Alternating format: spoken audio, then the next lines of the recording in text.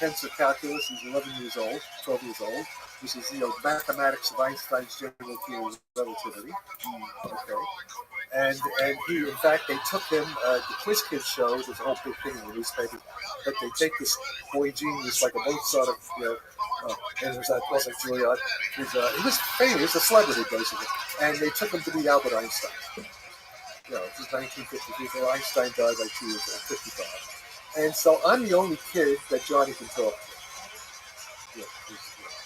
And so during middle school, basically I would spend a lot of time, me and Johnny, hanging out, talking science, something. He sort of teaching me tensor calculus. And then there's this other kid whose name I forget, whose father was the physics professor at Brooklyn College, which is right next door. Right, that's my neighborhood. We're very close to Brooklyn College and Goodwood High School, where Woody Allen. And so we would also spend. By this time, I was already in high school, like a freshman. I skipped a year. There she is. They skipped this through. So.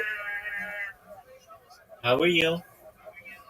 I'm good. How are you, Rabbi? I'm lovely, ready to play some bowling. Yeah, that's right. All right. I'm going to play really well. I just know it. I know that's right. Get in there. That's right. Okay, here we go. Ready. Ready. I don't know if I'm going to do that well. Good on you. You got this. Easy peasy. You got it. You got it. Nice spare. Thank you. You're welcome. Not what I wanted to do. But I'm going to get this spare without a doubt. Got it? Right. Good spare. That's what I'm talking about.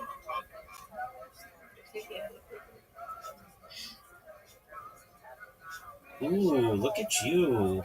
A strike. You've got a spare and a strike. Well, you're playing amazing. Come on, Rabbi. You said you recognize me? I'm trying. I should have knocked that one down. I'm in agreement with you. Okay, I'm going to get this spare, You though. can get this one. You got it. Got it. You got it. Good job. Got it. Look at the ball. It's still rolling back. Never seen that. All right, get another strike. Ooh, you did. Boy. Miss Aquarius. Come on, Rabbi. You got it. You got it. Okay. Yay! Wow, we are both playing well. Yes, let's go. Get another one. 3 in a row. Here we go. All right, that's still really good. Boy, you got a big score. Get it here. Get it here. You got it. You've gone spare. Strike, strike, spare. Wow. Come on, Rabbi. You got it. You Got it. Oh, no. Thought I had it. This is a tough. Oh, I'm done. Come on. Oh, I almost got it. Oh, man. Miss Aquarius with an amazing. Get it, get it, get it, get it. All right. 92. You're up there. Get it. Get it. You got it. Miss Aquarius. If you get a strike here, you get your all-time high. Get it, get it, get it, get it, get it. You missed it by 1. You played amazingly, Miss Aquarius. Miss Aquarius. I mean, I thought I was going to play pretty well, which I did, but no one's touching you tonight. 103, that's the second highest you've ever had. Amazing. Undefeated in bowling, undefeated in friendship. You win, I win, and I'll take the privilege of winning. When you put up a score of 103, Miss Aquarius, that was phenomenal. That was phenomenal. Oh, no doubt. This one's mine. Oh, I think. Wow. Look, it's coming out with the strike right away. Come on, Rabbi. You Okay, Yes. that's what I'm talking about. This Aquarius. Wow. Yeah. Go, baby. Okay, Come on, Rabbi. You got it. You gonna get it. get these two. I don't know how I'm gonna get this to. Yes, you do. You know how to do it. That's one. Nope. That's all right. It's all right. Come on, Rabbi. You got it. Come on. Straight, straight, straight. I tried. All right, You got this. tough split. Okay, I'll take it. That's right. Come on. Get it, Mr. Aquarius. Get it. Oh man, you were playing. You're tough. She is on fire Yes, tonight. you done did this too. On, Nope. You got it now because I missed it. Come on. on You got fire. this now, Go, Rabbi. Get it, Rabbi. Go, go, go. Okay, I'll take that because I'm gonna get this. No doubt. Good No job. doubt. No doubt. Oh, Miss Aquarius was really good. Get it. Yeah, you're really good. You got it good. You got this.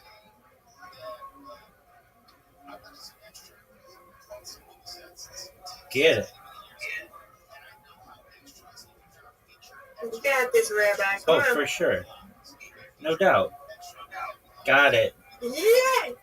That's what I am talking about. Get it. Okay, tough split here.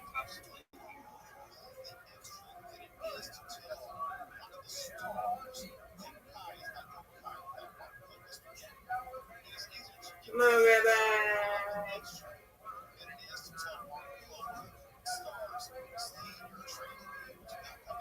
All right, let's try it. Get it. All right, I'll take it. A win's a win. Yay. Undefeated. Yep, it don't matter. You win, I win. I win, you Don't win. matter. That's right. Good job, Miss Aquarius. Wow, 103. Good job, you. Bravo. Bravo. I wasn't touching you that first game. Good on you. Undefeated in bowling, undefeated in friendship. Great job, Miss Aquarius. Thank you. You too. You did a good job.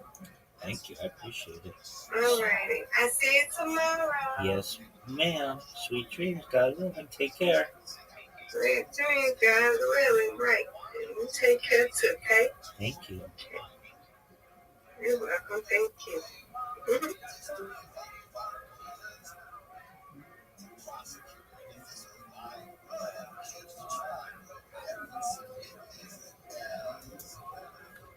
So we would also be hanging out.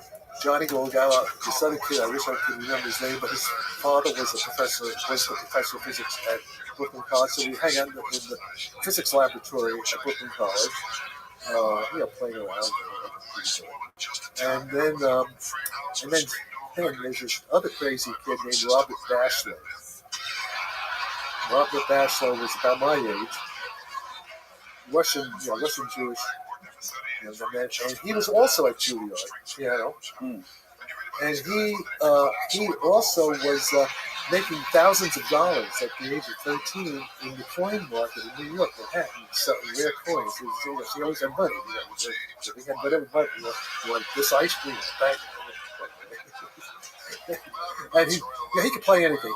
We would hang out in his parents in his basement. They had a Steinway piano. He'd be playing Mozart, Scarlatti, Bach, flawlessly, like a concert pianist. Okay. So one day he says, "Hey, listen, you got to meet this guy." So Johnny Gorodow and me and Robert Dasher takes us up to Germantown, 86th Street, Lexington area. Germantown, beautiful part of town. And we meet this guy who's about 30 years old named Walter Green. Young guy. And Walter Green, so we start hanging out a lot, going up, weekends. Walter Green. It turns out Walter Green, this is interesting. Walter Green is running a program for gifted children run out of Columbia University by Professor William Sheldon, which is studying so gathered. So Green's apartment is a beautiful apartment. Actually, it was a mess because they didn't clean it. But it's sculptures and books. It was it was a real intellectual place. And people would come from Ayn Rand and all kinds of people would show up there. It was kind of like in a rich atmosphere and talk. It was like a salon. And we were part of that scene. And then, but at times these guys in black suits, like the men in black, would come up from Albuquerque, from New Mexico, and they would lecture us. This was McCarthy, this was Eisenhower's president, and they would lecture us on the Russian threat, the Soviet threat, communism, and how it's important we learn physics. And we'll talk about clients here. We want you to figure it out. Okay. And then also they would test us for psychic powers. They would like run like a different test to see if we could move objects with their minds. Right out of Expo. Right there. And Walter didn't do too much, but he was like Walter was like the scoutmaster. Okay. And then so this was going on my whole high school. Also, I was in the Civil Air Patrol. Air Force cadet, flying airplanes, different Air Force, Civil Air Patrol, kids. And then, so when it came time to go to college, Walter, they wanted me to go to the University of Chicago. They had some connections there. They had this 100-book program. Who wanted you to go there? Green, the people from Columbia. From this school, this X-Men kind of thing. Did they have a name for that program? Well, no, there's a guy, you may want to talk to him. There's a guy named Bruce Vogel. He's a little bit younger than me. He was part of that program. Later, I think, after I had already left it, he was part of it. But he's the literary, he has all of the Walter Green manuscripts. So he knows a lot about it. And if you wanted to actually do some investigation, probably I'll give you his phone number to call. And so, and then, sorry, just going back to when you were hanging out with Walter and those guys, those quote-unquote men in black were showing up. Yeah. When you talked to those guys who showed up from Albuquerque, did you ask them who they were, where they were from? Remember, we're kids. We're just innocent kids. They just told you that? They said no.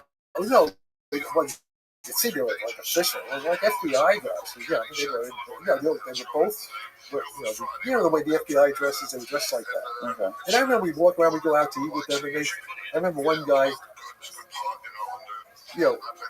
Walter is with some other kids in front, and I'm just talking to this one guy. He's talking to me about patriotism and defending the country and all this kind of pep talk, anti-communist kind of pep talk. Right. And then I did remember one time they're saying, like the teacher saying, I heard one of the guys say, "Hey Walter, why can't you get these kids more into the arts?" Because there was stuff like sculptures and music, and some of them were. And Walter was saying, "Well, no, they only want to do science." So there was Alan Greenspan was part of the group. Not my group. He's in an early version. Alan Greenspan became head of the Federal Reserve. Okay. Wow.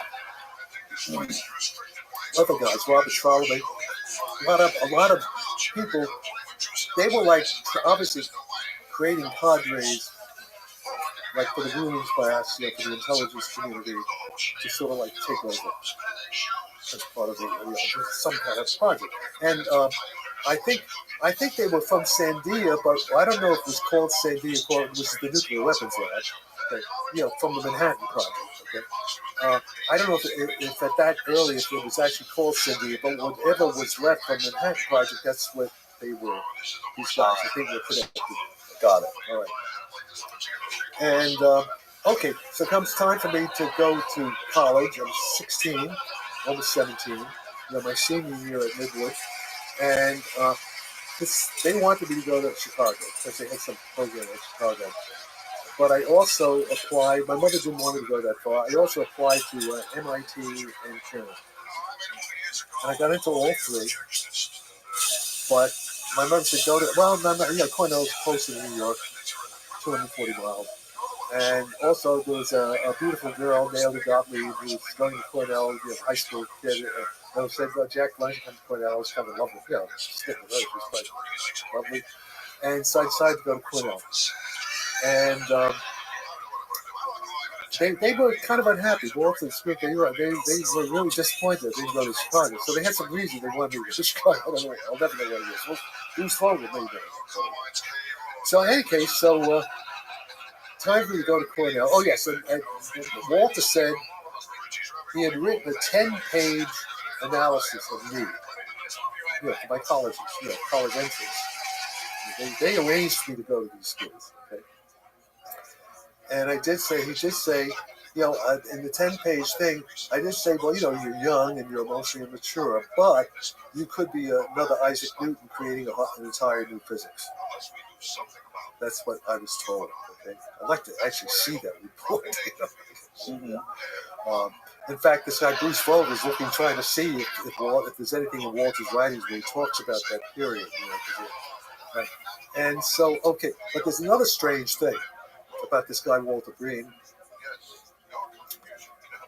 He was in the Army Air Force in New Mexico in 1947, around Roswell. Right. Okay. And in 1947, he was in a plane crash. Now, I'm not. Was it a plane crash because of the flying saucer? He never said that. Okay. But he was in a plane crash, and he was hurt, and he was in the Army hospital for many months, almost a year maybe. Wow. Okay. But he said, as a result, after the plane crash, he suddenly got superpowers, intellect. Seems to connect with the crash, which suggests that it was connected with the flying saucer incident. Right? And he said that, in fact, you could talk to Bruce Vogt, who knows a lot more about this. And he said and then he was able. I guess they had a correspondence course for the military. He did 4 years of college undergraduate work from Johns Hopkins University in 1 year and got a bachelor's degree at the end of 1 year for 4 years of work. His IQ was unmeasurable. Okay. And apparently all the kids that they selected, that had to be a certain level. Okay. So there's a flying saucer connection right there and there. This guy sends me. Okay. All right. So I go to Cornell, and my professors are the guys who built the atomic bomb. If you go to see the film Oppenheimer, these are up. This is Hans Bethe, Philip Morrison, Kenneth Bryson. All these guys. A lot of these guys are in the movie. I'm told. I haven't seen the movie yet. I'm going to see it in London in about a month. Go back to London. And there we are. So I'm with the guys who built the bomb. I was also a singer. I was involved in, I had a music side to me too. And in high school, I was in the All City Chorus.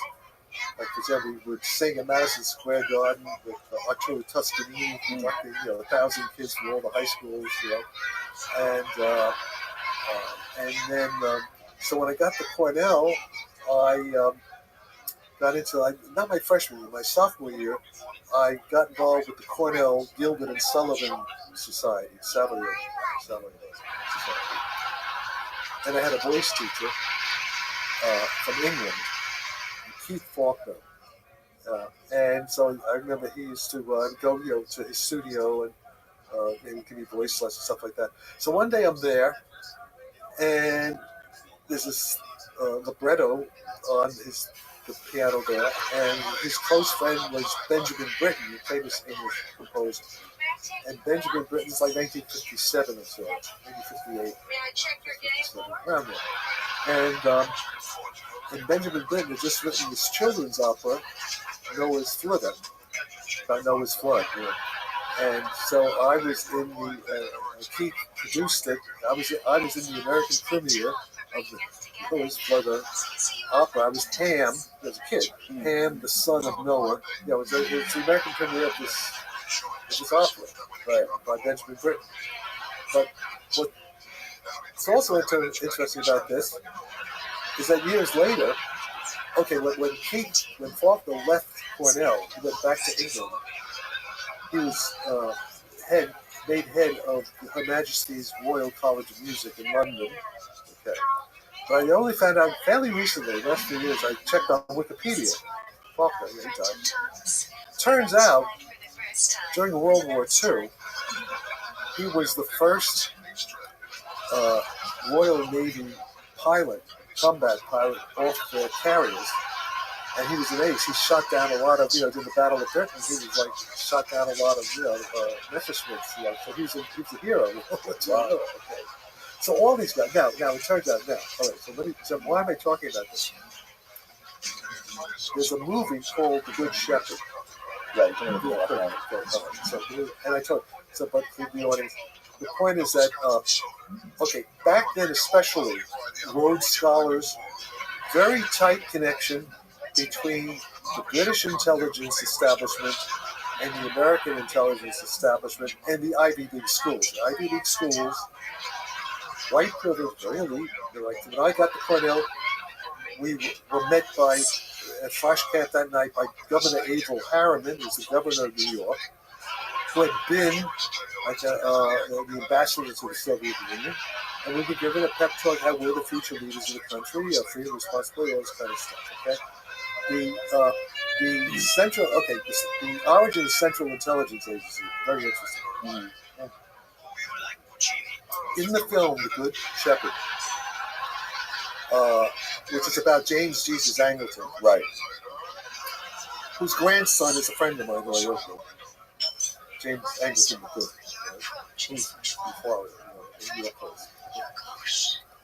So, in any case, in the movie, which has Matt Damon, and I think De Niro's in it. De Niro plays some spook, the CIA spook. Okay? And the opening scene of this movie is at Yale. It's a Gilbert and Sullivan production at Yale. Remember, I was the lead tenor of the Cornell Gilbert and Sullivan Society, which is directed from England, from the Doyley Cart from England. See, it has English, and the Doyley Cart, those people are connected with the British intelligence establishment. Well known, if you go look at also. In fact, the Central Intelligence Agency was created by MI6, by the British intelligence. This whole history of that, back before, beginning of World War II. The Americans were very naive. Americans didn't have much of intelligence. So the CIA, OSS. Yeah, the OSS. Yeah, I could go into the history of the OSS. And I should also mention, now that I mentioned, the project at Columbia University was financed by a guy who was connected with the OSS, Eugene McDermott. Eugene McDermott was he was, in fact, one of the founders of Texas Instruments, was a close friend of William Sheldon, was funding all this stuff to create, the genius kids for the military-industrial complex. All right. Wow. All right. Okay. So it's very tightly connected. So in any case, in the opening of the movie, The Good Shepherd, Matt Damon is dressed in, he's playing Buttercup, female, because he's all male, right? Like the Elizabethan theaters, the men play the women. And they still do that Bohemian Grove, by the way. And they do? Yeah. And, of course, men are not, it's a men's only. They allow women, special occasions, like they put on shows. But the same as, this was, this is Skull and Bones, the same, it's the secret society, it's that whole thing. All right. The Illuminati, hold on. All right.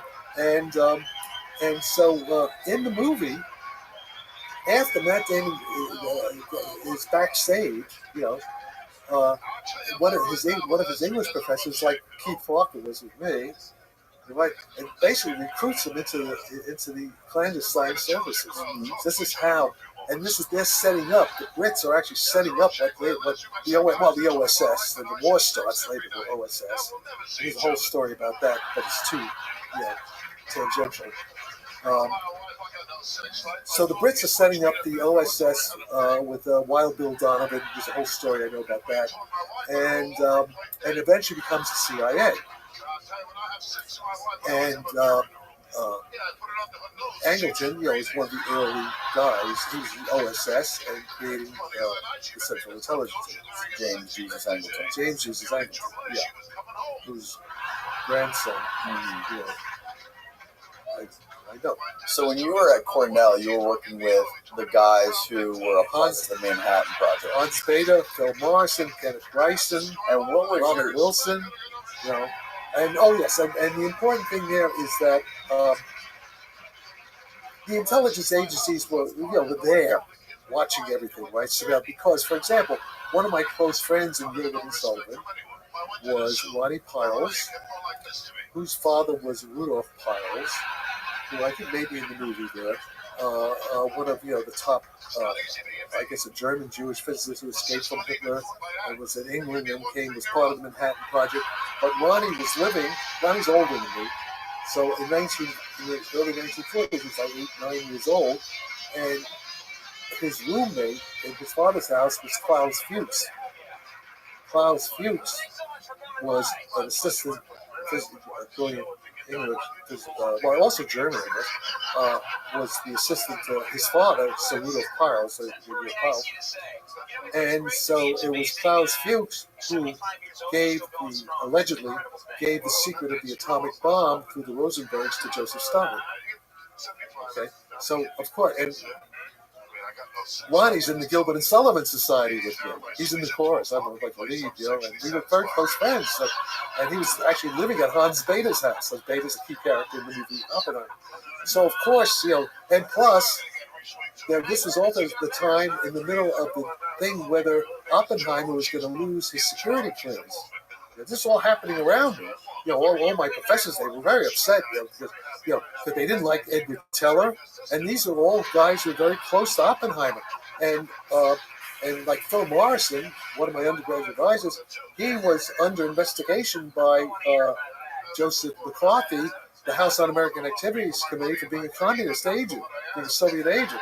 So of course, Cornell was infiltrated by CIA and by the Brits and everything. It was all so in the middle of this whole kind of Cold War thing going on right around me, and we were, with the guys building atomic bombs. So of course, the intelligence agencies are going to be keeping close watch on everything that's going on at Cornell in that period.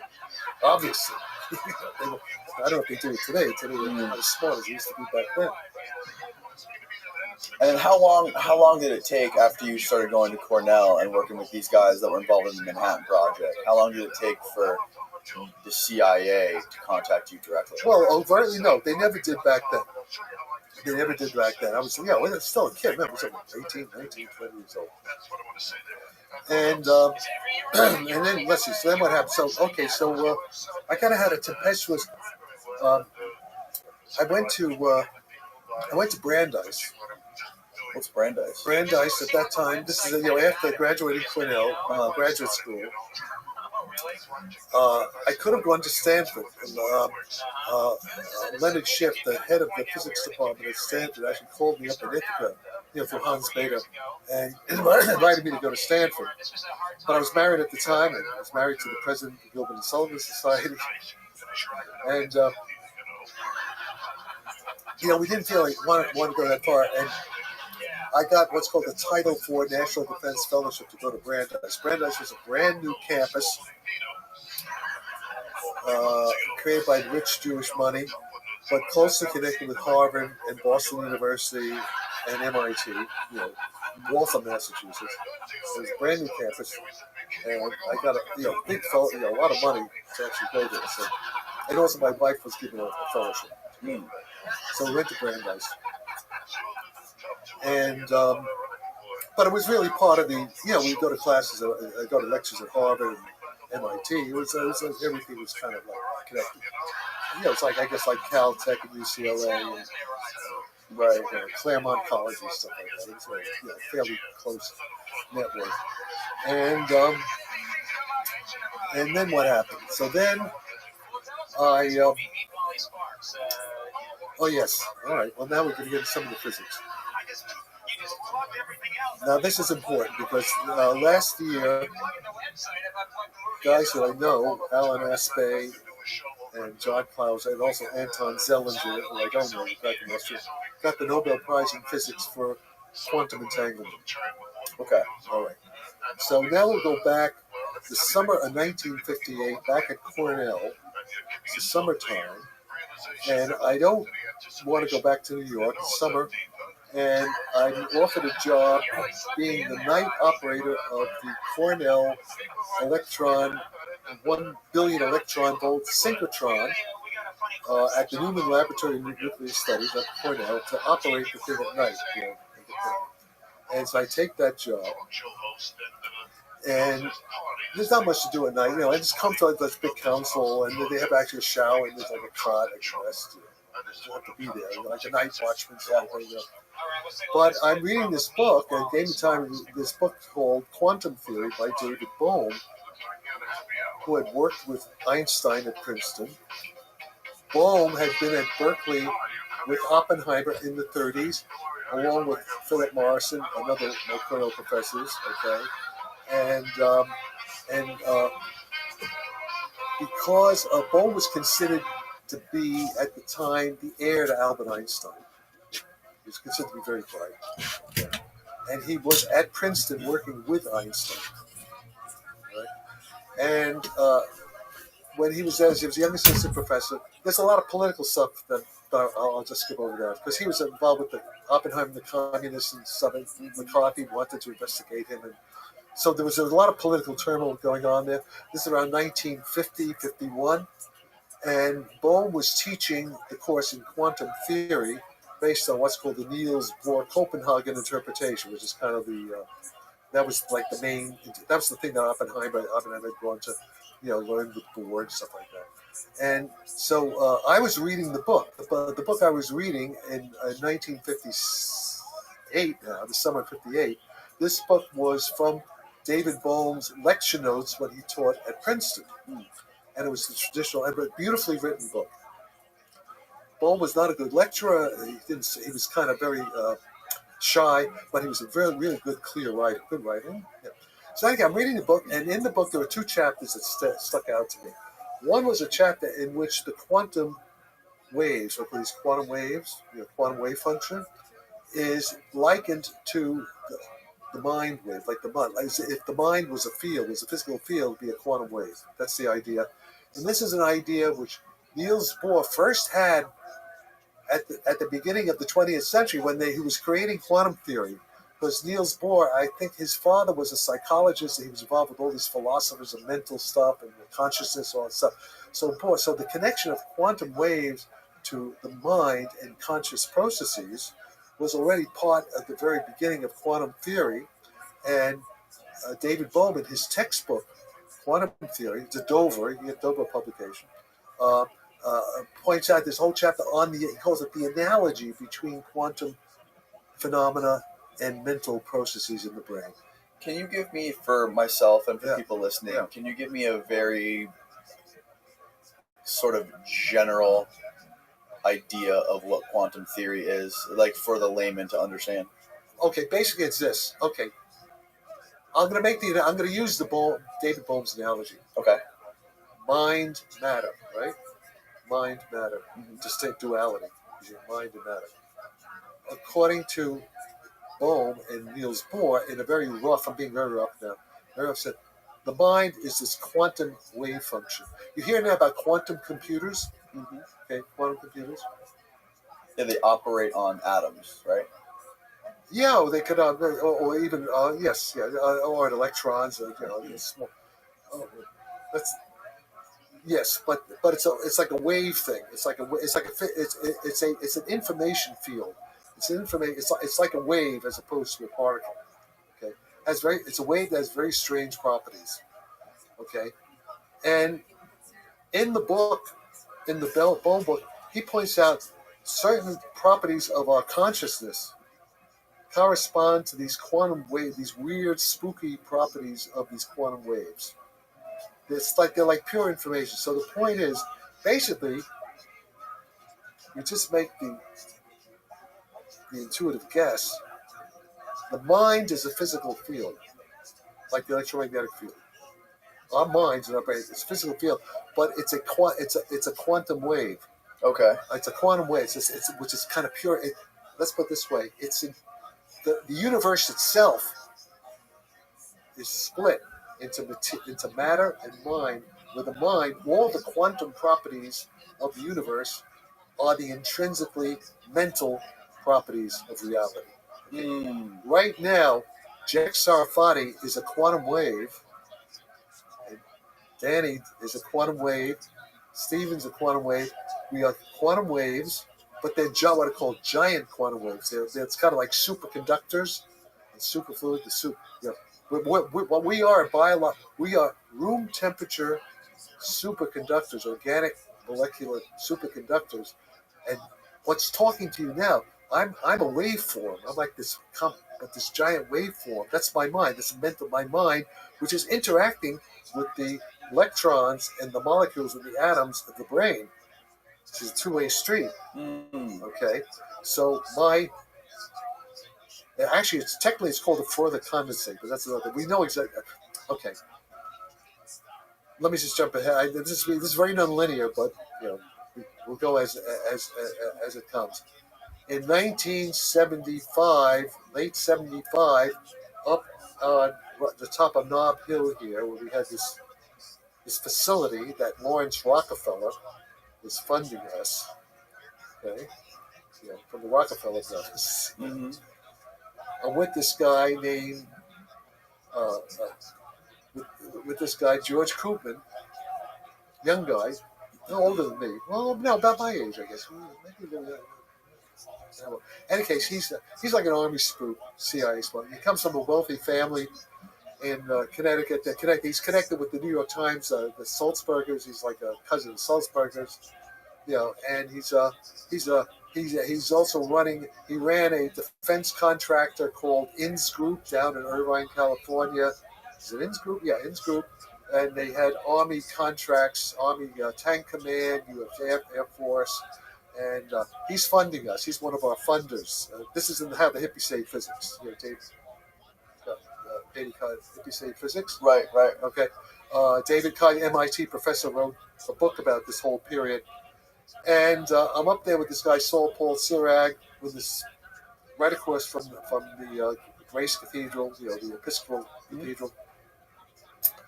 And George says, Jack, the CIA was formed because of the flying saucer Roswell crash.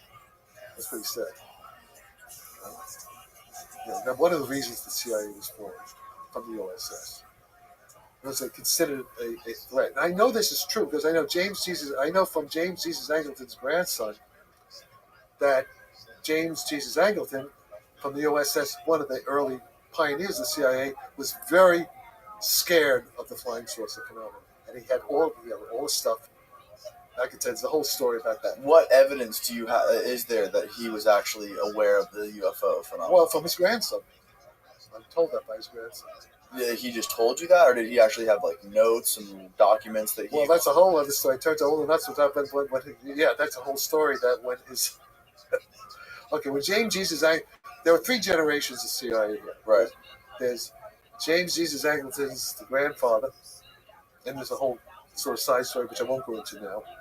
And then his son, my friend's father, the second, Angleton the second, and all three of them, James Jesus got them into the CIA. So there's three generations of CIA guys. Angleton, related to Angleton. Mm-hmm. This is my understanding. When James Jesus Angleton died, all the Angleton papers went to the son, including all the UFO files. Okay. And then when my friend's father died, my friend, these papers were locked in one of those storage units in Miami. He's allowed to just have them. Well, I don't know. Who knows? Maybe he wasn't allowed, but he had them. Trump had them too. Right? Yeah. I don't know what the classification, whether he had them legally or not legally, but he had them. Okay. Yeah, right. At least so. It's my. I don't know firsthand. I only know secondhand from the grandson. All right, the story told to me. Okay. So then, when my friend Jim goes to the storage unit to get the papers because he's telling you. Apparently, the feds had cut. They said the federal agents came in and they took everything. But right after his father took it. His father was in. They were all. Yeah, no, that was retired from. Who knows if they retired? But yeah, okay. Right. So, and he only had a few things that. Yeah. But this is how I met the grandson because of the flying. Because I'm into flying. So that's how we all connected. That's the common connection. Right. Right. So I believe this. So, and it also fits in with, like Kubin said, Jack, the CIA was formed because of Roswell, and there are two things the CIA wants to know, and also the Defense Department. One, how does consciousness work? And this is all in that book.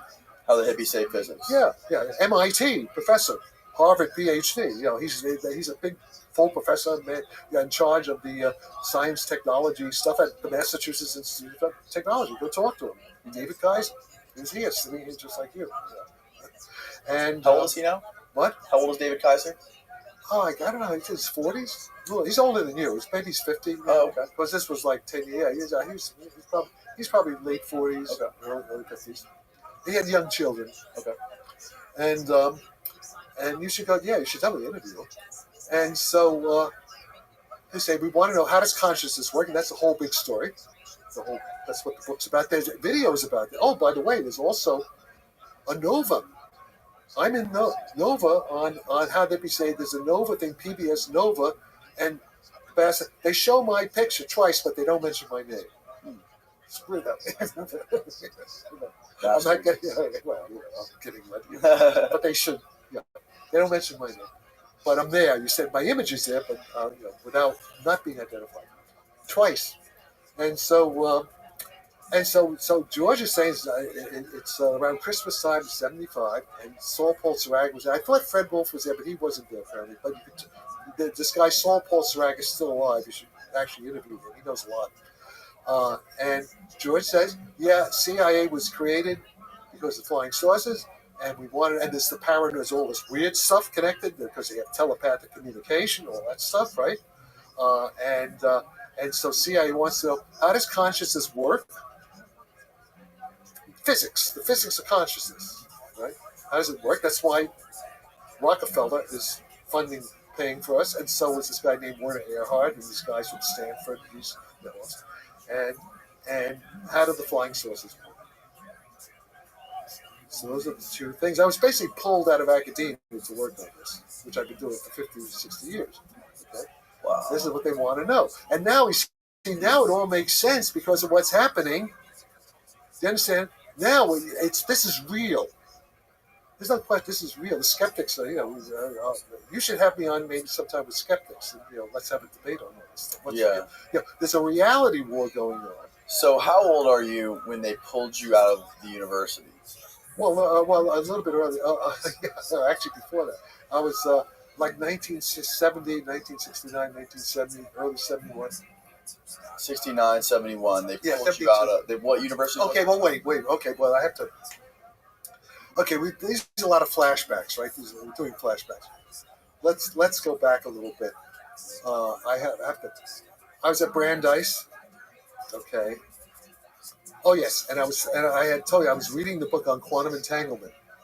Okay, which they got the Nobel Prize for in 2022. Nobel Prize for all this stuff I was reading back in 1958. Okay, but hardly anybody knew it. People at Cornell did not know really about entanglement. They didn't even know. I would start to Einstein, Podolsky, Rose. Even Hans Bethe really wasn't into it. These guys, it was considered some kind of fringe thing. It wasn't mainstream at all. So I was just, because David Bohm was considered a little bit eccentric too, and even Einstein boy, even though Einstein was so great, he was still a little bit, Einstein, he doesn't believe in quantum mechanics. There was all this stuff going on. So I was like carrying the torch already at 1950. I'm 19 years old, about API, quantum entanglement. This is really important stuff, man. What's going on? Because it sounded weird, it's spooky, and I could see the connections with consciousness and telepathy and all this weird stuff. Okay, so I get to Cornell. I get to Brandeis from Cornell. It's like 1961. And I'm in the library, and I'm reading a journal called The Reviews of Modern Physics. and there's a paper called The Tau Theta Puzzle by a guy named David Inglis, and he starts talking about EPR, just what was I had read. What does that stand for? Einstein-Podolsky-Rosen experiment, 1935, where they predict entanglement. Just back in 1930, it was the Einstein-Podolsky-Rosen paper, entanglement. Okay. They also did another paper where they did about wormholes. See the two things? You know, Wow. I don't know if there's this guy, if you heard about ER equals EPR, about the big problem is quantum gravity. How do you relate quantum mechanics to gravity? That's called the quantum gravity problem. That's the big, that's Hawking and Penrose just got a Nobel Prize recently too. All this stuff, black holes and the evaporation of black holes. That's the frontier of physics today. And I was already there with the entanglement part back in 1958. So it's now. So I read this paper in 1961 at Brandeis, and about the entanglement, about how in high energy physics, that with these mesons, they split, they connected with each other, and the way the paper is written, it is what a guy named Ray Chow, who's a retired physics professor, semi-retired, who I kind of work with from Berkeley professor, and he calls them creative tension, what I call creative tension in physics. There are things we don't quite understand. We don't understand how can this quantum entanglement seems to allow faster than light communication. It seems to. It doesn't, okay? That this, somehow you could be on Mars and I can be on Earth, and if our minds are entangled, that we can instantly, you can sort of know what my mind is thinking, and I can know what your mind is thinking. It turns out in ordinary quantum mechanics, there's a fly in that ointment, because there's a noise factor, so it can't really happen in standard quantum mechanics. But when you extend quantum mechanics, it can happen. That's a tricky thing. So, but the connection between the mind, consciousness, telepathy, Einstein called entanglement spooky quantum. Einstein called it spooky telepathic action at a distance. When Einstein discovered, well, Schrodinger actually discovered a little bit before Einstein. When Einstein in 1935 wrote this paper with his students Podolsky and Rosen, famous what's called EPR paper, that Kaiser's book that the guys got the Nobel Prize for, basically, like the Bell's theorem, all that stuff. Einstein didn't like it because it seemed to contradict relativity theory, that nothing can go faster than light. You see that if the speed of light of 300,000 meters per second in vacuum, if that's the fastest you can communicate, but yet this entanglement seems to be that there's an influence, faster than light. So what's going on here? The quantum, this creative tension. Can you explain briefly what the theory of relativity is? Theory? General GR. Explain. Okay, there are two theories. People who may be listening who might not know what that is. These are not easy things to answer. Okay, the special theory of relativity. Okay, here's what it's about. I'm not going to do the math. What it's about. You're there. I'm here. And there's Steve over there. There's Steve, the technician. Hey, Steve. Now, music camera. Yeah. But however, we're out in space. We're in our spacesuits. We're all in space. This has to be done in a vacuum. The whole theory of relativity only really works in vacuum. When you're inside matter, there are problems. So, but here's the thing. And we're floating around in our spacesuits. We have rockets. We can use our rockets, but we can free float. Okay. When we're floating out in space, we are what are called inertial observers, inertial frame. That's very important. We're weightless. There's no gravity. We're weightless, just floating around in space, right? And Steve over there, he's doing something in the space station. We're looking at him. We're watching. We have telescopes, whatever. We're getting light signals from Steve, right? Okay. And we're measuring. We're seeing what he's doing. We're sort of measuring. We're measuring his finger, whatever. We're like getting data. I'm getting my data. You're getting your data. Okay. But then we're moving relative to each other. But we're free floating. We're both called inertial observers. But there's a relative velocity between us. Okay. we'll assume that that relative velocity between us, there's no acceleration. So we'll assume there's a uniform velocity difference between us. But we're both, with our light, through light signals, we're both measuring what he's doing, what Steve is doing. And by the way, light has a finite speed, right? Mm-hmm. So what I see him doing is coming from his past, right? Because the light has to travel, and of course, very fast. So. Yeah. What is the speed of light again? It's 300,000 meters per second, which is 186,000 miles per second in vacuum. This is only in vacuum. Got to remember. Okay. So now, here's the thing.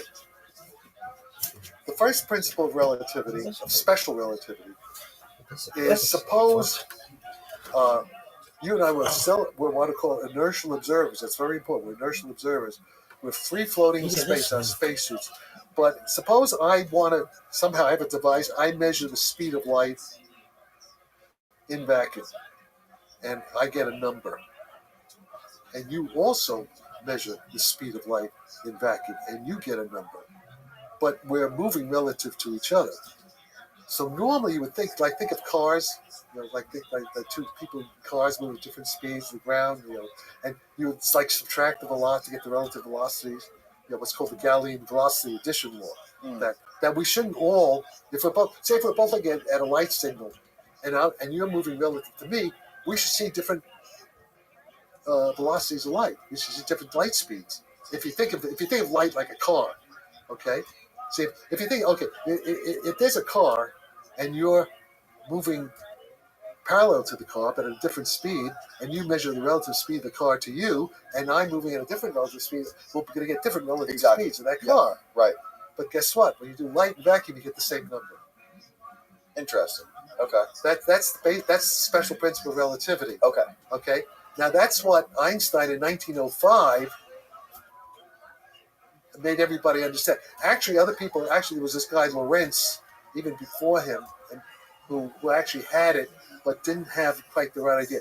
And it turns out that, there are two things in physics at the time. There's what's called classical mechanics, the mechanics, motion, automobiles, stuff like that, rockets, steam engines, well, that's also thermodynamics.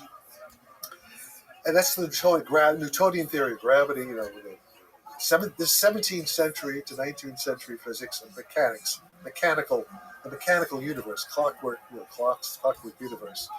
And then, but then at Maxwell, around the time of the Civil War, beginning of the 19th century, early 1800s, you had all these, so Humphrey Davy and Michael Faraday and all these guys, Thomas Young, and they were doing electricity and magnetism and light, and all this stuff, optics. Well, Newton already was doing optics, but what happened around the time of the Civil War, James Maxwell, who was a Scottish guy up in, he may have been in London by then, but maybe in Scotland, and he was a mathematician.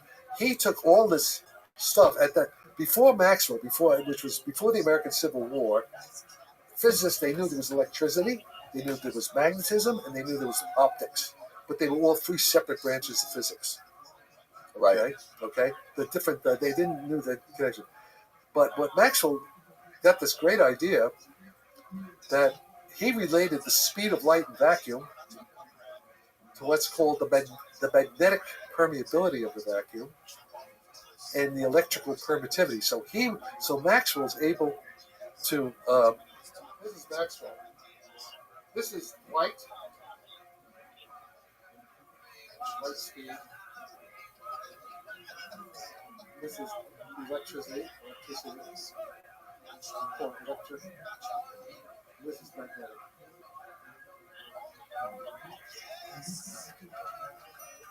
So, okay. So this is only one of the things that Maxwell did. So Maxwell had. This is the first unified field theory. First of all, mechanics had to do with particles, little hard, messy billiard balls moving around through space and time, colliding. Right? That's mechanics, basically. You're playing billiards at the bar. You're doing Newtonian classical mechanics. Right. Okay. Okay. Okay, conservation momentum, and angular momentum, and energy, and all that. That makes stuff. sense. Okay, all right. But how does quantum compete with that? Well, this is pre-quantum. There's no quantum yet.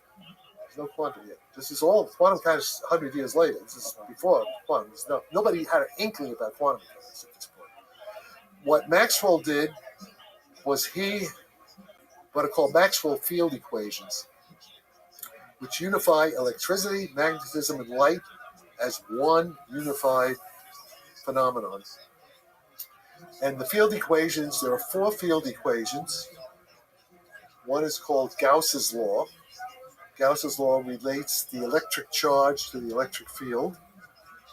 And then there's what's called Ampere's law. Ampere's law relates the current, the electrical current, to the generation of a magnetic field. Okay. And then there's what's called there's a thing which says that there are no magnetic monopoles. That's sort of technical. And then there's what's called Faraday's induction law, which is how a time-changing magnetic field creates an electric field. Okay. And then, but then Maxwell also did something very important. Going back to Ampere's law, which you knew about, in which a steady current creates like a solenoid, the magnetic field around a coil. He also showed that a changing electric field also generates a magnetic field. This is called the Maxwell displacement current. And when you put all these things together, you get a wave equation where things, which they predict electromagnetic waves, which is television, radio, everything. This is Marconi, and then later Edison. Okay, so we predict the electromagnetic waves, hertz, and that's the beginning of the modern technological revolution. But the whole point in 1905, you see, the Maxwell, there was like a contradiction between classical mechanics and Maxwell's electromagnetic field theory, which is sort of analogous to today, where there's like a creative tension between gravity theory and quantum mechanics. So there was, this was a problem. Got it. So what Einstein did in 1905, he reconciled. He showed that if you now just realize that in vacuum, the speed of light is invariant. It's called invariant. It's the same number, 300,000 meters per second for you, for Danny, as it is for Jackie. We're out in space, but we're weightless. This only works if you're weightless. Okay, you got to be what I call inertial frames. Okay, it works approximately on the Earth because we're, even though we're not really inertial frames, the correction is very small and the speed of light's so big. So people kind of like a sloppy. They forget about this. Okay, but they make mistakes. You have to do with flying saucers. But that's getting ahead of us. So okay. So that's the special theory of relativity. Got it. Speed of light's the same for all different people as long as they're moving uniformly relative to each other. They all measure the same speed of light. But as a result of that, certain things happen in terms of something called time dilation. Okay, that if things are so for example, we have what are called cosmic rays, and cosmic rays have what are called mu mesons, certain particles that if you take a mu meson sitting in the laboratory. It takes a certain it's like radioactivity, a certain half-life, a certain amount of time for half of the mu mesons to decay into electrons, and I guess neutrinos or something. Now, but these cosmic rays coming in very fast, okay, cosmic rays coming very fast, and you look at their decay rate is much longer. They live longer. It's called time dilation. Okay, and this is a result of the fact that the speed of light is the same for all inertial observers. So there's that, and it also led to E equals mc squared. It also, Einstein, that's where he gets the energy as opposed to mass, and that's the atomic bomb, right? The nuclear physics. So just that one realization that the speed of light is the same for all inertial observers. But now we have to get to general relativity. Okay, general relativity. Oh, and also before I go, so to summarize, special relativity unifies classical mechanics of Newton, generalizes it so that it's consistent with Maxwell's electrodynamics. Everything is now a consistent picture. That the mechanics he modified, but it's now what's called special relativistic mechanics fits in very nicely with Maxwell's electromagnetic field. As Maxwell's electromagnetic field equations, it turns out, are already demand that the speed of light be the same for you and me if we're moving uniform relative to each other.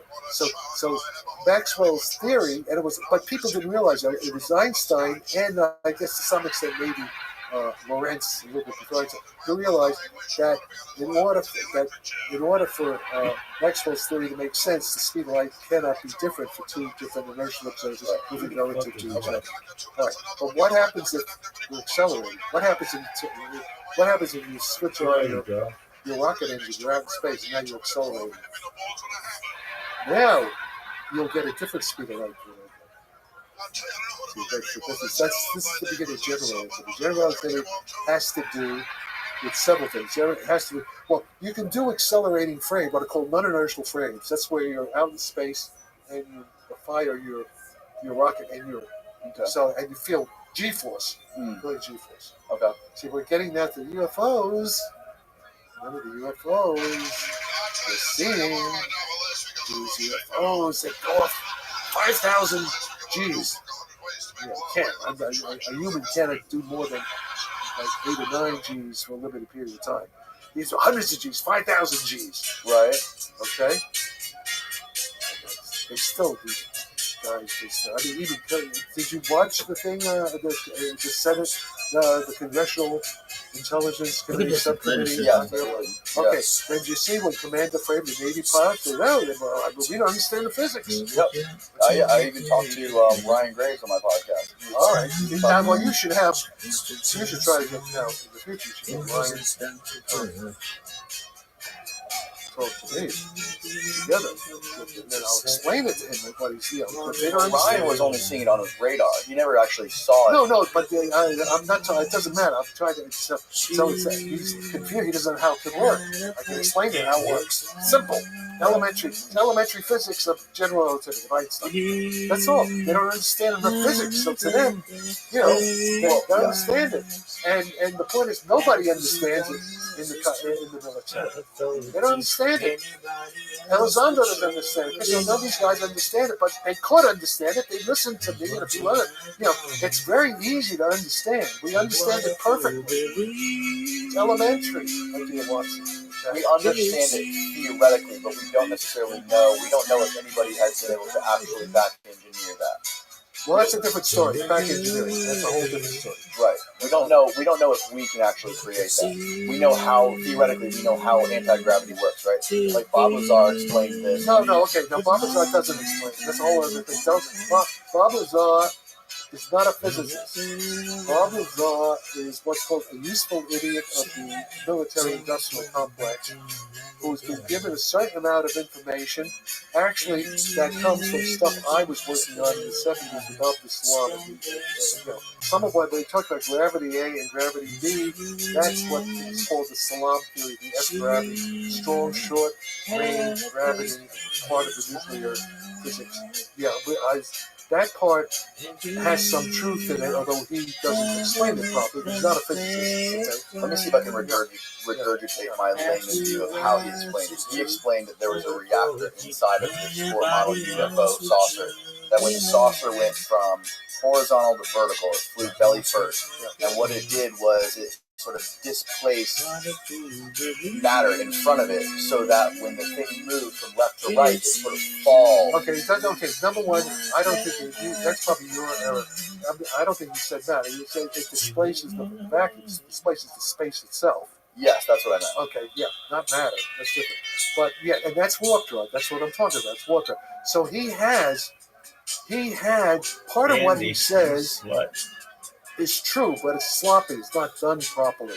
But when he gets to the nuclear, the 115, you don't need any of that. 115 element 115. Yeah, it's stupid, doesn't it? And he never explains. Suppose I have a stable isotope of element 115. what's the equations that show me how that affects the how does that warp space? Show me how to do that. He doesn't know how to do that. Dude, sing It your can't be song. done. Midnight at the Oasis. That's my jam. That's a story for idiots. But that's a story he's been given. He's like Benowitz, you know, the Benowitz story. He's been, the guy you see, I was Lazar. He's like an all-American kid. He's intelligent. He's a good salesman. He's articulate. Okay. He presents himself well, especially back in the 80s. And actually, he was into warp drive before I was. So somebody had told him. I mean, it's only later that I really realized it was warp drive. Only actually last 20 years ago. So but that's made because this is time travel. So I think what's happening is that you can be my sheep. Now. I love this fucking stuff that we're going to build. Is there still a sheep? Safari Space No one knows. It's going to make right, here that some of that stuff was sent back in time to the 80s. You got to do a practice run, folks. Where the Czar comes in. Midnight at the Oasis. Send your camel to bed. Maybe one of the guys are in the story. Maybe shadows further down. Maybe the time travelers, go back to. What did she say? I'm spending. This is speculative. I'm not saying this really happened, but it would make sense. This is Midnight at the Oasis. And so the guy from the future came back and told Send your camel to bed. Or told some of the guys there, the scientists there, again told the Czar. But they watered it down. They gave them what's called disinformation. What did you call it? Limited hangout. Limited hangout. So what it is? A little bit of sliver of something that's true. Yeah. And what it, not the whole pot. Yeah, right. Shining just for and also that may be done deliberately so that let's start off straight physicists like me might want to discuss which is fun, the stigma, the whole stigma. They don't want the Russians to know. Whatever. All that kind of crazy stuff. Cactuses so I was actually surprised. I actually first listened to the Czar talking about gravity, because that's kind of what I'm doing. Till the evening. So he had a piece of it without me understanding. And again, as I said yesterday, there are different levels of physics. There's community college. There's no associate degree. There is 4-year college. I'll be your belly dancer, the master's dancer, and you can be my sheep. Associate degree. I fucking love this song. Why? Technician, it's fucking. That's what his job was. What he was. It's like lounge music. I like lounge music. I like pop art and lounge music. Bitch. He lied about his academic background. He said he went to MIT and Caltech. He did. Right. There's no evidence of it, but there's an argument to the MIT thing. There's an argument that if Midnight at the someone like Los Alamos Oasis wanted him to send your acquire camel some to sort of specific knowledge, they could have sent him to MIT covertly to sort of learn something as part of some dark problem. That's possible. That's possible, but it's clear to me romance in our that Lazar doesn't know anything. He doesn't know physics. It's not a theoretical. See, he would have written down equations, and I can tell right away. But he's just given a script. He's reading off a script. He didn't create this. It's not his creation. And he's reading off a script that somebody gave him. Gave him that script. Come on. Cactuses are friends. He'll point out the way. I want to get back to the point when the CIA actually reached out to you and wanted you to work on some of this consciousness stuff. Yeah, well, that's what I was telling you. That's George Cooper. Well, that's also. How did that? Can you just walk me through how that works? Okay, all right. How do they? Did they show up at your doorstep? Do they send you? Something. I'll be your belly dancer. You're just you're dancer. You can be my sheep. You're about 35. No, but I have to wait before. That's already.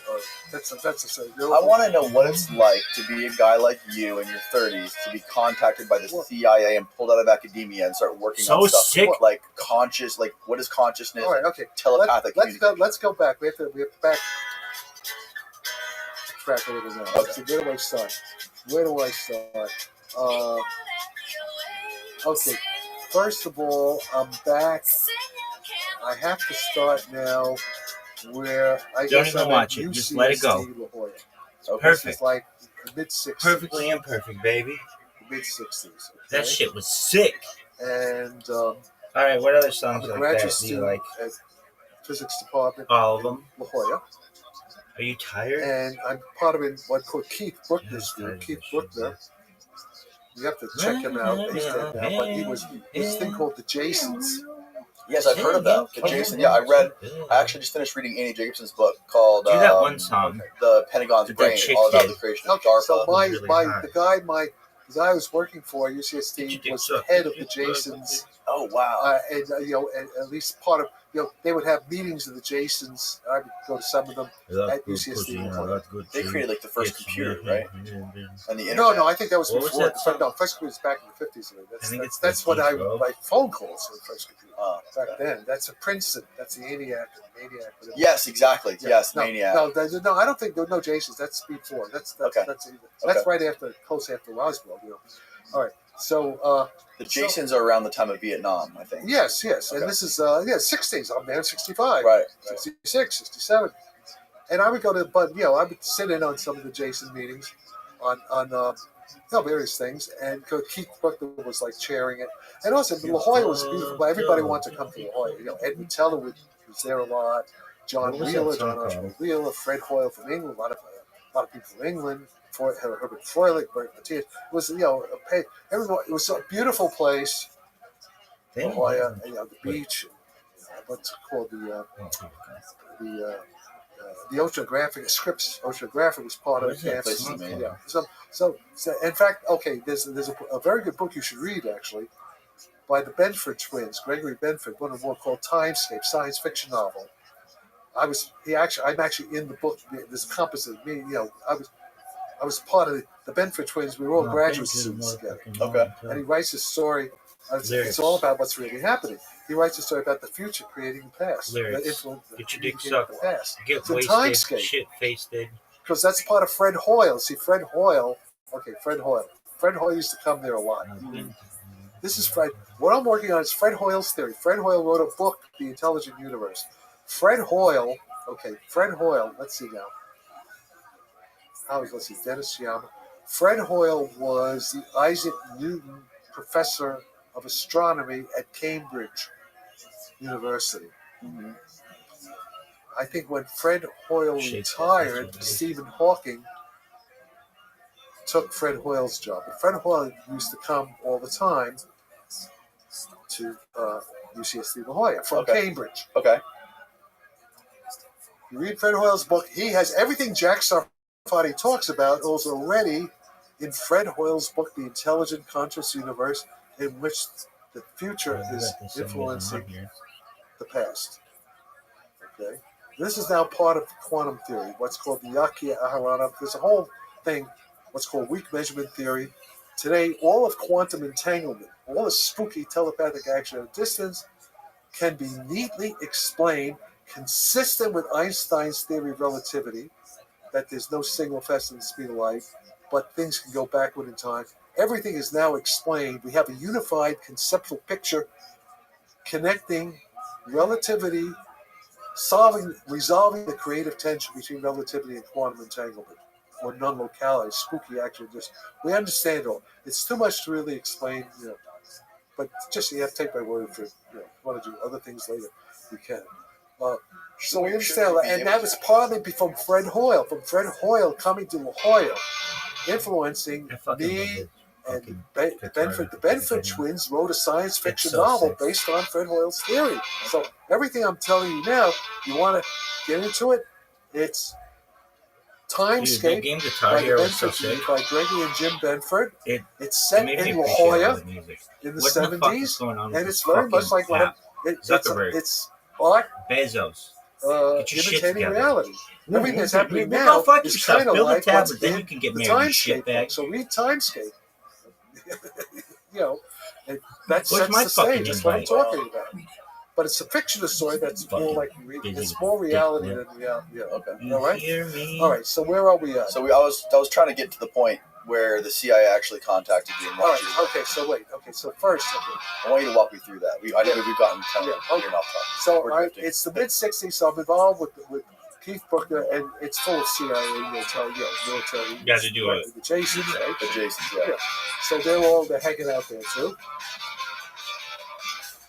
How infuriating. And Bruckner, I guess Bruckner was probably part of the Manhattan Project too. Now, come to think of it, he was something out there. I guess nuclear physicist, nuclear matter. So you got. Okay, so and then I was also hanging out, going up to Caltech with Richard Feynman. I first met you Feynman got. in 1963. Yeah, the blue. And I. Yeah, you got. So it's the summer of '66. Okay, so I'm invited. I go to NATO summer school. I run linear physics at Werner Heisenberg's Max Planck Institute Munich. Summer. And I was also invited.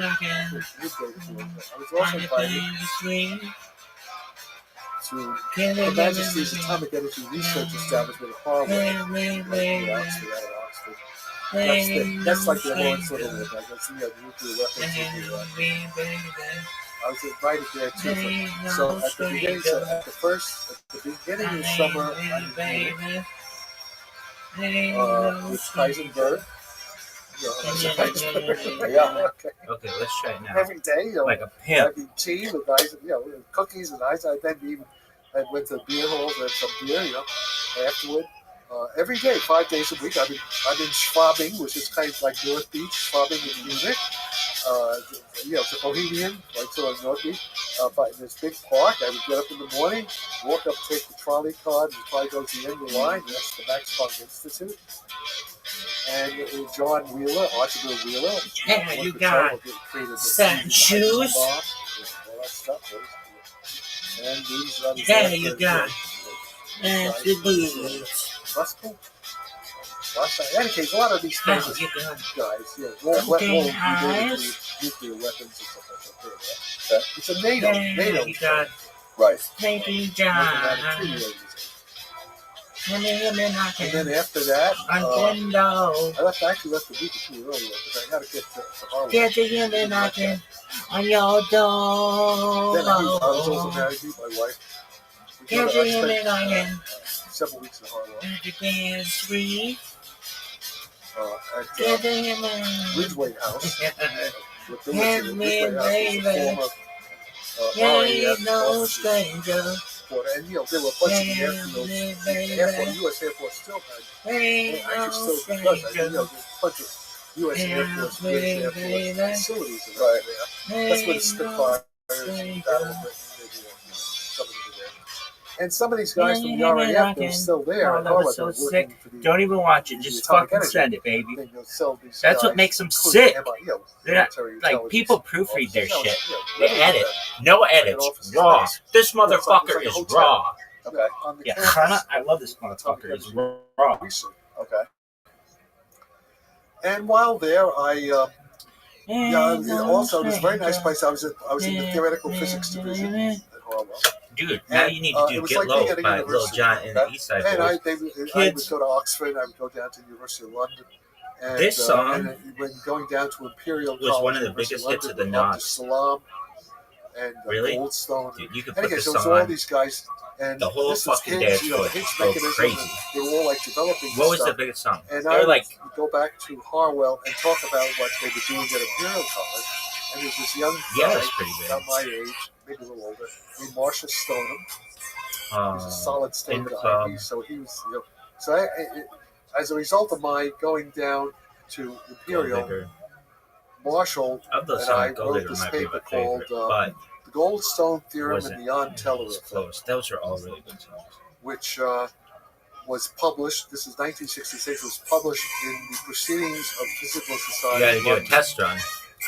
And what it does, it shows how the stuff that they're doing at Imperial, which is sort of related to the Higgs mechanism of high energy physics, how it relates to condensed matter physics. Just do it raw. In this case, Kid, do it raw. A distortion of a lattice, just a crystal lattice. Distortion kind of creates, in a way, a kind of room temperature superconductor.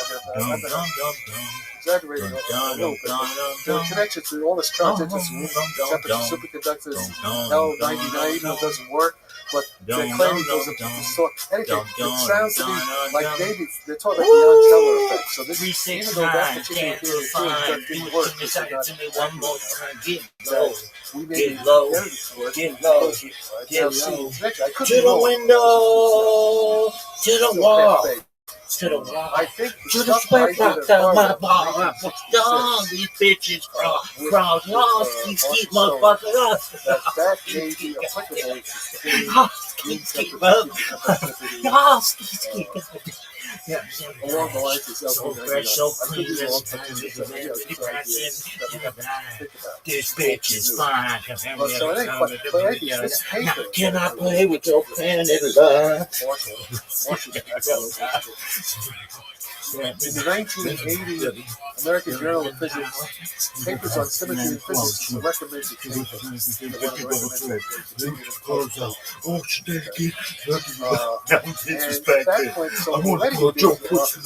So I go back to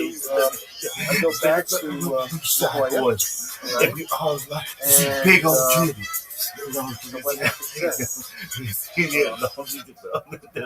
Take it to the. So the back of this book. Yeah. Just send it. Just send it. Race, physics, paranormal, Going raw, time travel, kids. UFOs. Yeah. It says the thrilling true story. That was so sick. That was left out of David Kaiser's book, How the Hippies Saved Physics. How Jack Sarfati, asked by the CIA, with the Russians watching, solved the hard problem of consciousness, remote viewing, psychokinesis, and how the time-traveling warp-drive UFOs the U.S. Navy is defenseless against really work. Yes. So I guess what I'm getting at is, how did the CIA ask you to do this? Well, this happened over one. It wasn't just one. So it wasn't one thing that happened. No, it was a bunch of things. So you were basically just surrounded by military intelligence people. Yes. And so the CIA never actually said, "Hey, can you do this for us?" Well, no, but they did. I was just telling you, this guy George Kubin. Yeah. He was, he's Army. I mean, by CIA, the whole industrial community. But there's more. I was actually, later on. I mean, many. There's this guy Harold Shipman. This is now the mid-1980s. Harold Shipman was. I like it when it chief fucking of station crashed. of the Hey CIA Bezos, how about you stop? Like, what are you, fucking 50? Like, making a big deal of your fucking wedding dog? But he had previously And it's not even your first? at Berlin station. Nobody CIA makes a big deal of their second or third or fourth way, whatever the fuck when you're on. Anyway, fuck you for what you did to Mackenzie, Scott. And he was involved with MK Ultra back in San Francisco whenever they did it in the late 50s. Look at this athleticism, though. Yeah, I was looking up yesterday. We were walking down the street. I saw the Haight-Ashbury Clinic wasn't that far away from here. Well, yeah, dude, this thing uploads so quickly. Haight-Ashbury Clinic's like 5 minutes down the road from here, right? No, that's not. No, Haight-Ashbury's far. It's not 5 minutes. Oh, really? Don't send it directly to the friends of having their friends. It's about 15, Not on this 20, bitch. 30 minutes. It depends on. Oh, okay. It's over at Haight-Ashbury. It's a different part of town. It's not that far. Right. Yeah, it's pretty close. Tell me again, who specifically pulled you out of the university? Yo, darling. Well, wait. That's what we have to get to. Okay, we'll get to that. Just real quick. Let's just. Well, no, because that's the put off. That's how I put off. That's how put off. Yeah, Okay. That's all. That's not it. Okay, so I'm teaching at San Diego State. Somebody I'm talk about assistant me. professor. Make my fucking I'm night. this guy Fred Wolf, and Bullshit. I'm also doing. You're talking about that fucking I'm split between. Boring. I was singing in the San Diego Civic Opera and also the local San Diego State Gilbert and Sullivan Society again, doing a bunch of shows, and also trying to be an assistant professor. How And aren't people my like wife at the time, Roberta, she I gotta was check out this. a professor of English at San Diego We State. never In any disappeared. case, I had a pretty full schedule, and she didn't like. She thought I was having an affair. I wasn't. So my wife got pissed, Attention. got a little paranoid. So I wind up getting a divorce like in 69, 70, around 1970. May I have your attention, please? And this guy, Now, this the other real crazy Sim saying, please stand up. physics guy, We're gonna have a was problem here. a bit older than me. He's an associate professor. I'm an assistant Okay, professor. what's going on with He this winds up getting a bitch? divorce at the same time. So we move in together, on the edge of campus, like the odd couple. You saw that movie with Jack Lemmon and Walter Matthau. I got like the slob, Walter Matthau. And Fred Wolf is like Jack Lemmon. And you're at the edge of the campus. And it's like the Christmas time of 70. Really, is it? No, it's Christmas time 72. Yeah, Christmas time 72. And Fred gets a phone call from his friend Bob Tobin from Chicago, where Fred went to high school. And Bob and Fred were on the football team together. And Bob has made a lot of money in the meat and commodities market in Chicago. And he's kind of a zany artist guy. So Bob says he wants to come to San Diego. So but come on. Yeah, like everything's pretty loose. So Bob shows up, and then a strange thing happens. He said the reason he came is that he got a book contract and a television contract about this guy is the Mossad, about the Israeli psychic Uri Geller. Does the name Uri Geller ring a bell? No. You don't know Uri Geller? No clue. Israeli psychic? Yes. Turns out he's a Mossad agent. Okay. This is the Mossad that you're so interested in. Yeah. We didn't know at the time. Oh, God, you don't know about Uri Geller. So, Uri Geller today is back in Israel. He's a close confidant of Bibi Netanyahu. Okay. They were in the 67 war together. The paratroop unit. Right. So Netanyahu's one brother got killed later in Tebi and all that stuff. This is all part of that. But we didn't know at the time. This is now 1972. And we didn't know what he was. We know who Uri Geller was. Paranormal. So so he says he's coming to. He's got a lot of money. He says you don't have to take time off. You don't have to teach. So this is a CIA operation. So you don't have to teach. They got plenty of money. And, are you sure? Baby, 3. A bunch of details. Who said this? Baby. Bob Tobin.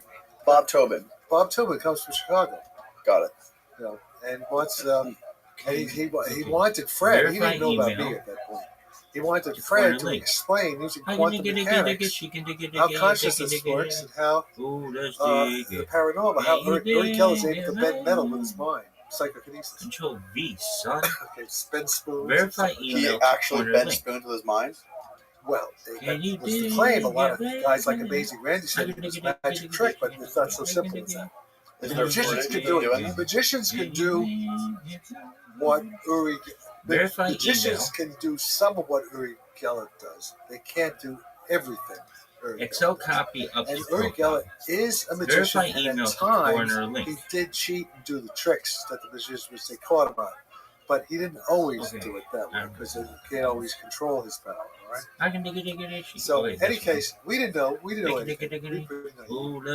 So Fred, and then and Bob is he's nice, a zany guy. And so Bob says, he includes me in it too.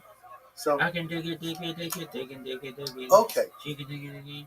So Bob leaves, and then a couple of weeks later, Fred Wolf gets a call from Paris from a friend of his who's in the French University Physics Department, who Fred had worked with on a time. Remember, Fred was doing a nuclear explosion physics, Lawrence Livermore, stuff like that. And this French friend says, "Listen, this guy's leaving for a couple of months. Why don't you come to Paris, teach a course just one day a week? You can teach in English if you want." And Fred said, "Okay, that sounds good." Especially since we have this extra money from Bob Tobin. Says, "Whenever you need money, don't worry about money. I want you to work on something."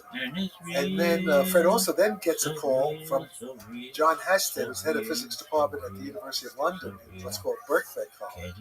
Similar office says, "Look, we want you to come, and you could also teach. You could go back and forth between Paris and London." And teach these courses. And then I get a call from London, from ROTHSCHILD, who's the head of Imperial College. I remember I mentioned him. He went up to Harwell. And he says he's running an institute in Trieste, Italy, called the International Center for Theoretical Physics in Trieste, which is where the Russian physicists, the African, Indian, Chinese, American, all over South America, international, UNESCO. Look at this athleticism, for serious. And this is where I'm working on what Lazar calls gravity A, gravity B. He calls it that. That's how we call it. Okay? But that's the thing. I have been working on that already. And ROTHSCHILD, who later got a Nobel Prize, by the way, he was also working on it. So he said, come to Trieste. I'll give you a job. All right. So suddenly, a few weeks after Bob leaves, saying, listen, you don't have to stay here. I got plenty of money. I want you guys to work on this. How does physics explain consciousness? Yeah. There's no mention of flying saucers. It's in a lyric. It's just consciousness, paranormal, bending, how could the mind bend metal? Are you things tired? like that. Telepathy, right? Shouldn't you be tired? And so, here we are. So we're getting ready. So I'm living. I have a girlfriend at the time. I met her, but she had previously worked in the Office of Naval Intelligence at the American Embassy in London. All them bitches crawl. And so she's with me. And she, it's now 1973. It's 20 years after my phone calls. Folks. Okay. And I hadn't how been thinking sick this athleticism is. I've never seen a motherfucker so athletic. And so I'm scheduled to fly to London and then on to Trieste. And it's now the weekend before my flight is leaving San Francisco on Wednesday. It's now the Sunday morning before I'm flying out, and I'm with my girlfriend was staying at her mother's house in Carmel Valley. It's called I Know It's Only Rock and Roll by Alexa. And I'm in bed. It's Sunday morning. So this is now time travel. Sunday morning. Sharon's mother brings in the San Francisco Chronicle Sunday paper. Okay. I'm in bed looking at the paper. I open up the San Francisco Chronicle magazine section. And there's a big multicolor major spread on Stanford Research Institute testing Uri Geller for his paranormal powers. I said, hey, this is just what Bob Tobin wants to give us money to work on. They are so sick. They're the best band ever in concert. I really like them in concert. That's Uri Geller. Oh, no, it's Messiah. Yes, Messiah, they're listening. Right, so I say, hi, this is weird, And so Monday morning comes, and I say, I gotta call these guys. Spill it all over the stage. Would it satisfy you? Would it slide on by you? Would you think the boys sang? Ain't it strange? If I could sing a love song so divine, would it be enough for your cheating heart? Who can arrange that I'm going to pick up the damn newspaper, read the article, and then decide to it's only rock and roll, but I like it. It's Twilight Zone. So we were hoping you would call. It's only rock and roll, but I like it. Yes, I do want to like it. Okay. So they said, could you just drive up? They knew where I was. I like it. Yeah, not far from Can't you see? This old boy has been lonely. If I can say, I understand. So beside my stage. First thing, I meet Brendan. He takes me across the that's all right. That's called the wedding system. And who do I meet? I meet to. Yeah, that was so sick. Oh yeah, what is going on here? Guy walked on the moon. Right. Sucks. Right. I mean, Dude, Brendan just Reagan send it. takes me Send to it. Don't even watch it. meet. Be crazy. Then I like how you don't know That's the where words Jacques and you Vallée just comes go. Jacques Send Vallée's it. involved in the CCC. I didn't know. I had no idea. Cool Jacques in the Vallée. future. But Then I'm told, Jacques Vallée has Psych, arranged bitch. a meeting why at isn't this anybody guy, talking Dean about Brown. me? Talking about Dean Brown's invisibility house, cloaks in Menlo Park, and Santa Claus machines Dean and Brown's one of milks. the original Everybody's Silicon like, Valley venture everybody capitalists. sucks. This is the worst platform This ever. is all intelligence. Right? You You look back now, it's all. There's a book. You see that book, Third Eye Spies? It's all about that. It's like the CIA. That's all. That's Russell Todd. Have you Look at this athleticism, folks. Todd? He's still alive. Folks. He's 90, so you better talk him fast. Look at this. Russell Todd? So Targ. athletic. Todd, do you ever see the All film right. Ghostbusters? That's course. enough. Well, that Ghostbusters guy. That's No. that's Russell Todd. It's He's only the wrong guy. go. Yeah, the gawky guy. Oh, wow. That's Russell Todd. Really? Yeah, of course. God, I don't know anything. Right. Okay. That's why I do this. So, in any case, so Russell's still alive. He's 90 years old. So I'll give you his contact. You call Okay. because he was there. And so they're supposed to. Jacques Vallée has arranged a meeting for Jack, me, and Hal Putoff, and a bunch of guys, some psychologists. They're all some of them CIA. I didn't know who they were. And so we go there, but Jacques never showed up for some reason. So I don't know, which is interesting. You could have, if you ever get, hey Jacques, you arranged this meeting for Jack Sarfati and Brenda Lee. That's all right, 1973. How come he never came? Well, when I leave here, I'm going straight to his apartment, so I'll ask him when I get there. Are you really? No. Well, you should have. All right. So now, we're going to record. Okay. Now, the important point. This is a CIA operation now publicly. Everybody, the book's written about it. Okay? It's in the Hippie Safe Vision.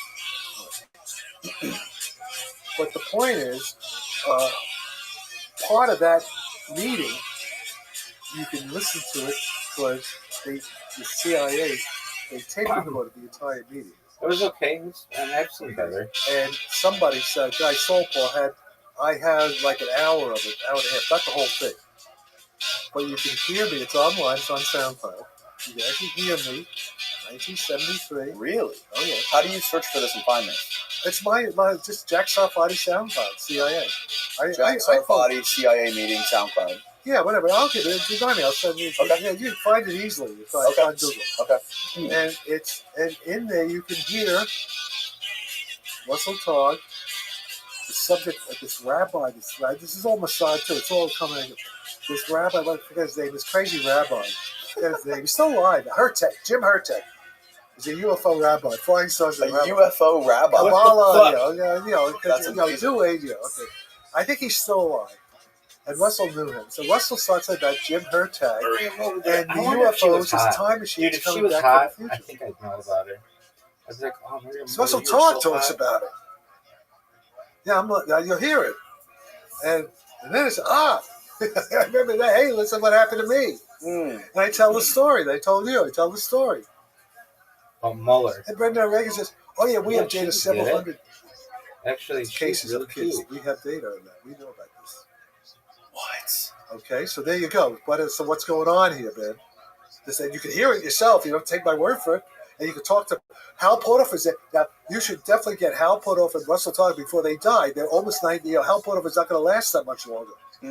He's 5 years old. He's going to be 89, 87. What is his story? Because he's interesting to me because he was a Scientologist at one point. No, that's bullshit. That makes sense. No, he admitted he was. There was a no. video. That's exactly. You don't understand the context of that. Well, here's the interesting thing about the Scientology stuff is because that's a different girl.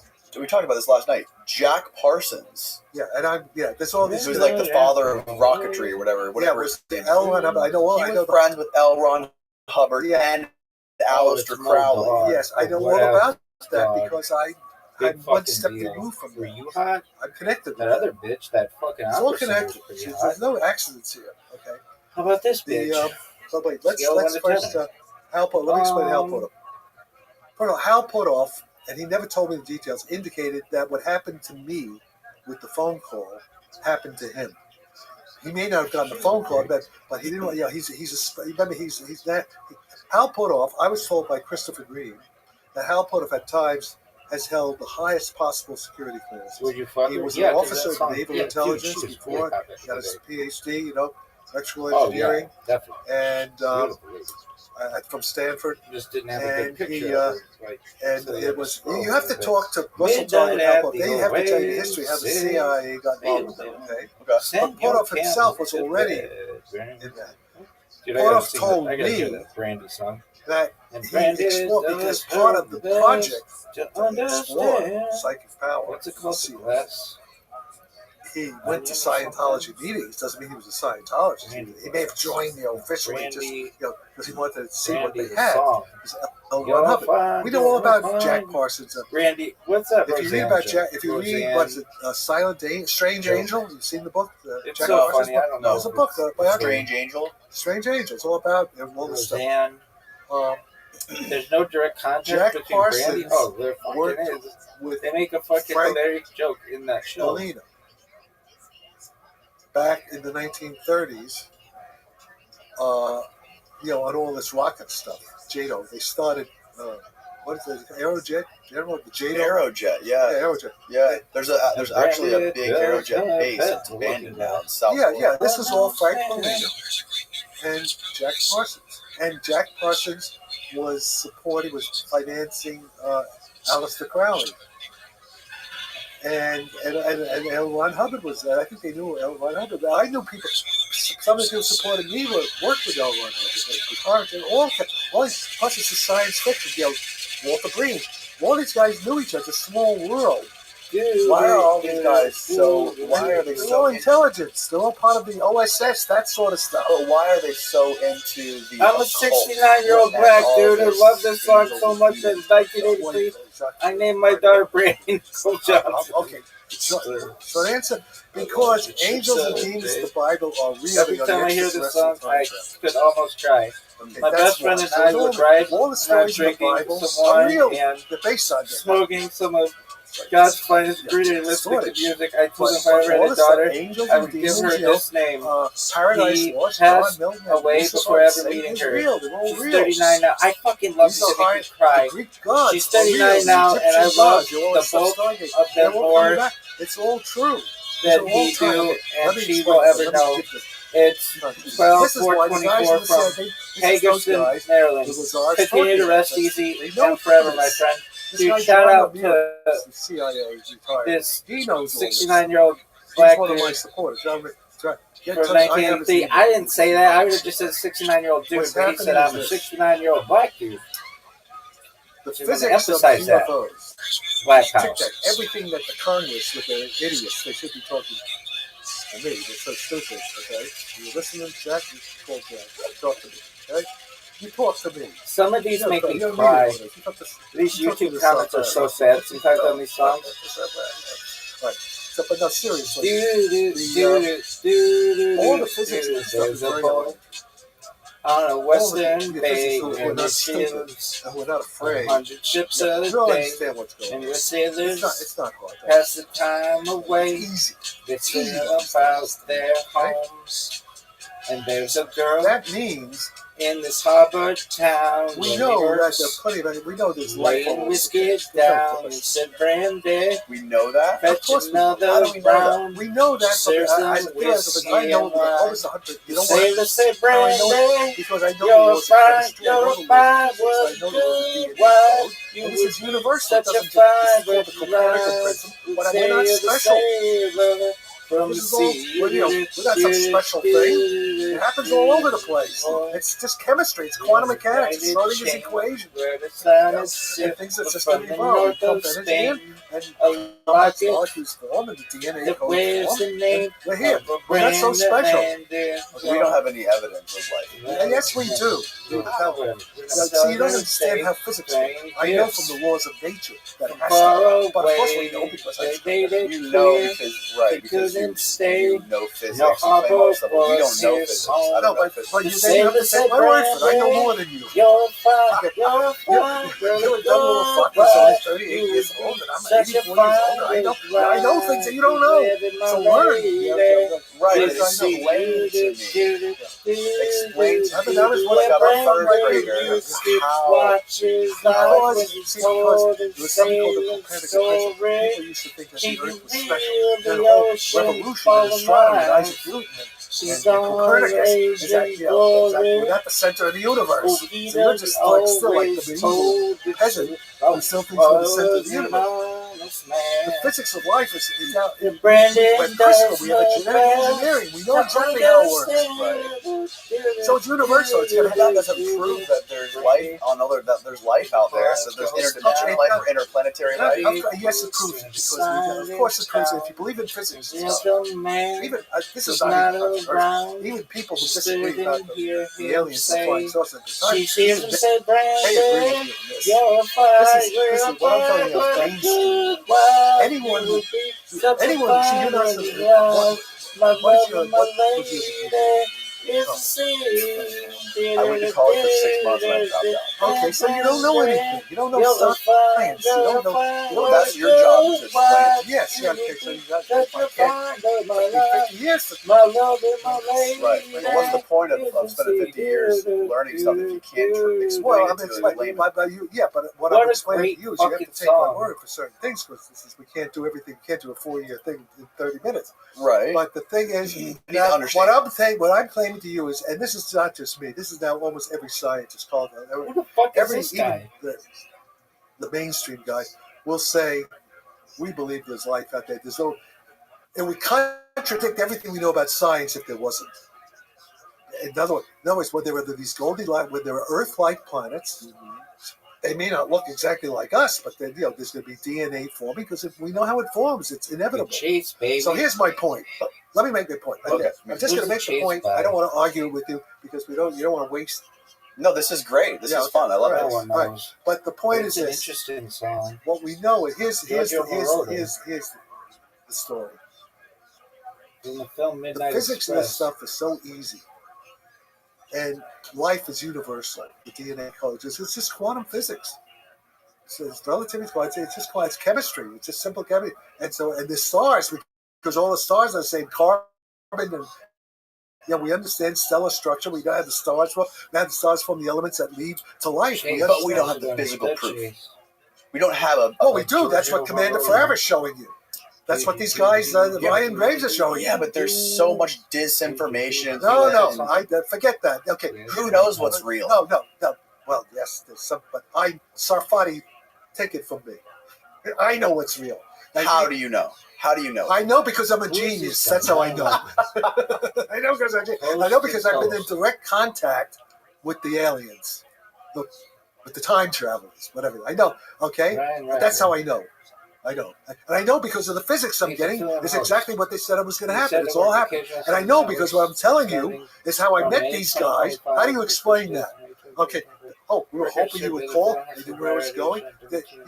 These guys, the CIA themselves, they're not in charge. They're useful idiots. Like we're all puppets. They're not the puppet masters. They're the puppets.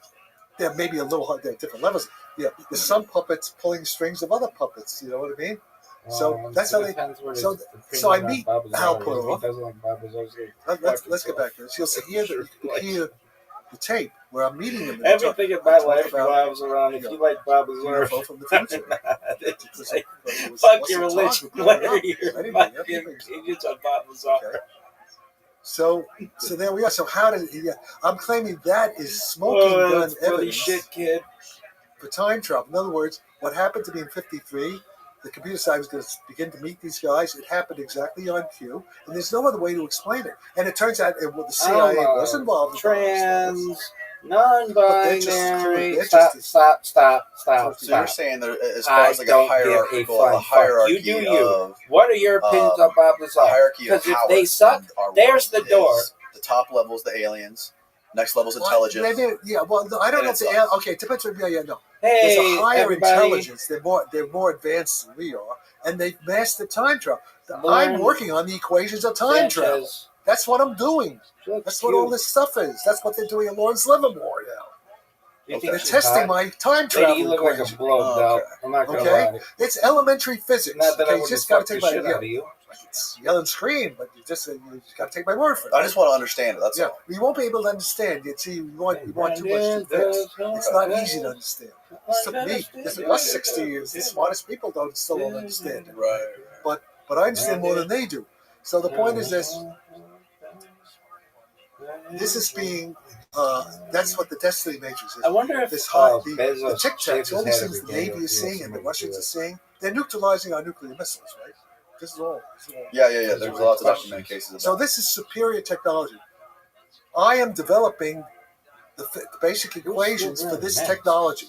For time travel, to neutralize nuclear weapons, to go to warp drive, to go to Mars. You know, in 10 minutes we get to Mars. So, okay, going to the Tic Tacs. Who is controlling those Tic The Tacs? same people who contacted me in 1953. They're in control. Who are those people? Are those people? I don't know who they are. I just know they're there. I don't know everything, but I know enough. Are they people from the future? Well, yes. 6 from hours. the future. There's something wrong. I don't know here. if they're people. What do you mean by people? Maybe they're on. Are they sick of it. I'm just it said it was a conscious computer. Are they from? I'm like waves. Yeah, so he's like Terminator. You don't hear the sense. They're from the well, in one case, one guy. There's a whole side story where it said it was English that's swan. Said it was 100 years in the future. Branded. And that was back. There's a branded chain made of finest silver from the north 50, 60 years in the future. Maybe by the end of the century. Okay. Which makes sense, actually, because I think that's about when all this stuff probably happened. Assuming we don't, not this. So, but this gets back to Bob Lazar story. The guy saying that the alien I can just had tell a you that right sulfur now. smell. Roseanne That's told not me Bob that. Lazar. So yes. So Oh, that's a friend of yours. my friend James Fox. He made a documentary. Oh, James Fox and he talks made about a this documentary. guy with the clothes, the satanic, the demon. No. So James Fox made a documentary called it's called The Roswell of Brazil, and it was about in the 90s, the early 90s. There's two creatures that were discovered by these girls that were walking through a field. They saw this creature that reeked of sulfur, and it was sitting there, and it was like hurting, and it was telepathically communicating with one of them, saying it needed help. And later there was another one captured, I think the same day, maybe later in the day, by the military, or by the police. Captured it alive, brought to a hospital in Brazil. And James interviewed the X-ray technician, a bunch of people that worked in the hospital. They all said that there's pictures, illustrations of what they saw, and they said people were in there taking photos and videos, although none of that's been released. And they said that the hospital, the being reeked of, and the hospital smelled like sulfur for like weeks afterwards, even after the U.S. military came and took it out. Yeah, this is exactly where John Milton got Paradise Lost and all these poetic things. This is all true. All these stories have truth in them. No, because far away. Let me get the. Okay, so life is everywhere. All different kinds of life. From the physics is elementary. Okay, so as soon as any civilization anywhere that doesn't kill itself with nuclear bombs, they'll develop this technology. So this is exactly Star Trek. This is Star Trek is real. And Gene Roddenberry was part of my. I didn't know the person. Gene Roddenberry was influenced by the same people that I was involved with. This guy Andrea Pahara, he came there somehow. He brought gifts from far away. I knew Francis Ford Coppola, but he made it clear he couldn't stay. I'm the guy that Jacques was his time. It was his home.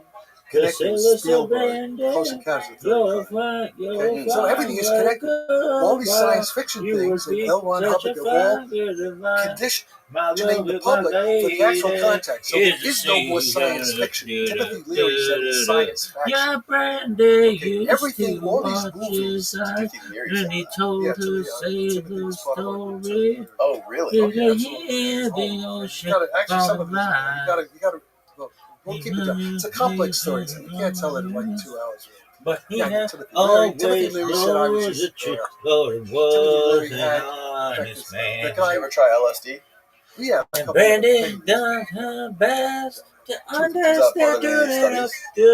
Well, that's a whole other story. I mean, I think this actually does. That involves strategic defense, but that involves what? The strategic defense tradition. How so? What is we it? got time? Well, because at that point, it was in the 1980s. I'm part Nepalese. Are you working with the Reagan people? Maybe. I was with this guy. Ashkenazi one of my Nepalese. mentors, so to speak, was this guy named Marshall. Nepalese or Nepalese? Isn't one from Naples? Yeah, one crazy And Brandon does movie her theaters, best. cable television. You know what he I got created? this like Comcast. fat tag. Comcast is all. You know, I want to. It's like my tummy clip. Media. Anyway, and Brandon Doug does Trumbull her worked best. for him. Movie industry, movies. He and his brothers. His father was his father, grandfather? I guess his father. Yeah, no, must be his father. His father, the 1890s, in San Francisco, Barbary Coast, the Nickelodeons, the first movie, Nickelodeon, the movies, the first movies like this, okay? And his father's friend was Giannini, Bank of America. It was then called the Bank of Italy. Became Bank of America. Okay. So this is back like before around World War One. Okay? And so Giannini gives money to Marshall Nafee's dad, and they form United Artists Studios. Back, it's just the silent movies. Douglas Fairbanks, Charlie Chaplin, all these guys, if you know the history of movies. And so this is so they're one of the primary families of the Hollywood. Okay. And when Marshall was around 20 years old, like right before the war, 1938 or so, his buddy, you know who Gary Cooper was? No.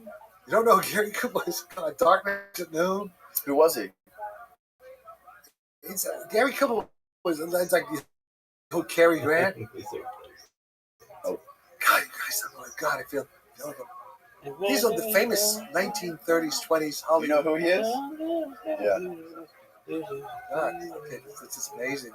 Amazing. What am I doing? I'm on this planet. I'm not. This is not my planet, guys. It's not my planet. Okay, Cary. Okay. I know Gary Cooper's daughter is a friend of mine. If she heard this, she'd be shocked. Sorry. Yeah, these are all famous Hollywood movie stars in 1930s and 40s. Okay. Marilyn Monroe. You know Marilyn Monroe? No, you're kidding, there, right? I know who she is. Joe DiMaggio. I mean, she was here, Marilyn. So in any case, so Gary Cooper and Marshall kids, they go on a tour of Europe. And they meet the Queen of England and the King of Denmark. I mean, these are very high.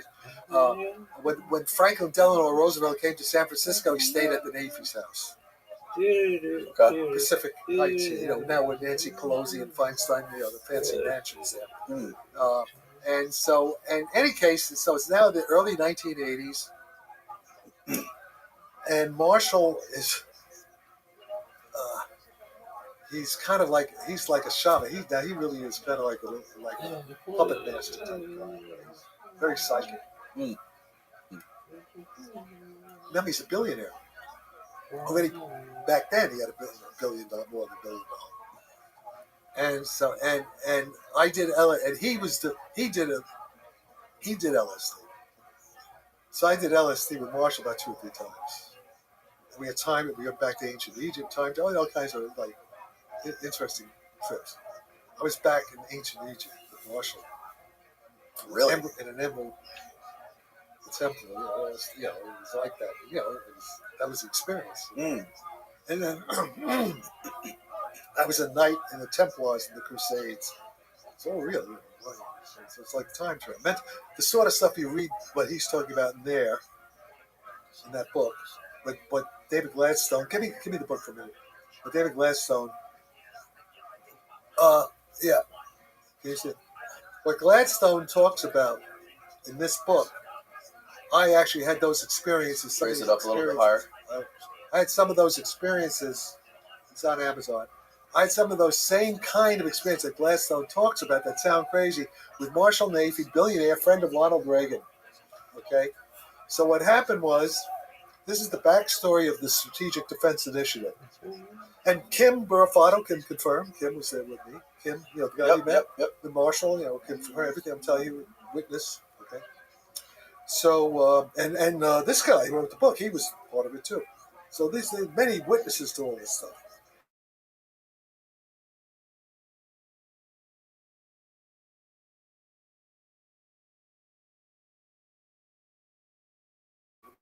We'll discuss. Okay. So that's an open challenge. Okay. You want to duel with Sarfati? I'll duel with you. Okay. All right. So now, Ronald Reagan. Okay, let's get to Ronald Reagan. Ronald Reagan is the governor of California in the late 70s.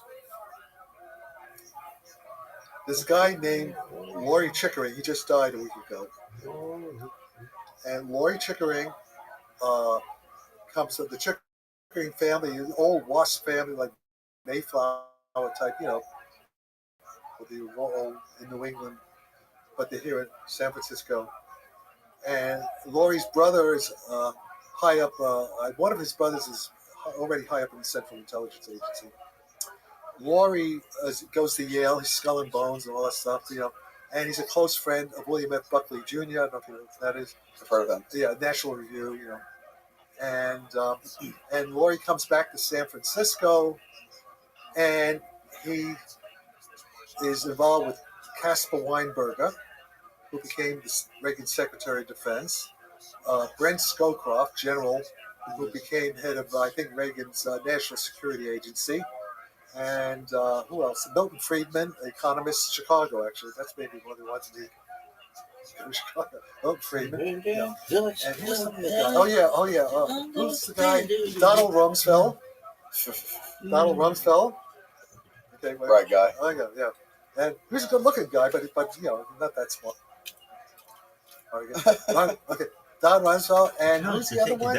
I'm leaving somebody important out. Let's see. I'm a little company.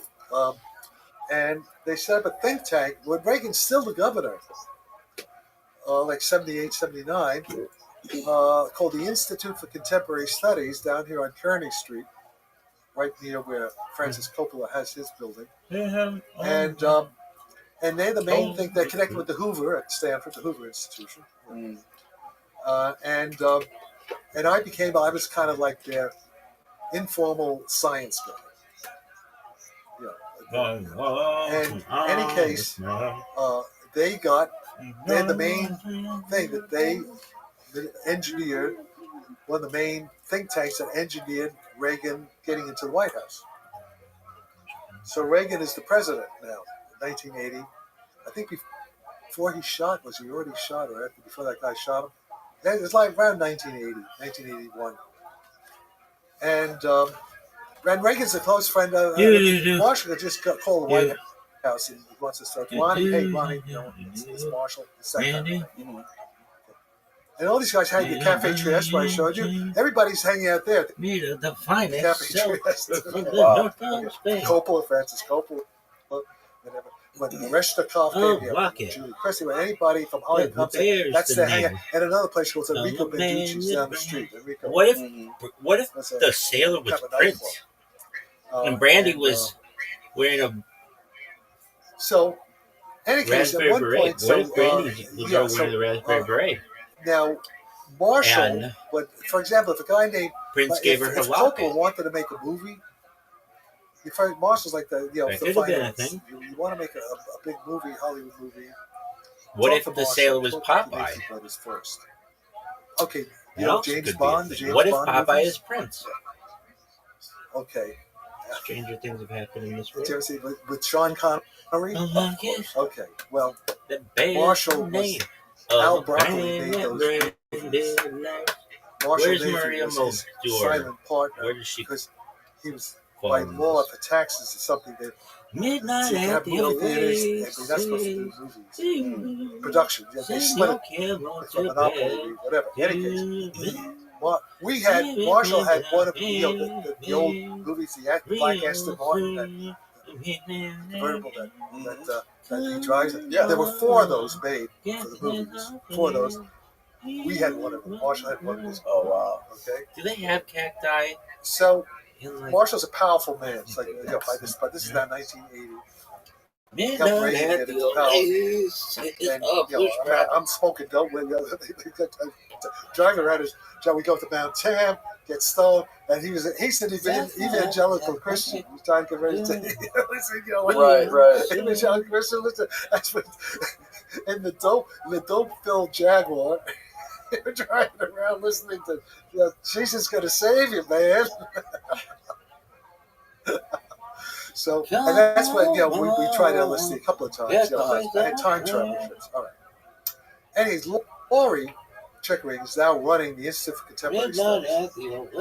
And for some reason, he wants to have lunch with Marshall. He had some project. He wanted to meet Marshall.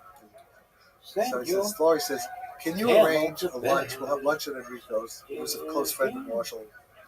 Because where all the movie stars would hang out, on Broadway back then. Woody Allen, all kinds of people. And Mort Saul. And so I arranged a lunch, and we were having lunch, sitting around this round table, and Enrico plays the violin, and he's cooking pasta for everybody. It's like right out of a Godfather movie, sitting around there. And Marshall was stoned at the time. Maybe I was stoned too, I don't know, because we probably smoked before we went to lunch. But Laurie was straight. Laurie didn't, he doesn't know any of this stuff. He doesn't know about, he's a very straight, running, neocon. You could be my sheep. And, but we didn't know, Marshall had just made a movie with Al Broccoli and Sean Connery called Meteor. You'd see it, 1980 or so, 1981. So Marshall's talking, and they're telling, having a conversation. Marshall, and he's kind of like a reverie, and he says, what if the extraterrestrials were going to attack us? They were coming. It's like he's thinking of this movie. It was a meteor that would come to him. But Marshall says, what if there was, and what if, just the Cold War is on, 1980, Soviet Union. He says, what if we had to get together with Russia to fight the ETs, and we got the laser missiles, and we shoot down the flying saucers with the laser beams and all that stuff. But he was talking because he had just made a movie, but this kind of stuff was in the movie. It was science fiction, man. But he was just talking. So, see, this is all being arranged in the future. This could, So Laurie, so we have the lunch. Marshall leaves, and Laurie, and I'm like working, Laurie's giving me a little bit of money, Yo, dog, why isn't anybody talking about it? You'll see. He talks about Invisibility cloaks, bitch. Laurie says, hey, Jack, that was pretty interesting. You write up what Marshall was talking about? So I have a little thing. And I was working on stuff, too, about neutralizing nuclear weapons with laser beams. I was working on that myself. So I put in some of my stuff. And then also in there I say, and with this new technology, Safari Space, I didn't have it the way I have it now. But this new technology, we can render nuclear weapons impotent and obsolete, which is what the Tic Tacs are doing already. You see it already. I already had that back in 1980. It's in this memorandum that I wrote. Okay, so it's a short thing. I give it to Laura. A few weeks go by. I'm walking into the Cafe Trieste where I took you. We met Kim last night. Mm-hmm. Laurie comes up to me excited. He says, "Hey, Jack." Well, he's talking like that. He's an aristocrat. And he says, I gave that report to Paul Nietzsche. You look at Paul Nietzsche, Nitze, was the main arms control, security guy for Reagan, advising him on how to deal with the Russians and stuff like that. Okay. And Nietzsche really liked it. Okay, so went right to Reagan. Okay. This report, and then when Reagan found out that Marshall Davey, who was his buddy from Hollywood, damn girl. In fact, okay, now Edward Teller. You can get Edward Teller was pushing for this stuff, missile defense and lasers. Right. Okay, and here Marshall's talking about it too. So Marshall may have known about Teller. Yeah, he may have known a little bit about it. Didn't they have some sort of program they were working on with DARPA where they wanted to create some sort of like dome around the United States? No wait. Don't just stay on this thing. That's what we're doing now. That's what I'm doing. Okay, but wait, that's what Safari Space Corp is all about. I read about this though in that DARPA book that they worked on this back. But they didn't have, because that was me. That was my people. I mean, I know that they didn't have it. Sometimes thought about it. It was like psychological warfare. We're thinking about it, yeah. Okay, but it never happened. Well, the Iron Dome, that's it. The Iron Dome, the missiles. That's something else. I'm talking about something. No, that's not what I'm talking about. I was talking about some sort of like force field. Yeah, exactly. Wait a second. Okay, let me finish this. Okay. Yeah, the answer is yes. Stand I'm in the there, guy little for that. sticky. Okay, I'm the guy who knows how to do that. Okay. Basically, right? Basically, what I'm saying. All right. So now, and anybody wants to challenge me, you come. I don't care who the hell you are. You come. You heard it here, folks. Yeah, you come and we'll talk about it. Get in the octagon with We'll Jeff. talk about this in front of 1 million people, and then Okay. we'll see who wins. Okay. Okay. All right. But let's get back to this.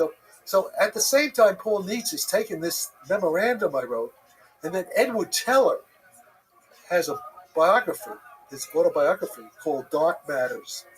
And Teller's talking about how he was trying to get Reagan to go for a strategic defense initiative. And Reagan, so I found out later, Reagan did not trust Teller.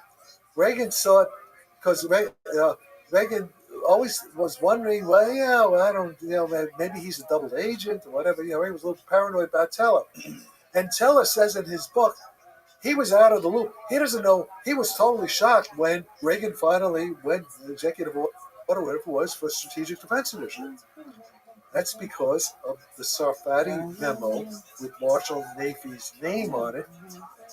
That, I guess Reagan spoke to Marshall. Marshall's his buddy. He trusts Marshall. Right. They would drink. They would socialize together back in the day. And so, but also at that time, Cap Weinberger, who was then the Secretary of Defense, already had a following. And Cap Weinberger's son, Cap Jr., was, like part of my fan club. Okay. So I was writing a bunch of crazy stuff up, and all this stuff, and UFOs, and EPR, and communication with submarines, and untappable. It's all in the book, How the Hippies Study Physics. And so all of my writings was also going directly to the Secretary of Defense, Cap Weinberger, through his son, Cap Jr. would take, Cap Jr. was, I don't want to make it too much. It was like Hunter Biden and Joe Biden, except they weren't crooks. Okay, but it was like Hunter Biden was Cap Jr., but he wasn't a dope addict, right? He was a straight guy. Okay? And in fact, he's still alive. Should try to find him. I don't know what happened to him, because Cap Jr. can confirm. He actually confirmed this guy Bill Burns, the History Channel. UFOs. Bill Burns. Anyway, William Burns, the director of the CIA. No, it's a different Bill Burns. Okay. That's a different. But see if you can find. See if Jim Angleton will know how to find Cap Weinberger Jr. He's probably still alive. I could actually find him. I could find him. Okay. But we should try to find him, because he can confirm all this stuff. And Cap Jr. was telling us that he would fly to Camp David with his dad, Cap, and the president, and they would spend weekends at Camp David, and they would go over some of my stuff. Okay, this writings, they would discuss it. And then in Reagan's, I think it's his 1984, maybe his 1986 State of the Union, he talks about me. He doesn't. He says, we know the physicists, they have touched the face of God. They show how God exists in their I was talking about all that stuff, all this religion, all that stuff, and about Star Wars and all this stuff that we're going to do. He gets very inspiring talk, based on Jack Sarfati's information that he was getting. And I even have a letter from Cap Weinberger thanking me for my work, Superluminary, and all this stuff. All right. So he had direct. So of course the Russians were following all this. This is the Russians. See, the Russians were involved in all this. How so? Because we had back channels. We were talking to Russians. The Russians were already at Estland. See, the Russians already knew about me back in the. The Russians first contacted us in 1975, at around the same time that Putin's telling me, we want you to work on this, because we did a book about Uri Geller called Space, Time, and Beyond. It sold a couple 100,000 copies and influenced Hollywood. That's how I met Ellie Coppola, because book, Italian, Coppola. That's how Jacques Vallée got involved in everything. See, it's all being orchestrated by this higher power. Okay. Okay. Yeah, because this can't happen. It's not a random thing. All these strange, what Jung called synchronicities, all these strange coincidences happening. It's all kind of connected. Like I know Frank Molina, who was Jack Parsons' partner, and I stayed with Frank Molina in Paris at his place, at his beautiful place. So I mean, it's all everybody's connected to everybody. And L. Ron Hubbard and Andrea. Everybody were like 1, 2, or 3 connections away. So if you look through a web of who knows who, you see it's a tight web, like a tight spider web. Destiny. I call that the destiny matrix. It's not random. It's being orchestrated. Why did you told me that the Russians came here to interview you about some stuff? Yeah, well, that's more recently. Wait, let's go back. The first Russian thing is we have this book, which is basically a CIA engineered book, right? Which I didn't know at the time. Obviously, it was called Useful Idiot. Not really, sort of suspecting, but not knowing for sure. All right, because it didn't come out publicly that what they were doing at Geller was CIA and Mossad until much later. Now it's in that book. It's in their books. These are books. That Third Eye Spy. Uri Geller has books. So now it's all public information. Then it wasn't, and I wasn't even sure. I suspected, but I wasn't sure. So the book comes out, Space Albion, which we wrote in Paris, and E.P. Dutton. And in there we have this thing about biogravity. I don't know, it's some crazy thing that Bob Toma was into. And I kind of went along with it. Yeah, Fred went along with it. Well, I wasn't that in. But then we get a call of Bob. Oh yeah, what's this guy? Dan Whitehead. Dan Whitehead was the editor at Dutton Books in Manhattan. And Dan Whitehead gets a call from the Russian embassy in New York, saying we are concerned that Tobin and Wolf Safadi, they wrote this book about biofields, and but they didn't give us credit. We have this Russian side. That's his theory. And didn't give credit. That's our first overt contact. Why didn't we give them credit? This is what so we're sorry, give them credit. We didn't know, that sort of thing. So that's the first overt thing. And then it was on Esalen. Then already now, let's see. So how do we know? Well, okay. So then in the 1980s, okay, then this is now after the stuff with Reagan. Around just when Reagan gave that State of the Union speech, 1986 or so. Okay, so now at that point there was no internet. There was Xerox machines, and I was the way I do emails. I was doing like Xerox. I had like a network with this guy Ira Einhorn, and so I was down at Washington Square. There was a Xerox store there, where there's now the Victoria Bakery, and I was like Xeroxing stuff to mail out. It was a crazy period, and I get a guy taps me on the shoulder. It's a guy, Harold Chipman. Now, you look him up and look at Howard Chipman. Howard Chipman was chief of station of the Central Intelligence Agency office in San Francisco. Okay, now this is like over. It couldn't be more right back, right? So I look out there. There he is. He says who he is. So we go to the cafe, and he says he wants to. This is like now, it's official. It's the CIA. I even went to the CIA office with him a couple. In fact, I wanted to date. There was a pretty CIA agent, a woman, blonde. We went to Gold's Cafe. Yeah, I was hitting on her. This was a relationship going on. Good old honey trap. Well, no, but she was already. She didn't. We were just friends. Nothing had happened. But I would have liked something to happen. We went drinking at bars a couple of times. And she's actually went pretty high up. I think she still may be alive. She still may be in, probably retired.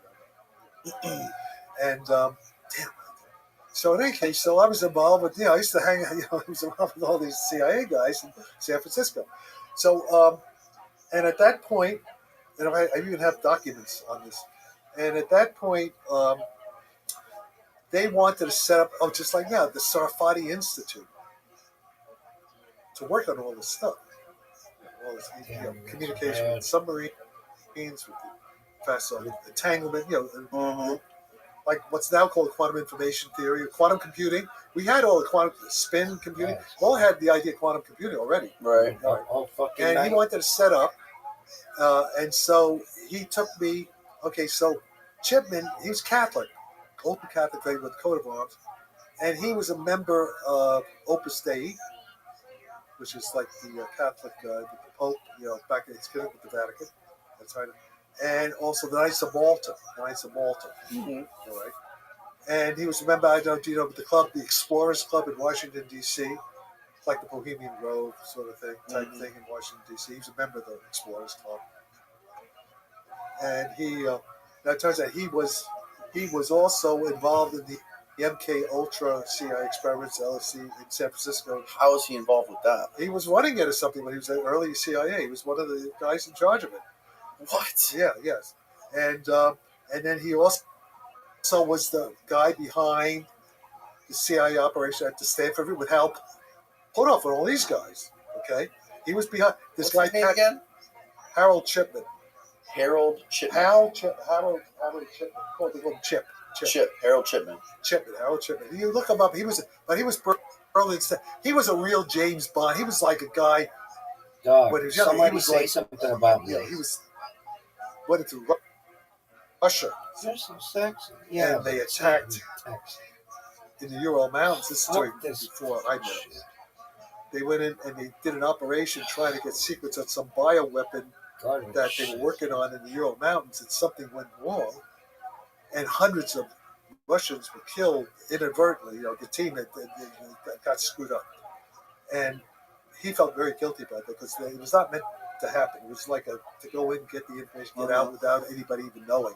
Something went wrong, and as a result, hundreds of people, maybe thousands of people, died in this secret Soviet bioweapons lab back. I don't know when it was. Right. Okay.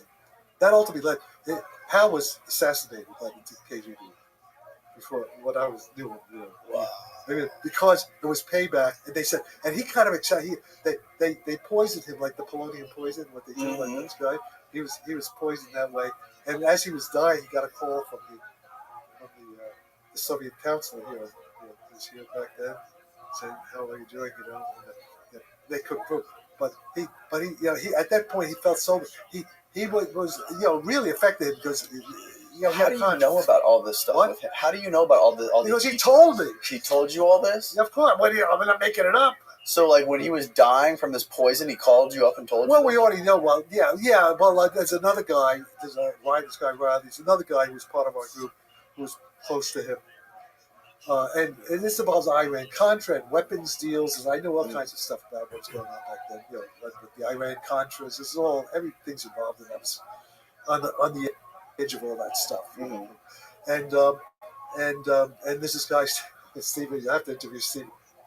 Which was something, but in any case, so what was happening? He wanted to. Hal was trying to set up. He took me to University of San Francisco. Father Joseph Petzio, who was the head of the, I guess, the Jesuit order. Look at this athleticism. At University of San Francisco, I met Father Petzio, Joseph Petzio. It's really impressive. And they were going to set up this institute, think tank, for me to work on all the stuff that we're doing now, actually, back then in the 1980s. And if you look, I could show you who he's had. Roosevelt, one of the Roosevelt guys, one of the sons of FDR was involved. I actually have the stuff. And all these guys from Ray Klein, all these top guys from Wall Street, we're all going to be on the board of directors. We're all set up, this whole thing set up. And it would have happened, but then he got polonium, whatever, and he died. So that's it. It's happening again now. It's happening now, right? But this is back then. It was always supposed to happen. It didn't happen. All right. So Now it's happening now. Wow. All right, so there's in fact, let me. Is a book Destiny Matrix? You see the book Destiny Matrix? Oh yeah, that one. Let me just see if I can find it. There it is. Yeah. Yeah, this is still on it. Can you see this? Everything I'm telling you is in this book. You get this on Amazon. Okay. It's actually being redone. There's a new edition it'll be expanded. This stops at 2002. So Look at that, man. What a cover. Yeah, it stops at 2002. What is that little guy in the front of it? I don't know. That's just something. Time traveling? So this is my Chipman here, and this is a thing. Hey, let me just say, the Sarfati Institute. This institute, proposed to be located at the University of San Francisco, will be funded by the Sarfati Corporation. They're bringing in money. Goals of the institute. The goals, and this is an official CIA thing. Goals of the institute to conduct basic research in the quantum physics of non-local phenomena discovered by Albert Einstein in 1935, the Einstein-Podolsky-Rosen-Bohm effect, and to develop applications of the basic mathematics and physics research into patents for untappable, unjammable command-control communications, 6th-generation quantum spin correlation supercomputers. This is 1985. Okay, but get this. Quantum zero-point energy release for interstellar rocket engines, super technology for the Strategic Defense Initiative, SDI, to reduce the possibility of nuclear war, pi orbital electron spin control of recombinant genetic engineering. Mm-hmm. It's like CRISPR now. It's okay. Then this is 40 years ago. Manipulation of Hoyle-Girdle loops in time. That's the warp drive stuff. And, that's flying saucers up. I want to talk to you about that real quick. Okay, but wait, let's finish this. Otherwise, you get too scattered. The other fundamental applications as they emerge from the basic research program are now the style of the institute. This is the highest levels of people involved in this thing. Okay, top minds, both established and up and coming, should be paid to come and conduct research in an environment where they are unafraid to speculate. Now, I didn't write this stuff. This is written by the CIA. Unafraid to speculate. Yeah. That's interesting. Yeah, okay. This is important. This is ahead of its time. Seminars, both formal and informal, shall take place. Entertaining educational media shall be developed for the public. Sounds like To the Stars Academy now, right?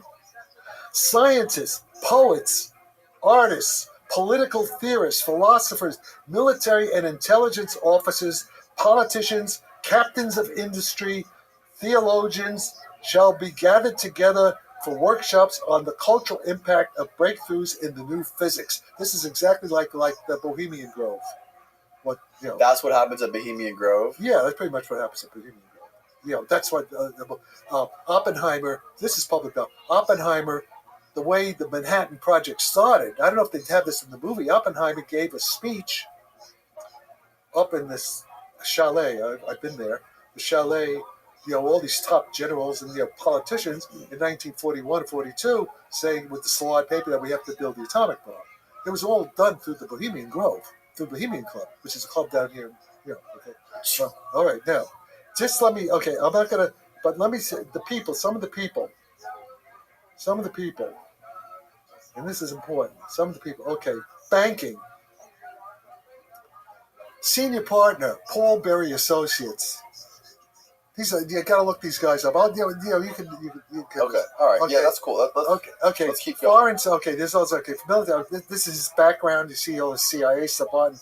Wait, but just some of the other people who he was involved. Okay, science. Arthur Shallow, Nobel Prize, one of the lasers.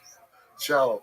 I don't know. John, military. E.B. Roberts, Johnson & Johnson, Corbett. These are. Religious father, Joseph Pesius. This is all the religion is already here, right? It's everything the guys tell you. There it is. It's right here. This is the Vatican, okay? Political, Dr. Ray Klein. You look up who's Ray. Klein is Senior Associate, Center for Strategic and International Studies, Georgetown University. Look at who Ray Klein is. This is a big shot, okay? He's Chipman's buddies. Oh, wow. Okay? The Donald Heineken, economic director, yeah. Archibald B. Roosevelt Jr. Archibald B. Roosevelt, a son of the FDR, as part of this project. Chester Bunnell, this is John G. Altenberg. Oh, Altenberg's a famous guy. Okay, so this is, here, this is the actual document that I reprinted in this book that shows you what the CIA was into, and it was actually ahead of it. It would have been great had it happened. It sort of happened, but haphazard, and it's now happening again. They're trying to do it again. It's now happening right now. It's now happening, and that is the...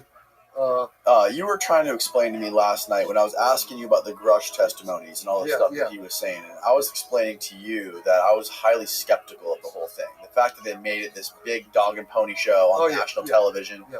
And, I always question it. When the government starts to get behind it, I always question motives and what's going on. Okay, first, when you say the government, there is no such thing anymore. There's no government. We're in a state of chaos. All right, guys, that brings us to the end of part 1 of my conversation with Jack Sarfati. That's right, we have an entire second part of this conversation dropping next week. Jack and I get deep into the new UFO whistleblower disclosures, some black budget DARPA programs, and Jack is going to illustrate exactly how his UFO warp drive equation works. You're not going to want to miss it. Please hit the subscribe button as well as the bell so you can get notified as soon as the episode drops. I'll see you next week.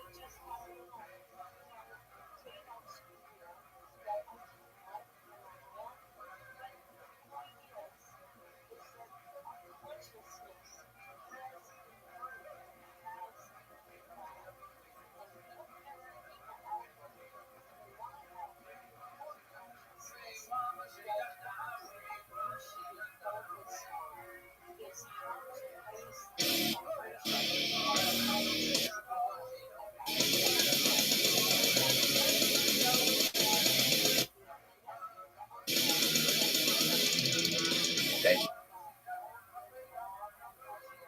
you so much for joining me today. My pleasure. Your book, The Worm at the Core, is fascinating, thought-provoking. It really got me excited because it's something that I've always thought about, the worm at the core. What is the fundamental, most foundational driver for human consciousness? And like I just showed you that clip from Westworld, I always thought it was sex. But it seems like from what you've studied, it's more likely the fear of death. Yes, so we don't have to be simple-minded. I think sexuality, it is a rather large determinant of human activity. But yeah, if we're looking for just an overarching explanatory concept about what is it that drives us, then I'm going to cast my vote for the idea that, as a Scottish dude said, I think it's Alexander Smith in the 1860s, it is our knowledge that we have to die that makes us human. And so I babble in my classes. I'm like, okay, we're going to study psychology.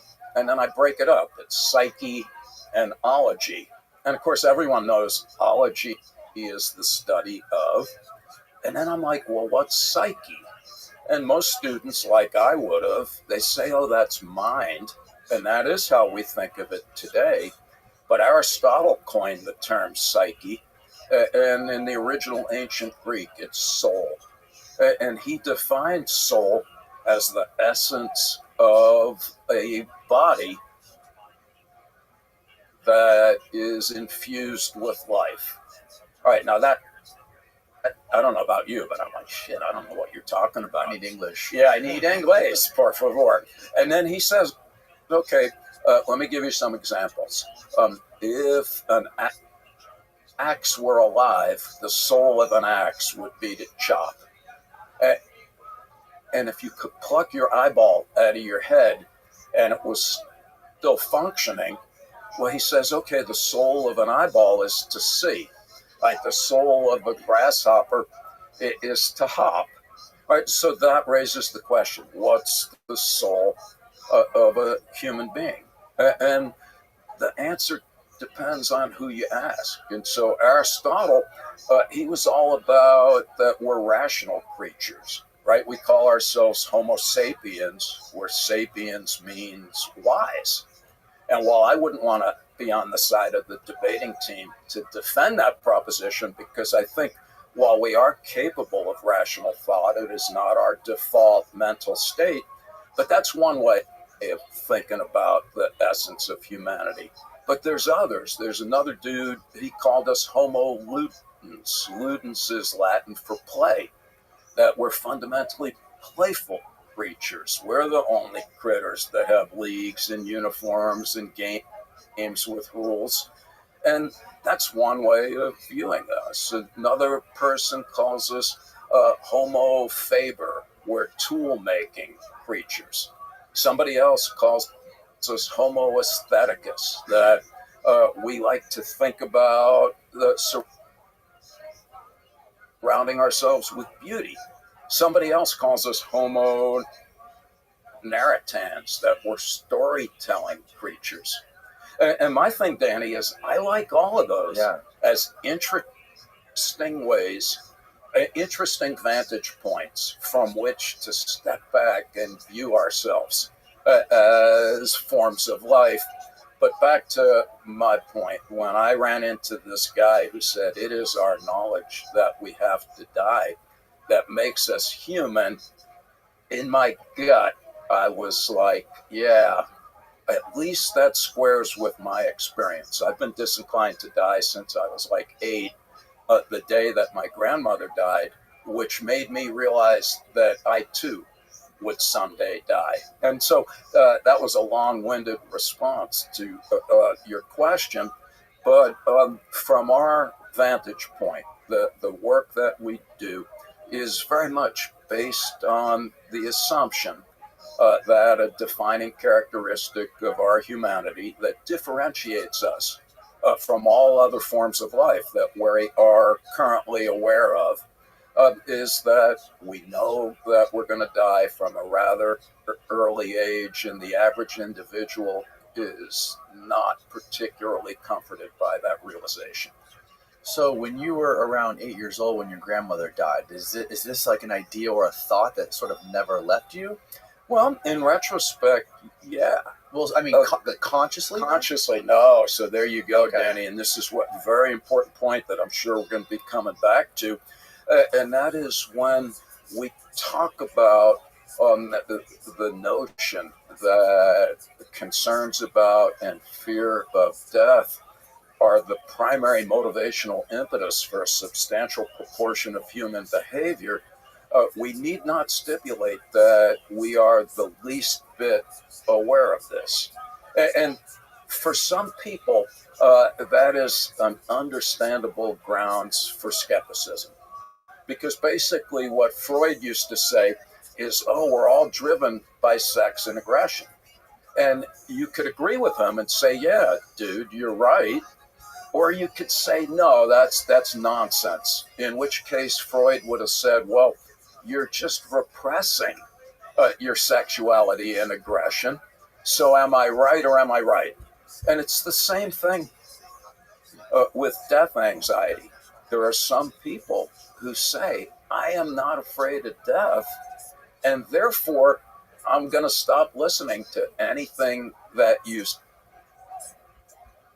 say on those grounds. But this would be unfortunate, because we do know empirically that when people say that they are completely unafraid of death, either they have attained a Buddha-like serenity in the wake of the awareness of their mortality, or they're actually riddled with death anxiety that they repress quite unconsciously.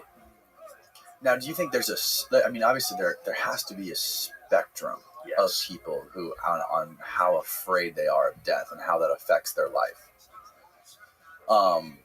How did you begin to start studying and doing conducting these studies on terror management theory? Yeah, great question, Danny. So we're minding our own business. My buddies Jeff Greenberg and Tom Pazinski and I, but we were fellow graduate students at the University of Kansas. We all finished and got jobs, and in 1980, I bumped into a book by a recently deceased cultural anthropologist, Ernest Becker, called The Denial of Death, that received the Pulitzer Prize a few weeks after he died, ironically, of cancer at age 49 and around 1973 or so.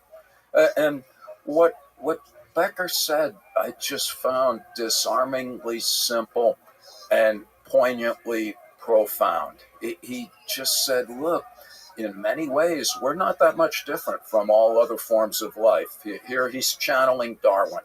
We're biologically predisposed towards self-preservation, to stay alive and to reproduce.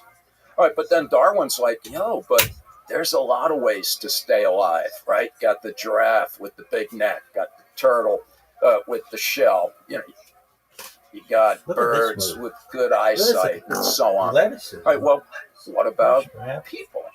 And here we are, an interestingly paradoxical species, because on the one hand, we're actually kind of an abomination physically, right? We do have some good stuff going for us. Upright bipedalism, opposable thumbs, stereoscopic binocular vision, all really good. Yeah, but other than that, we're kind of pathetic as isolated individuals. We're not very big, we're not very strong, we're not very fast, our senses are not very keen, our teeth are not very sharp. And basically, I kid my students in college. I'm like, hey, you're talking shit about how you can function autonomously. Give me your phone, give me your credit card. I'm going to helicopter you on top of a mountain on a fine day and tell you to have a good day, because it'll probably be your last one.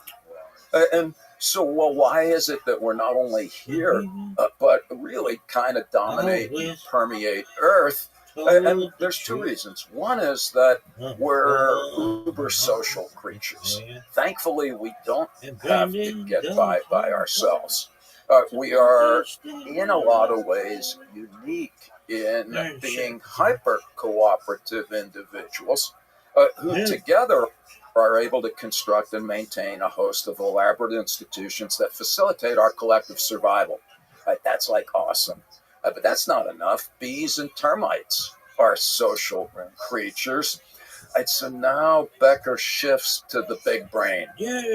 And he's like, all right, let's not be too arrogantly homocentric, but let us note that we have an enlarged forebrain that enables us to think abstractly and symbolically to the point where we can imagine things that don't even exist and then have the audacity to create them. And I just find that astonishing. Every other form of life has to accept the world in the form in which they encounter it. All right, now again, I get it. Bees build hives. Beavers make dams. Spiders spin webs. They've been doing it for billions of years, and they haven't changed one bit. All right, but we have Leonardo da Vinci drawing a picture of a helicopter, and people are like, you're crazy, dude. And 500 years later, we've got Jeff Bezos and Elon Musk flying to the moon. I like Otto Rank, one of Becker's favorite guys, who just says, only humans make the unreal real.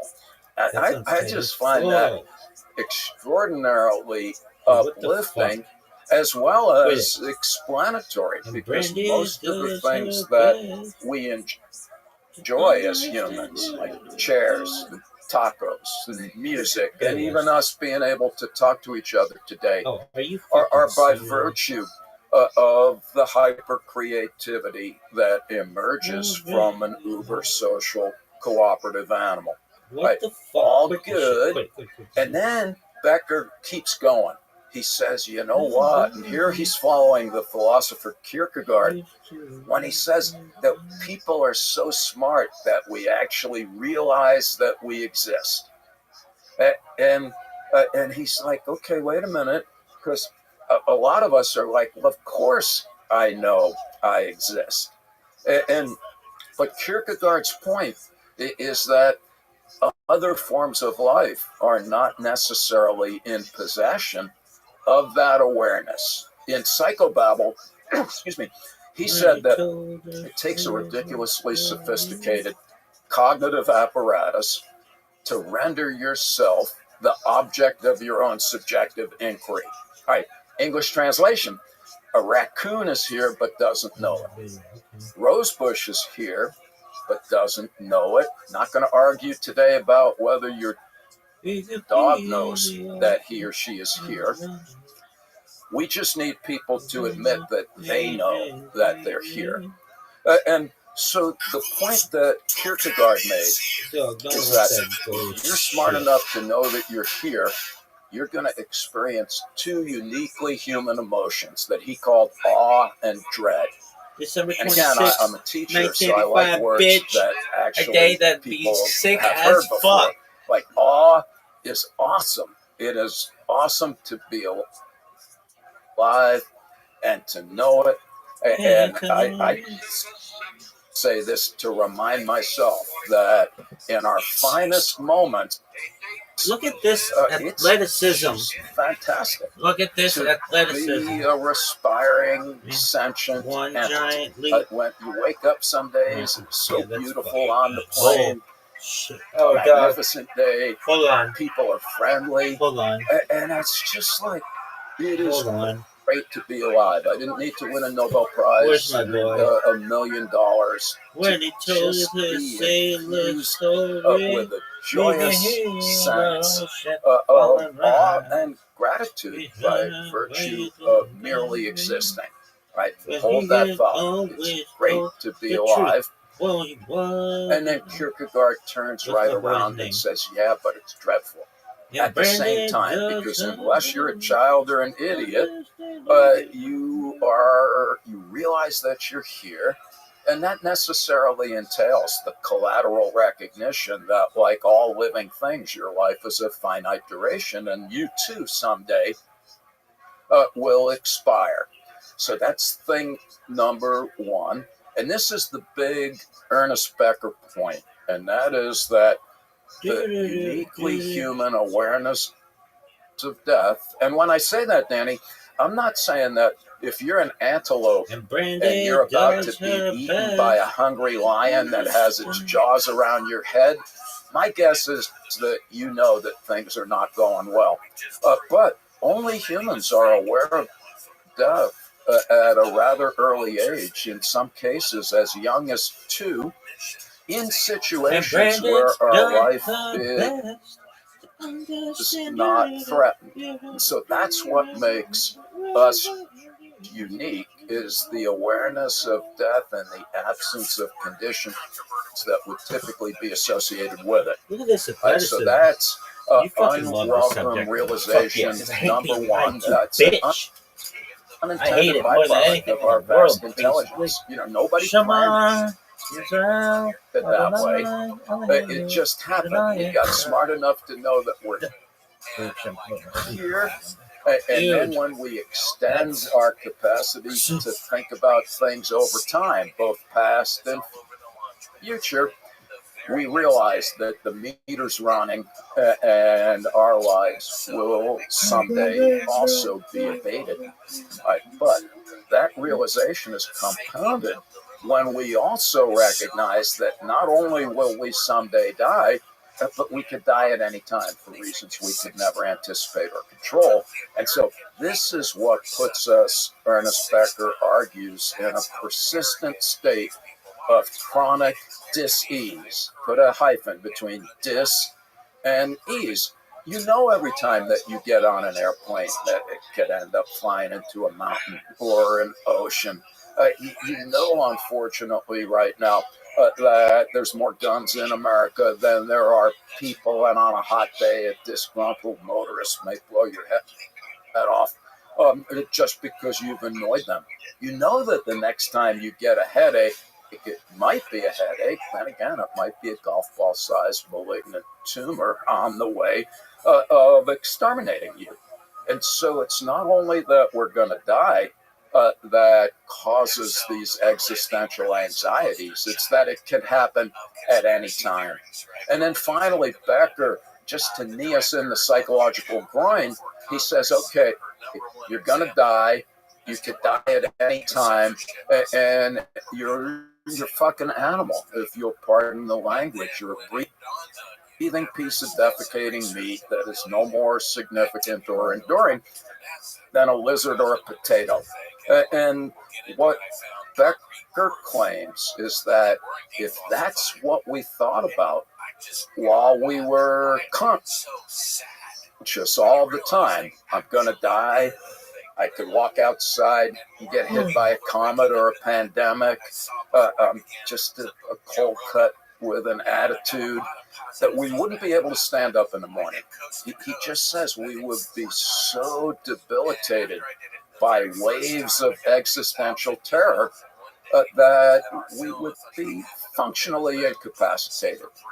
And so what he argued is that we had to do something, consciously or not, as a species, to come to terms with the reality of the human condition, and that what our ancestors did quite unconsciously and quite creatively was to develop what the anthropologists today call culture.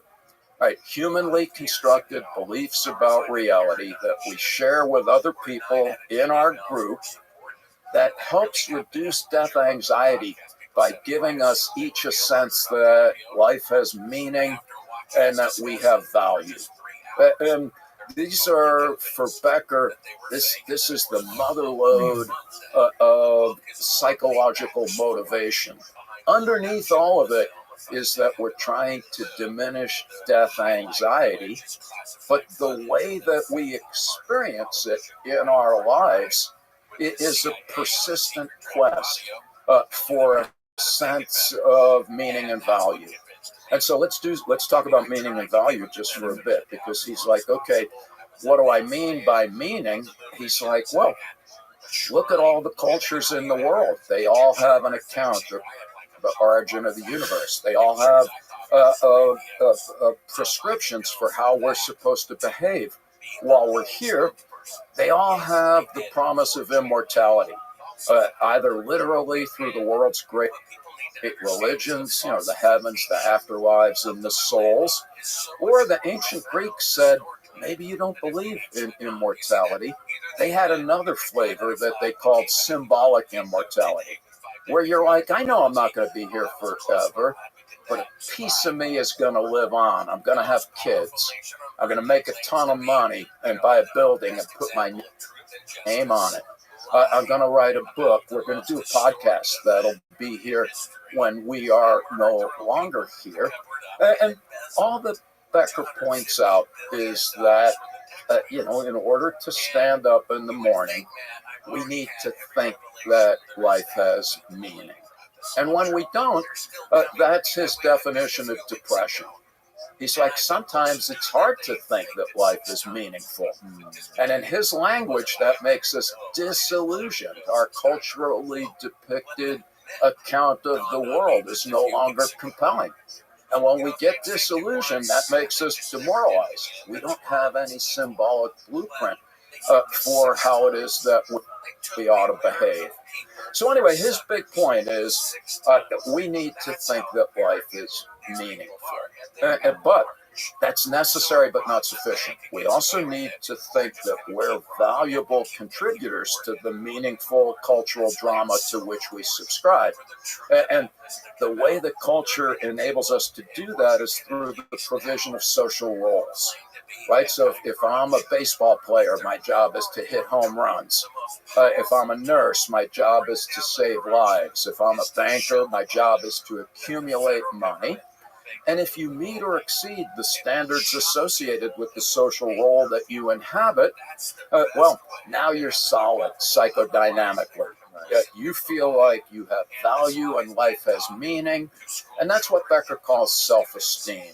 And then just and I'll shut up in a moment, just to finish the logical account, Becker's point is, as I said earlier, whether we're aware of it or not, most of us are striving all the time to maintain a sense that we have value in a world of meaning.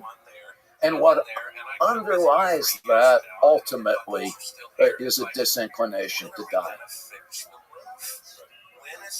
Back to the show. There's so many directions we can go now. Yeah, I think I'm interested in the cultural and religious aspect of this, and how for example, like even the most hardcore atheists, if they get on a plane and they hit turbulence, they're going to pray to God. There you go. So that's right, and not to be like an egghead, but that's been demonstrated empirically. And so Ernest Becker has all of these ideas, and a lot of people dismiss them on the grounds that there was no evidence for them. And that's where Tom and Jeff and I come in, because we are experimental psychologists by trade, and we developed some very simple laboratory paradigms to just see if these ideas have any scientific merit. And so one of the paradigms is where we just remind people that they're going to die someday. Sometimes they're in the lab, and we're like, write down your thoughts and feelings about your own death.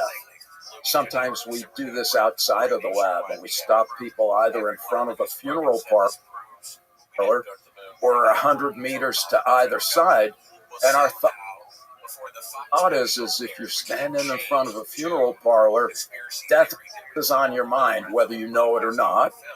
And then we do other studies. When you're at Skidmore, where I work next, you'll come to my office and you'll read stuff on my computer.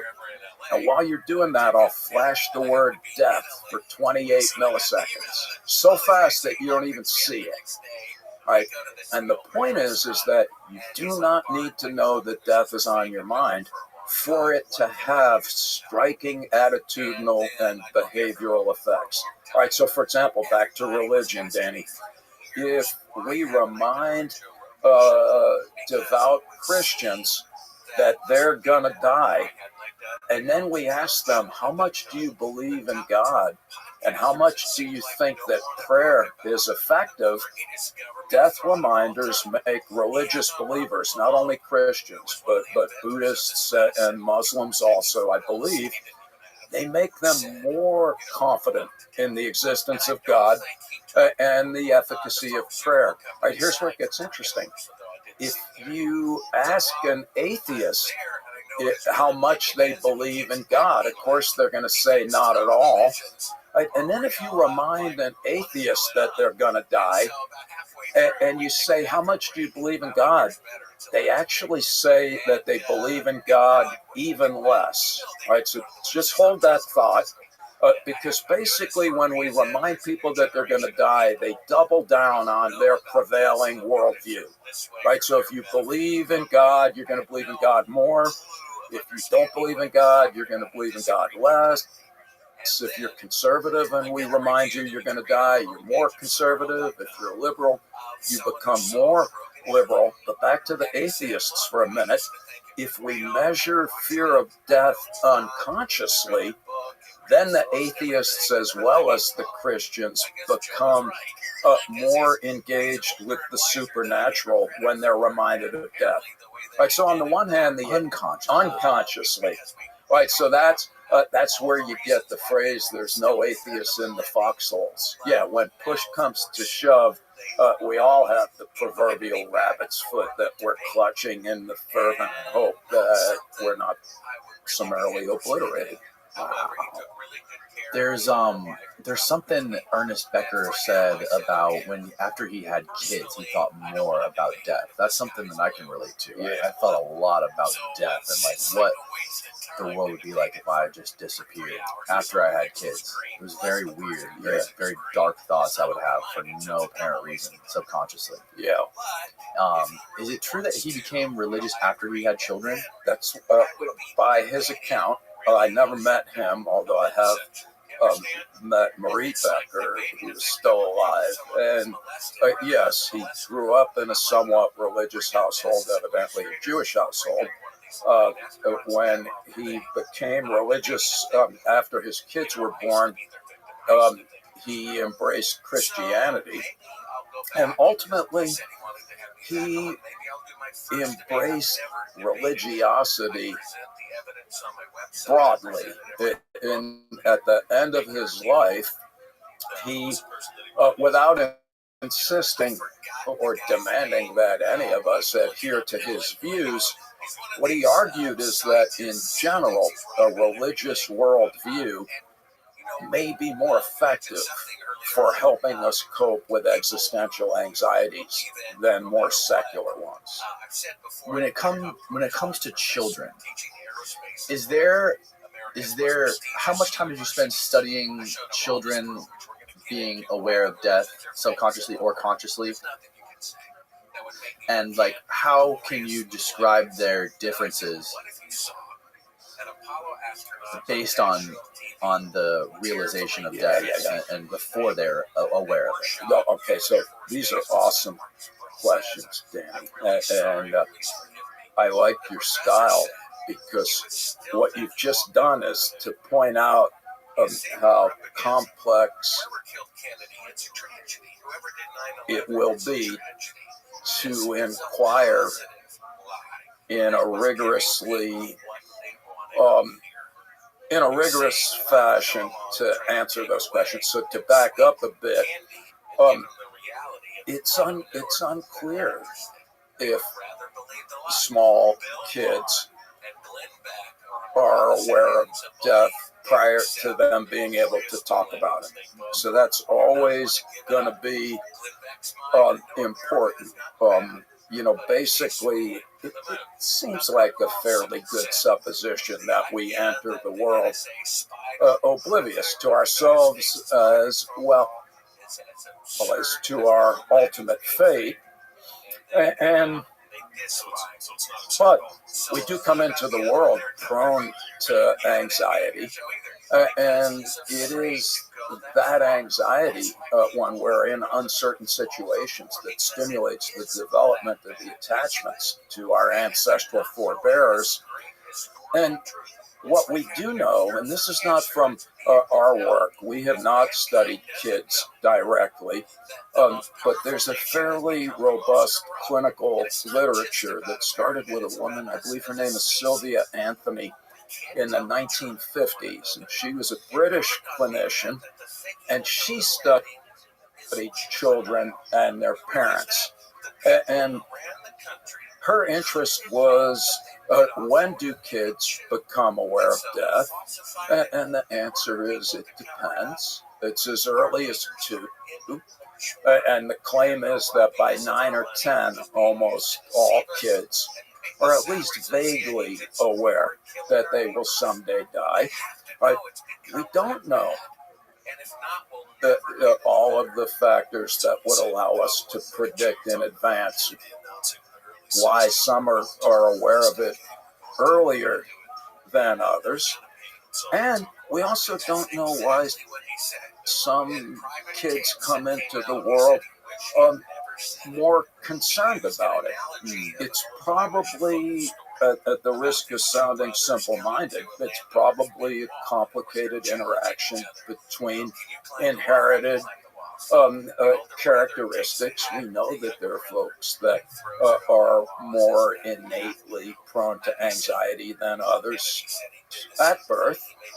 And we also know that that generational trauma causes epigenetic changes in the womb. So there's another thing that might be relevant. And then just the life circumstances that we find ourselves in. The impoverished and folks that tend to be on the downside of being discriminated against. So impoverished out groups, not surprisingly, tend to be more prone to existential malaise. Because I think there is a connection between the children. The younger they are, the less aware they are of death. When you compare it to religion, typically when people get older, it's more likely for them to become and embrace religion or a god or any sort of afterlife, something like that. That typically, at least in my case and everyone I know as a kid, we're just like heavy metal, fuck the religion, that shit's for losers, nerds. And then when you get older and you have kids, you kind of embrace it more and you kind of understand it more. Now, I don't know if that's because you're getting older and you're realizing that, your meat sack is going to fail you. It's failing you now. It's going to keep getting worse. This is kind of comfortable, right? Getting back to what you were saying, like the dread and the awe. When you're in those states of awe and you realize, like, we have the ability to understand when we're experiencing these amazing life experiences, we understand there's an equal opposite to that, right? Yes. I don't know if we do, but I think that maybe as odd as it sounds, Danny, I think that's a wonderful point.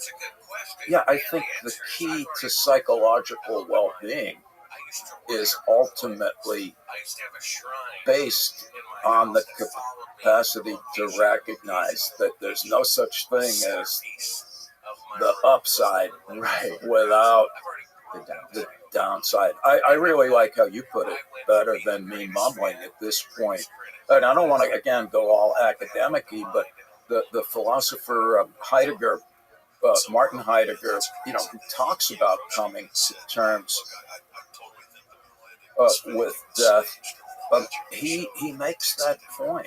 He says, look, at our best, we are really capable of coming to a place where we accept that we're going to die, and we are joyous as a result. He literally says that if we can pull it off, that our lives get to the point where it feels like we're on some ongoing adventure that's perfused with unshakable joy. Yeah, but then he says, but this is not to imply that you have obliterated anxiety or psychological dis-ease. In fact, quite the contrary. What you have done, they call it, the existentialists call it living authentically, is you are able to ultimately wallow in spontaneous exuberance precisely because you're not simultaneously denying that life will always be sad and there will always be suffering. Part of our well-being is to acknowledge and accept that. Right. Now, Jordan Peterson is somebody who's talked a lot about you. He's talked a lot about Ernest Becker. And one of the counterpoints he makes to it is that there are a lot worse things than death. The suffering of your children, the suffering of your loved ones. Like, isn't that way worse than your own death? Have you ever had this talk with Jordan about this? No, we haven't. And so here's where it gets interesting. So Jordan and I go way back. He used to, 35 or so years ago, declare that we were full of shit at academic conferences. And by the way, that's the way science works. It's never personal. Science does not advance by agreement. If everybody agrees, science is dead. Right. What we need is civil disagreement. Anyway, I lost track of Jordan for a couple of decades. He became a very highly regarded and rightfully so professor at Harvard before he ended up at the University of Toronto. I'm familiar with a lot of his academic work, and he is familiar with what we have done. Although, again, if we were sitting next to each other, I would encourage him to take a peek at what we've done over the last 20 years or so. Having said that, though, I spent a day with Jordan in Canada right before his book about the 12 Rules of Life came out. And we had a great day together. We were both talking heads at a Shakespeare festival. I think they were reading or watching Macbeth, and we were both asked to give our psychodynamic interpretation of what was going on.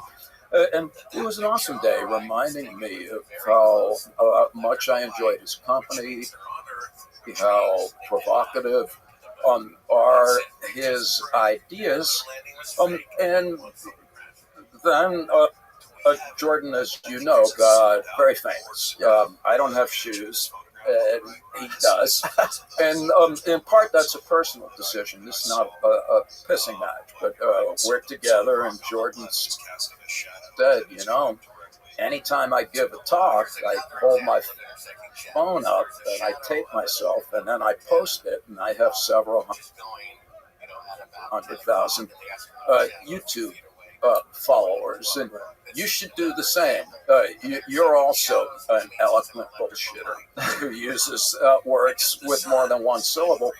And my point, and this is not, I do not intend to sound judgmental here.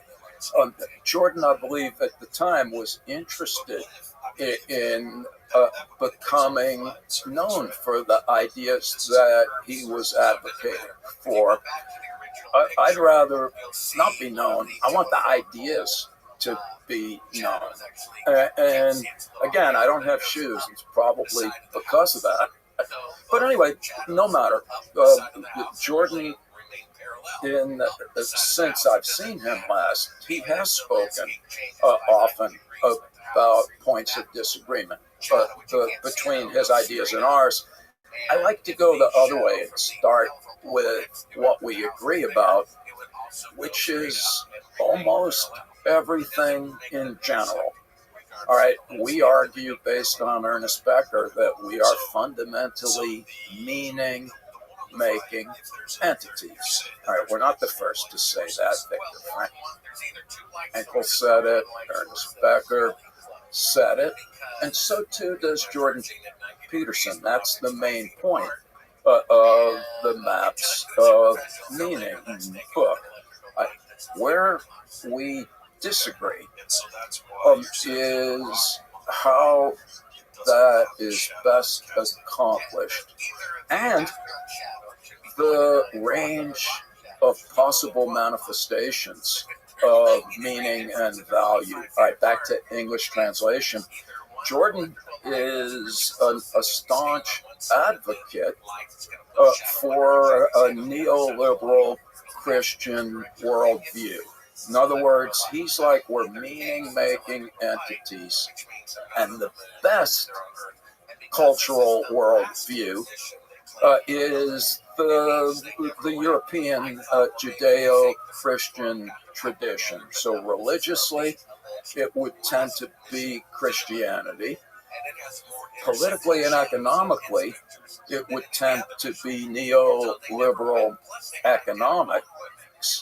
And so Jordan is, if I understand him correctly, saying, look, this is the way that we should be, and that all of these other ways are inferior, malignant, degenerate manifestations that deviate from what he would claim to be what's best for humanity, or at least what's best for people in our cultural milieu at this particular historical moment. But I would respectfully take issue with that claim.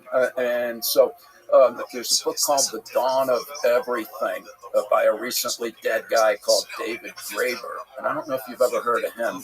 He has some cool books, Bullshit Jobs, The History of Debt. And this is a book that he wrote with another psychologist, David Wengrove. And the Graeber's point, and if Jordan were with us today, I would ask him if he had read this book, because Graeber's point is that we are very parochial and arrogantly Eurocentric when we look at anthropology and religion and archaeology, and we're ignoring boatloads of other cultural traditions that are, at least in principle, perhaps better psychologically and materially than the institutions and the social organizations that Jordan is an ardent proponent of. In other words, he's saying, look, these are the best ways to be Christian and capitalist. Is the best, if not the only way to proceed. And I would object to that both in principle as well as practice. It's an empirical, and Jordan makes some claims about the research, when he says, "Oh, death is not that terrible. These other things are more terrible." Well, that's empirically not the case. All right, we've asked people, how would you feel if so-and-so was dying? How would you feel if this happens? And the fact is that in our studies, what really compels people to respond in a defensive fashion is an intimation of their own personal mortality. So once again, this is where sometimes we have to be able to momentarily suspend our belief in common sense, because I too was riddled with thoughts of death and anxiety when my kids were born, and I too thought that was worse than me dying. But there's not been any empirical demonstration of that claim, at least that I'm aware of. So anyway, that would be my point. Okay. And moreover, and to be silly, and again, I wish that Jordan were sitting right next to me so we could have lunch together, because this is, I'll come back to what I already said, and that I believe needs to start every one of these discussions is, we don't disagree about the superordinate psychodynamic principle that we are meaning-making creatures. I believe, though, that there is a wider variety of cultural possibilities, and moreover, I would argue that capitalism and Christianity are arguably rather unfortunate. And again, here it's almost tough to have these conversations without the capacity to respond, because on the one hand, there are folks who point out that science and technology as we know it are unique products of Western civilization. Yeah. And I believe that to be correct. So now I'm going to piss off everybody that might be listening. There are, like when Steve Bannon says, I'm proud to be white, I think he's proud to be white for the wrong reasons, but it is, I think, a defensible claim that there are aspects of the Judeo-Christian tradition in the West that are responsible for the development of the scientific method and the technological advances that for a lot of people on Earth have made life rather pleasant. Yeah, I think that's true. and no reason to deny that. Yeah, on the other hand, my quarrel with the Judeo-Christian tradition is that it is arrogantly homocentric. We are one of the few groups of people who declare ourselves to be created in God's image, who then puts all of the animals here on earth, and we get to name them. And I tell my students, read Genesis, because God then says, I give Adam and Eve, I give human beings dominion over all that walks, over all that flies, over all that swims. And so here's a view of life that separates humans from nature, declares us to be superior to it, and ultimately creates a situation where life is just a giant buffet table that we partake of in our gluttonous leisure, just piss on the table on our way out. All right. Moreover, there's a British philosopher, a guy named John Gray, and his point is that capitalism is just this, it's Christianity without God. Because now, instead of eternal life, what you're groping for is infinite wealth. And it is similarly, and this is ultimately even more highly problematic than an arrogantly homocentric religious worldview, for two reasons. One is that, and these are familiar arguments, but one is that capital-based. Now that's not the same as a market economy, by the way, but a capital-based economy requires infinite growth in order to sustain itself. If people in America only bought what they actually needed, the American economy would collapse by lunchtime.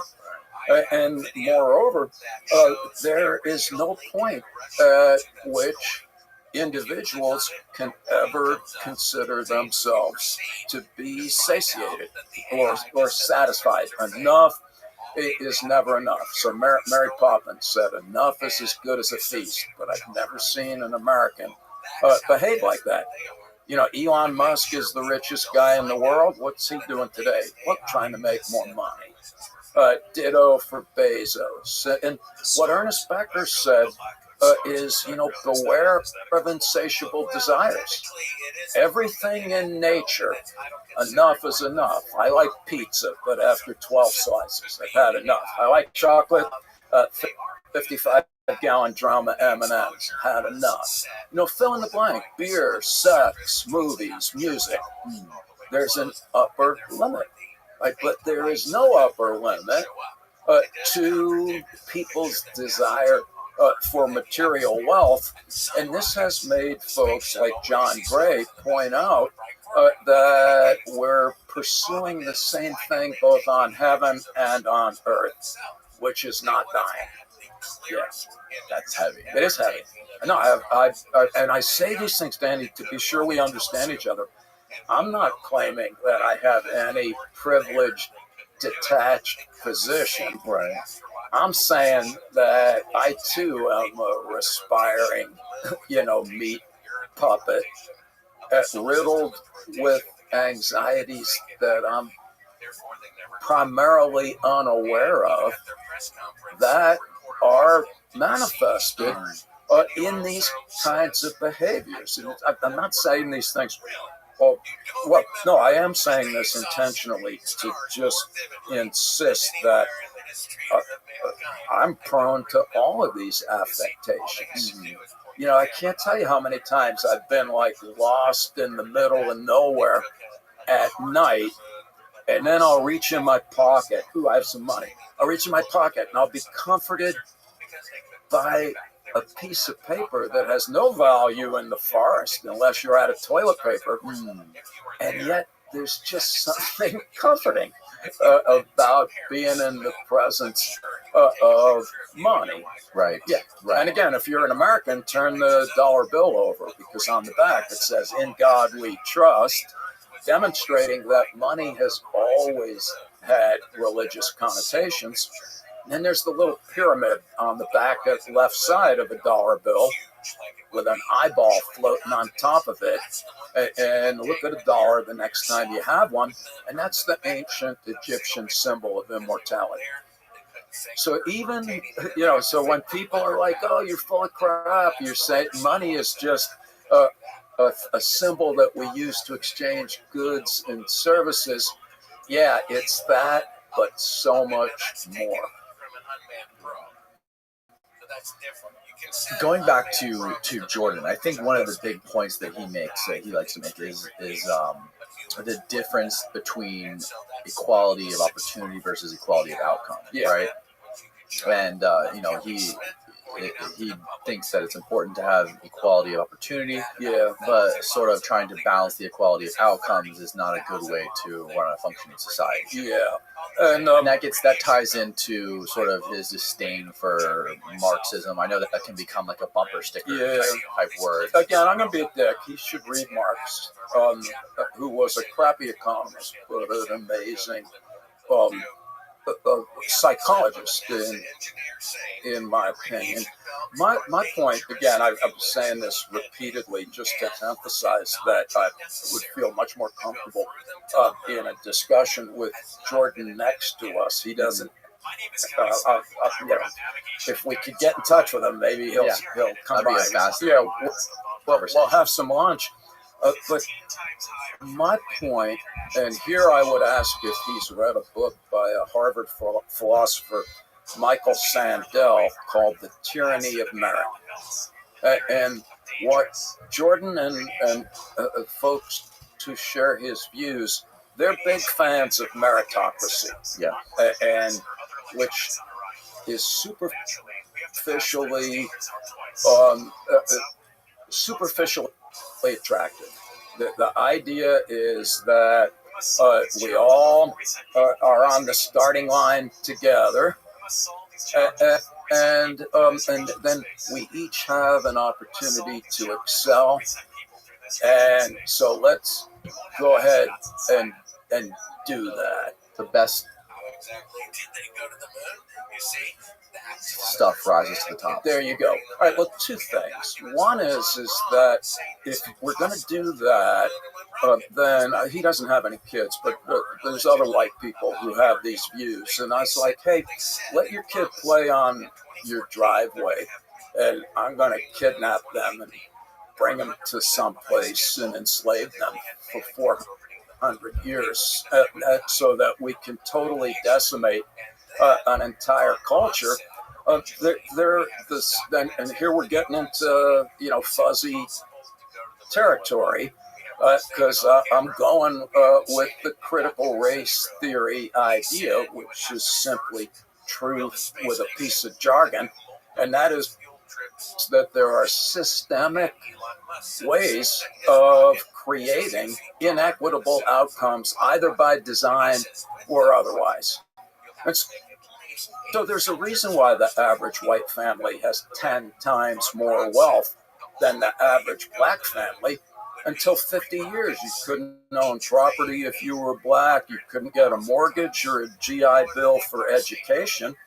And so we have systematically, it's like putting cement necklaces on people and then letting them stand next to other people on the starting line of a race and saying, oh, you're slow.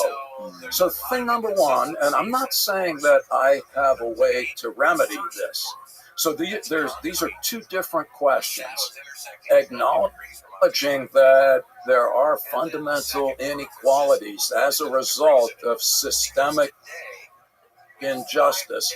That's just a statement of fact. But it doesn't follow from that as to what to do about it.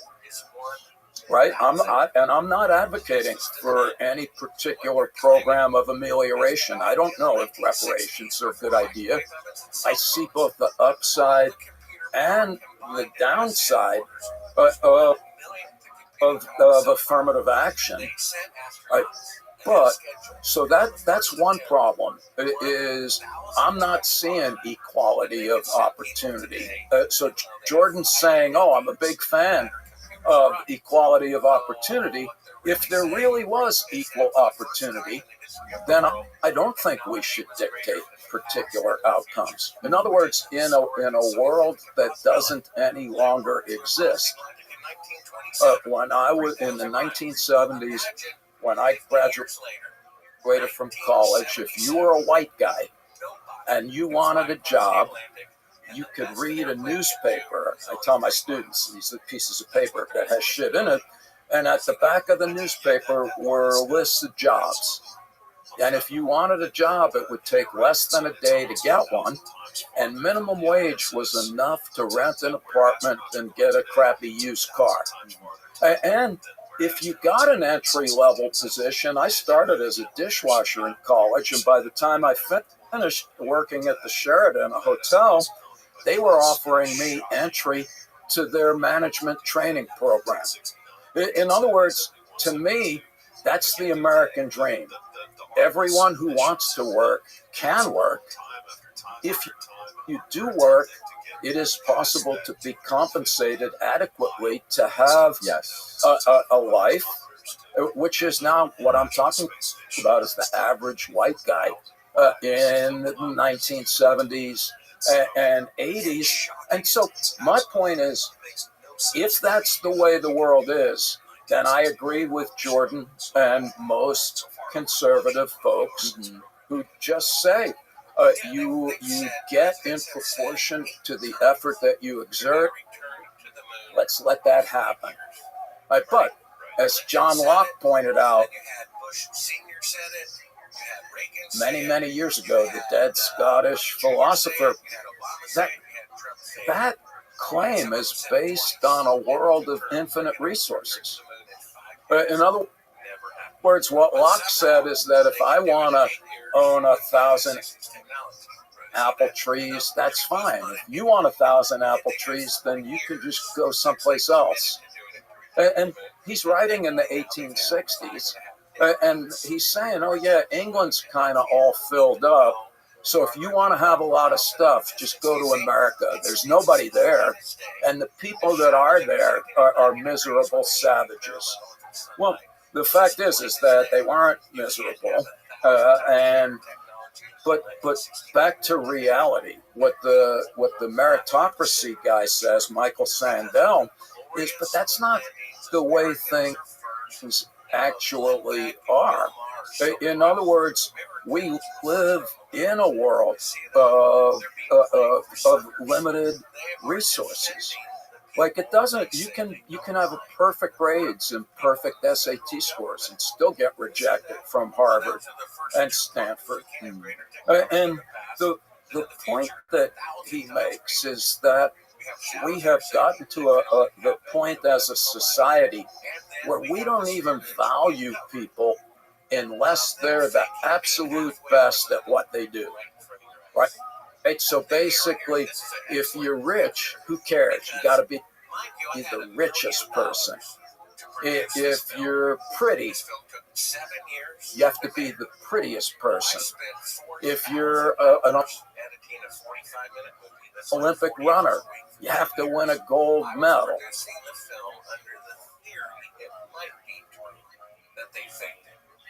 Or else, nobody knows who comes in second, according to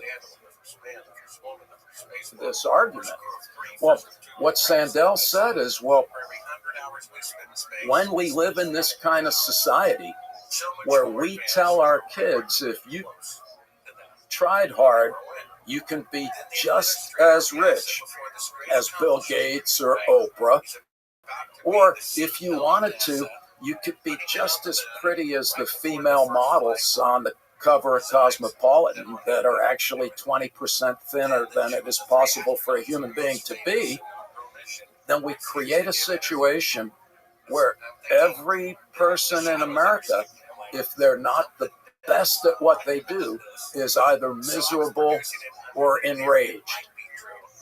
And think about it. That is the culture we now live in. The rate of depression in America is 10 times higher than it was in the aftermath of World War II. Our life expectancy is lower.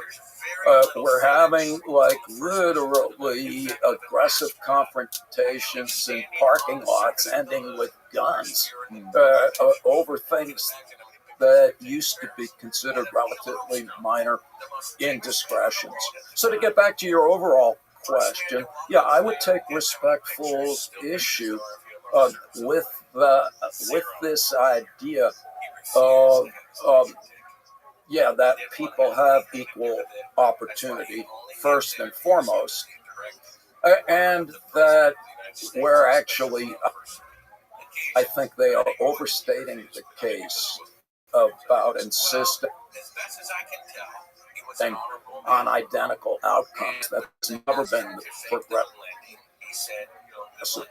point of view so much as a state of affairs that allows everybody the relatively equivalent latitude to best develop themselves. Perspective too. Being at the university he was at, I think he talks a lot about like children getting or kids getting enrolled in colleges, and like the scale sort of going the other way, right? Like taking a white kid with straight A's or a black or brown kid with B's, and they would take the kid who had a different skin color to sort of balance those scales. But I guess his claim is that they go too far.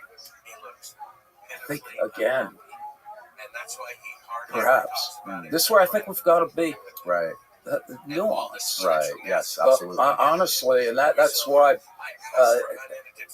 I'm being annoying, but I'm going to blast Jordan a message and say hi. Sees if he's up for a casual conversation about these matters. Yeah. And John Locke is fascinating too.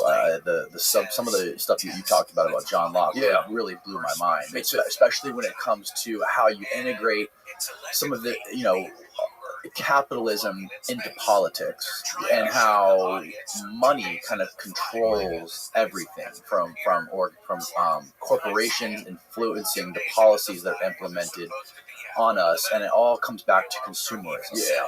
So now Locke wouldn't have framed it that way, even though I agree with what you're saying. Locke would be mortified by what is now happening, because he really was, well, in my opinion, a genius, and ultimately was trying to produce a radical transformation that gave all of us who are here today most of the basic individual rights that we collectively enjoy. In other words, he was responding to the prevailing mentality at the time, which is that top-down leadership by divinely ordained autocrats.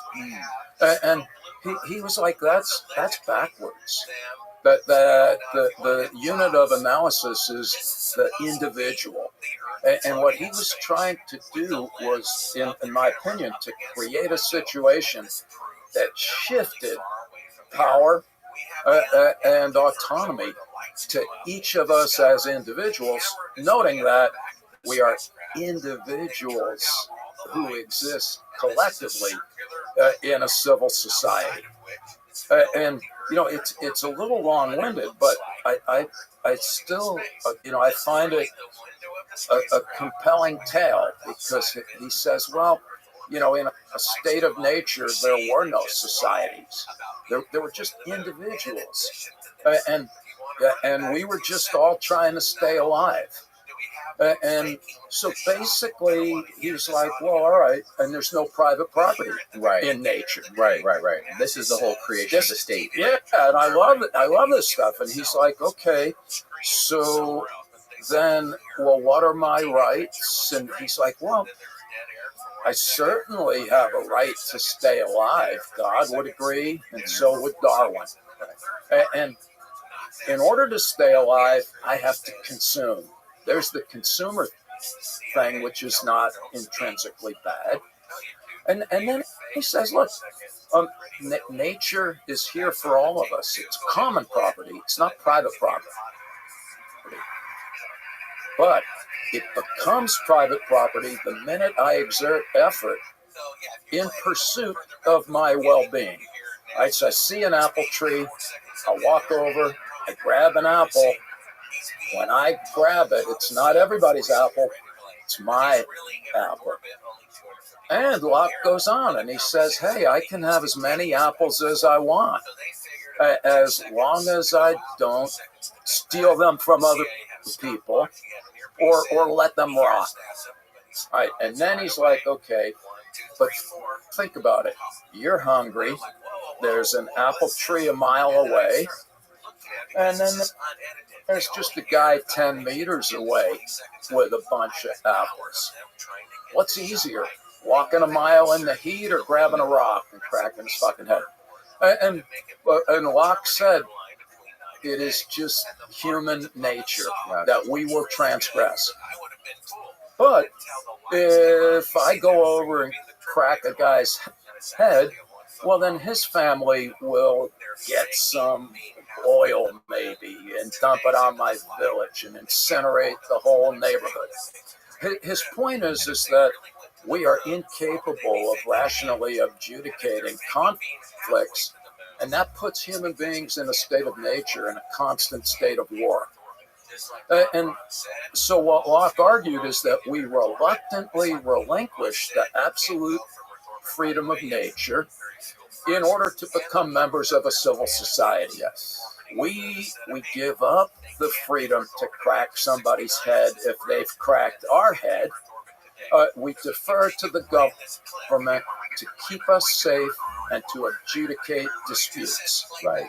And in Locke's view, that's the only function of government, to protect my property, including my family, and from domestic turmoil or foreign invasion. And anything else is inappropriate. And that's why conservatives are big fans of small government. Back to the money thing, though, because he's like, hey, property is good. I can have as much as I want. And everything was great until the invention of money. Because before money, there'd come a point where you had enough apples, you had enough trees, you had enough cows. But for Locke, once there was money, then here you had this thing that doesn't rot, right? That's what makes gold unique. Everything in nature, Locke says, is transient and decays. Gold is perpetual. And what he argued is that this allows us to accumulate money. And he says, I can have as much as I want without harming anybody else. Moreover, he says people are different. We vary. He uses the word industry. And all that means is some of us are smarter, some of us are not lazy. And he says, well, if people vary, then it makes sense that over time, some of us are going to be richer than others. And that's a good thing. So for Locke, inequality is natural and it's good because we need the achievements of the occasional unique individual in order to make life better for everybody. And now again, there are lots of aspects of that argument that are quite compelling. And yet there are an equal number of them that I regard as problematic. And I suspect John Locke would too if he were here today. Because again, all of his ideas about the appropriateness of unlimited access to private property is based on the assumption of infinite resources. So how does that translate in your mind, that concept, to where we are today in our society? Yeah, well, I see us as literally demented hamsters on the exercise wheel of life, because we're let me back up and just say that our argument is that what motivates people to buy infinite amounts of stuff and have ever larger piles of money is death denial. All right, so there's this old-timer dude who was at Tennessee Williams in a play called Cat on a Hot Tin Roof, where the head guy, he just says the human animal is a beast that dies. And if he's got money, he buys and he buys and he buys. And I think one of the reasons why he buys everything that he could buy is that in the back of his mind, he has the crazy idea that one of his purchases will be life everlasting. Right? So the idea here is that the reason why I need more and always better is that it has something to do with existential concerns. Now, again, you might say, well, I don't believe that. That's where the research comes in. Yes. So when people are reminded that they're going to die, and you ask them, how much money would you need to be rich? They say that they need more. Right? When you ask them what they would spend their money on, it's mainly luxury items that confer status, like expensive cars and watches. When people are reminded that they're going to die, they're willing to pay more money to have like a star named after them in the sky. When people are reminded that they're going to die and you ask them to draw a picture of a coin, it's bigger. They draw it bigger as if money's bigger when death is on your mind. Right? And then Danny, the one that I find, and we didn't do this work, my buddy Tom and his colleagues in Poland did, but they gave some people a stack of money and asked them to count it. And then they gave other people just a stack of pieces of paper and asked them to count it. And then they took the money and the paper away, and then they measured death anxiety. And what they found was just having money in your hand reduced death anxiety. Wow. That is how potent. So when we say money talks and bullshit walks, money is power. It is in part because, yeah, when you have money, you can eat, you can go to the doctor. But when you have money, it's like this magic thing shining in your pocket, protecting you from the vagaries of life. Now, these studies, were these only done on Americans, or did you do it on across multiple cultures? These have been done across cultures. Really? Was there any disparity between different cultures or different? Good question. That has not been assessed. So that would require that we look at people from different cultures in the same study. Yeah, we do need to do that. Because it seems like Americans value money more than anyone else, any other country or any other place in the world, right? Like, I think you've spoken to this before. This is correct. Yeah, we our values are based on money and status, and not on values or integrity. Is what has happened, unfortunately. So again, to be fair, there was a time where we could have money and ethics, but not right now. I mean, as the Michael Sandel guy points out in his book, The Tyranny of Merit, we're in a world right now where the average young person thinks that it's fine to cheat, like on exams in school, thinks that fraud in corporate settings is a legitimate way of getting ahead. We are in a world right now that I do believe to be somewhat sociopathically individualistic, in that we really do tend to value the achievements of individuals without adequately recognizing that even the most distinguished individuals are products of the social and cultural milieu that produce them. And moreover, being great is great, but how about just being decent? Yeah, I think we have gotten to the point where we now undervalue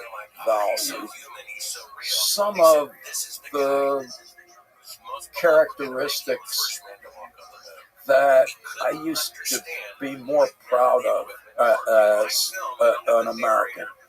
Because we could be all for individual development at the same time that we recognize our dependence on other individuals.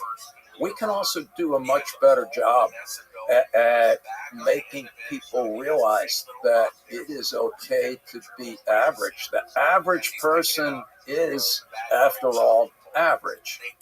Now, again, I'm sounding like Father Time, but when I was a kid, everybody got to play Little League Baseball. You know, even if you were terrible. Yeah, that's no longer the case. When I was in college and I got a B in organic chemistry, I was so happy that we got inebriated in my dorm room, and we went to the football field and ripped down the goalposts and brought them into the room. But now if a student gets a B, they disembowel themselves in the parking lot. I think we have created a situation, frankly, where our values are not generally attainable for the average individual, which is a recipe for psychological despair. You know, it's interesting too. I was just a week ago, I was in New York City with my friend Julian Dory. He's got a podcast up there, and he, you know, we were both walking around noticing like just the wide variety of people that exist in New York City. Like, right? It's like it's known for being one of the first major city of America, right? When you think of America, the first place people think of is New York City, the Eiffel, or the Statue of Liberty, the Empire State Building. But it's like when you look around, there's no like. If you think about what does it mean to be an American, the difference between Israelis or people that are Jewish or people that are African or whatever it may be from any part of the world compared to here is. Here, there are more individuals. It's more individualism here than anywhere else. Absolutely. So That was a terrible way of saying it. But it was, I think, a really critically important point. We are a more heterogeneous society because, yeah, we're a potpourri of all of these different groups. And that we're only like 200-something years old. That's correct. Yeah. I mean, I like how you put it. I mean, this is just an anecdote, but I was in New York City on September 11th, 2001, when the World Trade Center got knocked down. And I was at the time a professor at Brooklyn College. And Brooklyn College is rather unique because white people, at least when I was there around 2001, it was a very diverse school. So you had your white people and so let's say Italians. There were Jewish people. I'm not going to call them white because they would just be grudging with the declared white in the middle of the last century. The definition of white has shifted over time. But anyway, forget about that. But in the lunchroom at Brooklyn College, before 2001, there'd be the corner with the Jewish kids, the corner with the black kids, the corner with the Russian kids. Interesting. And you're right, they would be like micro tribes. Yeah. However, for a few days after September 11th, they opened up the auditorium just to allow people who wanted to come in and sit. It's hard to describe what it was like to watch the building melt while my students were telling me that their relatives were in it, calling them, saying they were hearing on the loudspeaker that everything was fine. So we're watching thing on fire, and we're like, it's not fine, it's not fine. But anyway, it was clearly people were traumatized, but I'll never forget what it was like for a few days where the tribes were shattered and we just became Americans. I know it sounds a little corny. No, it doesn't sound corny. But it was amazing to momentarily be able to overcome the understandable cultural foundations and embrace our common identity as Americans. And moreover, in the French newspaper Le Monde, the headline the next day was, "We are all Americans." Now, this wasn't to suggest that we should all become Americans and start playing baseball. It was just the point of let's momentarily unite and let's overcome what are ultimately secondary differences. And this is what's hard about being an American, because the whole idea of America at its best is that I can be a Chinese American. I am Chinese, proud of it, if I was. But I'm first and foremost an American. African American, Asian American, Italian American. I'm drifting a little bit, Danny, but I think one of the current difficulties right now, the divisiveness and polarization, is that we can't even acknowledge that people we disagree with are fellow Americans. It's a vulnerable position for us to be in. Do you think it's that existential dread and threat of death that what happened on 9/11 is what brought us all together and created? And is that because if you think of other cultures that had to deal with crazy existential threats, Israel, a great example, we never had that. And 9/11 kind of was the first time that we got to experience that. Yeah. So that probably is well put, yes.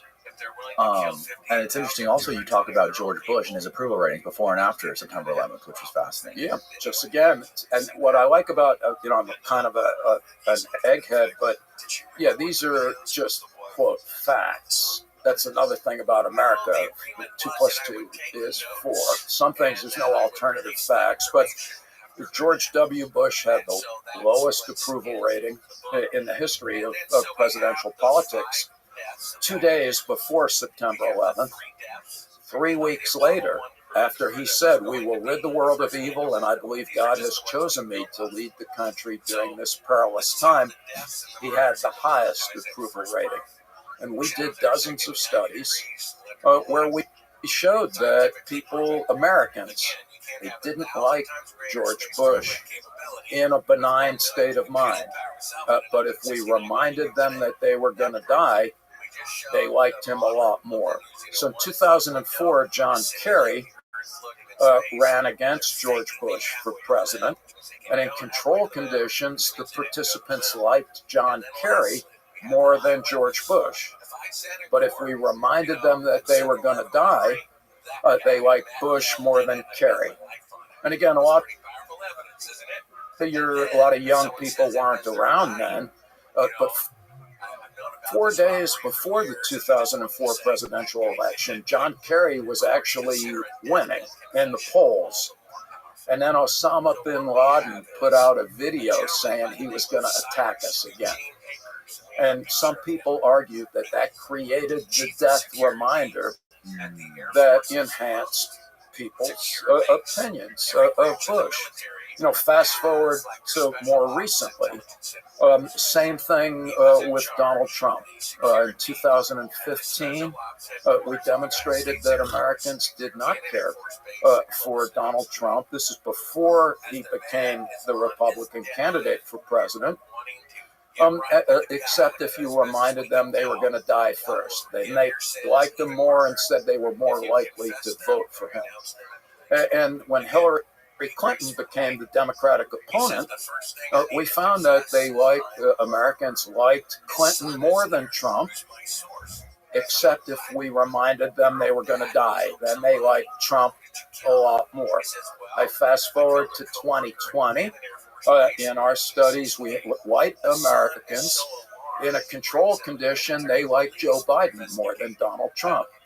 But if they were reminded they were going to die first, then they liked Trump more than Biden. Right, let's be clear, this is not to suggest that your political preferences are determined solely by existential anxieties. On the other hand, these are amazing studies that momentary alterations in psychological conditions are able to nudge you in one direction or another. And so back to politics just for a moment. But there's a reason why Steve Bannon, who's Donald Trump's one of his closest advisors, they make no pretense of arguing about political principles. Right? Steve Bannon says our enemy is not the Democrats, our enemy is the media, so we're going to flood the zone with shit. That's a quote. And then he says what gets people to the polls is fear and anger. Right? And so the way I see it, what's happening right now, part of this, the pandemic has certainly aroused existential anxieties. So it's the prospect of the earth melting and the global economy imploding on itself. So the point that we make these days is that Americans are saturated with death reminders, whether they're aware of it or not. And this in turn increases their support for ideological demagogues. I call Trump Orange Hitler. And I call him that because it's the same underlying psychodynamic. It was Hitler who said he was going to make Germany great again. Did he actually say that? Yes, he did. It was Hitler who used a lie about the Jews being responsible for Germany losing World War I. 20 years later, he used that same big lie, and it was Hitler who said, if you're going to lie, go big. If you tell a big lie often enough, people will believe you. Right, well, here we are in America in the same situation. Perhaps the world's greatest liar, Donald Trump, perpetuating an obvious falsehood. And by the way, even people of goodwill could disagree. Look, some people might say, oh, I do think that the election was rigged, but we should agree, at least in principle, that the folks who are running for election are not the ones who should arbitrate that. In other words, there's a reason why they have referees in sport. You don't get to call it, you're not able to play on a team and call things the way that you see them. But anyway, back to the point, we're in the same situation where we've got an ideological demagogue riding a lie in order to pursue political power by keeping people in a perpetual state of existential anxiety. And studies have shown that that's exactly what's happening. And so a few years ago, there was a study showing that support for Donald Trump in America is correlated with death rates in different communities. And so, basically Trump is lying and people's dying. And what's ironic is that he's killing his own people in some ways. And that's increasing death anxiety that in turn fortifies support for his candidacy. And that is, by the way, what some people argue are the psychodynamic underpinnings of fascism.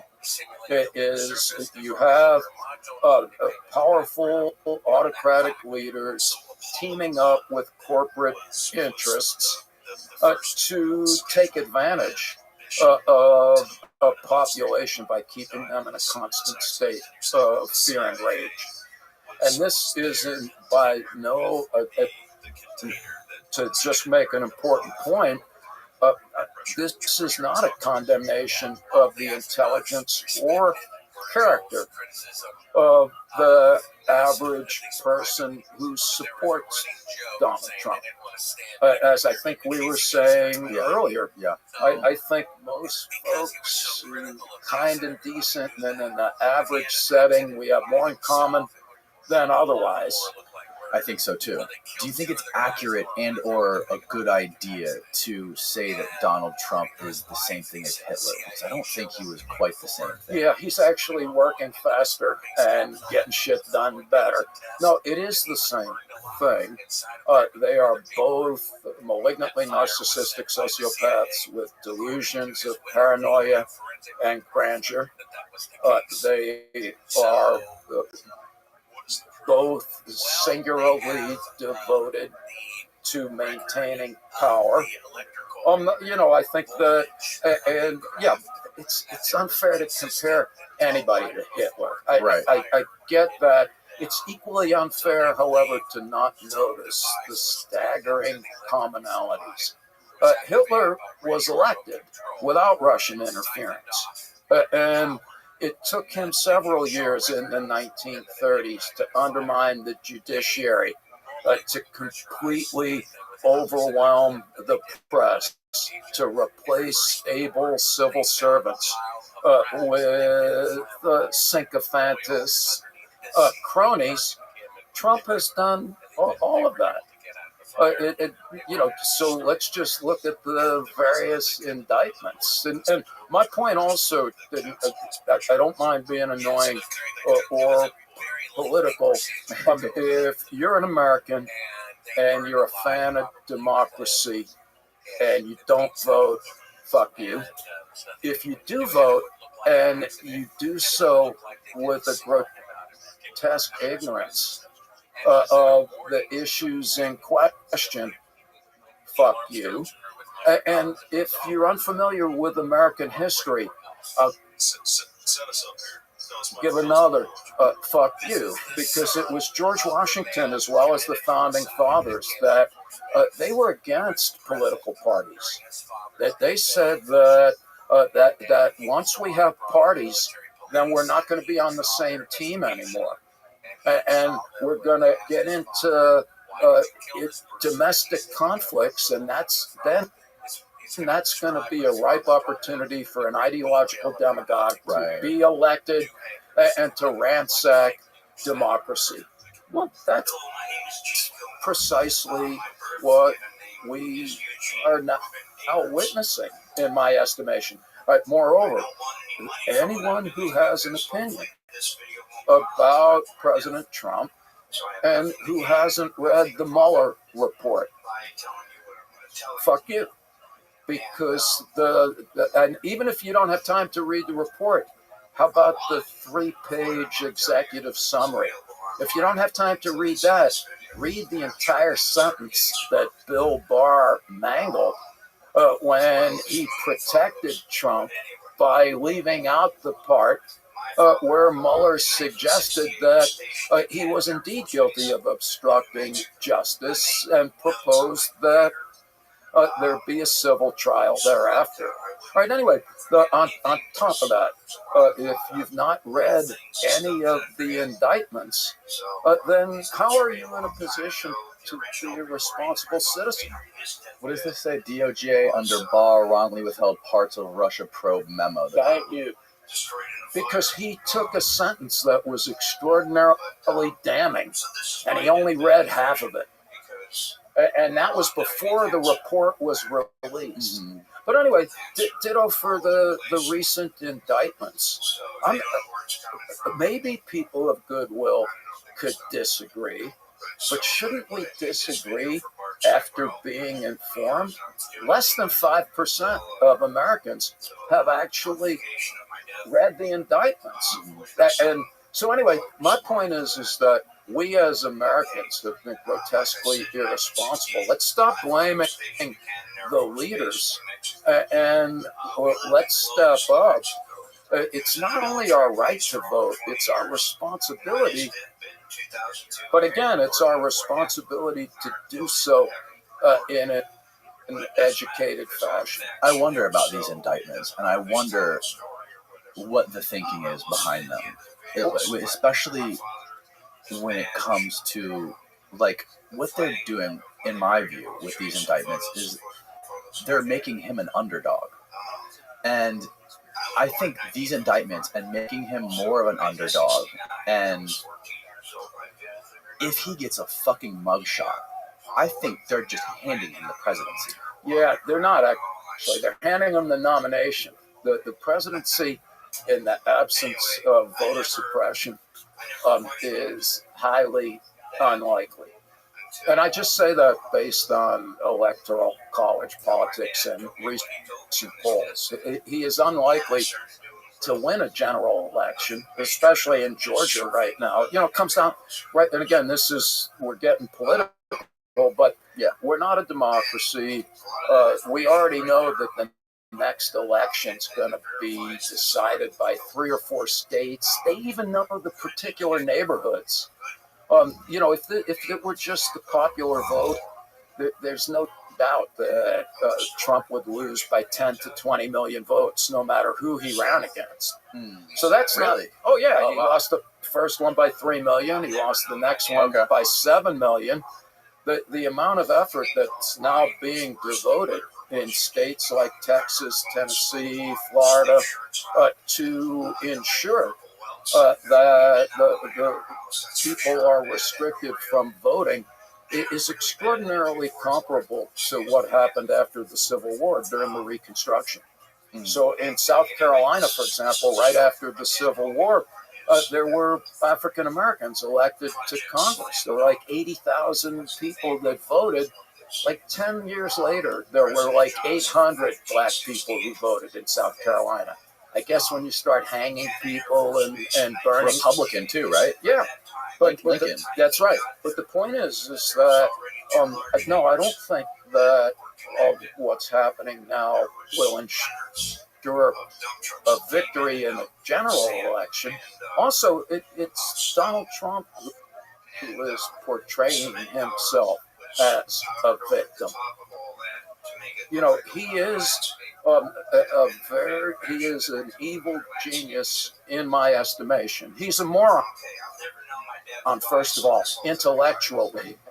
And no, that's a declarative statement. His professor at the Wharton School of Business, where he said he finished first in his class, so it said 30 years ago he's the stupidest student that he ever had, but he's a genius appealing to brainstem. Yes, exactly. And so he knows how to schmooze. He knows how to get people to like him. And he is like, if you got in a room with him, he could get you to like him. Absolutely. Right? I like him. I come from the Bronx. He comes from Queens. Right, he's a likable asshole. But he's also an extraordinarily dangerous one. And he's the one. Remember, he declared that he was running for president in anticipation of being indicted. Most presidential races don't start this early. So basically, he's got it backwards. He's saying, oh, you're indicting me every time you think I'm going to win. That's when you break out another indictment. But the indictments, maybe they should have happened sooner, some people. And they speculate the timing of them. Yeah, they probably should have, but I blame all that on Kevin McCarthy and what's-his-face, Mitch McConnell.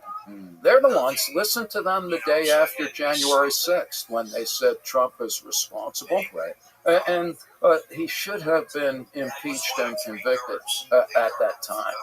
And if that had happened, we wouldn't be in the mess that we now are. And to your point about like the overwhelmingly narcissistic sociopathic traits, I also believe that is very much a thing with a lot of people in politics, Yes. especially high level of politics And business.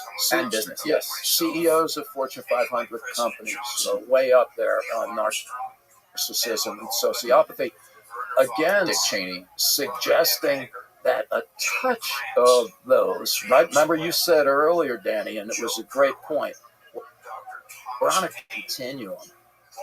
And it could be, and some evolutionary types have pointed out, that there may be times where we're well served by a somewhat narcissistic, maybe a tad sociopathic kind of leader.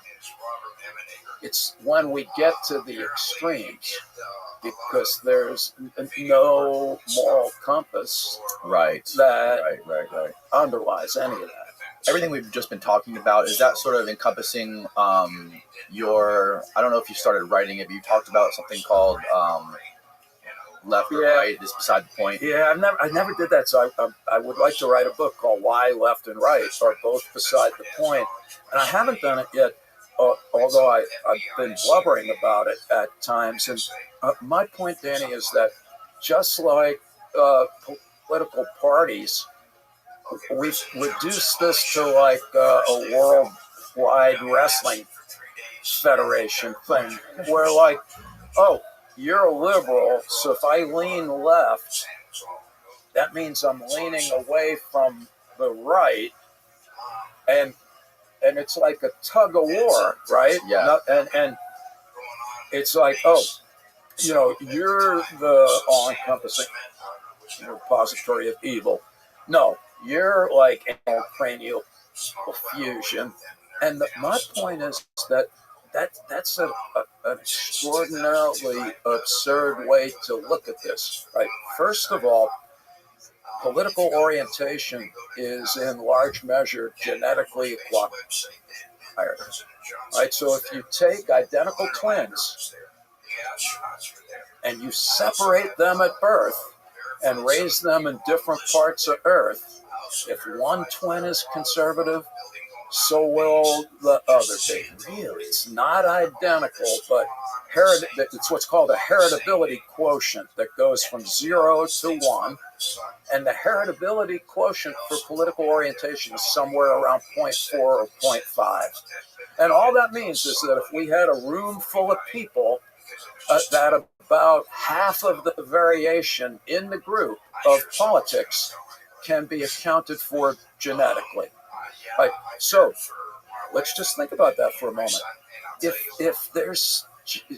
If some people are conservative and others are liberal, and it's in our genes, I'm not saying there's a conservative gene, it could be a combination of them, doesn't it suggest that they are both adaptive, perhaps in different ways?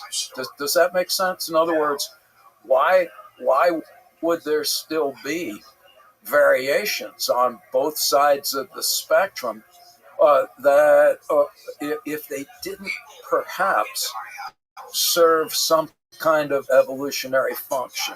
Right, so there's a guy in Israel, his name's Gilad Hirschberger, and he's at the Interdisciplinary Center in Herzliya, and he wrote a paper with his colleagues that I find very compelling, and it's like, why can't we look at it as if we need everybody?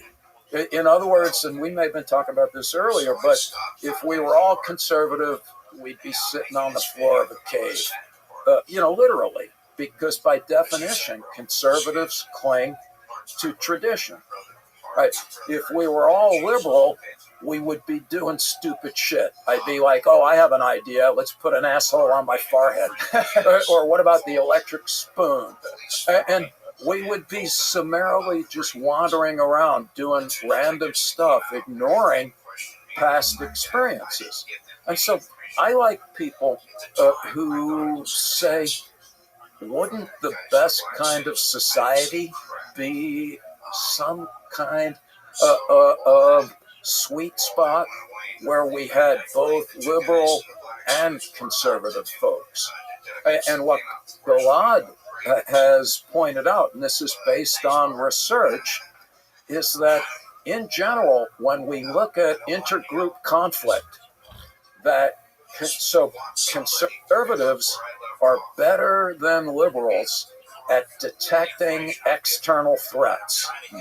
Because liberals are like, fuck, everything's fine. Kumbaya, let's do 5K raise, t-shirts. And conservatives at the high end are paranoid and afraid of everything.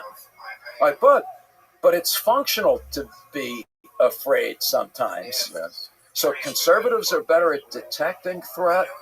Liberals are better at negotiating peaceful conflicts or peaceful resolutions of conflicts. And so in a functioning society, wouldn't we want to have both? Yes. Don't we need some people that are saying, we're going to be fucked, pay attention? Right.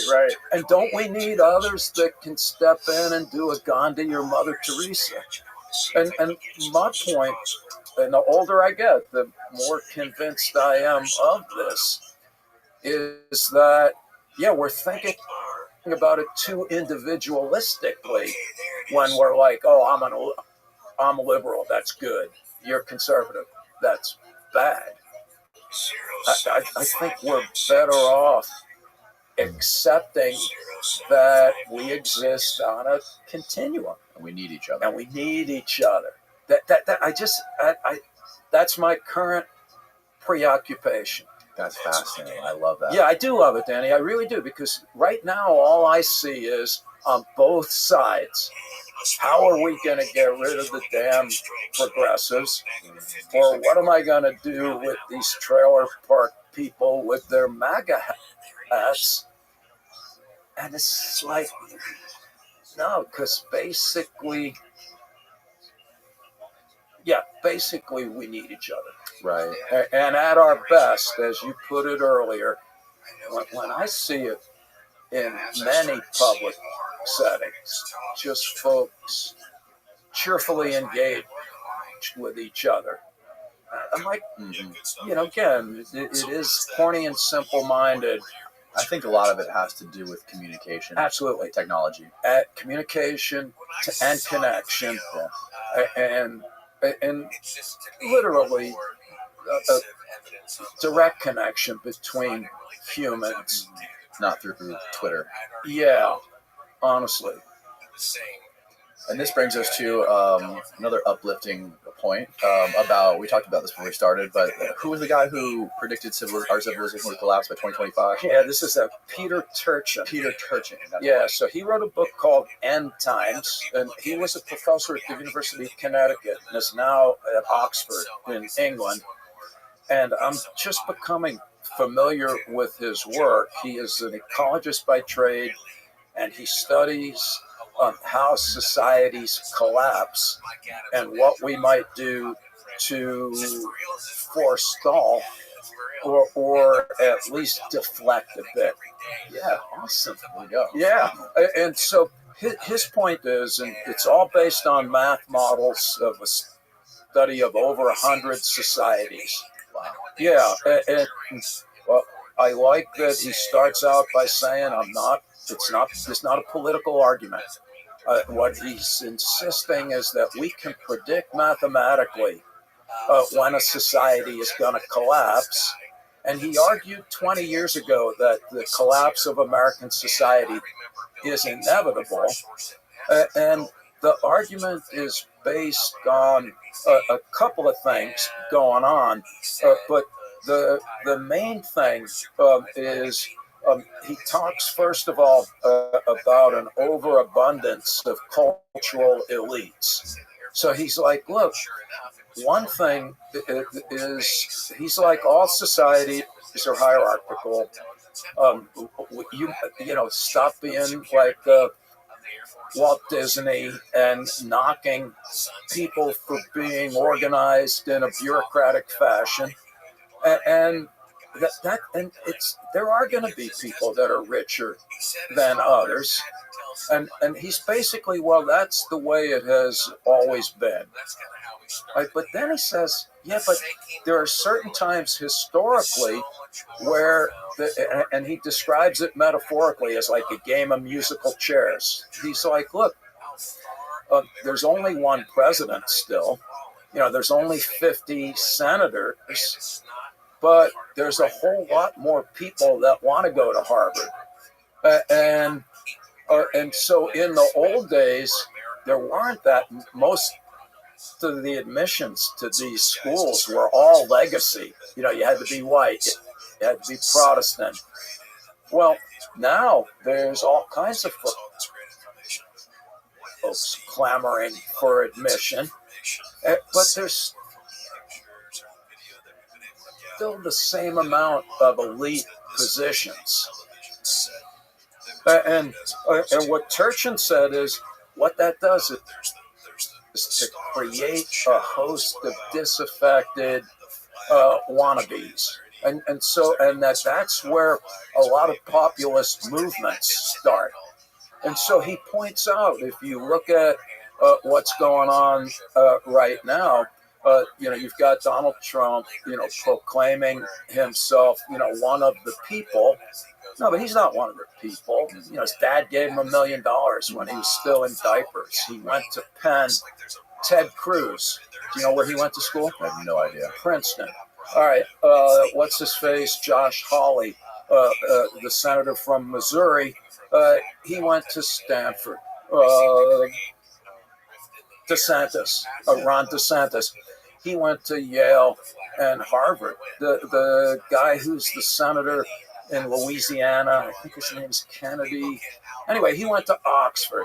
In other words, these people that are pretending that they're, spraying Cheese Whiz on a cracker down in a 12-pack of beer in the trailer park, that are leading these populist revolts, they're not really working class people.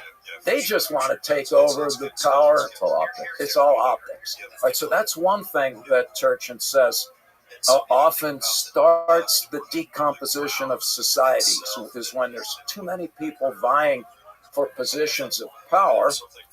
But more understandable, and then he says at the same time that that's happening, so he's like, you got a lot of elites that are disappointed. But then he's like, yeah, but then what's really happening are rich corporate interests sucking the lifeblood out of the poor. All right, so America peaked around 1970.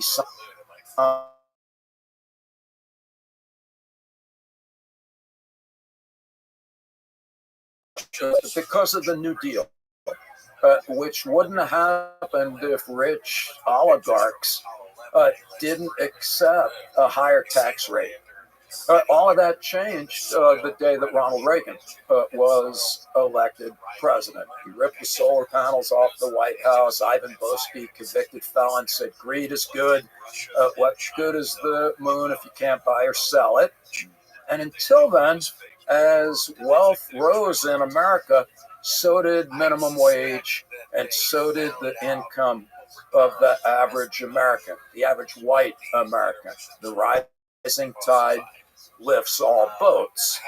But that changed in 1980. Since Reagan's presidency, adjusted for inflation, the average working class wage has declined, whereas the average CEO in America now makes in a day what their employees make in a year.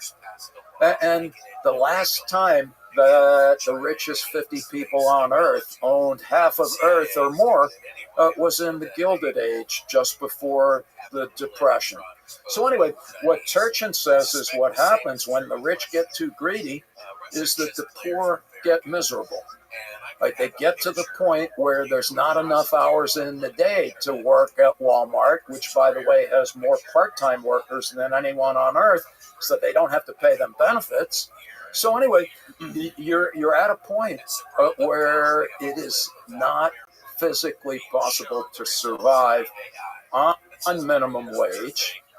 And people then get angry, they get depressed, their life expectancy goes down. And this is the point where the Hitlers and the Trumps and the Mussolinis and the guy in Brazil and the guy in Hungary, this is where the fascists wannabes tend to arise because they come into power in order to deflect the anger and despair of the masses in pursuit of maintaining the financial interests of the rich. And he calls that a wealth pump. And again, without any politics or judgment, he's just saying this is the way it is. But how specifically did it collapse? He says that, there you go, you are awesome, Danny.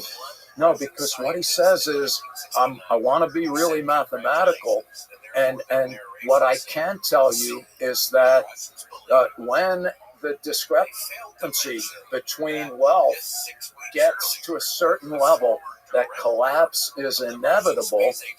What I can't tell you is how long it will take, what form it will take, and whether or not people in power at the time will notice what's happening and consider doing something to address the underlying concerns. And so he gives historical examples in England hundreds of years ago, and I'm not a historian, where he's like, oh, well, here in one century, the shit hit the fan, and then there was a civil war for 200 years. But then he's like, oh, yeah, but in this other time, the king realized that maybe it'd be better if everybody got fed.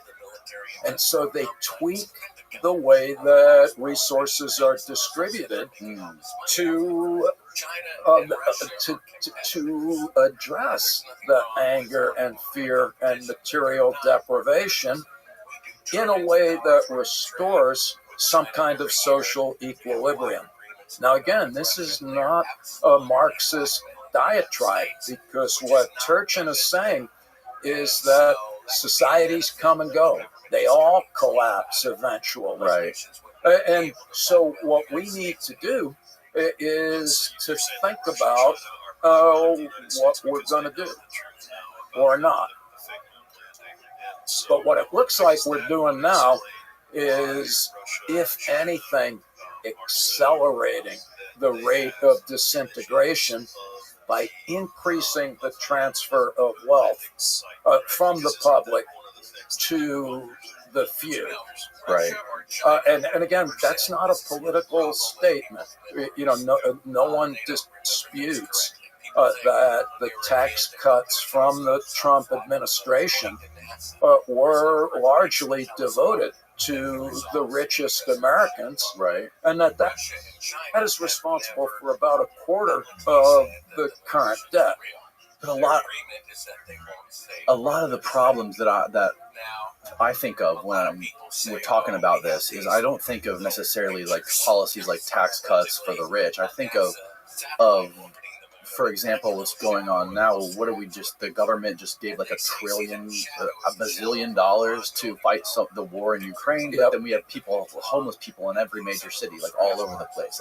Like whose fault is that? Like what is that? What is responsible for that being able to happen in the country? Look, my rap to be annoying is, let's all look in the mirror. We are responsible. So I can't. There's a literature about this, and we'll talk, and I may have to send you some stuff. But basically, that argument, which is it's a traditionally conservative one, we're pissing away our money in Ukraine. The argument is that if we weren't sending Ukraine $1 trillion, we'd be feeding poor Americans. And in psychobabble, that's what's called a zero-sum argument, that anything that you're giving to somebody you're taking away from something else. Right. And this is a very strong belief of conservative Americans. So one of the reasons why they are so hostile to any effort to foster equality is that they perceive that anything that black people get is being taken away from them. It's factually incorrect. In other words, white Americans receive much more in the way of welfare than do African Americans. Really? Oh, absolutely. So we need to, and moreover, rich Americans, they get much more in tax breaks than poor Americans get in what are declared as handouts.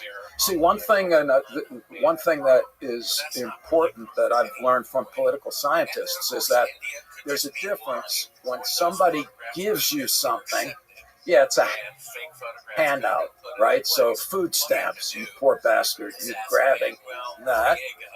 But it's no less of a handout when I get a shit ton of money as a deduction for the interest that I pay on a mortgage. Right. Well, that's a prop for the rich. Tax deferred retirement accounts. That's a prop for the rich. People that have minimum wage. So I agree. The point, though, is that it's not that if you give something to one person, you're taking it away from another. It's Heather McPhee. Right. It's not taking, like, just because we give trillions of dollars to another country for a war doesn't mean that if we didn't do that, all the poor people would get that money. They still probably wouldn't get that money. But so then why not treat them as separate problems and address them accordingly? We still pay farmers to not grow food in America. It's just hypocritical, I guess. It is. So that, but yes, but we can. That's where I'm a fan of democracy. In other words, Lyndon Johnson comes in and he has this idea, the Great Society, and this is where we get all these efforts: Head Start, food stamps. And the effort was to give everybody a bit of a boost. And I think we've lost a lot of those efforts along the way.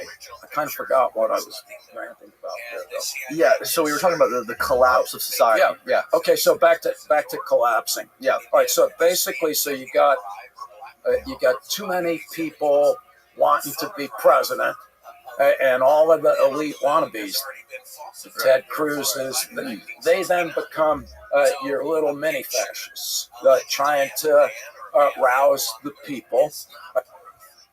Meanwhile, the people are getting miserable because the rich are getting rich. Sure. Look what's happening right now. Have you noticed that? Do you know what right to work laws are? I don't think so. Okay, so they're in all the Republican states, and those are laws designed to destroy unions and eradicate minimum wage. So they're saying, we want to give you the freedom to work. So no more minimum wage. Right now, there's like 12-year-olds working at McDonald's and stuff. So the point, though, is that we got, there's basically, things are just miserable. So you got people getting more miserable, the rich are getting richer, and the anger and resentment is being directed at your scapegoat du jour. So the Germans blame the Gypsies and the Jews. The Americans blame whatever, the Negroponus horde storming the border, the Islamic terrorists, the Chinese raping us, and so on. And so basically, if I understand Turchin, his point is that what makes things very difficult in the moment is it's very hard to see what's going on. Except, like you say, well, what might we do? Yeah, in my opinion, what we might do is to step back and think about what might help. So, again, to be particular and at the risk of sounding somewhat political, we're the only industrialized country on earth where healthcare is not, it's a commodity, it's not a right. So we're the only ones who say, hey, if you want insurance, it's like a car. You just buy it. Every other country actually provides it. And we're an anomaly here because basically, historically, every European country, right after women get to vote, it doesn't take more than a few decades before there's universal health care, free education, much more care throughout the life course, and then in retirement. So I guess my point would be, we used to vote about that stuff. And there was a moment when people voted in ways that were consistent with what their interests appeared to be. In other words, when I was your age in the 1960s and 70s, let's say, or whatever, most working class white people, and black people for that matter, they would vote for Democrats because it was Lyndon Johnson saying Social Security good, and food stamps good, Head Start good. And right now, as we were talking about earlier, I think we're in the ironic situation of people being galvanized to support leaders who are on record as proposing to make matters worse for them. So I'd rather be wrong about all of it. Yeah, I hope you are. Yeah, but at the very least, if we are in a state of societal decomposition, I hope that these kinds of, not to be naive, but hopefully these kinds of conversations are at least, even if it's a preliminary stimulant to think about some of this stuff. Yeah, and another one of these polarizing topics that these politicians like to cling on to is the climate change thing. Yeah. And there's no nuance in the conversation. It's just based on camp. I think there was an empirical poll done or a study done on people who believe that humans are contributing to climate change, people who don't. Yep. And you could figure it out on what their political party is. You could figure out what their belief is solely based on their political party. Yeah, but that's only since the 1970s. So we have national parks because of Teddy Roosevelt, who's a Republican. And he put them aside on the grounds that we needed to conserve. The Environmental Protection Agency was in the Nixon administration, another Republican. It was only around 1980 or so. In the 1980s or so, you could not predict by political party. And now you can. And my point is that what that suggests is that it has become an ideological position, void of rational cogitation, as you proposed. Right. There's so much nuance when it comes to that. Like I've had many people on the podcast who study ancient civilizations and like ancient Egypt and the pyramids and stuff like that. And these people that have done these ice core samples where they drill down miles into the ice cores and they figure out like the flux. Are you familiar with like the Younger Dryas impact hypothesis? Yeah. How there's been these crazy fluctuations in heating and cooling, but that's true that we've been in much hotter climates and much colder climates. Yep. But at the same time, you can't say that humans don't affect the climate. Like we do affect the climate. So they're both true. Yeah. So awesome. People don't like that. Important. Yes, we don't like nuance, especially when we're in a state of distress. Right. And yet, that's when we most need it. Yes, there you go. And there's a book called The Ministry for the Future. I don't know if you've ever heard of that one, but it's a science fiction book, and it was basically, anyway, it's a guy named Kim Stanley Hutchinson, I think. Yeah, and his view, it's kind of like you said, is, can't we step back and just acknowledge that things are rather complicated?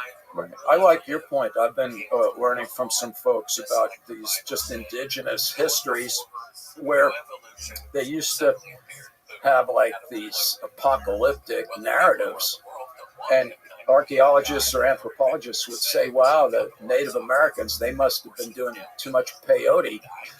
And then we realized, no, these were narratives that arose during times of extraordinary climactic stress. So it's clearly true that we've almost been wiped out before. Right. There's no doubt about that.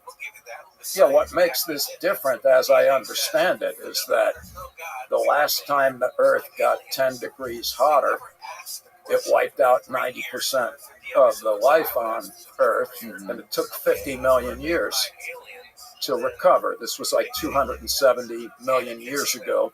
Right. Although I probably botched every detail, but that's and someone will let us know. But that's the point is that, yeah, things come and go, and the coming and going is now, I think, almost impossible to understand without accepting that we're complicit. Right. Moreover, I like some of the arguments, Danny, where very, very nuanced people just point out that there's kind of an asymmetry, because you could say, let's just do nothing, or you could say, we better do something, because the odds are, it may be that if we do nothing, we're, quote, fine, but the danger of obliterating ourselves is much higher than if we err in the other direction. Right now is an interesting time, too, when it comes to this topic, because right now it's like we're the closest we've ever been to the Cold War, where we got this threat between Russia and the United States, the two biggest nuclear powers in the world. We don't know when a nuke's going to go off, or what country is going to set off a tactical nuke. And where we've come technologically today, I'm optimistic that that's not going to happen, and we've kind of evolved past that. But then, I'm also interested in the technology side of it. I know you talked to Lex. I don't know what he said to you specifically about that, but with the development of artificial intelligence and machine learning and ChatGPT and stuff like that, when we start to create consciousness, what happens when we create something similar to ourselves that doesn't have this mortality to it, or this fear of immortality to it? Yeah, so great point, Danny. And I say this sometimes, and it sounds silly, but I can't think of a more important question. If we could answer that, we'd be chugging rum out of a coconut with our Nobel Prizes on the beach. But I work with some folks now that are concerned with those issues, and they literally, the way that they're thinking about them is in terms of AI ethics. They're saying, and some of the questions are, to have an ethical AI, does it have to be an embodied and mortal entity? So I work with some folks that did a podcast. It's a dramatic podcast. It's called the Spark Hunter File. And it is about, it's set in 2030 or so. And it's about the most sophisticated artificial intelligence. It's a female and it's an embodied, robotic form, and the AI entity finds out from the guy that created her that he made her mortal. So it's basically a science fiction show about the first existential crisis of an artificial intelligence. What is it called again? It's called the Spark Hunter File. The Spark Hunter File. Yeah, I'll send you these things. Okay, yeah. But again, it's very fascinating because you brought it up. It's like, wow, would it require some kind of existential apprehensions in order to ensure that AIs are not ultimately devoid of conscience? What do you think would happen if AIs were devoid of that consciousness of immortality? I don't know. Yeah, what do you think? I don't know either. I wonder what would happen if we weren't. I don't even know what would happen if we didn't know about, or if we weren't aware. Or a better way of putting it, I don't understand. I can't comprehend what life would be like if we could live 500,000 to 1 million years. Right.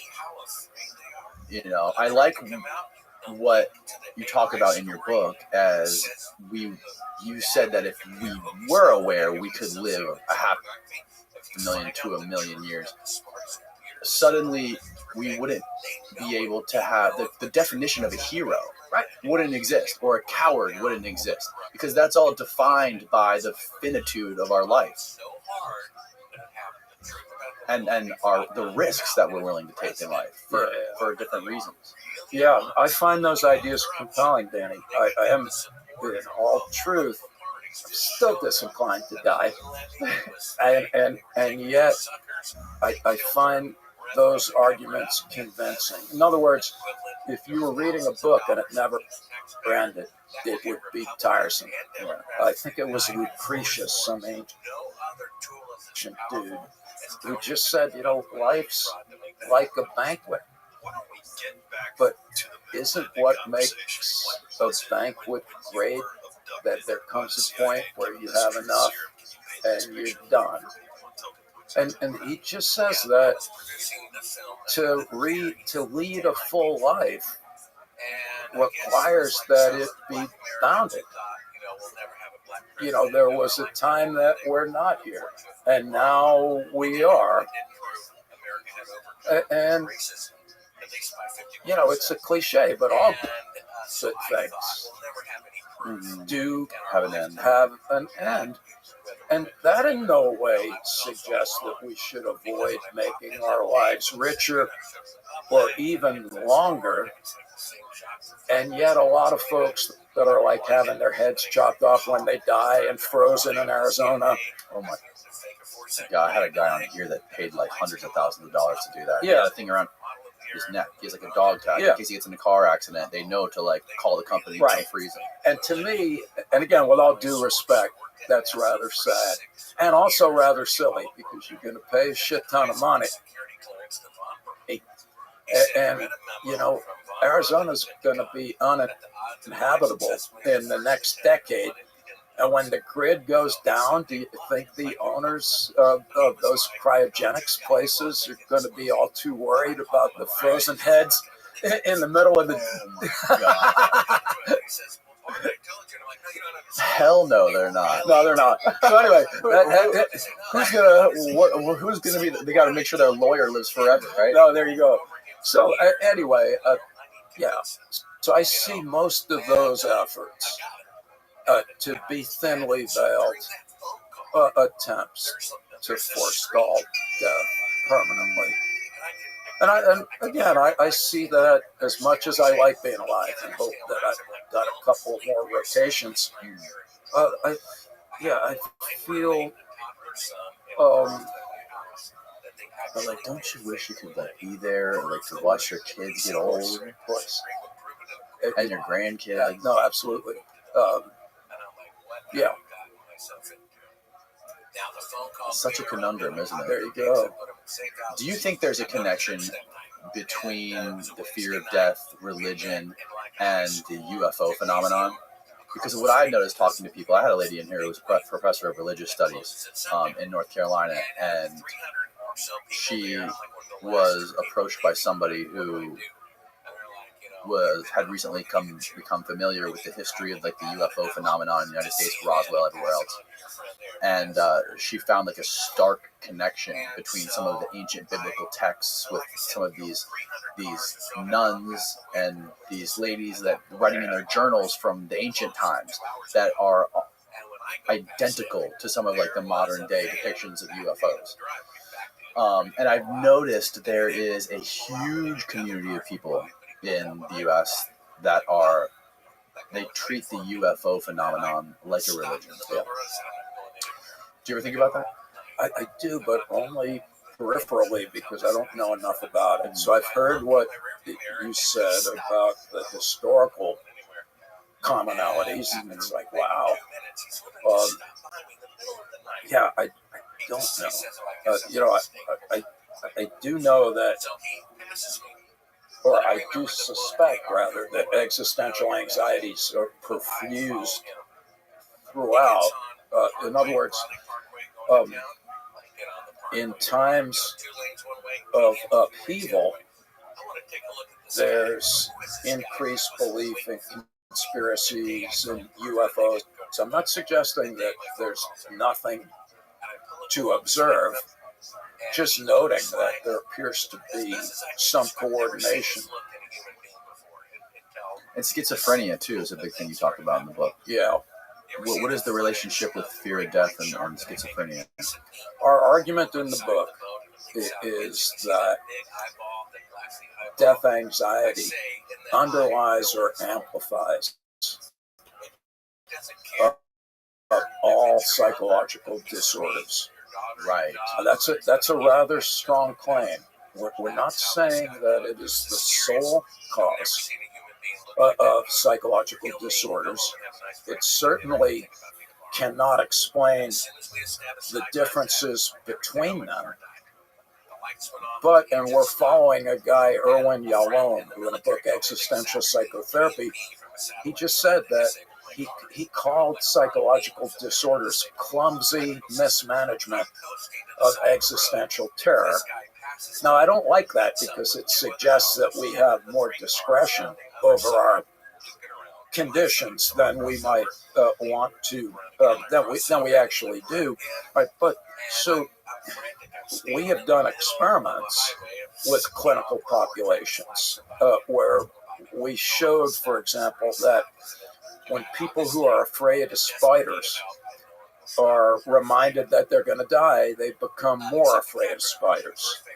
When people that are OCD, obsessive compulsive, when we remind them that they're going to die and then send them into the bathroom to wash their hands, they use more soap and water. When we remind socially anxious people that they're going to die, they go hide in the closet for longer. People that are prone to PTSD become more psychologically dissociated.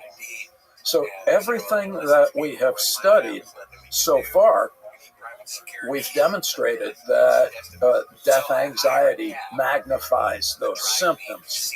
When it comes to schizophrenia, thankfully, there's no ethics board that will allow us to remind schizophrenic people that they're going to die.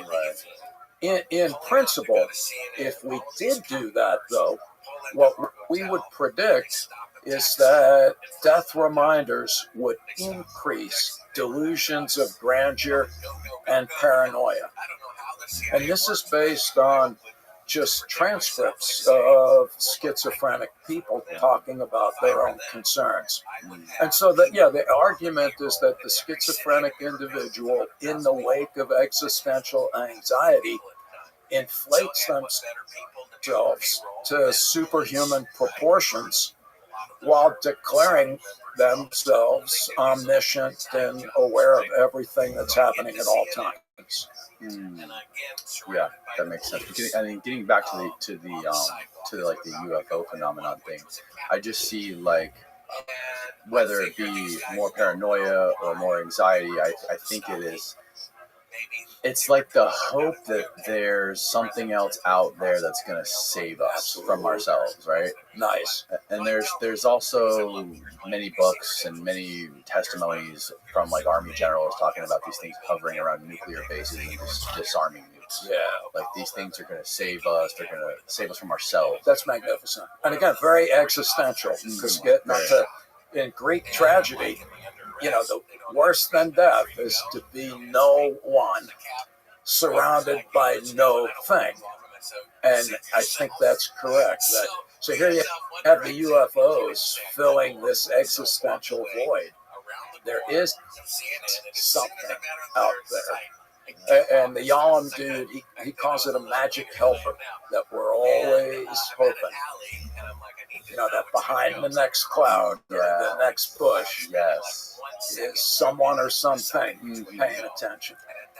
and it's also interesting because it's a phenomena that it sort of hangs out on the fringe of being there's not enough evidence to convince the skeptic, but there's enough evidence to convince somebody who's willing to believe. That's correct. And I think if those things were to come, if a UFO was to land on in the middle of Pennsylvania Avenue and come out and say peace, greetings, Earthlings, I think that we would replace UFOs with something else, probably. Yeah, because we yearn for something. Yeah, something we don't understand. In fact, that there's a guy that Becker writes about who wrote a book called Immortality. I can't remember his name. It doesn't matter. But he just said that if necessary, what would replace God is like a giant slot machine. It's like just because we just have to think that there's a jackpot somewhere. Right. Yeah. One of the other things I want to talk to you about was people that are near death or like suffering from diseases or cancer, experimenting with psychedelics and the phenomena of ego death. Like I told you, I had that guy Andrew Gallimore in here who has that extended state DMT study where he keeps people on DMT for an extended period of time so they can sort of map out what's going on in that sort of quote unquote world that they're experiencing. What sort of science or studies are you aware of in regards to this research? Yeah, no, this is awesome. So we did some research in the near-death area. Nothing new. We just we looked at people who had near-death experiences, and we replicated a common finding, which is that it reduces death anxiety. And what we found is that having a near-death experience reduces death anxiety because people's notion of what death means changes. So like some people see death as I'm just totally obliterated and annihilated. Other people, they see it as more of a continuous transition. It need not be to immortality, but they're like, no, I'm not. I am in a different state, and I'm not me anymore.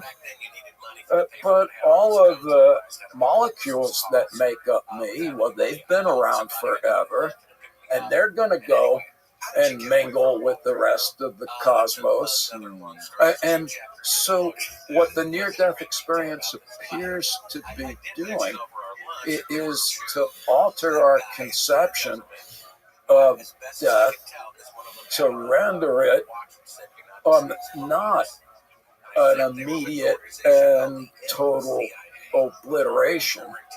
And that appears to be what the psychedelics are doing. First of all, there's one line of work with the terminally ill people. And these findings are magnificent. Sometimes a single dose of psilocybin reduces anxiety and depression in people that have had no prior drug experience. And the same folks that are doing that research are now extending the range of people that are receiving psychedelic treatment. It's no longer just terminally ill. It's now being used for folks with PTSD, for example. And it really does appear to have remarkably palliative effects. Some of the folks that I'm familiar with, they talk about it in terms of the word cosmic connection comes up. Whereas people who have had positive psychedelic experiences, whether they're traumatized or not, yeah, what they often say is, I saw a completely different world. The culturally constructed world that I learned about and live in, yeah, that momentarily dissolved. And I got to see a world where I recognized that everything is connected. Everyone is related. And even though in the overall scheme of things, I'm an inconsequential speck of transient dust, I am still involved and always have been. In other words, if you're alive today, well, then you're descendant from the first living thing, right? And you're related to everything that's ever been alive, right? You're more related to me than a fig or a turtle. Right. Well, and that means we're going to be related to everything that's ever been alive. And well, anyway, that's the kind of stuff I remember from my hallucinogenic days of yesteryear. That's the kind of stuff that's now being reported in psychedelic therapy. Just this really radical sense of total contentment, kind of based on this tripod of psychological well-being. It's awe, humility, and gratitude. Because basically there's this sense of awe, just like, wow, the world is infinitely large and beyond my comprehension, and yet here I am getting a peek. That's like awesome. Right. And then, again, the irony is that one result of awe is humility, which Americans need to look in a dictionary, because we see humility as something bad, like self-deprecation. But humility is just really recognizing your proper position in the universe. And in the overall scheme of things, we really are radically inconsequential, right? You're born in a body not of your choice, in a time and place not of your choosing. You're here for a tiny amount of time, and then, off to the next generation. And the point is that when you get that feeling, it doesn't make you, it doesn't undermine your self-esteem. It actually at times makes you feel better, because what that does is to say, well, maybe I'm not going to be an Einstein. Maybe I'm not going to be Mother Teresa or Jesus or fill in the blank.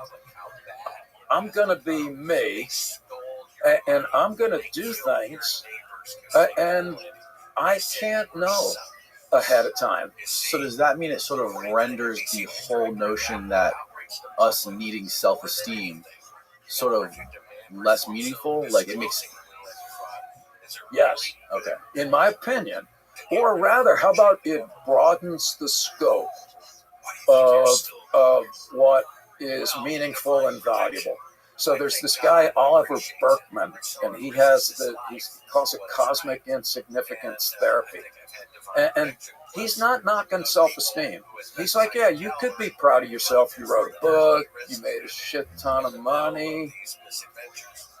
On the other hand, that obscures other aspects of our existence that might be psychologically debilitating. In other words, I might have been so busy worrying about whether I'm going to sell enough of these Warm Up the Core books so that I could be on some Amazon list that, I didn't notice that the old woman who lives next door to me is struggling. Let's say it snows at our house, and I just didn't notice that there was a lot of snow. I'm saying this because we had neighbors who were elderly back in the day, and I noticed once, I'm like, God, I'm an asshole. I'm racing off to write a sentence. Why don't I pick up a snow shovel and help the person next to me? All right, well, so another example. You're like walking on the street, you see somebody, you've never seen them before. And for some reason, you just kind of look up and give them one of these, hi, how you doing? You're never going to see them again. You just like acknowledge the existence of a fellow human. Well, how do you know that person wasn't walking to the nearest bridge to kill themselves? And what you just did by your momentary connection with an at-the-moment struggling human is to not only save their lives, but what if they're the next Gandhi who's going to go on to lead Earth to a radical transformation that saves all of humanity? Well, the point that these folks are trying to make is that there's a whole lot of ways to have a meaningful life, and that we should become more aware of them and take greater advantage of those possibilities. And again, what I like about that, Danny, is like this is not to knock more conventional and culturally constructed pursuits. Right, you can have both. So this is, let's get back to, we don't need to be either liberal or conservative. We could be both. We don't need to, sometimes I talk in terms of heroism, and I'm like, well, you got heroes with a capital H, there's Jesus and Buddha and Einstein. And then you could be heroic with a lowercase h, people that just literally make the best of the lives that the world has dealt them. Right. And yeah, I'm of my current view for me. I haven't gotten there yet. Yeah, but I like, like anybody, if somebody says, oh, I like your ideas, I think they're interesting. Yeah, I like that. I get great joy from that. And I get great joy from walking my little dog around the block. And I want to get to the point where they are not necessarily any different in terms of their potential value, psychologically or otherwise. Yeah, there's a lot of layers of the onion to peel back. And I think it would be beneficial if a lot of people in power were forced to take psychedelics. Yes. Now, again, you're too young. A guy named Aldous Huxley. He wrote a book, Brave New World. Have you ever heard of that? Yeah. All right. He, in a magazine, so he also wrote a book called Doors of Perception. Do you know that book? I don't know that one. So in his 50s, he took psilocybin for the first time. And he wrote a book about it called Doors of Perception. Magnificent book. It's in the 1950s. And then in the 1960s, the most popular magazine in the United States, it was either Life or Look magazine. It'd be like Newsweek or Time magazine today. Yeah, he wrote an article saying that in the future, every world leader will have had psychedelics, and every child will have had psychedelics in grade school as part of their initiation into the world. Yeah. All right, back to my day with Jordan Peterson. We actually spent a few of those hours talking about the virtues of psychedelic experiences. I can't remember the exact details, but he was saying, let's go to South America and do that ayahuasca together. He was aware that I have like the hippie background, but he was quite serious about those experiences being extraordinary potential value. What is your personal belief on what happens when you die? I don't have one. I know I'm waffling, Danny, but I've already admitted, for better or worse, that I'm not a big fan of dying. At the same time, I believe it to be the proper culmination of a life well lived. That's just natural. I'm going with the ancients on this one. Just as I was, to my knowledge, completely unaware of the billions of years that the world was here, but I wasn't.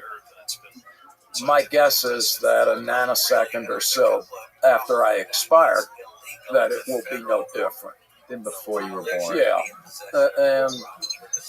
but I want to have it both ways, because I really am of this Epicurean persuasion. They're the ones that talk about that we are just a bunch of atoms. And before they came together to make us, they've been bouncing around the universe since the Big Bang. And that's not a comforting view. I know, but I'm trying to make it so. That's correct. I've thought about that before. I remember being very young thinking about this. Yeah. And thinking about, like, before I was born, it was just black, nothing. Yeah.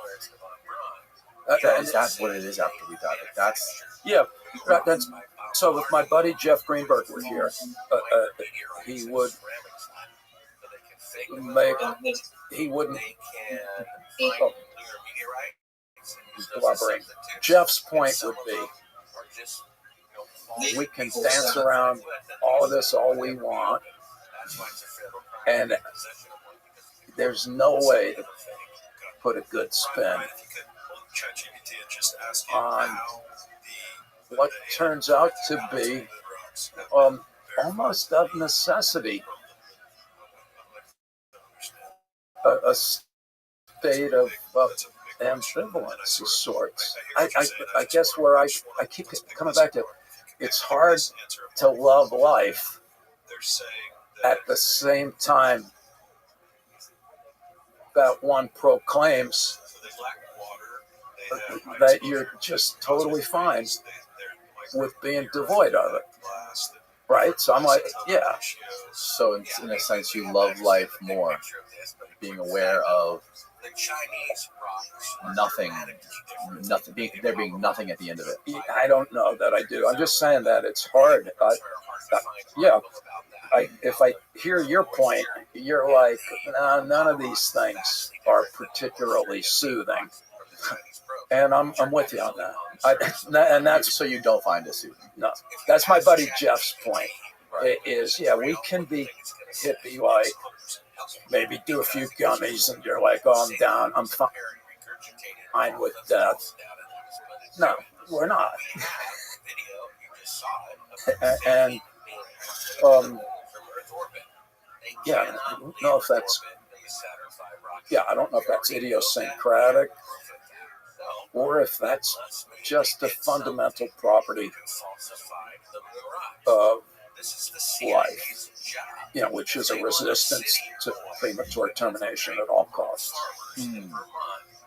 Well, hey, Sheldon, I really appreciate you talking to me. We just did 3 hours.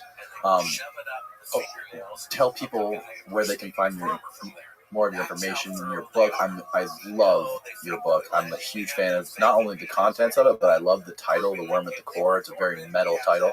Yeah, it is metal. And that's actually a line from who's the guy, William James. Anyway, no, thank you, Danny. We wrote a book called The Worm at the Core on the role of death in life. That's around. I do podcast stuff. I work at Skidmore College in Saratoga Springs, New York, and people that have computers will have no trouble finding my email address. And feel free to be in touch. I said this before we started talking live, but I think what you and fellow podcasters are doing is of inestimable value. If you're having trouble sleeping, send me an email. I'll send you one of our technical papers. But to me, most strikingly important is the hope that these ideas are interesting enough for people to jump in that don't mindlessly believe anything that you've heard us say. So much as to be open to the possibility that it might be relevant to your own life and those of the people around you. And that's kind of how to find me. I don't have a website and I don't know how to use any social media stuff, which is probably for the better. But yeah, that's it. I'm a little surprised. You said we were talking for 3 hours. It's like 30 minutes. And is there anything that we didn't cover that you think we should? No, just that I hope that the folks that are accustomed to listening to you and the other people, if I said something wrong, let's get it right. If I said something that is disagreeable, yeah, fine. But let's engage in civil disagreement. And that's it. I'm being a little duplicitous, but I hope in a couple of years we get a chance to reconnect, perhaps. I'd be interested in seeing where your world drifts, and just to keep you posted on what's happening on my end of Earth. So thank you so much. Likewise, Sheldon, and I hope you continue to do more of these podcasts. I really think that we need to amplify your signal as much as possible. With that said, sleep tight, folks. And it's so obvious it's slow motion. So let's look at that again. Here it is right here. Okay. But then we double the speed, which is right here. So this is the speed double. You can see they're really just going around. You can see that? Pretty clear, isn't it? Yeah. It definitely looks like he's in Earth's gravity. They should be able to leap. The bottom of their feet should be at least 6 feet above the surface, if not more. But they weren't able to fake that. They used slow motion. It looked pretty good. It looks pretty convincing to me. I'm a filmmaker, right? Looking for fake footage. But then when you double the speed, you realize, they're getting off the ground a half an inch, and it's just slow motion. So there's no footage of them leaving the ground. There's a couple in the later missions, but they think they had cables. When I originally called when an astronaut is all the way over like this, and suddenly he's pulled back up. Oh wow! So Jim Eugenio, I asked him, is there anyone that you can think of that has more information on this than anyone else? If there was one person you can pinpoint that is the encyclopedia on what happened on November 22nd, 1963, who would that be? He said, you are the person, probably the only person, that has been through the millions and millions of documents, classified and unclassified. I wanted to start this thing off by bluntly asking you, after the years that you've spent researching this, to date, what is your opinion on what happened on November 22nd, 1963? Who was involved? Why was the president assassinated? And why is it still being covered up? That's going to be the subject of my last volume on the JFK series, but I won't give you the same answer I give everybody else when they ask me that. Go ahead and solve it and save me some time. I'm actually going to go to Duquesne University this fall in November, and I'm going to actually talk about my current view on what happened on 11/22/63. So it's a coup. It's a coup d'etat. And the thing that people get messed up with is there's a tendency to hate the CIA and to think that organization acted alone or did almost everything. It's not like that. First of all, you have to understand how the hierarchies are put together. And we're talking about political should be at the apex of a democracy, and the military is right there at the top with them. In a Cold War, which is what was happening in the Kennedy administration, was right in the middle of the Cold War. Who does the fighting? Okay, the fighting is not done by the political military hierarchies because they're not shooting bombs and bullets at each other. The spy services are the ones who do that. So a coup d'etat within a superpower is not done by the spy service. The spy services can help do coups in other countries, but in the United States and in Great Britain and in France and in the Soviet Union, a coup within a country is the military overturning the political hierarchy. That is what happened in 1963. Now, the CIA has a role to play, but it is not institutional. You have to understand that by that time we had a new director of Central Intelligence who really had no idea about a lot of things that were happening, things that were held from him, McCone. So what you're talking about is a series of people that were in on the Kennedy problem way back when Kennedy was first became the president of the United States. And so I'll do my best to try and take us through how that started and how that finished. When did you first become interested in the assassination of John F. Kennedy? How long ago was this? When did you start researching all this? When I was still in school. I was doing my PhD, and I had been promoted from the NCO Corps as an officer, and I ended up going up pretty fast and ended up working at the top of the NSA as the military assistant to the director, General William Odom. And I had decided that I wanted to do my dissertation on Chinese affairs, Mao Zedong, and things that I knew a lot about.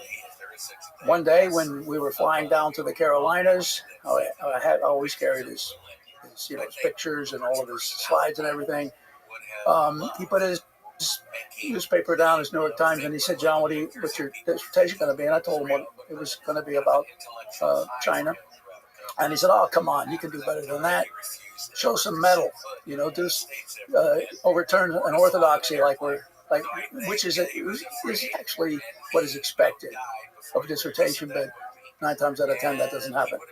Anyway, so I was taken aback by that, and I said to General Odom, "What if I told you that President Kennedy was going to pull out of Vietnam at the time he was murdered?"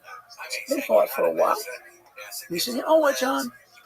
If you could actually make a good case for that, that would be a terrific dissertation topic." Then he put his paper back and went back to reading his New York Times. So we got home, back to Fort Meade that night, and I called my mentor, Dr. Richard Thornton at George Washington, and I told him I was going to change my topic, and he said, "To what?" I said, "JFK in Vietnam." And he said, "I thought you'd never ask." That's when that started. It took me years, many years, I took the maximum amount of time allowed for study, which is 5 years. And then eventually I submitted my thesis. It was approved by a board at George Washington. And eventually I defended it with honors. But at the same time, I got involved with Oliver Stone's movie. He found out that what my thesis was, and it was something What year was this? We're talking about 1991. It was 92 when the film came out, but he got a hold of me a couple of years before that due to a meeting between somebody. I don't want to go into all the details, but his chief of research found out in a bar in Dallas, Texas, what I was doing my dissertation on, and said, "Oh my gosh, Oliver Stone, that's what he wants to put in his movie." So I got a call from Oliver Stone, and we got hooked up doing that. But the point is here to not waste time. That what happens is my dissertation comes out at the time of the movie, and very quickly, what had happened within weeks before that actually happened, my book was suppressed or attempted to be suppressed. There were actually two episodes of this suppression. First of all, I have to say that by law and the statutes that govern pre-publication review, as an Army officer, my stuff has to be reviewed by the Army, not by NSA or anybody else. And I did. I sent it in, and it passed with flying colors, no problems. I gave a copy to the CIA and to the NSA. Excuse me. I gave a copy to NSA, and they said, "Okay, fine, we'll keep it." But they acknowledged that it was okay because the Army had okayed it. And that was the way it was from about 1989 to the time the movie came out. And then all of a sudden, as the days approached for the movie to come out, I was told that I got a call from the General Counsel's office at the NSA, and they said, your book, you can't publish your book. It's classified. And so I said, well, what's classified about it? I'd be happy to look at that for you. And the answer was, I don't know. And I said, well, And the answer was, we don't know that either. So anyway, there I was stuck with less than a year to go to get my pension in a lifetime of medical care for my family, facing possibly losing my clearances, being thrown out of the Corps, and losing everything. And so it was a tough time with my parents and my wife, but eventually I decided to stand my ground. Because I thought that, look, there's a lot of good people in the military. Not everybody's bad. And so I felt like this was part of my duty to stand up and tell the truth. And so I stood my ground. Anyway, it all turned out okay in this instance because there was a big press corps briefing that was going to take place the day after the movie came out. And I was going to be there, interviewed by the press from all over the world. And NSA called me out of bed early that morning, about 5 a.m. my time, 7 a.m. their time back in Washington. And is this Major Newman? And I said, yeah. Who's this? And they said, this is the National Security Agency. Your book is good to go. Have a great day. Click. And so I did. But it wasn't over. Early on in the next year, 93, towards the end, my book disappeared. And I couldn't get out. My calls were not answered at Warner Books.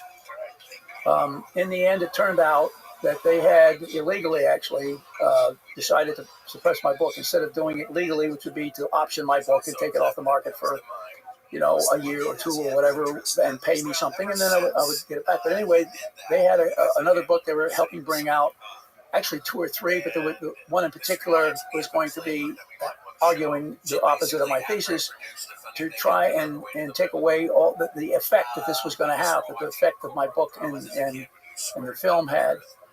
And so the Galbraith family got involved because Jamie Galbraith, one of John Kenneth Galbraith's 3 sons, who was at the University of Texas, he was in political science, and his students he actually wanted to use my book. And by that time, they couldn't find it. And they told him, and he said, "What's going on?" They said, "It's been suppressed." So he called me up and asked me if I didn't mind the family looking into it. They did. They got a hold of Hale Boggs. He was the Time Warner Inc. CEO at the time. He was also in Congress. So people will know that name. He looked into it, and he called back and said it's a scandal. And he called the head of Warner Books and said, "You need to fix this," And so I did. They finally called me. It was the president of Warner. He said, "What do you want? Are you going to sue? How do you want to handle this?" And after some thinking, I said, give me my rights back. And that's the end of that. I didn't want to spend a lot of time in litigation. So that's how I got it back. But by that time, it had been remaindered, so I lost out on a lot of money. But the book sold, and 25 years later, I wrote the sequel to it in 2017, which you have here on the table. That's how things got started. Okay, now I didn't go into the assassination, but what I did say, and what I was very obvious, was that after Kennedy died, we went into Vietnam, and he didn't want to do that. He fought hard about it. Sometimes he lied about it a little bit. He didn't want people to know he was pulling out because he wanted to let them know that after he was reelected. But things came along that changed all that, and we can talk about that if you want to go back to the story from the time Kennedy was elected till he was assassinated. But my dissertation convinced me, and eventually it was no longer a hypothesis. We got tapes, White House tapes, and things like that showed that it wasn't a thesis, it was true. Kennedy was pulling out of Vietnam, and there was nothing you could do to stop that. And eventually, of course, nowadays, new books that come out agree that Kennedy was pulling out of Vietnam. So, but that's one of the reasons that they didn't like him. A lot of the powerful people in powerful places didn't like him. Right. So that's interesting. So when Oliver Stone called you up and wanted you to work on the movie, in what capacity did you help him with that first movie? Did you advised on some of the facts that were involved? Or? Well, he flew me out to California, and I said I have some restrictions. He said, "Well, what are they?" Were you still NSA? Yeah, I was still an Army officer. Yeah. So I told him that number one, you will not use my Army rank or anything like that to hype the movie. And he thought about that, and he said, "Okay, all right, I get that." And I said, "The other thing is, I will not talk to you about anything except the Vietnam part." This was the movie JFK wasn't just about Vietnam, but that was an important part of it. And so I said, I will not talk about anything else. He said, "Well, why not?" I said, "Because I worked for 10,000 pound gorillas, and I know what happens when you start talking about stuff that you are not an expert in. And I'm never going to say anything to you that I don't know is true." And after he thought about that, he said, "Okay," and we signed. And I was one of the seniors. In fact, I was a very senior advisor, and one of the only ones that got participated in that press junket, as I mentioned a few minutes ago. So that's what I did. And he called me back again for the movie he did on Nixon and other things too. So I didn't just work on that film, but he liked my work, and so I worked with Oliver periodically on other projects. So your newest book is Uncovering Popov's Mole. Can you explain to me the evolution of how you first dove into this with JFK in Vietnam, and how you got to where you are now with Popov's Mole?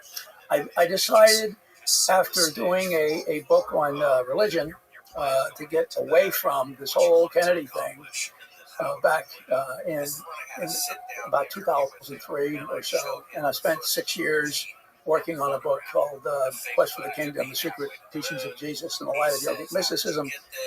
Then I came back to the Kennedy case based upon my wife and somebody who came, a producer from Pennsylvania, and she stayed with us for a couple of days. And my wife had not liked the fact that I spent so much time working on things, and all of a sudden they wanted me to come back to the case, and I said, "Okay, look, here's the deal. I'm not going to come back and write a book. I'm either coming back or I'm not coming back, and coming back means doing the whole thing, whatever it takes, however long it takes. Are you okay with that?" "Yes, we are." So I did. So the first thing was this one here, Where Angels Tread Lightly. Hold it up next to you. Okay, this is this book here. Goes all the way back into the 40s and stuff, and has appendices to tell people how to, my readers, how to deal with pseudonyms and cryptonyms, and a lot of them I broke in this book. And later on, I wrote this one here, Countdown to Darkness. This really was my coming to grips with General Lemitzer, the chairman of the Joint Chiefs of Staff, and the Cuban Missile Crisis. Many chapters in there on all of that, and its role. Eventually, I came into the storm. This I spent three whole chapters dealing with a guy by the name of Sam Halpern, who was a CIA guy who was lying about Robert Kennedy being behind all these things, and I became a very close friend with his son, Bobby Jr., and Bobby Jr. Endorsed this thing with a very, very nice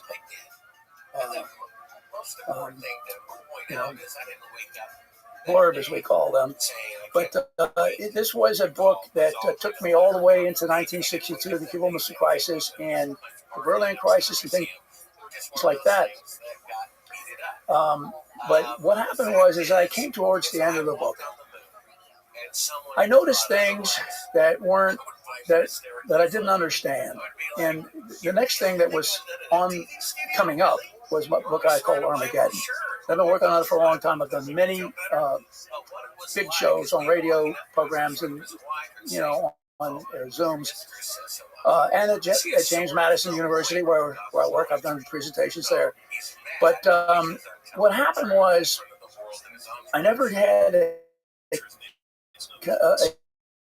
a conclusion into the storm, as I do in all my other books. I didn't do it because I knew I didn't have a conclusion. So I just pulled down the curtain and I said, intermission. This is an intermission.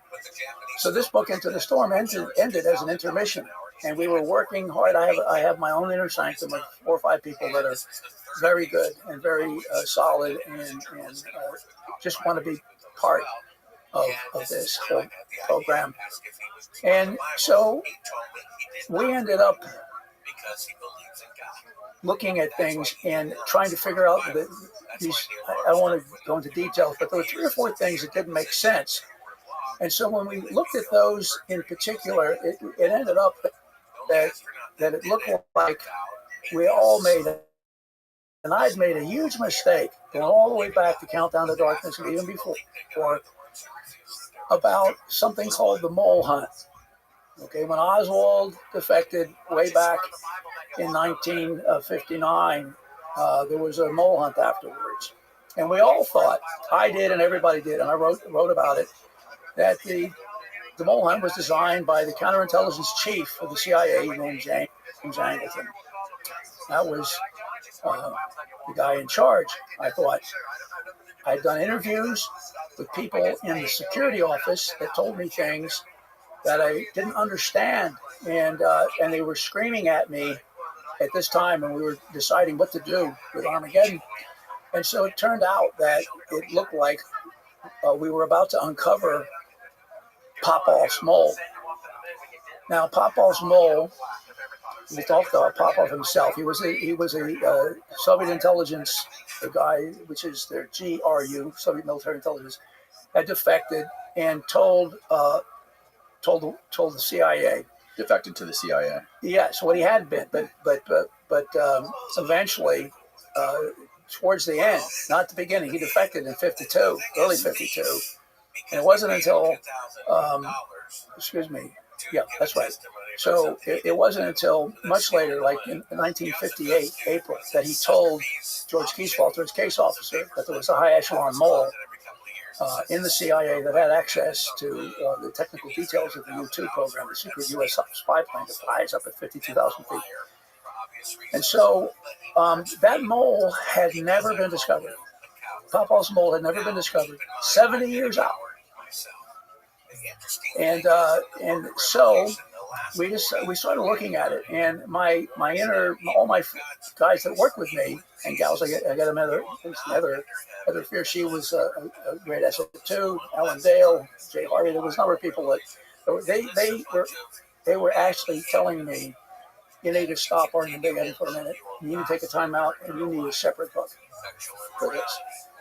I resisted for a while, but then I realized they were right, and so that's how Popov's mole came about. I identified who the mole was after 70 years. Who had never been caught, never been found. How certain are you that you're correct about who the mole was? Okay. At the end of the book, in Popov's Mole, is a chapter called Hold it up here. This is the book. At the end of the book, there's a whole chapter called Providence, Authenticity, and multiple attestation. And I took every piece of an evidentiary hierarchy that I used for a hypothesis that the mole was Bruce Sully, and vetted it in terms of that methodology. And so every piece of that evidentiary hierarchy has not one, not two, but usually 3, 4, or 5 independent sources. And so at the end of the day, and the thing that was most powerful, that it came late, I did not know until 4 or 5 months ago, I'd already gone to Ancestry and done a workup on Sully. But I hadn't really noticed until that point in time that his travel records were going to have to be really important, because a high echelon mole has to travel. They can't talk face to face in the open. They have to talk face to face in a secret place. And if they do anything else, like try and send a message, or see, encryption is broken both ways. The CIA and the FBI can read each other's stuff periodically here or there. And the same thing with secret writing can be intercepted. The only way that somebody who's at the top of a spy service who's going to the other side is they got to travel. And either he's got to travel over there to Moscow, or Moscow's got to send people to him. And I found the travel records, and they were astounding, because the high echelon mole in the CIA is not even going to be activated unless the top person in the KGB decides to do it, because you might lose your eyes and ears at the top of the enemy service. And so it was a big decision to use him, and he was used in a very important time. It was a crisis. A war had started in the Middle East with both French and British troops in the Suez Canal. And that was when Eisenhower decided to send the U-2s over the Soviet Union, not just Eastern Europe. Anyway, that's how those travel, because we're going to talk about that as another subject, but to finish your question, that was the icing on the cake. When I put his boots on the ground in the middle of these operations, and he personally had to travel over to the Soviet Union, not to the Soviet Union, excuse me, but close to it in Eastern Europe, where Popov had been stationed in Berlin and in Vienna, to dig up dirt on him, because Khrushchev wanted the technical details of the U-2. We'll get to that. Anyway, I'll stop there. Those were,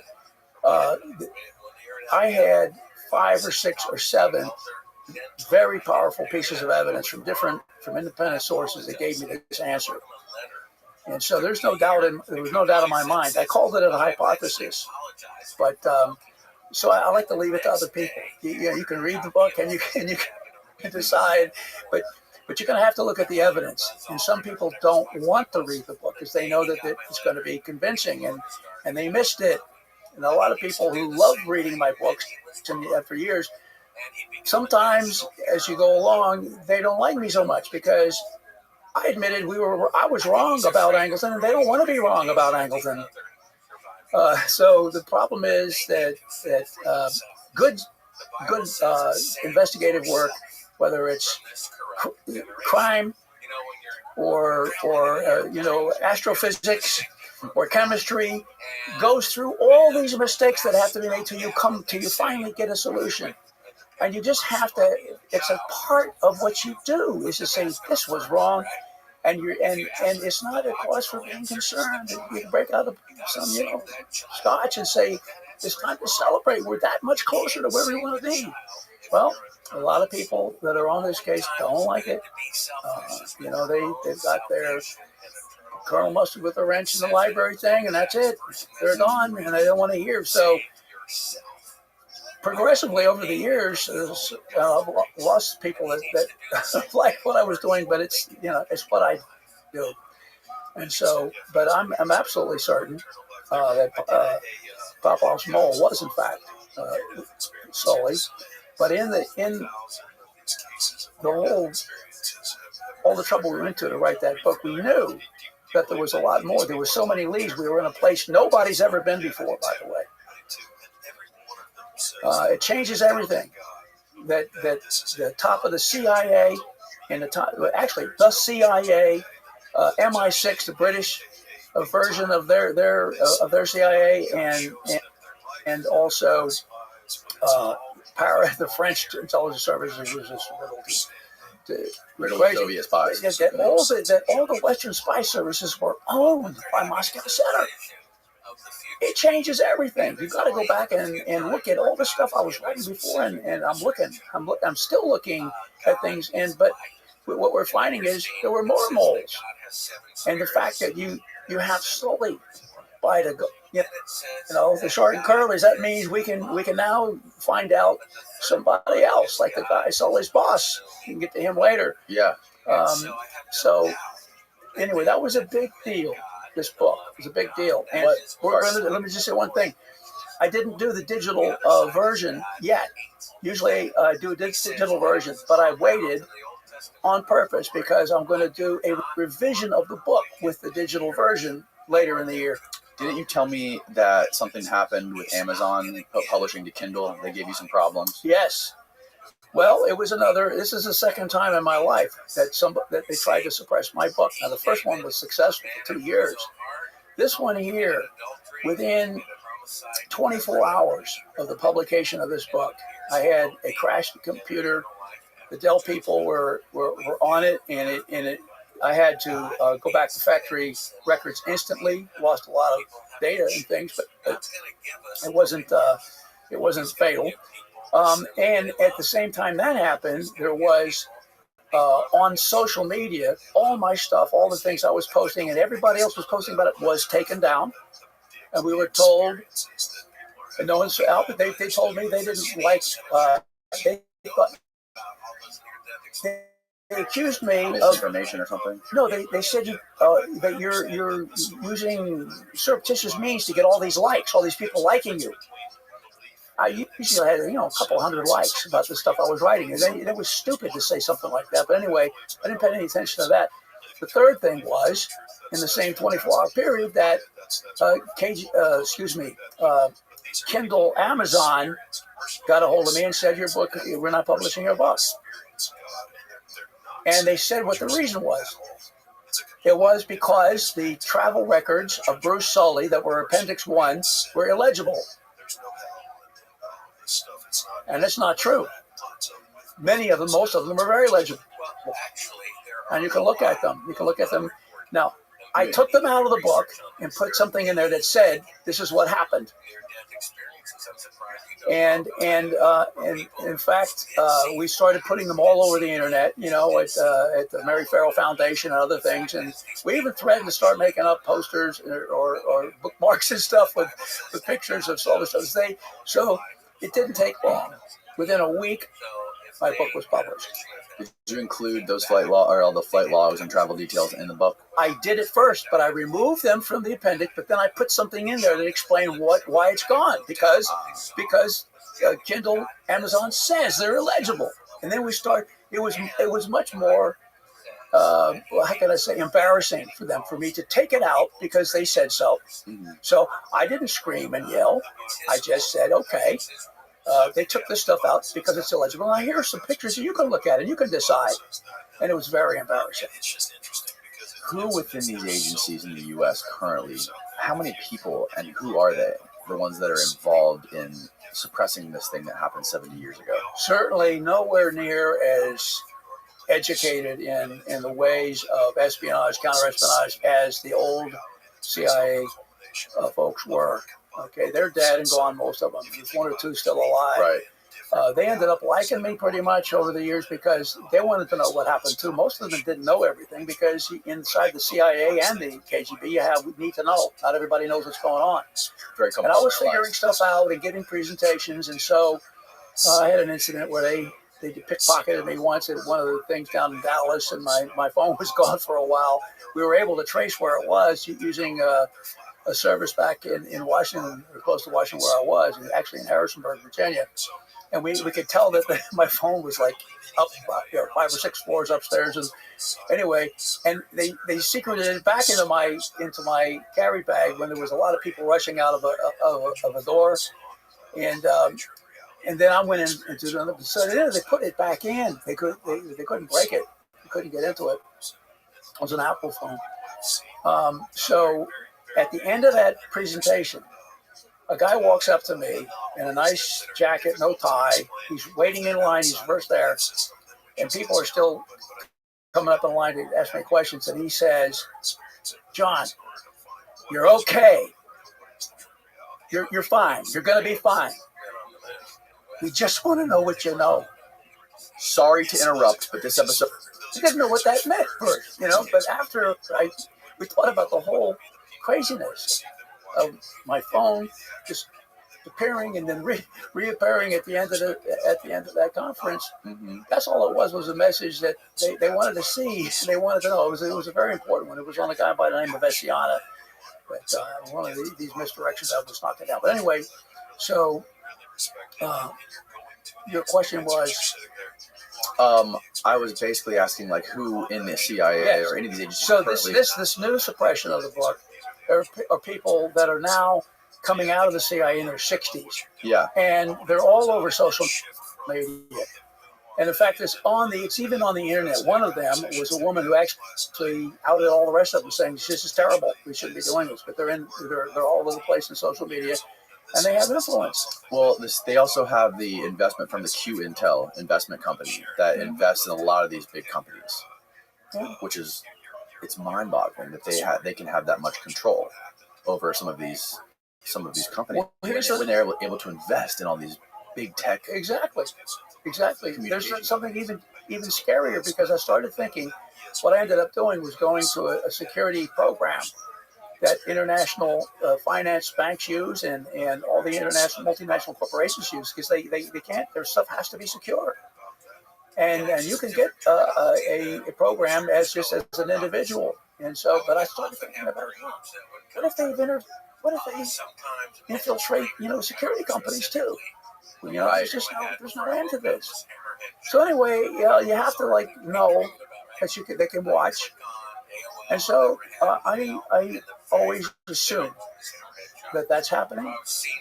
And so my relationship with the people that work with me, we're careful how we handle everything. And so, because it's two ways, when you're being surveilled and you're smart enough, counter surveillance teaches you a lot of specific things that I know about, and so I'm not afraid to continue what I'm doing. In fact, there's a lot. Look, I'm going to say something, because we're going to get probably to the Kennedy assassination and the military's involvement in lots of things, that and other things, and the same thing with the CIA. I know lots of good people in the CIA. I know lots of good people in who wear the uniform, and I'm very careful when I give these Zoom presentations at the end to show pictures of some of the generals who were fantastic. And they would never lie. And because of that, like under Westmoreland, General Christian had to be sent home. He was the head of intelligence. And every time he sent anything back to Washington, he said that the strength of the Viet Cong is getting worse, and their determination. He sent that back with every single one. And of course, what was going on at that time in that part of Vietnam was the 600,000 troops had been cut in half and things like that. So when I tell us a version of what I think has happened here or there, and it involves bad things, lies, or things especially that are defrauding the American people to get them to go into a war, I'm going to stand up and talk about it. But it doesn't mean that we don't have a lot of good people in government. Right. Okay? These are specific bad people. Exactly. You're not saying the institutions themselves are corrupt. It's the bad apples that are inside there that make things go awry. There's a photograph of me testifying in front of a committee, and it took the Pentagon by surprise, and for a long time, and then we talked about it. And then my punishment was, please let them know the next time I'm going to be in uniform. But what happened was when I came out, these officers, I know they said that they were so proud of you, John, for what you've done for the Army, because we did do bad things. The Army intelligence surveilled all the students, and it went way. They're not supposed to be doing domestic operations anyway. There were a lot of things that gave us a black eye, and so they when armed people, and that's one of the reasons that I stood my ground, with JFK in Vietnam. Because we all have to do that sooner or later. You got to make up your mind whether or not you're going to just be a weasel and bow to power, or whether you're going to stand up to it. Right. Let me ask you this: if you're in the shoes of the CIA or the American government, do you think it's a good thing for the United States for some of this information to come out? Like, if you were to expose everything that happened to JFK and all the corruption and everything about this high echelon mole, do you think that helps or hurts the U.S. that the truth comes out? Well, it can only help, because without, you see, our republic is founded on the idea that you have to have the people have to have information in order to decide who our leaders should be. And if you don't know what they're doing or what they're up to, the whole concept of our democracy fails right there. So we have to deal with it at least very soon. The problem is, every 4 years it could be a new president, and are we saying that we can't find out when the next election comes up, like what they did? Is that what you want? Right, but that's different than something that happened 70 years ago. Yeah. I'm wondering, what the implications would be if this came out, if the truth came out. I think the truth is out.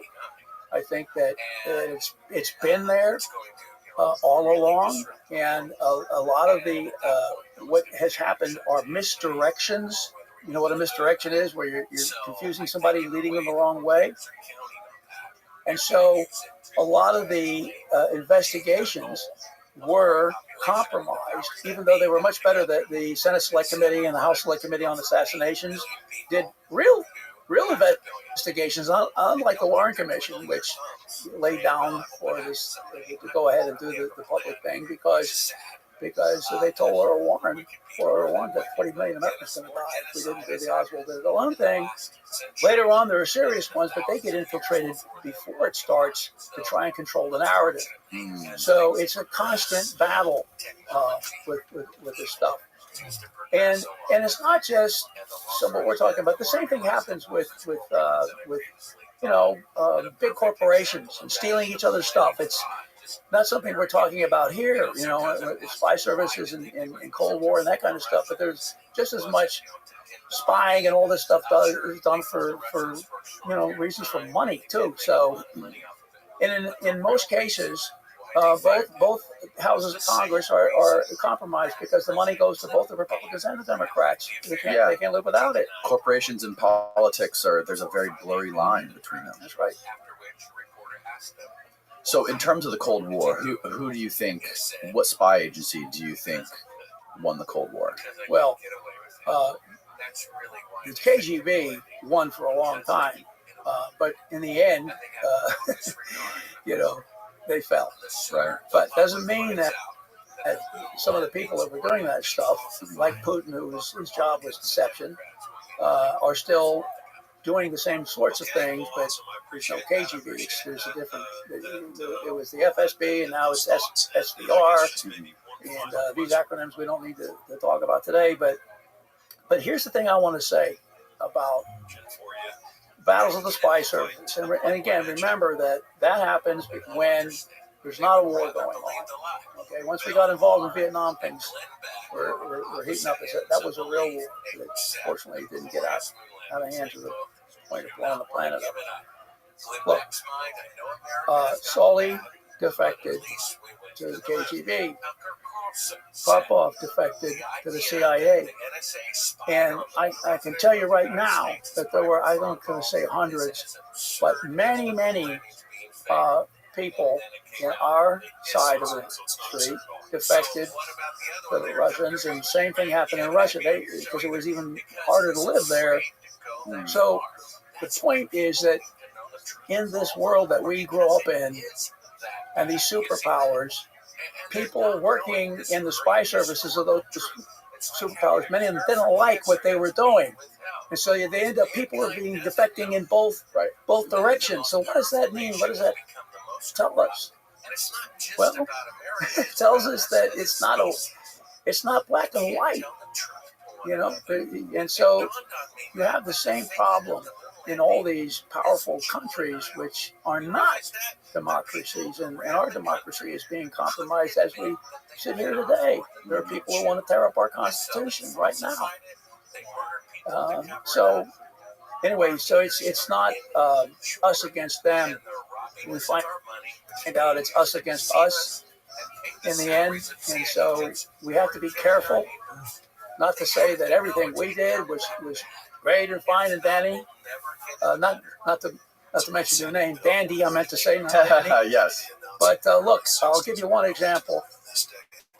A lot of people still don't know about Operation Gladio. Now, Operation Gladio was put into play at the end of World War II. There was a fear that Stalin was going to just go march all the way across Europe and take everything all the way to the Atlantic. He wasn't stupid enough to do that. There was no way they were going to be able to hold that kind of territory. But that was the war scare of 1948. And so what they did was they buried caches of weapons and communication equipment all over Europe. And so that once the Warsaw Pact armies had gone by, they would have these people would come out of nowhere and behind enemy lines. They were assassins and provocateurs and people that were expert in blowing stuff up, which is what you would do if you were working behind enemy lines. Well, that never happened, and so all that stuff got used another different way. The CIA and MI6 were the most at fault here, but what they did was to use that equipment to sabotage, blow up buildings, assassinate people, and tell the public that it was done by socialists and communists. When it wasn't, it was done by the Gladio units that were being run out of we had two particular committees in NATO that almost no one knew about. You had to be, the head of NATO was always an American general, by the way, for a long, long time. So anyway, for 40 years, this went on. Murders and stuff blowing up. And eventually, it came out. A guy named Frankovich went over there and filmed everybody, including all the CIA people that were involved too. And many of them, senior ones, went on camera to tell us what happened. He had 3 reels of stuff, about 6 hours worth of stuff that was all filmed. It was in different languages, but there was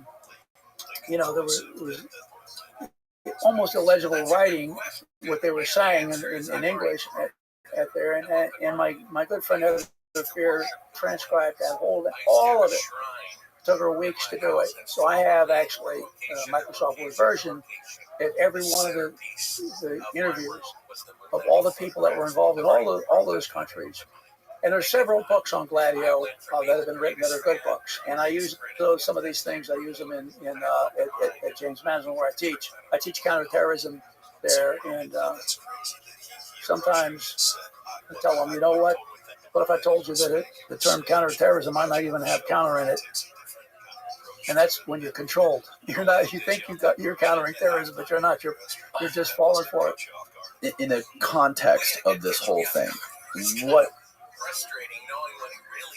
role did Bruce Sully play in this whole story, and how important was he in regards to what was going on with Lee Harvey Oswald? he was the one who put the plan together for the Oswald defection and all that, and that the hunt would be looking for the mole somewhere else, not him. So he is the one who knows that there's going to have to be a mole hunt, and he can design it. He's got about 1.5 years to go. Once he finds out, just before Popov tells us. So that goes to Sully. So Sully knows now that the West knows. Right. So there's going to have to be more, and Oswald doesn't arrive until the end of '59. So it gives Sully enough time to jigger things around so that all the stuff comes to his desk, all the other government documents and everything. So he has full control of everything. So, but that's just the first part of it. He has to. So here, I think it's time to talk about when Sully is actually activated. Yes. Okay, because let me say, the lead that cropped up in the book shows that James McCord of Watergate fame ends up being involved as well as a mole. They were in World War II together. And this is not something that I finished. His story is littered through 3 or 4 chapters in there. And recently, in the past several weeks, I've been getting ready for the new digital version. And this is a big deal. It's going to be a chapter or 2 all on its own, the McCord story. McCord was actually Sully's boss. So to understand where they are, let's just go over this again. This is the Office of Security. It is a high echelon thing all into itself. There are 6 staffs. I won't name them all. The most important one is the security research staff. Research. And within the research staff, there's several branches, but there's one called the research branch, research, and that is where, at that desk, all information on moles, on defectors, on false defectors, and the personnel files of everybody in the CIA, all there at that one desk. The perfect place. That is where Sully is. That's where he is. And it turns out that McCord is the deputy chief of SRS, of that staff. So he's the boss of Sully. They're sitting at a desk close to each other, and they're keeping their mouths shut because Sully, especially if he says one word the wrong way, he could be outed, for what he was doing. So he was sitting there as a sleeper the whole time. These 2 guys, McCord and Sully, were flyers in World War II over Germany. They have bombers or bombardiers, and so were the Russian guys there too. And you get banged up and holes in your your airplane. You got to land somewhere. So there was a lot of interaction between Russian and American pilots. In fact, we gave them most of their planes. Some of them came across the Pacific and so on. There's a lot of interesting stories about all of that. But so Bruce Sully was the guy who knew, because the security office was also providing security for the U-2 program, knew the technical details of the plane. The actual pamphlet, and not a pamphlet, it's a pretty thick roll item that has the history of the U-2. And it has the security part of it too, and it's not classified anymore. It's there. The Office of Security provided security for the U-2. So he knew the technical details. Now we have to go to the Cold War, and the Cold War, when the Cold War becomes a hot war, which was in 1956. There had been over the previous year a sort of explosion or implosion going on there. There was suddenly a lot of the countries there was a lot of pro-Soviet influence. It cropped up real fast. And so there were a lot of concerns about this in the Western powers, and they made the decision to do something about it. They wanted to make sure Egypt would be in the right camp, and that the Suez Canal would be in Western hands. And so they invaded. At that time, Eisenhower was our president. He's got a spy service, and Khrushchev is in charge over there on the other side, and in Moscow, he's got the spy service. Eisenhower had continued the decommissioning of American forces at the end of World War II. We had a huge army, the biggest thing on the earth at the time, and it was just way too big to be used for anything. So he continued to decommission and to try and put emphasis on the economy. And so, and his reasoning was that he could do the same thing with nuclear weapons. They were cheap. Outfitting, divisions and armies and training them is hundreds and thousands of times more expensive than that. So that's what he had done and was doing. And so it was at this time that the CIA had come up with the U-2. And at first, in June of 1956, he allowed that plane to go over East Germany and Poland, but that's it. Well, by the time we get to July, things are heating up. He makes a decision to let the U-2 fly over Soviet territory. Because what is he looking for? He wants to know, he's probing Khrushchev to see whether or not they're going to send troops in. Now, people that we sent in on the ground forever got caught and executed instantly. So the only thing that he could do was to use the U-2 as a spy plane. So it could look for troop movements and things on rails and that kind of stuff to see if there was any indication that the Russian forces were going to actually themselves intervene against the British and the French armies in there. What was so special about the U-2? Besides it just 52,000 feet was above what Soviet radars could even see at. So the PP2 or whatever, I forget the nomenclature, PP something or other, was something that Oswald would have known about. He was a guy using with a grease pencil. There were three places. There was in Great Britain they had one, in Israel, Turkey they had another U-2 base, and then at Atsugi, Japan. The one in Japan was important because the U-2s could fly over the impact areas of the Soviet ICBM program, which Khrushchev had boasted about, so they had tons of them. And the fact of the matter is they weren't hitting their targets. Oh, really? Yeah, and the real truth was that Khrushchev decided not to that particular version, that particular missile, to produce it because it was so bad. He was going for second generation, so he was lying about all the stuff he had, and that truth came out literally when Kennedy got elected president. So a lot of things he said, boasting that he was going to do to get Castro, he had promises he had to keep. That's another whole story. But going back to 1956, this is when Khrushchev finds out that these U-2s are flying over his territory. There's nothing he can do about it. Now, Khrushchev, it took him 4 years to win the leadership struggle after Stalin died. Right. And he's on very shaky ground. There are people in the wings waiting for him to stumble just once and get rid of him and take his job. So when he finds out about the U-2s and they can't shoot him down, and he knows that they have a high echelon motor that they haven't activated, who knows the specs of the U-2s, he says, I want to shoot them down.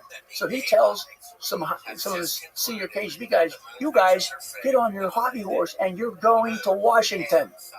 And you're going to bring me back the details. And oh, by the way. So he said, go activate this guy. Yes. You got to go meet him. It's either that or he comes here. But he also wanted. How do you activate this guy? Somebody has to tell him.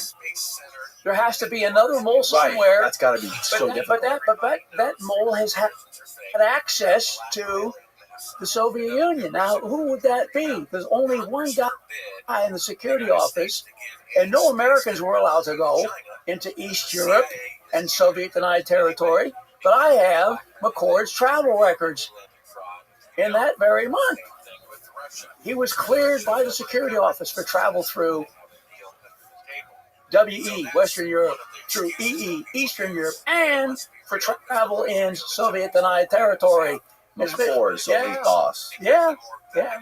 He's been over there for years. That's what part of his job was, to go over there all the time and go to visit our stations in Berlin and Vienna and so on and so forth.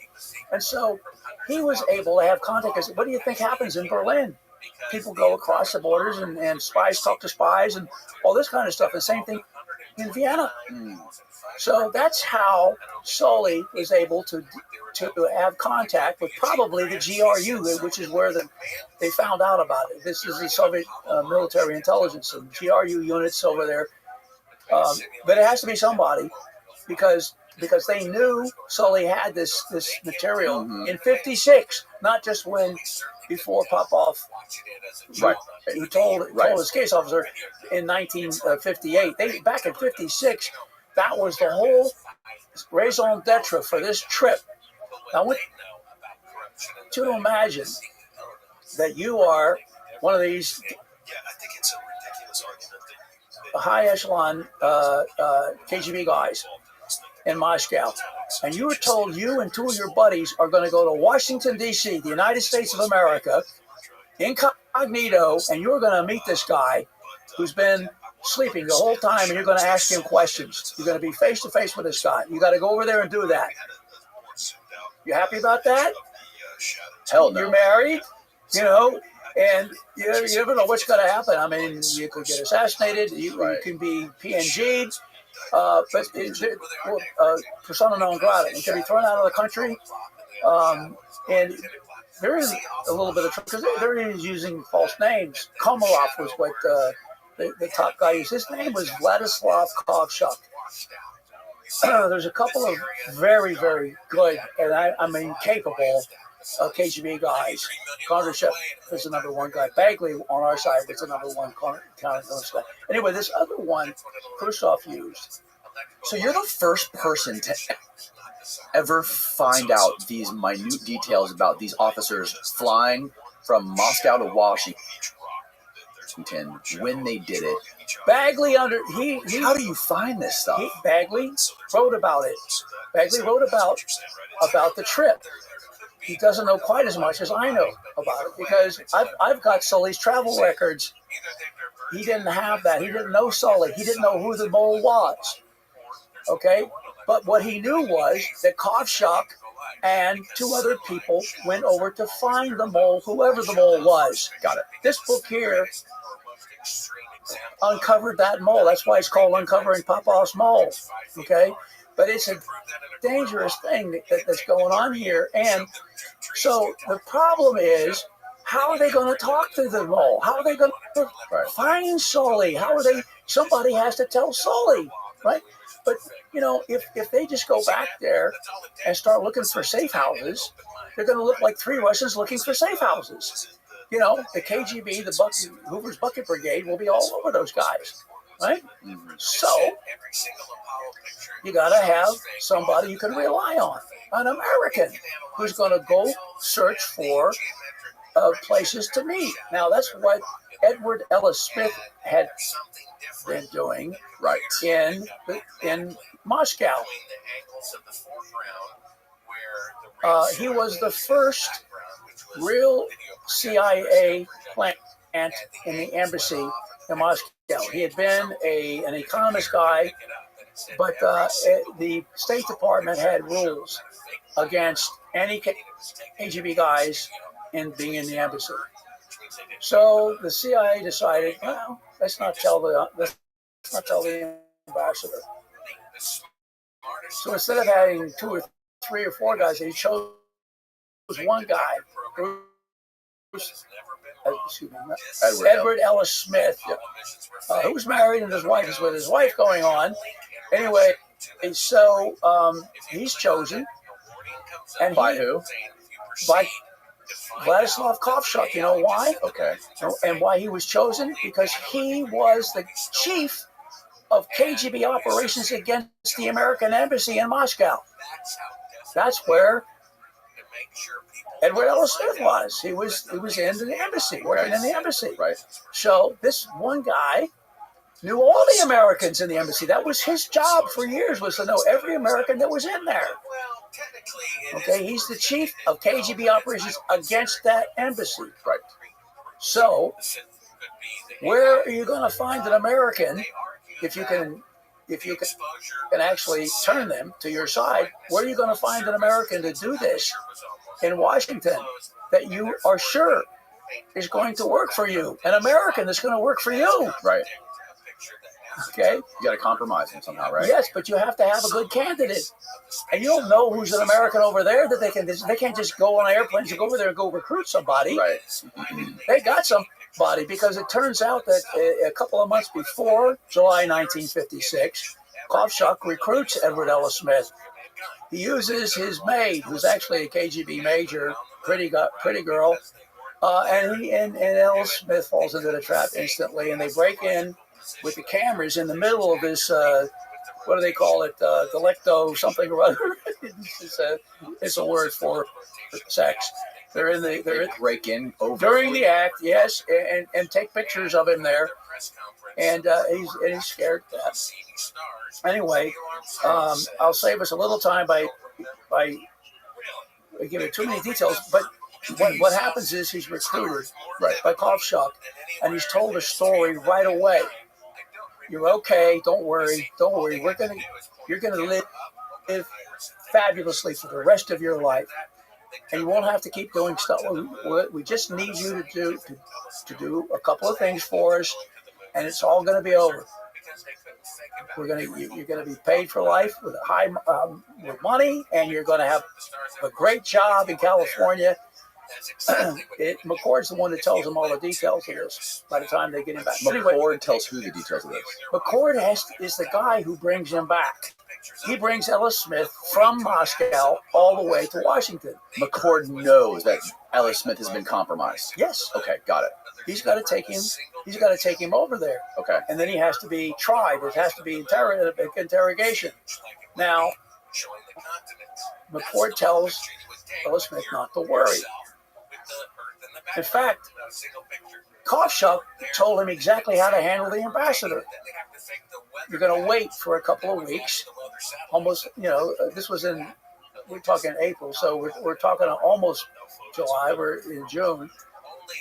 You finally go to the ambassador and say, "Oh, I'm so sorry, I messed up. I made a mistake, and I didn't know what to do. I thought that if I didn't do what they wanted me to do, that they would give me drugs or kidnap me or something like that. And I really am so sorry that I made this mistake."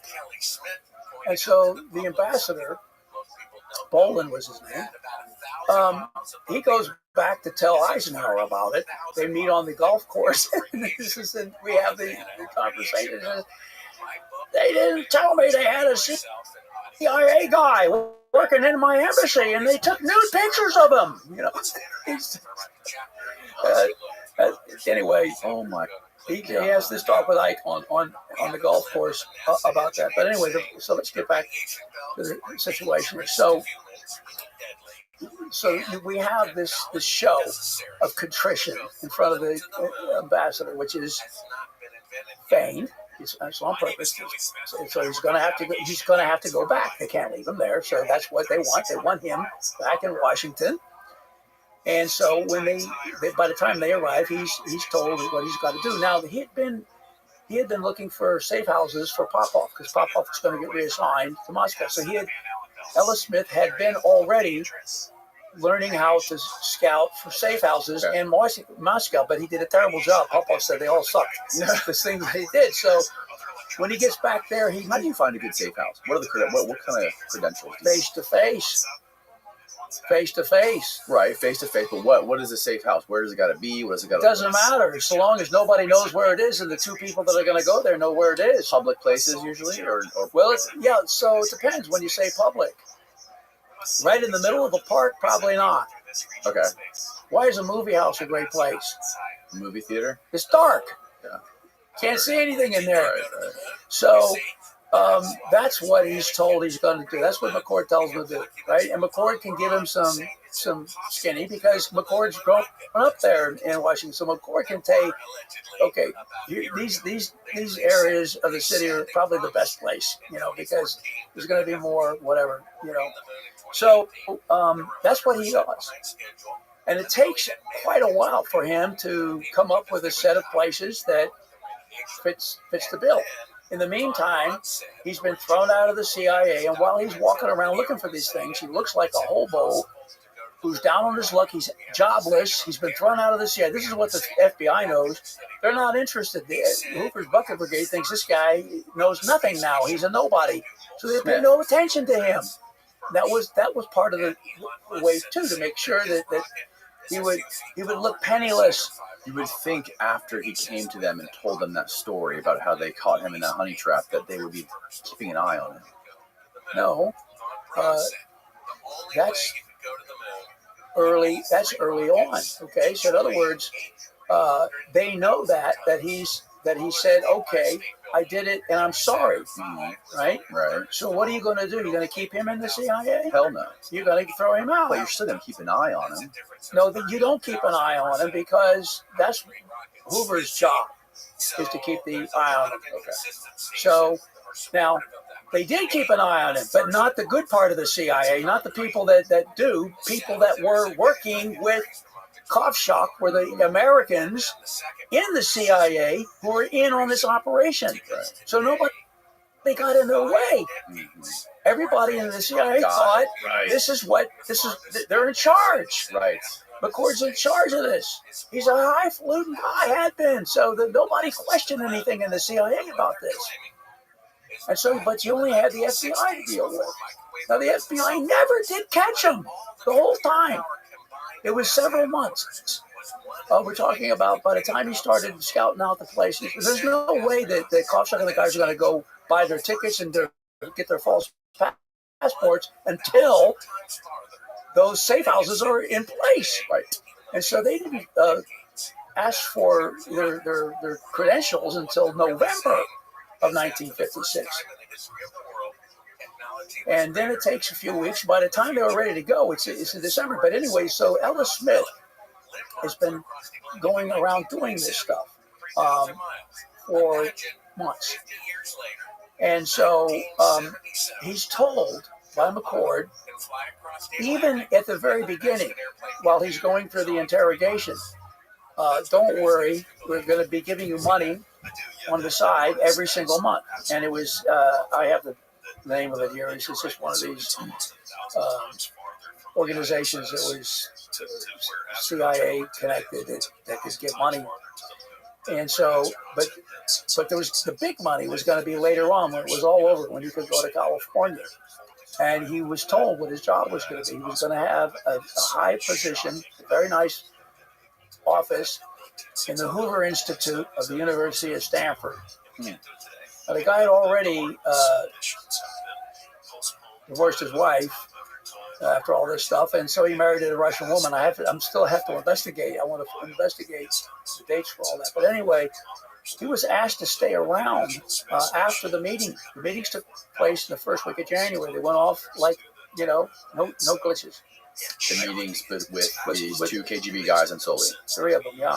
Three of them and Sully. That's right. They met in the movie theaters. That's right.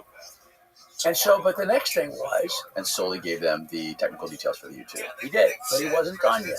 There was one other thing that Khrushchev wanted, which was the enough information on Popov to hang him without betraying McCord and Sully's participation in this whole thing. And that was not hard. They knew about Popov way back, and he was so insecure that they were just waiting for him to make mistakes. So what happens is... So wait, okay, explain to me, again, like I'm a third grader, why Khrushchev wanted to get rid of Popov this early. Because this is before Popov told was giving nuclear secrets and all kinds of stuff. This guy was high up in the GRU. And how did he know about that? How did who know? How did Khrushchev know about Popov giving all the secrets to the CIA? Because he was making mistakes. He was making mistakes, and he was going across the borders in Berlin, and his what do we call it? His technique wasn't good. His tradecraft was not good. He was seen in a lot of places. He was drunk, wasn't he?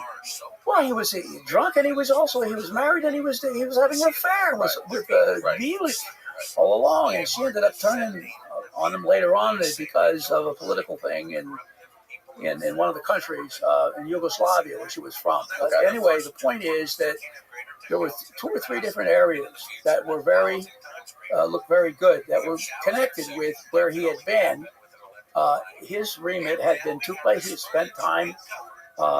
The GRU was one of the people that were well represented in Russian presidencies.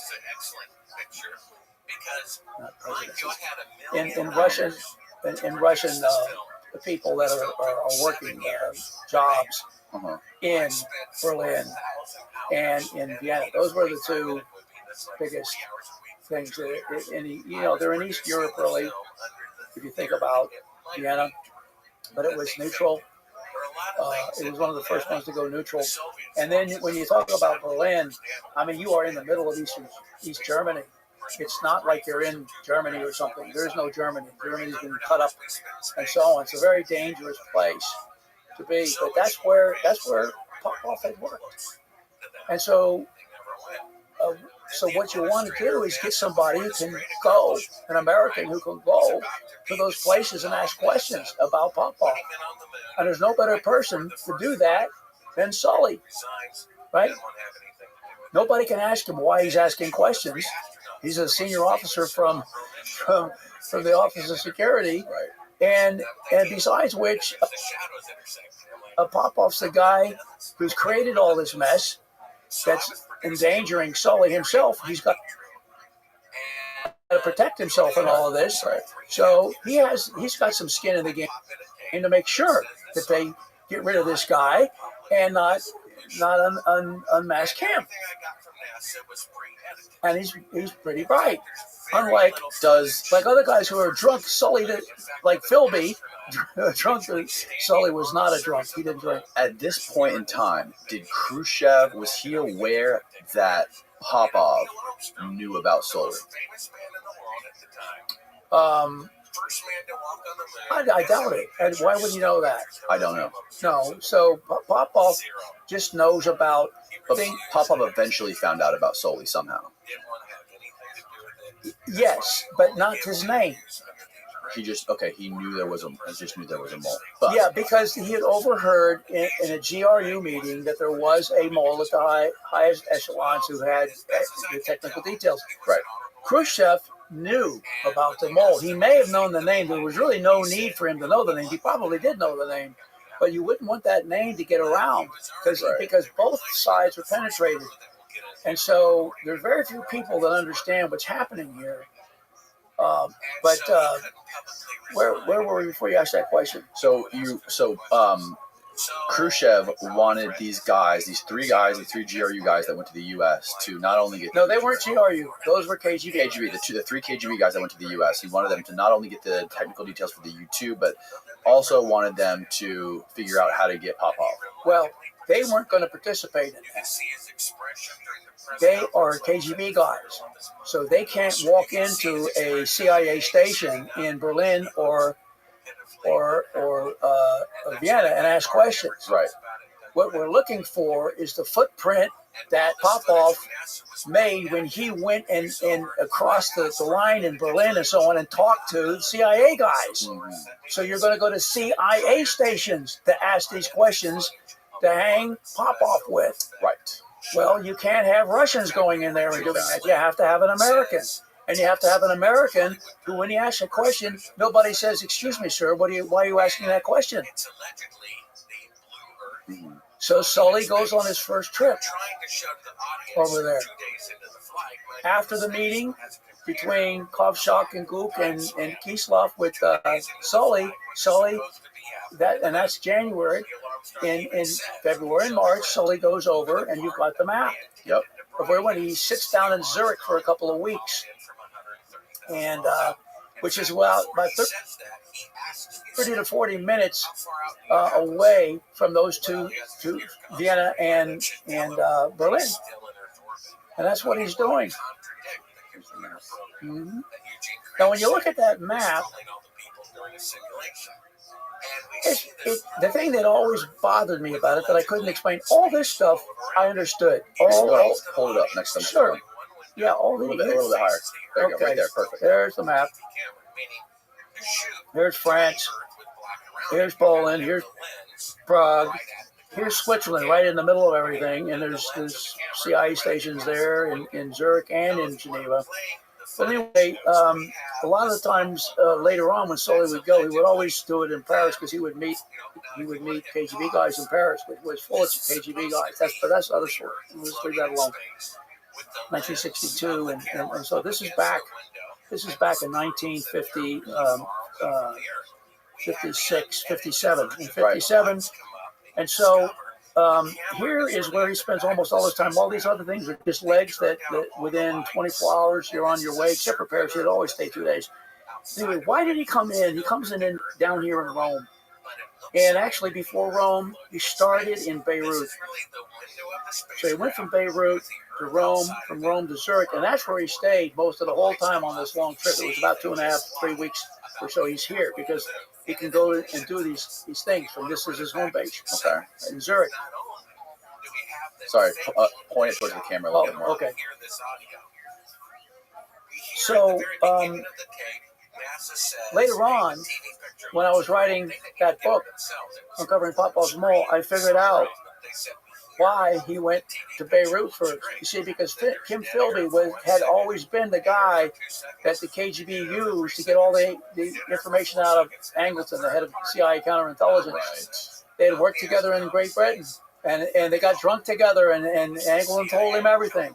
Then they went to Washington, and Philby became the liaison between MI6 and CIA. So Philby was one of the most secrets of the United States, of CIA and MI6. Until there was a problem with a couple of guys. Burgess and McLean had to run to Russia, and the stink wore off on him because they were his friends, and so they interrogated him. They couldn't prove it.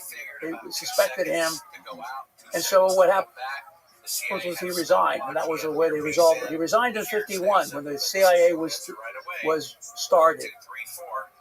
Okay, so now we're talking about Sully and McCord going there in 51, but not being used in this operation until much later. McCord was able to be here all the time because that was his job. He could travel over there. He was the only guy who did it. Right. So that's why he's so interesting and important to us, because we have to have these communication things. But anyway, so what happens is after 5 years of Philby not having any work at all, they reactivate him to go over to Beirut and look at, because that's where the crisis is, okay? In the Middle East. It's very close to Beirut. It's right in the middle of the crisis. Okay. So they send Sully there first, and what happens is, excuse me, I've got ahead of myself. That's where Philby is sent to, and his job there is going to be just open source information, and he's going to give that to the CIA guy that is running the CIA station in Beirut. Okay. So he's over there now. And Philby has a father who's well known all over the place. Yes. And he had a mountaintop right over Beirut. And so when at the time that Philby comes there, and at the very time, believe it or not, the very time that Sully shows up in Beirut, Philby's father vacates the house, takes all his kids on a vacation, and it's empty. And so you have the KGB who needs a replacement for Philby that has had since 51. And you have Philby alone on top of the mountain right over Beirut, who knows all about how to use Angleton. And that's why the first leg of this trip, Sully was sent to Beirut. Finally, I got my answer. It took me a long time. I never realized. I thought, what the hell is Beirut doing in this trip? Because I know that it has. How did you finally find this? Because I started working on the Philby case. And I got deep in. I own every book on the stuff you can imagine on the MI6 guys. So that it was very it was easy once, as they say in China, very easy if you know how. But not quick. Holy crap, man! You had to do a lot of research to put all these pieces. Well, together. it was the last 4 months that we started working the whole MI6 stuff in, and it was fantastic. People should watch this series on TV. It was six episodes called "A Traitor Amongst Friends," and they messed up the angles and stuff a little bit, but it was really accurate in a lot of ways, and it was more about Elliot, who was Philby's case officer, if I can say that, at the time, and he let him get on the boat. He could have stopped it. He could have arrested it.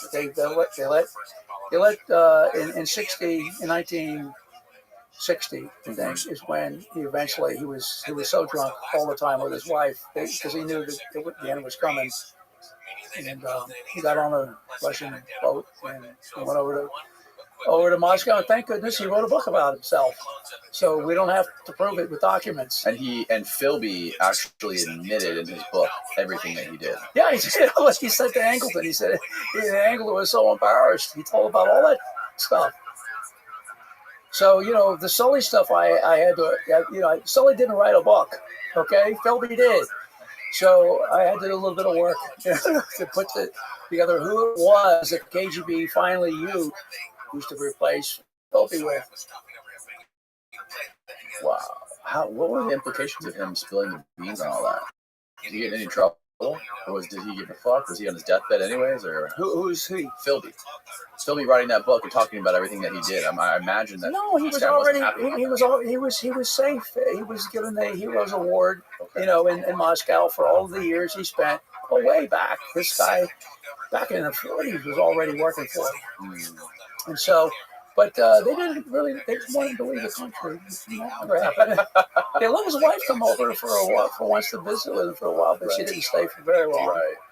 And he continued to drink, but not as hard. But I'm sure he died of liver cirrhosis of the liver eventually. Okay. So what happened after Khrushchev got these details of these spies? He finally got the details of the U-2s. He got what he needed, all the info he needed on Popov, right? That's right, and they arrested him. They arrested Popov without compromising Sully or McCord or anything. It was all stuff that happened in places that Popov went, so there was no. They could use it because the reason they had to be very careful for people who are listening who may not be keeping up. Basically, the reason they needed to arrest Popov. They needed to find other reasons completely disconnected from Sully. So because events in his life, right? Events in his life. Because if they did arrest him that had anything with any sort of connection to Sully, it would have. How do you know this stuff? Is the reason? How do you know? And the reason is because he was insecure and he did this, and this, and that. Wasn't that hard? But Sully put the nail in the coffin there. But you know what? When you look at it now, there was something more important than that, and that's the Beirut trip. So, Khrushchev got the things he wanted out of it, but the other thing that they're getting out of it, that his spy service is getting out of it, is the new guy, and this is a bonus that Khrushchev will. He stays in power for quite some time until after Kennedy's death, when he's purged. So he ends up getting a mole even better than Philby. This guy doesn't drink. This guy is pretty safe. But the thing he didn't really understand was that one day. And he did change the tags on his suitcases. The reason we know this is the last chapter in the book is about a defector, a Navy defector from Russia that we got a hold of, and he was thrown back and used up, and Sully had to escort him there, and Sully basically helped turn him over to the Russians who killed him, and his wife was with him. He was supposed to be trip, and it's a sad chapter because on the way home, Sully was in the plane with her and never said a thing. But yeah, so anyway, it was a big feather in the hat for Khrushchev. They solved everything.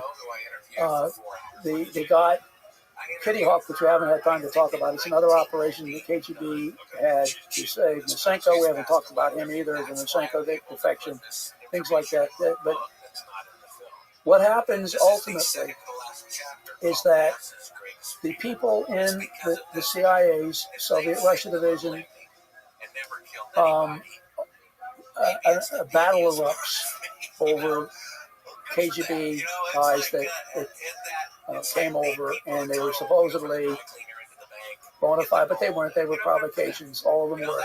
And What does that mean, bona fide? it means, in other words, if they came over, they really were a defector. They really defected to us.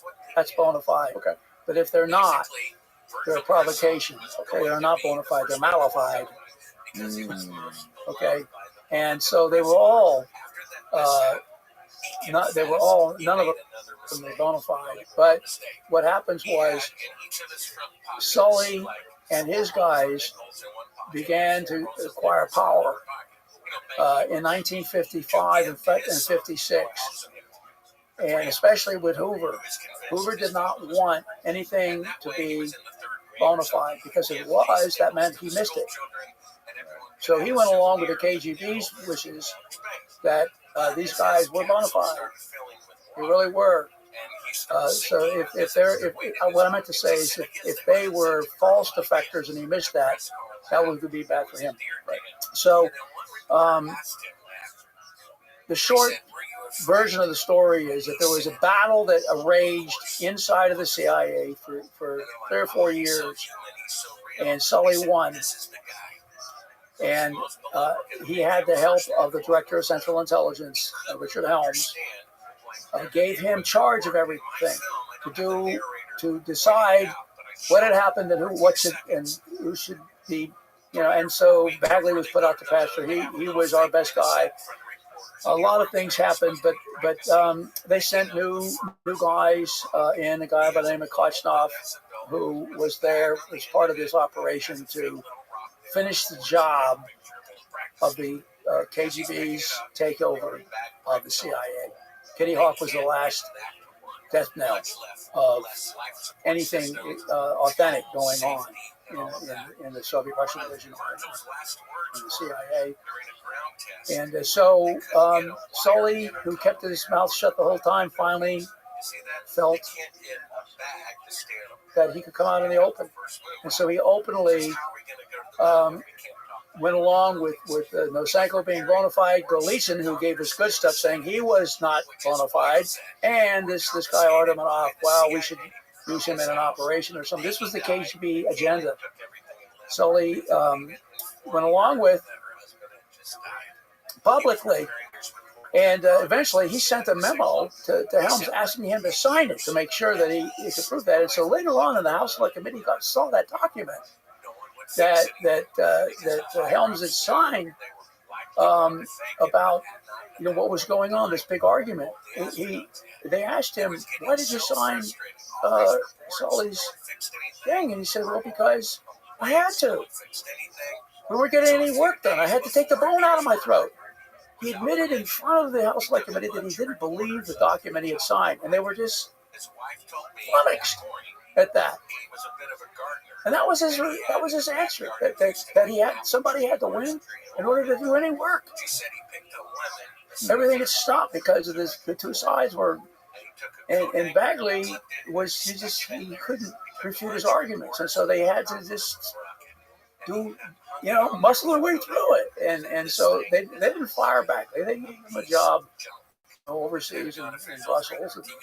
And that's where Malcolm Blunt met him, and Malcolm Blunt and I were close, and had been since I wrote Oswald the CIA. We still have that one on the table here.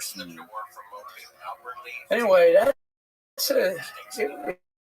it's a messy, complicated story, and black and white you can find on both sides. Right. of the divide in the Cold War and in the world. As far as Oswald goes, where did we left off with Oswald? The last time we spoke about him a little bit earlier. He falsely defected to Moscow. And this information, the documents regarding this came out publicly. How long ago? Did the U.S. release these documents? Most of them, the 6 million pieces of paper, were released in 2017, 2018. 2018, right. And this is publicly known that he defected to Moscow, false defection to Moscow. He was there in Minsk for a while, staying there, didn't want to come out, and that's where a lot of the Ukrainian KGBs were training at a high school. Okay, he didn't want to come out until he got the heads up. It's time to come home. He was having a blast. He married a pretty woman. There's pictures of him sitting there in Minsk. It's where the KGB Higher School of Education is, and those the people, some of the teachers in that KGB school were the ones who were interrogating him, and he knew it. And they said he knew he was being interrogated. Anyway, he was having a great time with his friends, and some of them were at that institute, and some of them weren't. They were just from around town. His place where he lived was right downtown on the main street, where the entire cadet corps of that KGB school ran by his building every day. Good morning. And so there came a point where it was time to come home. Right, there was nothing else for him to do over there, and one thing that they were interested in would be interrogating him to see what the KGB had done, to get his story. You know, they don't get on the phone call and call up Oswald and how's it going over there, Lee? You know, he had to come home to tell his story. And boy, when he gets off the boat, there's a traffic jam in the world, man. It's called the Cuban Missile Crisis. You name it, it's going on in the middle of '62. You know, this is when Lemnitzer, failing to get what he wanted out of Kennedy in the Bay of Pigs, failing what he wanted to get out of Kennedy in Berlin 2 times, which would have been Armageddon for us, that we got out of that. And then comes the Cuban Missile Crisis. And Lemnitzer says to himself, well, you know, Kennedy didn't go for it, you know, and Can you explain that meeting that they had? There was a meeting, I forget the actual name of the meeting, where Kennedy had to go to with Lemnitzer and all these guys. I was just getting up to that. Okay, sorry. Yeah. So Lemnitzer's idea, why he does this, why he says this to Kennedy, is because he's thinking maybe, going into the Bay of Pigs, Kennedy didn't want to do because it looked like what it was we were beating up on a little country that hadn't really done anything. So maybe if we give him a pretext, he'll be interested. And so the pretext was, well, we shoot a couple of Cubans that are making out in dinghies trying to go to Miami. And in Miami, we're going to shoot down a plane, by the way, over the Gulf. That's Operation Northwoods. Yes, this is all part of Northwoods, and we're going to kill some people in Miami, and then we're going to blow some stuff up, and probably killing people in Washington. And we're going to tell the American people that that Castro did this. Okay, we're going to tell the American people Castro did it, so that the American people will want to go to war with Cuba. And that is what I say, and I say it in the book, in Into the Storm. I already have that part of it in the book. That was, he violated his oath of office and sullied the uniform in war. And I said, that's in my book. That's the way, and I'm going to say it and say it out loud, and I'll keep saying it out loud. But you don't go do things like that to trick the American people into going to war. We don't do that. And when you do that kind of stuff, what do we got here? It's not a republic. It's like a tyranny. And it does, eventually become one. But it's a very sad situation. Now, this is how the deaths and the murders are the proof, guys. That first proof, fortunately, shadows intersecting at 90 degrees, electrical light, and in some scientifically in proven. terms, in some ways, it's unfortunate. But the fortunate thing about what happened is, in that meeting between Kennedy and Lemaitre, Kennedy told him to, get out. I'm not going to do this. His precise words are, I put in the book, he doesn't swear or cuss or anything, but he makes it clear we're not going to do what he wants. And so Lemaitre is turned down. Lemaitre is coming up to his end of service and his end of tour in the summer.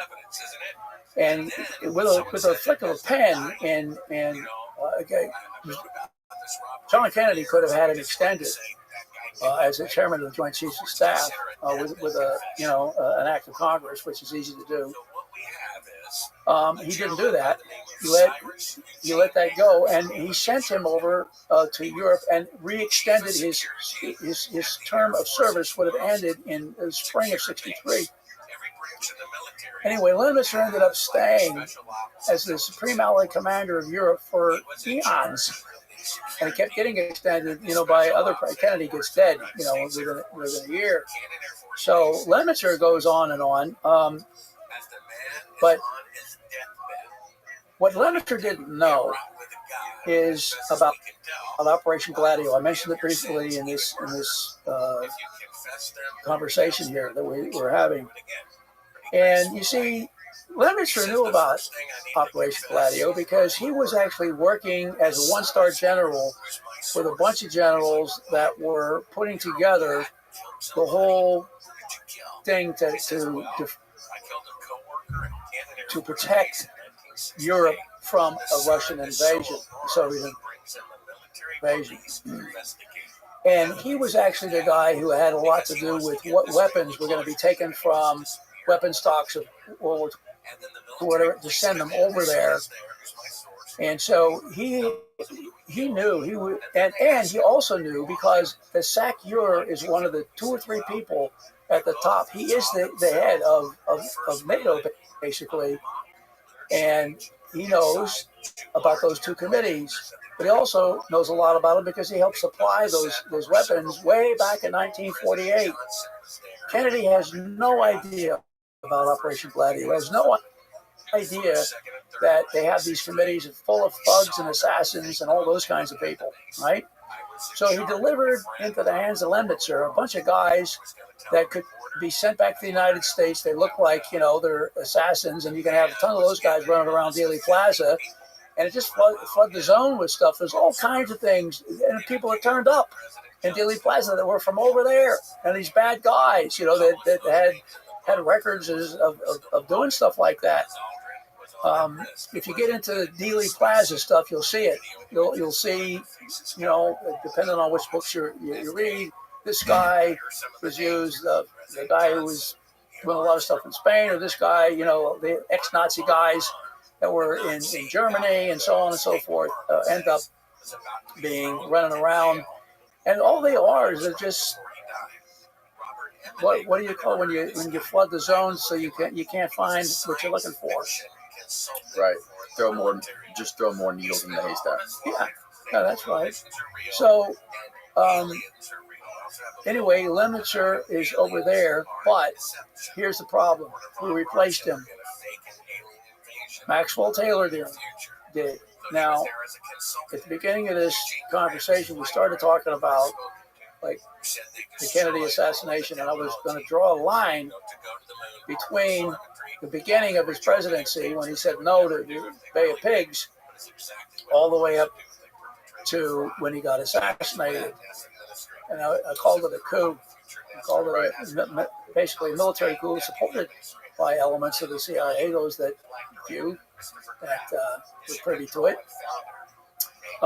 So Taylor, I call him in my books the Trojan horse inside the gates, not just of President Kennedy, but the Kennedy family itself. So what happens? How does this happen?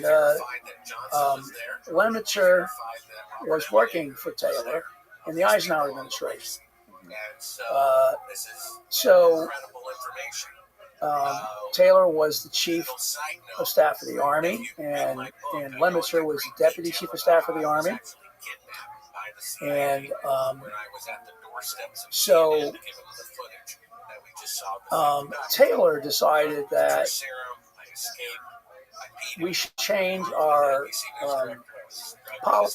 policies, military policies, from just these spasmodic nuclear weapons. If we got into war, that we should be able to, if we get into a war, be able to have one without using nuclear weapons. It was called flexible response. And he wrote it, and he was, all the generals didn't like it.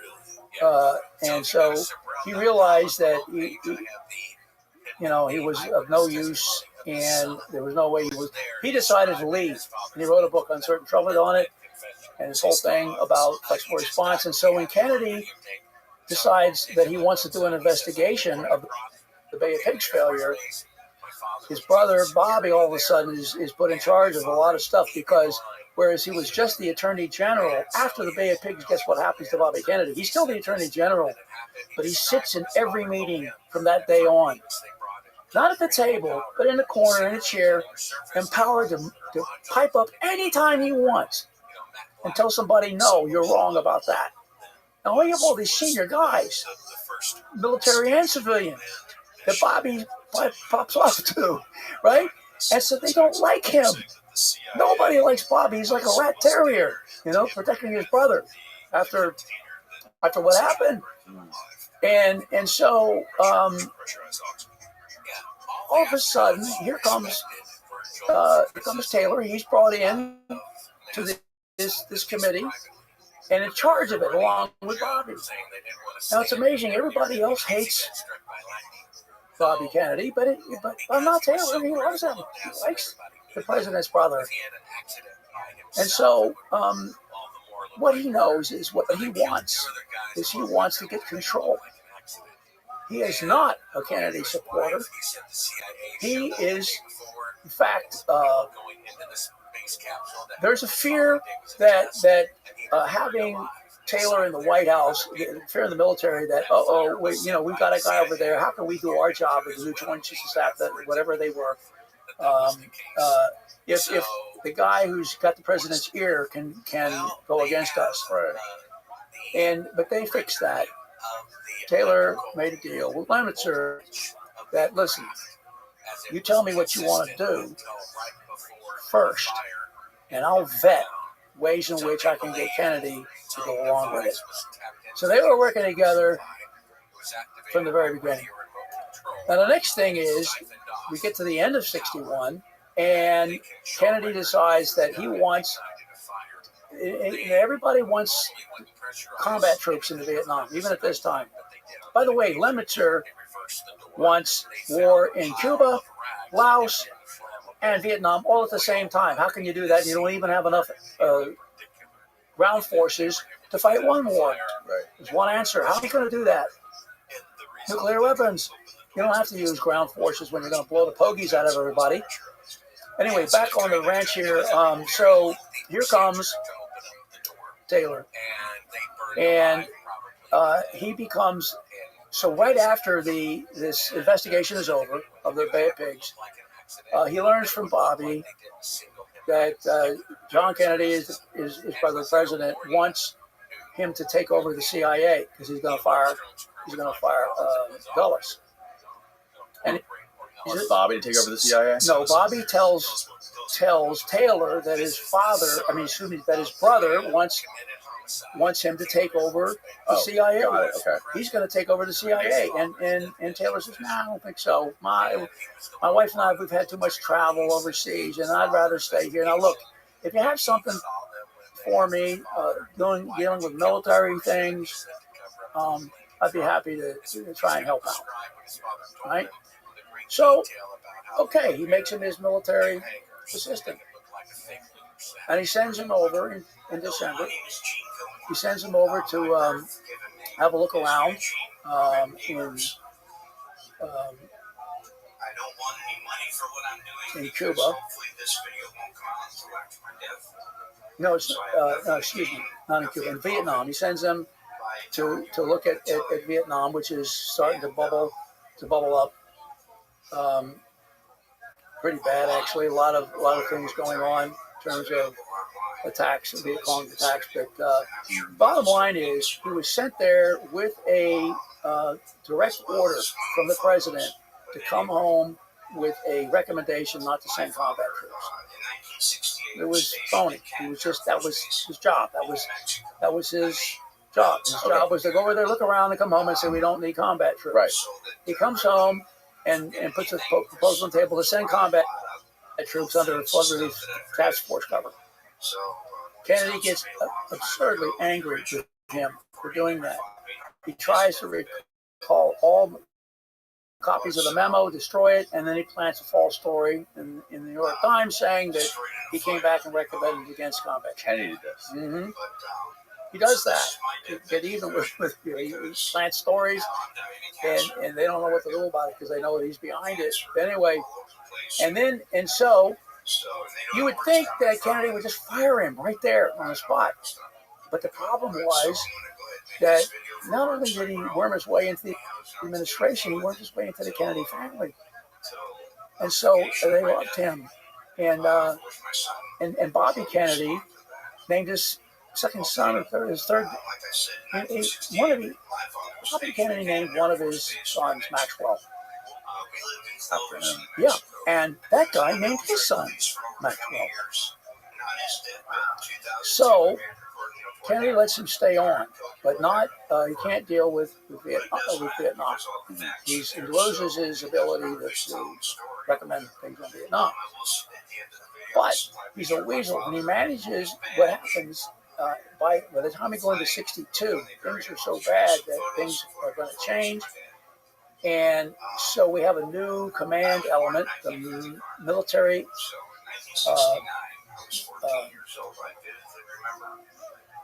What was there was the military advisory group. The advisory group is going to be replaced by MACV, Military Assistance Command Vietnam, a command, not just an advisory position. So MACV comes in, and the guy, General Carter, I forget the name of the guy who is assigned. Oh my God! Maybe I'll think of his name in a minute. So whoever it was that he sent as the MACV commander was actually Taylor's choice, and he was Taylor's protege. So, in effect, Taylor is still running Vietnam because the new MACV commander is his guy. So, after all the trouble we went through with the trip there and getting them smacked down by JFK, he's still pretty much in control of what's going on in Vietnam. So, we go through 62. There's a huge order of battle thing going on that I described in JFK in Vietnam, where all the forces of the Viet Cong forces are cut in not just in half, but 60% are eliminated after a big study is done. And the true story of what's going on in Vietnam is not given to Kennedy. The false story he's given is that there's not that many troops. And the truth is that there's a lot of them. Now, what Kennedy had decided to do, there's three options in Vietnam. We get out completely. We invade with troops. Those are off the table. What's on the table for Kennedy is an advisory effort. But when those numbers were discovered, how many Viet Cong were there, the advisory effort was dead on arrival. So they had to hide it from Kennedy. But guess who knew all about it? The vice president got all the true reporting, and the president got all the false reporting. And I know about it because the guy who was actually managing Lyndon Johnson, who was vice president at the time, Howard Burris was his name, and he took me to the several places. I met with him 15, 20 times over the course of years, and he told me the whole story. He told me that whole story. He didn't tell me some stories that I figured out later, but he knew that he had to give me something, and that was a big deal. Nobody had heard about the order of battle deceptions that had taken place in the spring of '62. Anyway, I don't want to spend too much time there, but that's a big deal. It had never been put out before, and it is. And in Army books on the war, they have to use that now because it's true. And I was able to interview all the people that were involved in it. So things continue to worsen all through the year. Kennedy's busy with Cuban Missile Crisis and a few other things on the planet. That it's not all about Vietnam at that time. And so by the end of the year, Kennedy starts sending people over there and sees that he's being lied to. And so what is happening is that Kennedy starts making a plan to get out of Vietnam. And at the time, Kennedy is allowing somebody else, not Taylor, to be his advisor, and that's going to be McNamara. He got so sick and tired of being asked to send combat troops that he blew up at the end of 1961 or 62 when they put MacV together, and he brought in a lot of people he fired, including Dulles and others that he fired, and the replacements into one room. And he walks in, and it was short and sweet. He said, "Look here, you either get with my program or you get out. And I want, who is it? Who's going to carry out my policy in Vietnam? Who's it going to be?" And McNamara, the defense secretary, puts up his hand and said, "I will, boss. Me and L." That means Leamington. But anyway, so there were Secretary of Defense conferences for the rest of the 2 years regularly. McNamara would go out and come back, and he would go at different times. But anyway, they fed him all the bad information so that Kennedy would know. So they used McNamara as the vehicle, while Burris made sure that Johnson got all the true order of battle stuff in Vietnam. Anyway, I've got to hurry up here because what happens is Kennedy figures it out, and they know he's figured it out. And he knows that they know he's figured it out. So they're kind of like in a game of chicken as we move into '63. Now, at this time,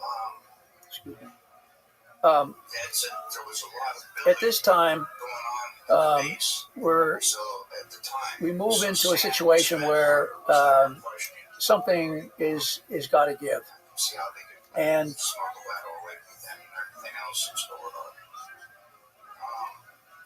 in these SICDEF conferences that take place in the spring, there's a lot. By the way, there's a lot of big Viet Cong strikes and stuff that are just getting in the news and things like that. But as we move into the spring of 1963, at one of these SICDEF conferences, this general there by the name of Krulak, he ends up being he's a Marine general. He ends up being there with I forgot to mention, I guess, when I think I did. You tell me if I didn't. That when Lemitzer was sent to Sakur, Taylor gets the job as chairman of the Joint Chiefs of Staff. Yeah, you said that. Okay, so Taylor's now in charge of Vietnam.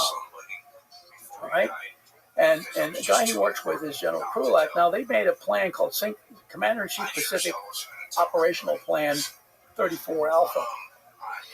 What that was a plan to invade Vietnam, and everything from pinpricks all the way up to invasion and all kinds, nuclear warfare. Everything it was a total plan to win a war in Vietnam.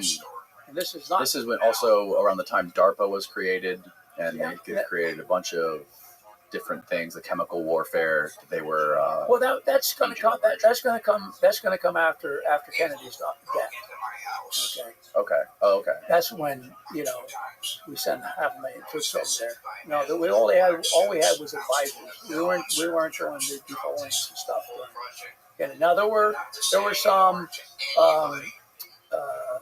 aircraft that were being flown. They were supposed to be flown by Vietnamese, and they weren't. They just had some cooks in the back seat. And so it was technically breaking some of Kennedy's rules. So there were some things that were over the line, but nothing like what you saw in Vietnam. So we just kind of got into the weeds of everything that was going with the SecDef meetings, the Secretary of Defense. Around 1963. 1963. In the spring. And that's when they started to come up with a plan to invade Vietnam and to be ready to do that. It was called out Plan 34A. That's the short version. And it's also a Commander-in-Chief specific designator on that, but we don't need to talk about that. It's just that that's what they were doing. And what happened was Taylor and Krulak didn't want. What they did was they suppressed it. They didn't let that go back. The contents and conclusions of the SecDef conference were supposed to go to McNamara and Kennedy. Right. Well, they suppressed this because it's war in Vietnam. And at the same time, the first one of these Buddhists sits in the middle of a street intersection, douses himself in gasoline and lights himself and kills himself. He's only the first of many, and Kennedy just gets completely upset. Why is this happening? How come we didn't know this? Anyway, it was symptomatic of the whole political bottom falling out in Vietnam. There was no support for the regime. What was going on? The GM and his brother Lou were very corrupt, and kept mostly they wanted troops and even American forces there just to protect them, not to defeat the communists. They were just trying to stay in power themselves. So it was a mess, and so Kennedy realized that his plan was going to be to pull out after he was reelected. And that's basically all of the troops wouldn't be pulled out till 65. And he could say things like, it's their war, they have to win it. He did that, but then he would say stuff like, we have to help them. So he said things that misled people into thinking, and was used after his death by some books saying that he would have done what LBJ did. And there was no way that was true. He just didn't come straight with the American people because he was afraid, as he was on other things, African American civil rights, things like that. He didn't. They helped him get elected, and he didn't want to do anything until after he was reelected because he thought he would lose the Southern Democratic vote, which was the base of the South. So you have this situation now in '63 where everything's going wrong. And he realizes, and we need to talk about this too, because he will actually go on television and say things. He wants to talk to the Russians, and he wants to really do civil rights, and he wants to pull out of Vietnam. Didn't he have a direct line with Khrushchev at this point? Didn't he have like a phone in his house and in the Oval Office? I think the Cuban Missile Crisis was where that happened. But the point is that what is he going to do? Right? He realizes that it's over in Vietnam, and he can't wait until another whole year and a half or something to do anything about this, because by that time it'll be too late to withdraw. There'll be no public support for it, and so what he decides to do is to accelerate the withdrawal plan. So the new plan is that he's going to pull out 100 advisors before the end of the year, and he draws his line in the sand. He says, I want real troops. I don't just want onesies and twosies coming out and being replaced. I want to see, and and helicopters too. So he wants a real withdrawal to start in 1963, and then after he gets reelected, then all the troops will come out. Now this was kept secret for a while because he didn't know what his opponents were going to do to him about it, and what the American public would do, what the newspapers would do, and all that kind of stuff. So he kept it to himself. But he sent McNamara and Taylor out together at the end of September 1963. And their job was to do the same thing as back in 61. They were supposed to go over there and go visit all the hamlets and stuff and count their chickens and hens and whatnot, and come home and recommend that we begin the withdrawal from Vietnam. And they did. Now, on the way back home, the stopover in Honolulu, the number 2 guy in the State Department, his name was Sullivan. There's a couple of Sullivans that run around, but he was one of them. Anyway, he said he got a hold of Taylor, and he said, we can't do this. We're not pulling troops out of Vietnam. We got to put them in. If this stays in the report, he says, I'm going to write a counter report. And so they said, okay, no problem. We'll take it out. So you don't see it in the draft of the report as it stood at Honolulu when they were on their way home. So they come home. It's first couple of days of October, and the helicopter lands in the garden there, and Taylor and McNamara walk into the White House and into the Oval Office, and they sit down with a report. And the report looks like it was in Honolulu. And there's all these press people in there. It's a press op and everything. And so after the pressure's out, before the conversation starts, McNamara and Taylor get up and say, just a minute. And they leave the room.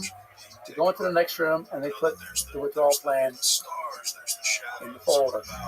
And they come out, and it's just fucking pandemonium. Excuse my French. For the rest of the day, there's people down in the basement that are saying, "This is crazy. Why are we doing this? It can't happen." And so it ends up being a fairly rigorous meeting that the Kennedy goes through and tells people that the decision's been made. And you can get out of here if you don't like it, but it's over.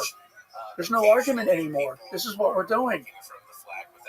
Now, this isn't in the newspapers, but this is what happened, and all the people that were involved in this have written their stories, and it's in the books everywhere. What happened that day when they found out that Kennedy was proposing to start the withdrawal from Vietnam? He didn't want to put it in a National Security Action Memorandum, which is what happens, when a new policy is going to be made.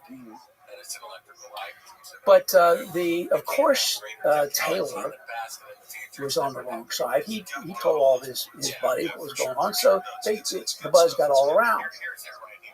And so it got into the newspapers. That Kennedy was proposing a withdrawal from Vietnam. And so George Bundy, his national security advisor, who was a hawk, but was, I contend, loyal to Kennedy. I can explain why. But anyway, he says, look, Bush, if it's in the newspapers, we might as well put it in an ANSAM. And they did. So even though the decision was made and discussed on the 2nd of October, it wasn't until the 6th or the 7th of October that they actually cut NSAM 263, which was the withdrawal from Vietnam, and another part of it, which was an instruction to the station in Vietnam, and it didn't say what it was, but it was a coup against the Diem brothers. That was also in the ANSAM that day. And so this is October, so Kennedy is coming into the open, but he doesn't. What he does is he sends Taylor out. No, McNamara. He sends McNamara out onto the steps of the White House to explain his NSAM. And he explains, so the reason he does that is to make it look like it's a recommendation of McNamara, but Kennedy hasn't decided yet. That way, if something goes this way or that way, he's not on the hook. And that's the way things are going. But everybody on the inside knows what the hell's going on here. Now, so now we have the DM brothers are going to get murdered. Kennedy has this. You see this picture of his hand over his forehead. Oh my God! And so actually that was another. He had to do that a couple of times. But in any event, they were at the point where it was going to happen, and so.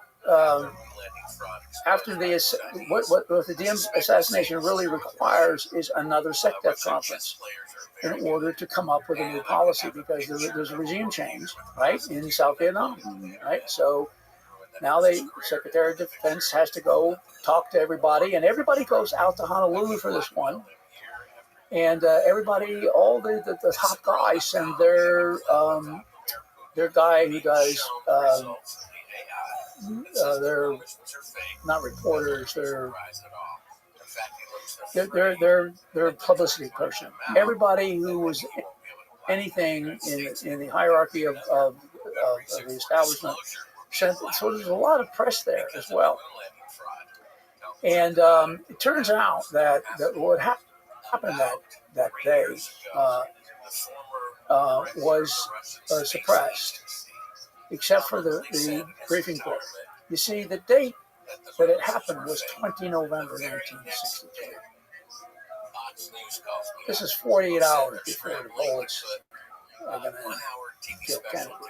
48 hours before they're all out there in Honolulu. And there's McNamara, and Taylor's doing the briefing. It's the military briefing.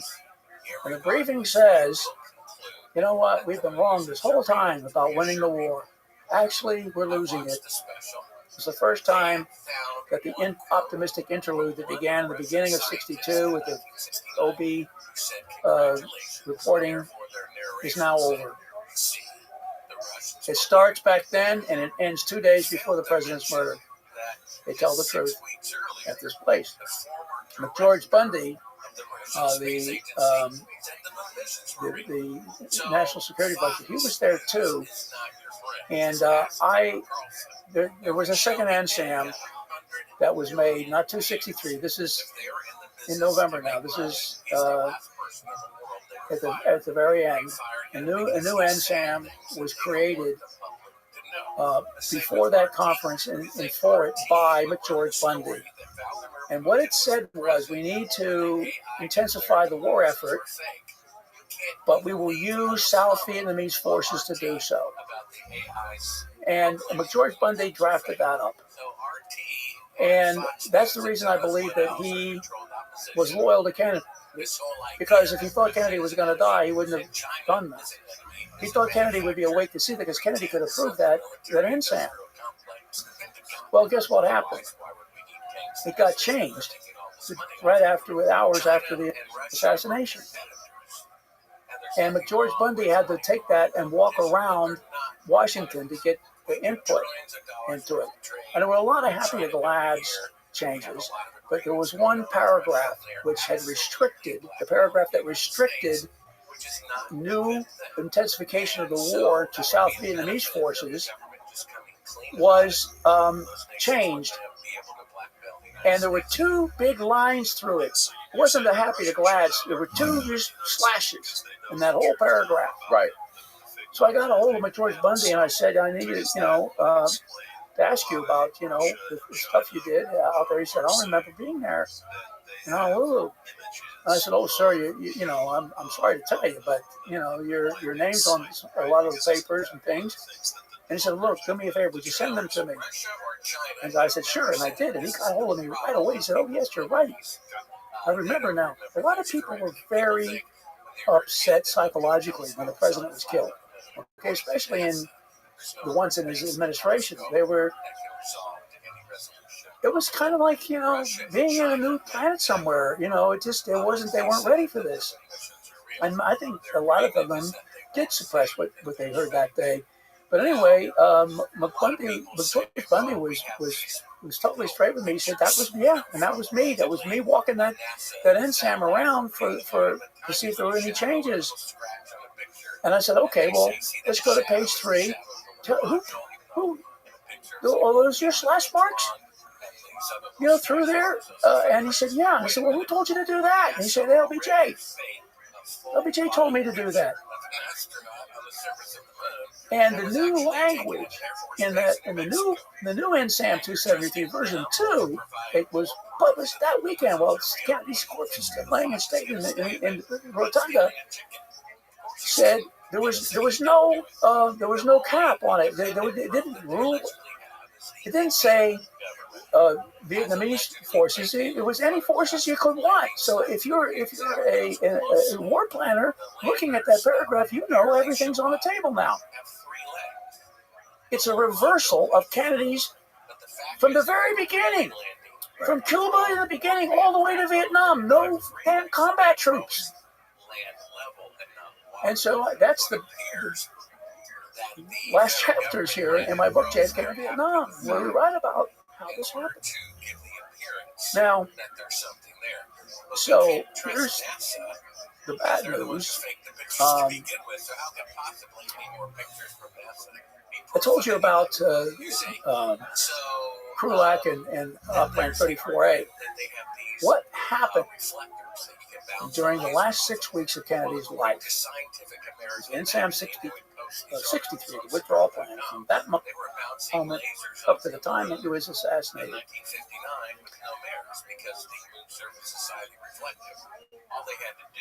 General Taylor was actually working against Kennedy to gut the withdrawal plan.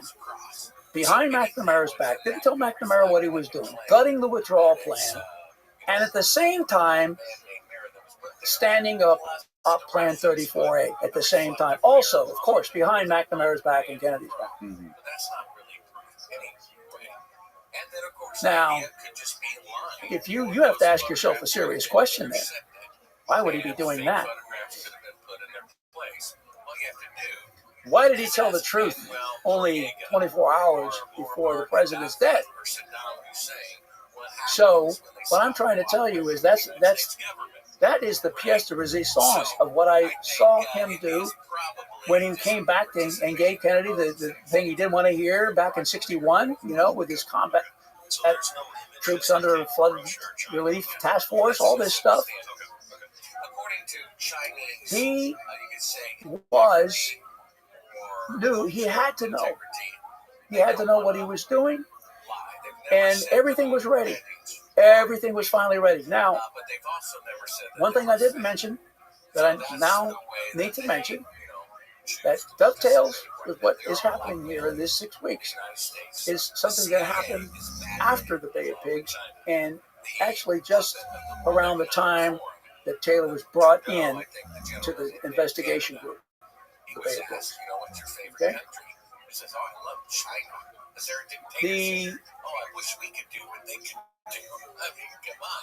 There is a subcommittee of the National Security Council called the NES, it's the Net Evaluation Subcommittee of the National Security Council, and it's all military guys, and including but one, the head of the CIA, Alan Dulles. And they do something called a PSYOP. I think I told you at dinner last night. I can say what that is: Strategic Integrated Operations for Nuclear Warfare. Not a psychological operation. The other kind of PSYOP. Yeah. Okay. So what? It's a plan for nuclear warfare that is briefed to the president every year for the next fiscal year. Okay. It's a prediction. Okay. And Eisenhower was the first one to get one. And this is when he's increasing nuclear weapons to save money. But he sees, they tell him what's going to happen. Even though we have a lot of weapons and all that, he was absolutely stunned. Eisenhower was, President Eisenhower, when he saw how many American casualties and casualties around the world were going to be. Right. And so he did not want to do that, and he would never have done that. But in any event, that was the first PSYOP. And then Kennedy becomes president. And so in the beginning, or the end, or not the beginning, the middle of the first year was 61. And instead of giving him the PSYOP for 62, they did something different. And of course, the background is what happened at the Bay of Pigs and everything. And Kennedy had to go on TV and say it was my mistake, and he did. He took responsibility. He was kind of at his nadir because Khrushchev was kicking his ass in Vienna, saying terrible things about war, and so the Vienna conference didn't go good, and the Bay of Pigs hadn't gone good. This was at kind of a low point for Kennedy, and so they sit down and they brief him on not the 62 PSYOP, but a PSYOP for the fall of 1963. And so what they do is they tell the president that that's a special time, that we could, and they were recommending a surprise total nuclear attack against Russia, China, all that stuff in the fall of 1963, because that was the opportune moment before the Soviet Union would have to start bringing online ICBMs, and we would be at our maximum power and the maximum advantage on both sides when you compare the nuclear power. That's what they briefed him on. So he gets up and he says, I don't want to hear any of this kind of talk again. And he's walking through the door on his way. You hear him say, and we call ourselves the human race. That was his reaction to the PSYOP that they were talking about. There were other PSYOPs along the way, but that was here's the importance of that. And what I'm interested in is knowing who all was there. When did this meeting take place again?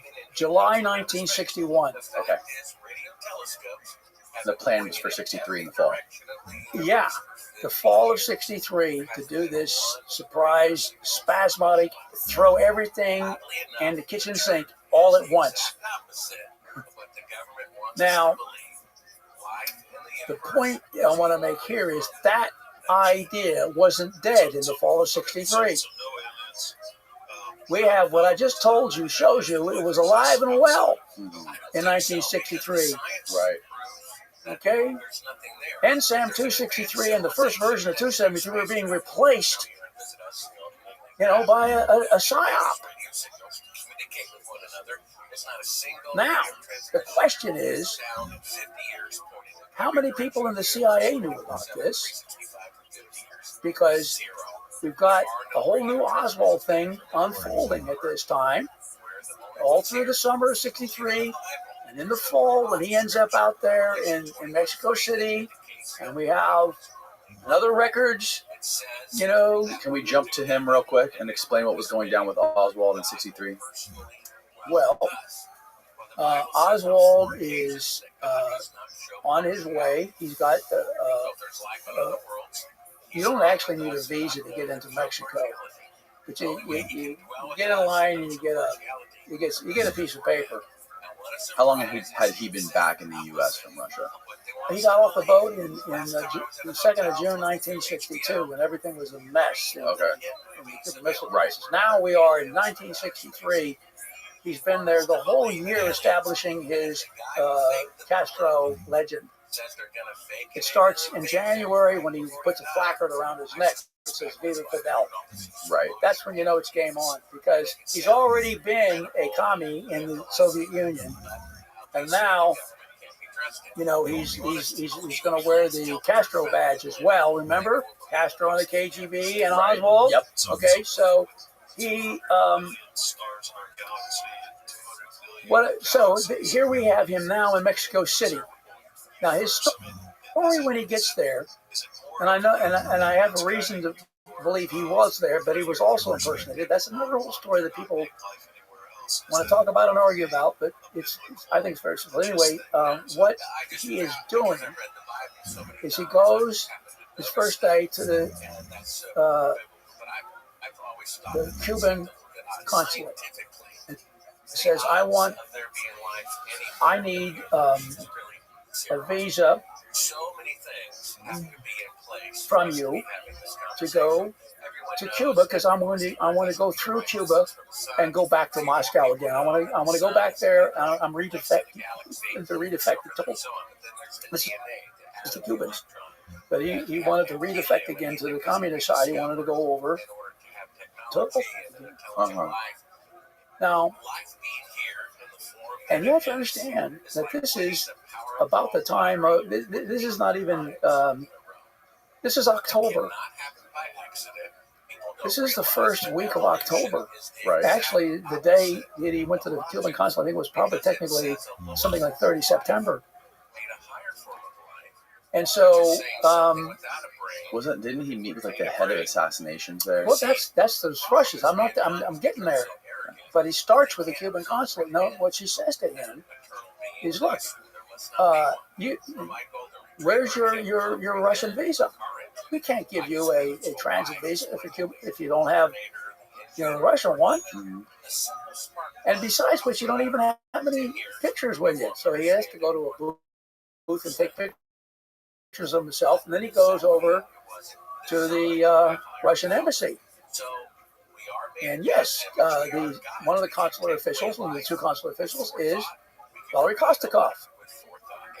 They're all consular officials. He just so happens to be the KGB head of assassinations in the Western Hemisphere division, and that was what he was supposed to be doing. They wanted to make sure that he has contact with Kostakov. Who told him to do this stuff? Who told him to do this stuff in the first place to go over to Moscow? His handlers. He had handlers who told that you need to get the story first, and then we can maybe draw straws as to who and how many people. Very few people are in on this, and this is not Sully. This is not Sully. No, this is another, but it's the same thing. They learned about it. They understood what happened. Whoever was behind them. Let me play this out with you. So what happens is the Russians, Soviets tell him, "Look, you're an American. We can't give you a visa here. The only place you can get a visa from is your embassy in the United States in Washington. So I'm sorry." So then he goes back to Duran, Soviet Duran, and the Cuban consulate, and says, "Yeah, they agreed to give me my visa." Right. She said, "Really?" She talks to Kostakov every day because she picks up the phone, calls Kostakov, and says, "I got this guy here says you did." And he's, no, that didn't happen. He's a kooky guy, And so she said, "Nah, you're busted. We're not doing that." Okay. And so he's out of bullets for that Friday. So he goes back on Saturday and tries again with the Russians. And all of this is reality, this part of it. So he really has no business going there because the embassies and consulates are closed on Saturdays. Well, it just turns out that on Saturday mornings, the Russian consulate guys have a volleyball game. So they're all there showing up in their shorts and stuff. And here's the guard says, buzzes them and says, "There's this guy out here who wants to talk to you," and say, well, they let him in.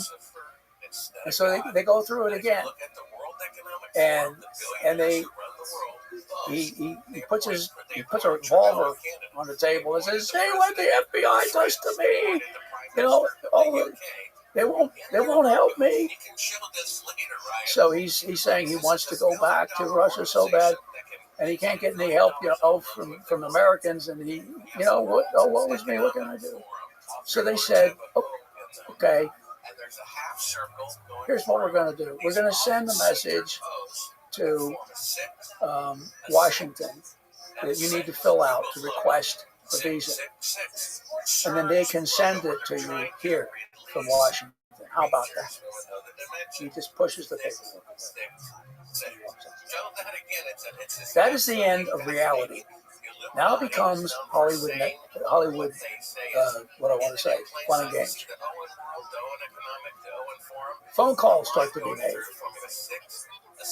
And somebody calls up and starts asking for documentation, and says, how has the reply come back yet from Washington for me?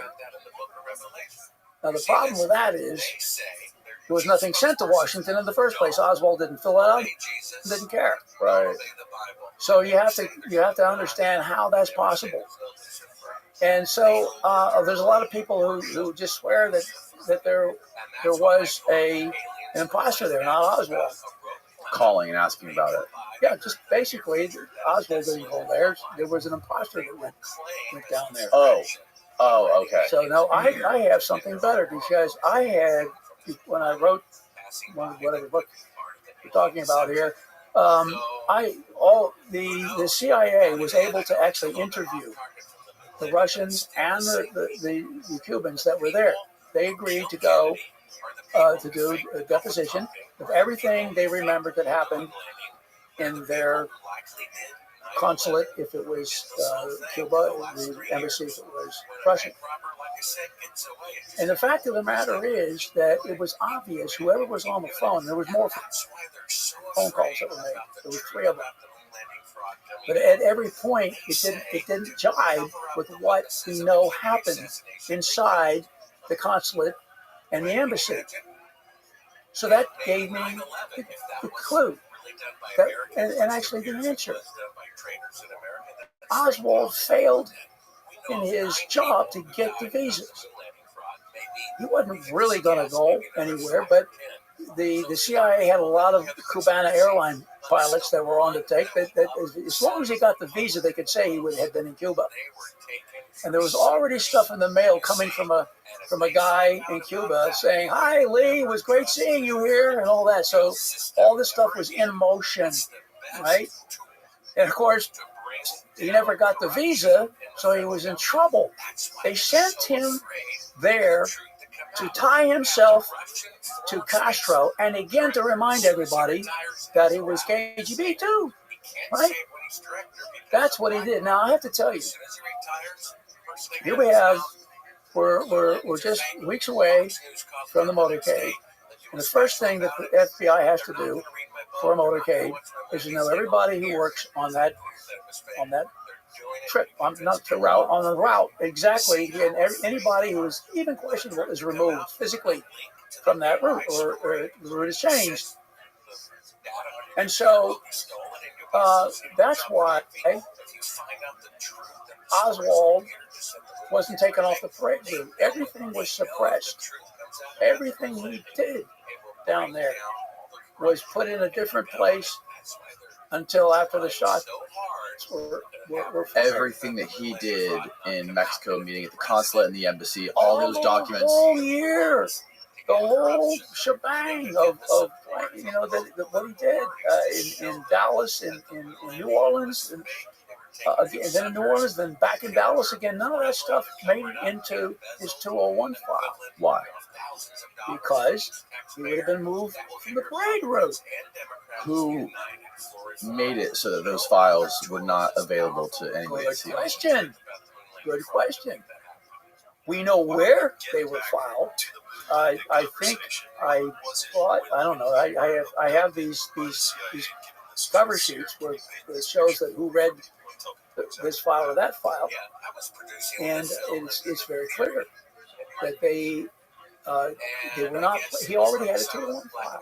It was opened in 1962. Too late for a lot of reasons, but that's not the point here. His 201 file had been open for a long time, and all the stuff he did in 1963 didn't go into it. It was hidden in another place.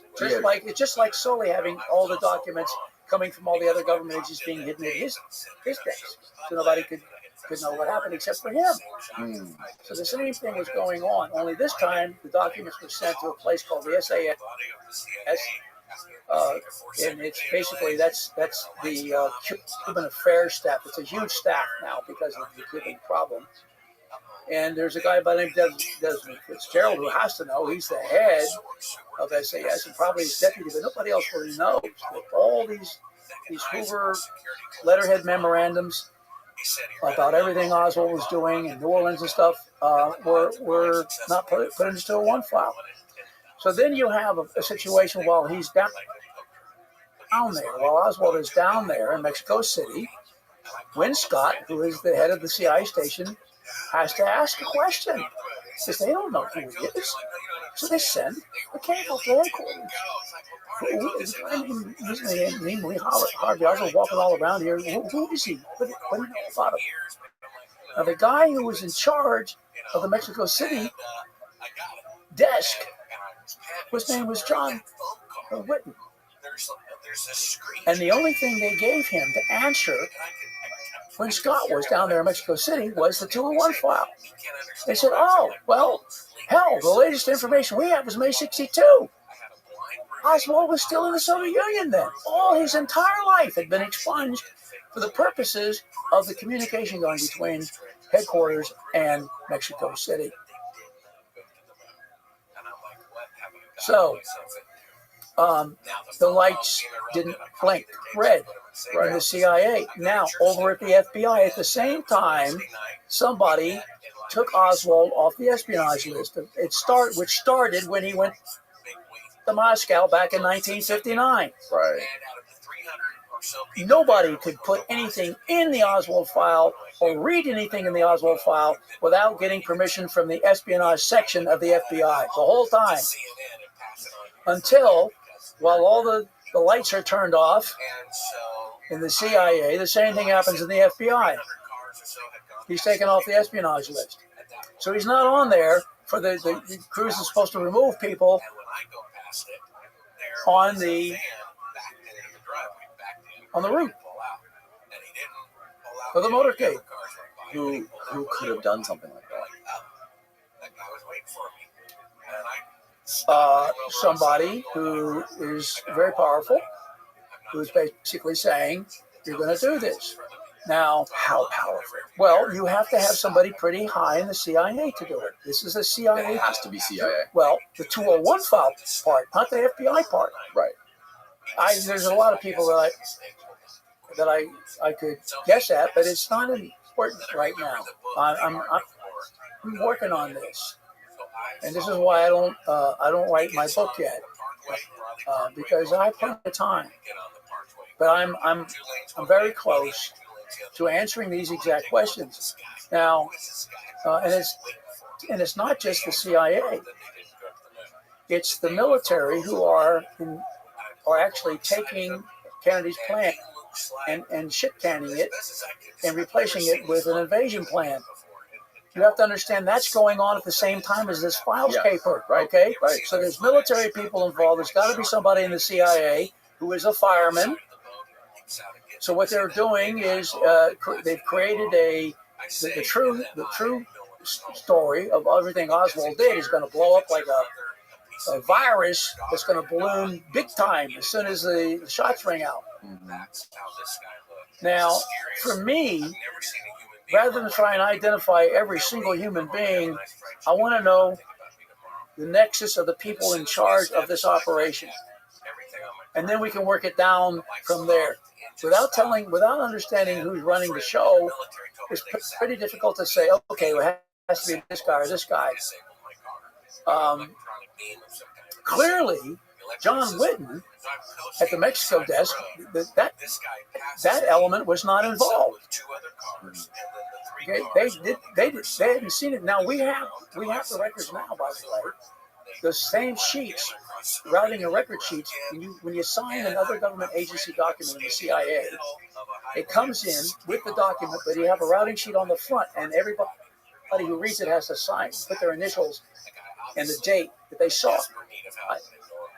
And so down at the bottom, it shows the file where it was filed. And everything should have been filed in this 201, but it isn't. It's 100-300-11. That's the FPCC file over in SAS.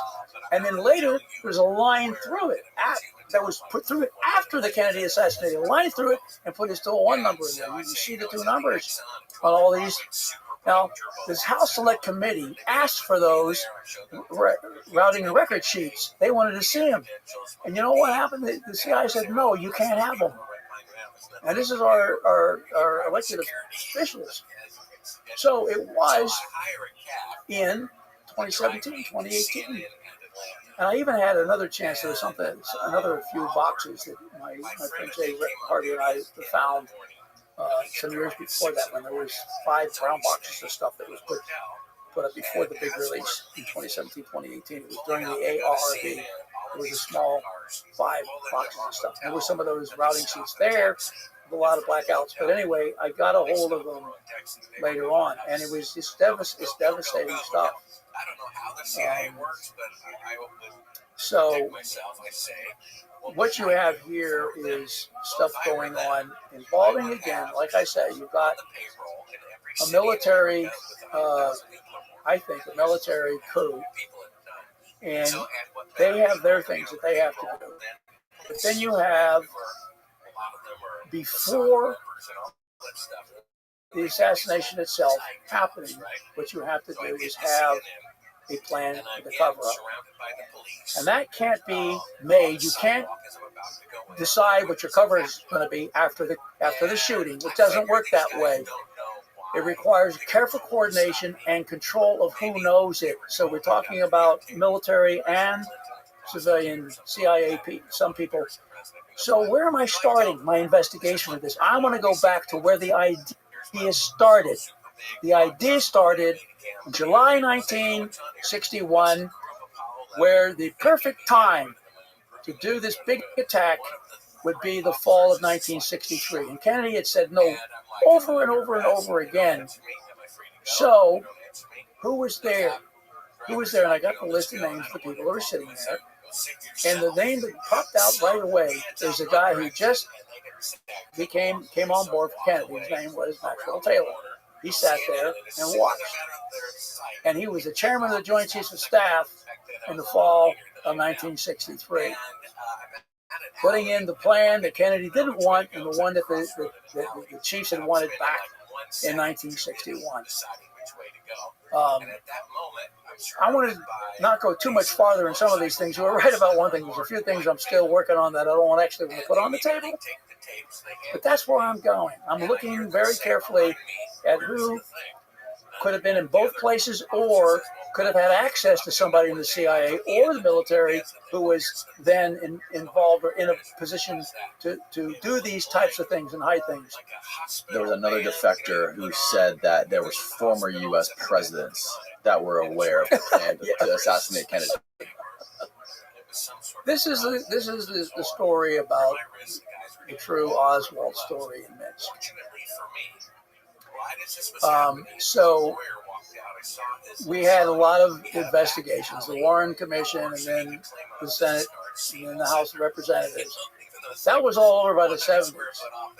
But defections were still going on. And a KGB defector came over to the CIA in 1981. Okay, his name was Sergei Papushkin. It took me a while to figure that out. The CIA tried to make it hard because they were told not to reveal the guy's name, but, I have my ways of figuring things out, and a newspaper article and a few other things allowed me to put it together. So he told us the story.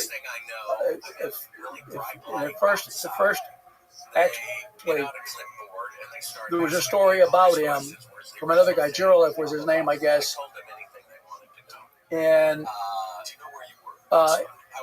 he said that there were 2 conspirators with Oswald, 2 American presidents that had conspired with Oswald to kill President Kennedy. Now, the problem with that was that,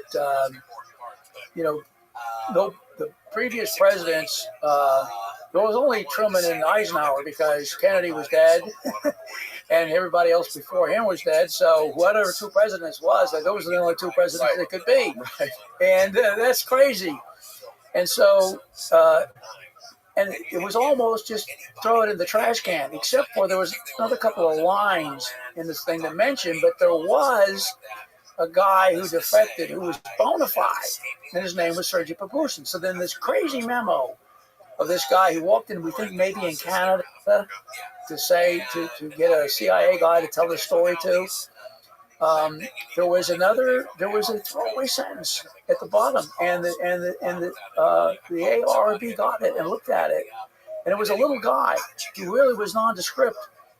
I don't even remember his name. He wasn't in the hierarchy of it. And so it went all the way up to the top, and then they asked the CIA about it.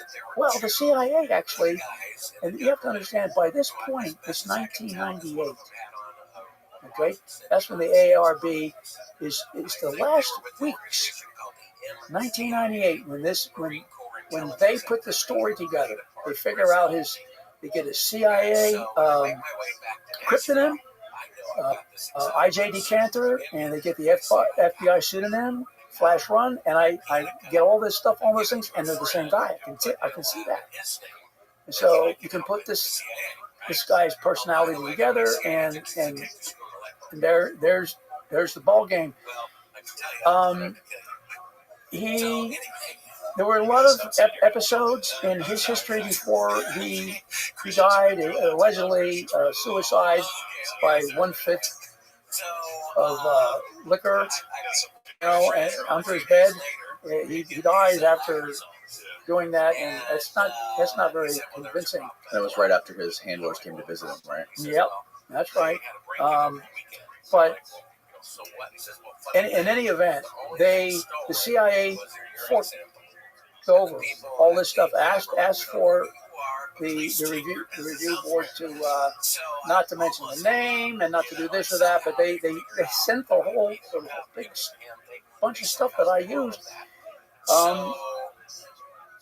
Interviews, tapes, because you could hear talking all this stuff they sent.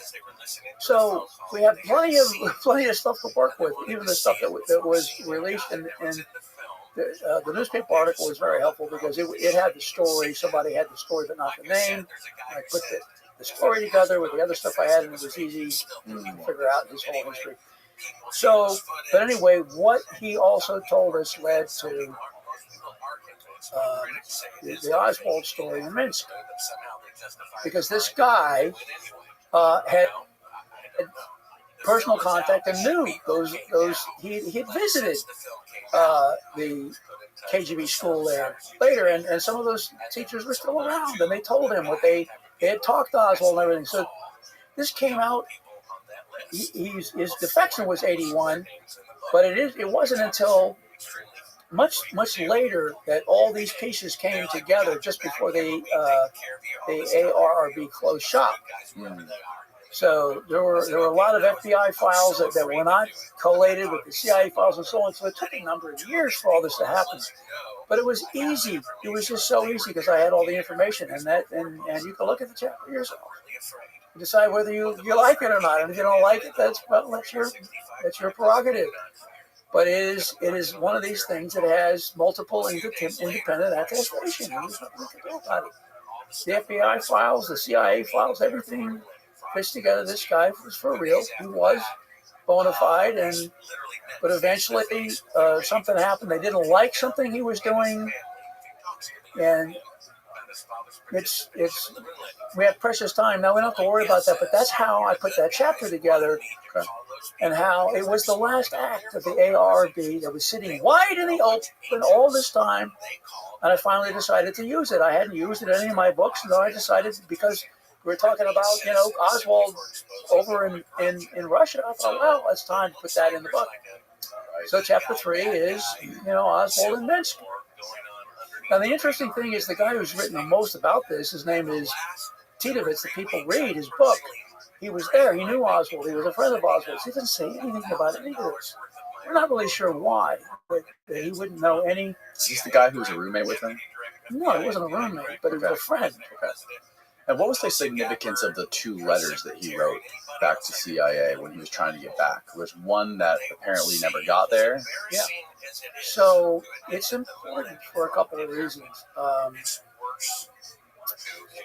What it does, what happened with the 2 letters, actually allows us to see that there was a CIA penetration that was trying to be covered up. And it looks like the House Select Committee actually cooperated. So Oswald wrote a letter in 1960. At the time that his 201 file was being opened. Anyway, and that's what triggered the 201 opening, was that he didn't ask to come home, the letter asked the American consulate to give him his passport back so that he could go back to the United States. And now what happens is then there's another letter in January that says, hello, this is Oswald again. You didn't answer my first letter that I sent asking to go back, whatever. So that's the first line in his second letter is, I sent you the first letter. And so when the House Select Committee gets this, they go along with the CIA to say there was no first letter. And they say everything that's in the second letter, but they leave the first line out, where Oswald says, my first letter. The HSCA doesn't include that sentence, so that tells me that somebody asked them to help protect a sensitive source, which would be, how in the hell what happened to that letter, that first letter. Right. And it was pinched by the KGB. And the problem is that later on, they didn't want anybody to know, because that's when the 201 file was opened. And there was other people behind that. But anyway, I was able to put that story together, and without knowing, but it was just something I found late enough to get it into, I believe, the Oswald and CIA book, which was 1995. And if not, then in another one of my books, I think by then I'd already figured it out. Because this is 95. Okay, so the CIA, the KGB falls apart by 91. It's all over. Not just the KGB, but the whole Soviet Union is gone. And so there was a honeymoon period where both sides were talking to each other. We gave them a lot of money to get rid of weapons of toxins and things and suitcase nukes and things like that. There was a lot of cooperation trying to get our arms around all the things that could be sold on the black market and things like that. But also for the media had a field day. They were sending people over there and interviewing people. It was all okay for a while. Later on, Putin took care of everything. But anyway, the point is that ABC News got in there, and it was Ted Koppel at 11 o'clock p.m. I remember watching those shows back then. Anyway, they were given access to the Oswald files, and the letter was in there. There it was. This is Biggest Day. The letter was there. And so there was no doubting about that first letter, Oswald. And so here's the other thing it told us, though, because his diary didn't have it. And there's no way he wouldn't have put it in his diary. So there are a lot of things wrong with that diary that we think. That diary was made after his death. We think they had a version, but they made another version because there were other things they wanted to cover up. Some of the sources they may have had, sensitive sources. Who knows what all was behind it? But anyway, I told that story about the two letters. Right. And the first letter was sent at the time of the 201 opening in 1960. And they didn't want anybody to know about that.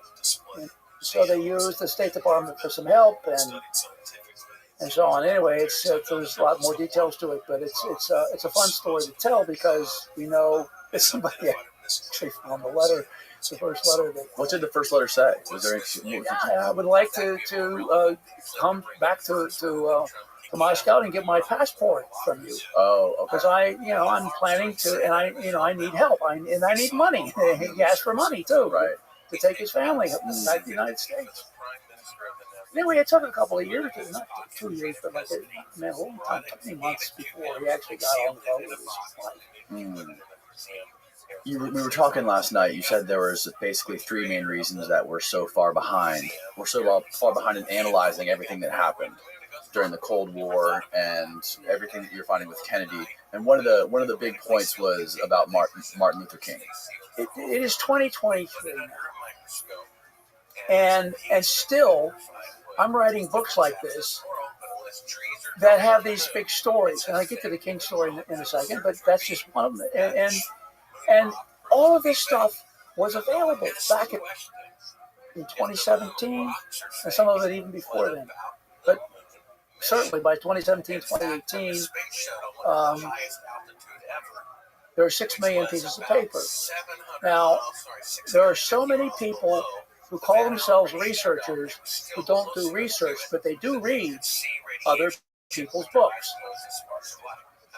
Now, it doesn't take very much research before we have a book that is going around the table from one guy to the next guy to the next guy to the next guy, and it never goes anyplace else. So we never make very much progress if the vast majority of people who are getting into the Kennedy assassination are just reading other people's books and regurgitating the same stuff. So these are examples that, like for example, this Oswald story we just told about in Minsk, that was there the whole time. The MLK story is a big one. So let's get back to the road for a second. So we know that one moon rock was. And I broke that story in Memphis this year on the 55th anniversary of his assassination down there. And we had a meeting down there. We got put in a basement that they took away a good room from us and gave us another one because I don't know why it happened. Anyway, it was very hot there. But anyway, I gave that presentation, and it was brand new. And I mentioned some things that had never been mentioned before. The only thing I didn't give up was the name of the person that was working with the CIA for the CIA, is a mole in Martin Luther King's inner circle. And I didn't mention the name of his case officer in the CIA. Originally, it had gone back all the way to basically in the 1930s, even before World War II. Initially, there were a lot of communist parties in the West that were basically communist parties only because they were anti-fascists. So the communists were part of that. They were against fascism. And before World War, along the run-up to World War II, there was a pact that Stalin and Hitler made together, the Nazi-Soviet pact. And this allowed the Russians to go off to do their thing in the Far East with the nationalists and versus the communists over there, and gave Hitler plenty of room to go take Europe. But the moment that thing was public, the people were the communist parties in the West were running for cover. They all left the communist parties because of the Nazi-Soviet pact. Hitler. And so there was this one guy who was an opportunist. He was a high school dropout. And he had joined the Communist Party too. And he liked money and he liked to get his hands on it. Anyway, he ended up being high up in the whole monetary structure of the Communist Party and the American Communist Party, and also, specifically, he was head of the Chicago funding of the Communist Party up there. So when the Nazi-Soviet pact occurred, he takes off. He steals all the money for the Chicago section of the ACP, American Communist Party, and takes off to Mexico with it. Now the CIA doesn't exist back then. It's all FBI, and the FBI has a place down there, and the FBI catches him with all this stolen money, and so he basically, short story here is he's given a choice: jail or you spy for us in civil liberties groups, civilian civil rights. And so very soon after that, you end up with World War II, and there's a lot of things going on where the CIA eventually becomes the CIA, but there's even, there's stuff going on during World War II, Wild Bill Donovan and all these groups that are sent in to war, British and Americans, not just Americans. So where we end up is that this guy that I'm talking about now ends up working for the FBI in Washington. Okay. And he's had, by this time, he's looking for people that are in King's inner circle. One guy's named Stanley Levison. And Stanley Levison had been a communist who was no longer a communist, and he joined Martin Luther King shortly after the bus boycott began. And he was a very capable lawyer, very, very big help to King. And then there was another guy who helped him. His name's Harry Belafonte. And he brought not just money, but a lot of prestige to it. And he was another guy who helped King out a lot. Now, this mole ended up wiggling his way into both of their lives. And he made a company with Levison, and he kept all the money. And then there ended up being a fight between them. And Levison got his money back from this guy, this con artist, but under the condition that he never talk about it to anybody if they made the deal. So pretty soon, Levison's ex-wife, ends up marrying the con artist. She's a psychotherapy. That's what she does. She has the degrees and everything. She's for she does mind stuff. Yeah. And so he has some needs for some help with that, and so he picks her. They find a way to get him during one of his presentations, and because he's a very famous entertainer, and so they show up at some events, and pretty soon he worms his way in, and then she becomes his psychotherapist. Harry Belafonte does.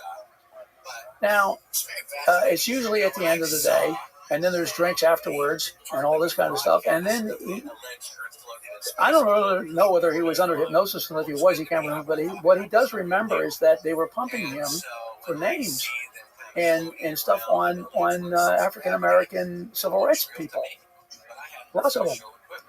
And it really bugged the hell out of him. And so he eventually decided, he told one of his lawyers, because what had happened was he wanted some money. He had made a lot of money. He wanted there was a black effort somewhere in Harlem. He wanted some money back to use for that. And the con guy said, no, it's invested in soybeans and stuff, and it's making a good profit. No, you can't do that. So he told his lawyer he wanted to confront. He wanted to confront this guy, and his lawyer said, "No, don't do that. Let me do an investigation." Now, this guy you don't argue with this guy. He was a longshoreman lawyer, a longshoreman, and those guys are not to be crossed. And he came back with the real story. The whole story I just told you it came from this guy. His name is Katz. And they'd given him a nose job and everything to change his this guy's his heritage was Russian Romanian, And so they turn him into an Irish Catholic, high school dropout. And so, yeah, he's involved. And so, so when he comes back, he tells Harry Belafonte the story. Harry Belafonte says, "Okay, he said, let me handle this." So Cat shows up in the office, and the secretary's there, and he says, "Hello, Mr. X." He tells his real name. And that name hasn't been used in years. And he tells the secretary to leave the room. And then Katz tells him what's going to happen. He's going to get all the money back or else. So they do this, and what? The con artist manages to get the same deal. The lives in that. Can't tell anybody about it. They got all his money back and then some. So here you have, and they become, Levinson and Belafonte become some of the most important people in King's thing after, during, and after the bus boycott, which lasted almost 2 years. Wow. So we fast forward here now to a time which is very important, actually, for students of the Kennedy assassination who know that John Kennedy, as I said, didn't want to pull out of Vietnam until after he was elected, and so he hadn't done very much. But then he did. He faced the music in the summer of 1963 because the bottom was falling out. He needed to do it before. He needed to cast it in concrete before the whole possibility would be gone. And he did the same thing on two other things. On the 10th of June, he went to American University in Washington and delivered the commencement address. And he made this one of the most famous speeches ever. Is this the speech about secret societies? No, about détente. Okay. He told Khrushchev that he wanted to mend fences completely. Would open up the space program for those guys to, and all this stuff. You know how the generals felt about that. So it was all about détente and stopping this war, this Cold War and everything. And he said, if we have to fight, we're prepared, but we don't want to do that. And it was such a great speech. Mm-hmm. And people were kind of freaked out. The students didn't know what to think about it because nobody had a speech beforehand. But it was televised, and you can watch it. It was on 10 June. Can you pull it up? 1963. 1963. What's the name of the speech? The détente? Well, that's what it was about. But it's the American University commencement speech. But then the very next night on television, on live television, it's a long speech he gives on civil rights. And it's a real ring dinger. I mean, he goes back as if nothing has happened since Lincoln. And so he's confessing his own. He's getting the courage of his convictions. These are things he was going to do after he was elected: civil rights bill and détente. Why does he do it? Then he has to do the Vietnam thing because he's got to get it in concrete before it's too late. And he thinks he knows that they're going to assassinate him somewhere. We've had a Chicago plot, we've had a Miami There was one in Tampa, right? Right here. Yeah. So how? Yeah. Explain that real quick. So what I'm telling you is Kennedy they were always afraid. That's why they didn't clean house when they got in. They were afraid of the military. And so,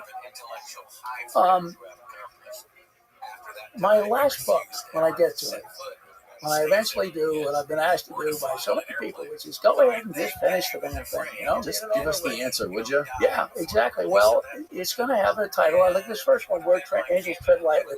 That was like from a poet, a little bit different, but that was June Cobb, who was a CIA infiltrator in Cuba.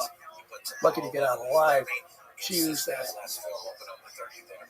So I thought it was cool. And the rest of these things, Up in the Dark, Into the Storm, they're more, tell you a little bit more about what's going on. But the title for my last book is going to be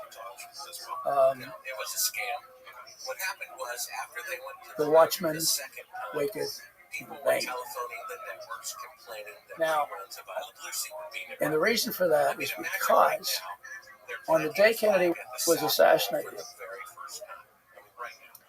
he was going to give a big speech at the trademark. And the trademark was basically a couple hundred yards past the overpass. They were almost there. Okay. And his opening to that speech was from the Old Testament, Psalm 127. Lest the Lord keepeth the city, the watchman waketh in vain. Why would President Kennedy say that? What does that even mean? Okay, lest the Lord keepeth the city, lest God is protecting the city. Yeah. The watchman can go up there all he wants, but he's not going to do any good. The city is going to go. There is no use of watching or doing anything if you don't have God's protection. It's a prediction of his death, like the things that he did that summer, the things that he did with the withdrawal plan, the things that he did for civil rights, the things that he did for Dayton. He wanted to get it out there before he died. So all the things the good things that he did, a lot of them would go down in history, and they would know that that's what he wanted to do. That's Psalm 127. You can look it up. You can read it, and you can also find out that what I'm saying is true. I probably have put a citation. I put that at the end of Into the Storm, by the way. It's at the very, very end, because I thought it was such a weird thing for him to do. And then finally it got to me. I figured that out. But it was. And he was assassinated right before he got a chance to read that psalm. And so the watchman did watch in vain for John Kennedy. So that's going to be the title of Volume 7. What was the speech? What did you make of the speech that he gave on secret societies? When is this? Can you search this one real quick? It's pretty easy to find. Just type in Kennedy speech on secret societies. Okay, let it roll for a second. Official secrecy. Here we go. The very word secrecy is repugnant in a free and open society. And we are, as a people, inherently and historically We can stop. opposed to secret societies. Yeah, but that's all he's saying is that since the rise of the national security state, we have all this secrecy. Nobody knows what's going on anymore. We are not a secret society. We're not supposed to be, but that's what we're turning into. Right. That's what he's saying. Right. It's real simple. It's not like... But that's what we are now. It's literally what we've become. Yeah, but it's not like these... You need to come closer.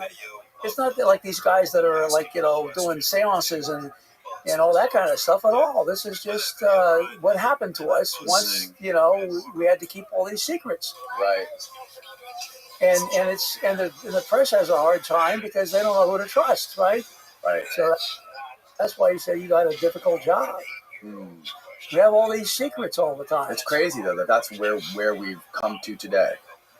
He wasn't. Oh my gosh, it's even worse today than it was back then. You made the great point that we wouldn't be sitting here today if it wasn't for Kennedy. When it comes to the nuclear arms race and us wanting to bomb everybody off the face of the earth. But when it comes to this stuff, it's clearly gone off the rails to where we are today compared to back then, and where are we headed? A democratic society is based upon free access to everything our leaders are doing. That's the way. That was our founding fathers expected it to be. And they would turn in their graves if they could find out what happened. To how do you think? What's your opinion on? How did this get so out of control with the media being so corrupted by government? Well, that's another part of the same story. First of all, it's just the problem of secrecy itself. Right. And, there's a famous quote, who will guard the guardians? And the answer in the CIA is the Office of Security, because nobody can investigate them, And so when secrets are above anybody else, then you don't have a democracy. That's for sure, and that's the problem. And so, if you actually decide that you want to manipulate public opinion, it's easy to do. All you got to do is put a few of your stringers inside of the the media. So it's easy, and there's actually a long string of books and things that are done on this whole practice of actually using plants, CIA plants inside the media. Right. And it's What are the names of those books? Do you know off the top of your head? Oh. Maybe those books. there's no, Okay. but I mean it's there are many books on that, and what you want to do is so much books is you just need to go on to Google. You start Googling. That's another thing. Google is completely compromised. It is, but you can still find all these allegations of what's going on. There's lots of articles, lots of books, and not just books, but what do you call them? Things that the pamphlets and things like that and other maybe they're not even articles, maybe they're podcasts, or maybe they're speeches and things that talk about this all the time. What do you think about? Do you ever have this conversation with Oliver Stone? Because I know he's had to deal with a lot of backlash. I know he's had to deal with censorship. He's had to deal with defamatory people trying to smear him and discredit him, saying that he's anti-American, conspiracy theorist. Have you ever had that conversation with him? No. I actually, when he wants something where somebody who's been out of the field has experience, he'll call on me and ask me for some help. But we don't correspond a lot. He's going down another path, and he's not really doing a whole lot on the Cold War anymore. Although there are some things he's done. Recently, I've seen one or two things on television about it, but no, I don't have. Basically, I get asked for information, and I What was your role on that latest film, JFK Revisited? There were two different versions of it. I was used. Actually, I was interviewed twice. They came to Washington and did their interviews for it, and then after they went back to California, he flew me out there to do some more takes on it. And so and I told him what I knew. Is there any particular question you have on what we talked about? It was New Orleans, all these things we talked about today, all these things, and this is something that still Stone likes to talk about. It's big Jim Garrison. Is very nostalgic about that still to this day, and it helped his film, and my book helped open the door, but he never walked through it for years and years. I sent him a lot of my books, and he wasn't interested in that. He was JFK'd out. Who was? Stone? Yeah, he had other movies he wanted to make and do other things, and he did. And he wanted to show that he's not he has breadth, and he does. But he'll tell you a lot of things about Russia that he likes. And he did those Putin interviews where he interviewed Putin. Yeah, unfortunately, some of that doesn't look so good right now with Ukraine. Well, John, thank you so much for your time and explaining all this to me. It's very, very enlightening. Well, I appreciate the opportunity to come here, come out of my closet and talk publicly. It's an honor to have you. Tell people that are listening or watching where they can find your books. Do you have a website? How can people get in touch with you? Sure. Actually, it's the other way around. JFK, JMN, that's John Fitzgerald Kennedy, JohnMichaelNewman.com. JFKJMN.com. And all your books are on Amazon as well? Oh, yes. All the books are on Amazon. I'll make sure I link all that below. Thanks again, John. You're welcome. Thank you. pilot's melody in the vehicle. So all he did was orbit for 8 days as long as he was a passenger. So he basically admitted twice that I was correct. And when he realized that, he threatened to sue me if I showed those remarks to anybody. So that's the first time. The second time we met was actually at the Playboy Mansion, where there was, I think it was one of the anniversaries of 2001: A Space Odyssey. And we were on the guest list, and he was on the guest list, and we had some talks there. We had other talks that were private. He made it clear to me that I am correct, and good luck trying to prove it. I have a friend who was at a party with Buzz Aldrin when he was insanely drunk, and he confided in him that he did not go to the moon, just like the girl. On this particular occasion, this was after those 2 or 3 encounters, I had gone to Japan where they did a short version of like a checkout counter book. They do these short books in Japan. And he was the guest of a Japanese TV program who I had worked with before. And I was there to surprise guests and get a reaction, see how he would react. So I started tracking down the astronauts and asking them to swear on the Bible. How the hell does a New York City narcotics prosecutor become this writer and write books like this about the war on drugs? I don't know. Hold your book up, Bizarro, so people can see what it is. The surreal saga of America's secret war on synthetic drugs and Florida's kingpins that it captured.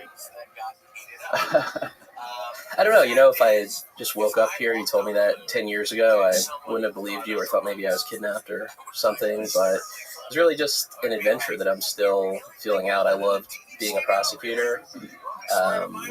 Doing that for about 5 years. It wasn't that I was disillusioned or anything, but wound up going on a bit of a new adventure in media, and that's how I wound up. You're only in your mid-30s. How does one become a New York City narcotics prosecutor? So most people, I started at the Manhattan DA's office, and most people there are coming right out of law school, so you can be in your mid-20s when you're starting that. Some people are older. But it really depends how you come to it. So not everyone starts in the narcotics unit, and I didn't know that that's where I was going to be either. It's actually sort of a smaller office that's loosely connected to the Manhattan DA's office, the Special Narcotics Prosecutor. It's sort of a little-known office, but it has jurisdiction over narcotics-related felonies throughout the whole city of New York, so not just Manhattan, even though most of the people there are Manhattan prosecutors. So you really get a window into the drug world. And it's not just drugs, but anything that's connected to it. So obviously you wind up getting into guns, identity theft, all sorts of things that crime and cartels are involved in. So what sort of things were you seeing, like day to day, being a prosecutor? It varied. So obviously the things that people were most interested in doing were long-term investigations, wiretaps. It was really wild being able to do that as a young lawyer, not long out of law school, like the stuff you see on TV. It really is like that in terms of being able to do those sort of investigations.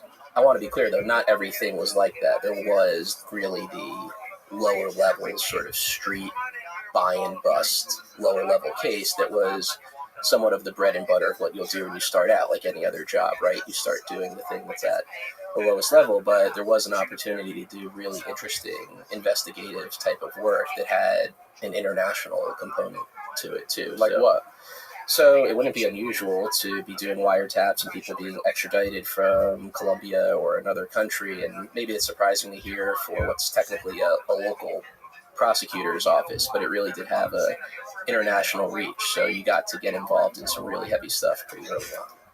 So you guys were like wiretapping people involved in cartels that were moving lots of drugs in different countries and getting them extradited to the United States. Yeah, I mean, there wasn't someone being extradited every day, and the people you're wiretapping, there had to be a connection to the jurisdiction that you're in, right? So this was in New York, so it's like anything, you build an investigation up. It's pretty well known, I think, for people who are involved in it. I don't think I'm revealing any thing that's super secret here, but it might start off with something very mundane, a street level sale that winds up building a huge case where you do wind up extraditing somebody from Colombia or some other source country of where the narcotics are coming from. Interesting. And how many of these types of cases did you work on throughout? How long were you a prosecutor for in total? So from 2012 to 2017, so about 5 years. Okay. And so how many different cases did you work on as a prosecutor? Or did you prosecute? Yeah, so it was both. So it started off in the trial division and wound up going to the investigation division. But the names are sort of a misnomer because even in the trial division, I did some investigative work, and in the investigation division, I did some trial work as well. So it was always a mix of both going on. So I did maybe a dozen or so trials, some of which was me as the first chair leading them. You get, as a young prosecutor, you get an insane amount of experience as a young lawyer. I think regardless of what your ideology is or however you want to call it, people like it. One of the reasons is that you just get so much trial experience, regardless of whichever side you're on, whether you're a prosecutor or a public defender. You get thrown into court way sooner than if you go and work at a big law firm right out of law school. You might not be doing anything like that kind of thing for 10 years that a person who's going into a prosecutor's office or public defender's office is doing. So you're really thrown right into the fire as a young lawyer. It's so interesting. I've always been really curious about the perspective of people like you as a prosecutor that work on prosecuting all these people all around the world who are involved in distributing drugs. But like, they must know that it's not moving the needle one bit as far as like getting drugs off the street or saving lives or doing any of that stuff. Like, I have this one lawyer who comes in here all the time. He's a good friend of mine. He one of his first cases he ever took as a public defender was a ship captain who was he was captaining a cargo ship from Colombia to, I think it was to Tampa, and his ship got taken over by the cartel. They basically held a gun to his head and said, if you don't take all this coke to Florida, we're going to kill you and your whole family. We know where everyone lives. And so he did it. And they basically were trying to give him life, give him like the worst possible life plus cancer. Exactly, right, yeah. And he ended up getting it. This guy ended up helping him beat the case. But it's like an example of all the work that goes into prosecuting these people who are just essentially pawns in this giant network bureaucratic business that doesn't stop. And it's like you're not doing anything to move the needle, no matter how much work and money and time and effort is put into this and how many people are put behind bars, So I was like, anyways, that was long-winded, but like my point was I was always interested in like the point of view of the prosecutors and the people that are involved in like putting these people behind bars. Sure. So there's a lot in there, and I could talk about that for hours. I have a lot of thoughts about that. Right. I think what's kind of underpinning what you're saying here is the question of why, right? Yeah. What's the point of why are we doing this? How does someone who's in law enforcement for decades, right? Not, as a prosecutor for 5 years, I'm no longer there. I think I can speak to a lot of the mentality that was there, but to the extent you're kind of thinking about why are they doing this? Why are they still waging this war if it hasn't been won, right? That's kind of what we're getting at here. And I think that part of it is that that's just not the question that they're asking themselves, right? It's not, if that was the question they asked themselves every day, there would be no way to survive in any job, right? No matter what your job is, whether it's drugs, whether you're a fisherman, whatever, pick any normal thing. If you're asking yourself every day by acknowledging, I'm not accomplishing the thing, I didn't accomplish yesterday what we set out to accomplish, and we're never going to accomplish it. You just wouldn't be able to move on. I think you're looking at kind of a smaller piece of it, or just a totally different mentality, meaning you're going after bad guys, right? And so if at the end of the day you're making an arrest, whether you're taking drugs off the street, something you can point to, right? Something that's tangible. Even if that's not winning the war on drugs, it's something, and there will always be another case, right? Because you're not going to win the war on drugs. So that's not, I'm not saying that was my mentality, but just to kind of offer probably a way of thinking about it. If you're asking, how could someone do this every day, right? I think they're just not asking themselves the question of how are we going to win the war on drugs today. I think it's much more mundane. Like, I have this case in front of me. What do I need to do to complete this investigation, to get this particular load of drugs off the street, to prosecute this case? And so they're just not grappling with those bigger questions. Certainly not the people I think who are line prosecutors who are there every day. It's not that you don't think about it, but it's just not going to be your animating principle, I don't think, because it can't be, right? Because you're not actually winning that war if that's the way that you conceive of it. Yeah, I mean, it must just be some sort of, I mean, at some level, there's got to be some sort of like this diffusion of responsibility, I guess, right? When everyone else you're working with and you're surrounded with is doing the same thing, and, you know, it's a good business, you guys, I guess they can justify it in their own way, like putting away bad guys, even though these bad guys are, you know, they may not be the ones in charge calling all the shots. You know, there's still some sort of even if you can prosecute somebody who is essentially just trying to feed their family by moving drugs, it looks good if you paint it the right way. Sure, but to take it even a step further, sometimes we were getting the person who was calling the shots, right? And so that's a different story on the kind of bad guy level, right? Or, you know, the example you mentioned of someone who's kind of put in a tough position and is not a kingpin, they're not making a lot of money. That's easy to look at and say there's something wrong there, right? It should be handled differently, whether it means a person doesn't have any sort of culpability, but, you know, someone shouldn't be spending the rest of their life in prison for the situation you described, as I understand it. But we did sometimes get the people who were the kind of person you allude to, who was maybe the person who was effectively putting that lower level person in that situation, right? And so that raises a different sort of question. Now, I don't think that still answers the question. It doesn't justify the war, right? It's just a different consideration. I think it makes it easier to keep going if every day, at least the goal is to get that real bad guy, and there's a possibility of doing it. I think that answers the question of what is the motivation behind the people doing it, aside from the motivation being, okay, this is going to end the drug war. Right. I'm sure you're familiar with the guy named El Mayo. I know the name, yeah. He's like the biggest guy who started the Sinaloa cartel. It's just like fascinating to me how people like that are just like living in luxury in Mexico, like secluded. They stay off the papers, they got the media, and all you hear about is like people like El Chapo's kids. Right. It's just like the media frenzy around them, but you have like the big old rich guy who's basically like started everything, who's essentially immune to, you know, I don't know how much DEA presence is in Mexico, or like how much of like American undercover officers or agents are down there working on this stuff still, but it's just always something that's really baffled me, especially when you see people like El Mayo that are just still out there living freely.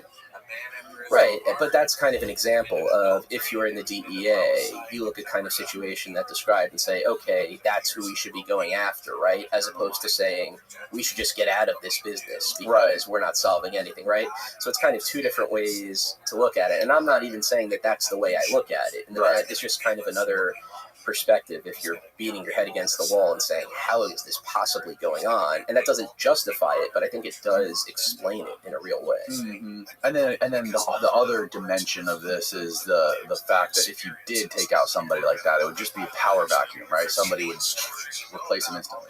Well, right, because no matter whatever person around the world dies, that's not going to change the fact that people sitting here in the United States and throughout the world are always going to want to change their consciousness, right? And so as long as there's prohibition, there's going to be a way that's made more dangerous to accomplish. And so whether it's a Mexican drug lord, whether it's a pharmaceutical filling that vacuum, filling that need of the fact that people will always want to change their consciousness, and that's not something that could ever be defeated. It's just, what do you do in the face of that reality? And that's something that you and Hamilton talked about briefly on your podcast too, is he brought up the fact that, you know, he brought up the question, why haven't we learned our lesson from alcohol prohibition? You know what I mean? Like, we regulated alcohol, we were able to get rid of all the organized crime that was surrounding it, all of that stuff. Like, how come we haven't learned that lesson with some of these other drugs that are out there? Well, it's cultural, right? I mean, it's not an unusual situation if you have someone in law enforcement, DEA, local or otherwise, goes out and makes a drug arrest, right? Then goes home and cracks open a Budweiser, right? And there's maybe at the time of Prohibition that would have been looked at in a different light, but I think it's the culture that we're in. What are you even talking about when you say a drug, right? It's kind of a weird question. Like, wait, what are you asking me, Jordan? But if I were to ask you, when you say drug, what are you talking about? Eventually, you would probably settle on a definition that's provided to you by the government and what's been made illegal, right? Something like that. You wouldn't think that alcohol is a drug, but these are cultural things that we have imbued within us that are handed down by the law. And so this sort of legal culture where you can be a cop who's making a drug arrest during the day, cracking open 15 Budweisers at night, the next day going back and doing the same thing all over again. One is a drug that's going to land that person in prison.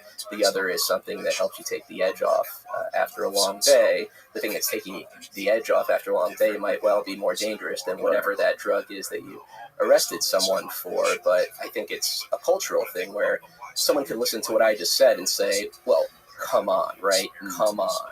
There's no real argument behind it, but there is kind of a come on to it where there isn't an appetite to really change that for a lot of people, and that's why it doesn't change.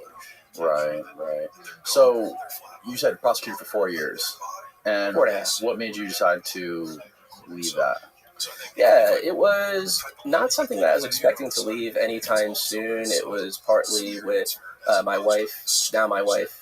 At the time, we weren't married yet, but we were moving from New York to Washington, and so I was thinking about possibly still doing prosecution there, but I thought maybe take a look at a new adventure, and I wasn't giving up my law license or anything. I still have it now, but I wound up covering the Supreme Court for Bloomberg, which was just as a lawyer, being able to go to Supreme Court arguments and see them up close, or not even just a lawyer, but just if you're a student of history or anything like that. But that was another sort of dream job for me, and so I thought, why not take a chance on that? And it was actually through that reporting that I wound up landing on the Bizarro story, indirectly. Really? How so? So it was actually through an article I wrote about a case that had nothing to do with drugs, but a Supreme Court case that had to do with vagueness in the law. And it was a decision that was written by Justice Gorsuch, the Trump appointee, who, if you know who he is, you might have a certain impression of him if you don't follow the cases closely. Just knowing that someone is a Republican appointee, it's more of the tough on crime, kind of going back to the culture, right? The more in line with the arrest someone for drugs during the day, crack open 15 Budweisers at night. You might think that as a judge, if you're appointed by a Republican, you will necessarily have that mentality in a legal way too, right? But he was sort of an interesting figure in that he would side with some of the Democratic appointed justices on criminal justice type of matters, some of them anyway.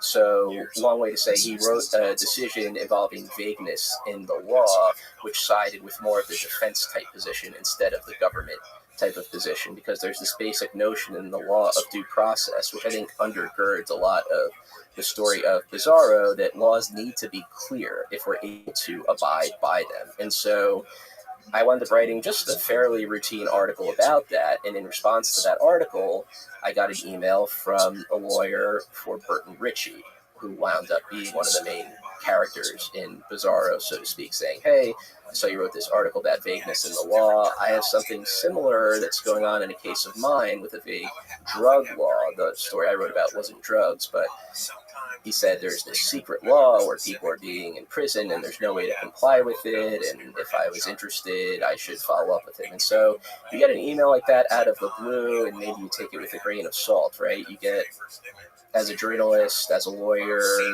you get a lot of outreach like that. Sometimes it pans out, sometimes it doesn't, right?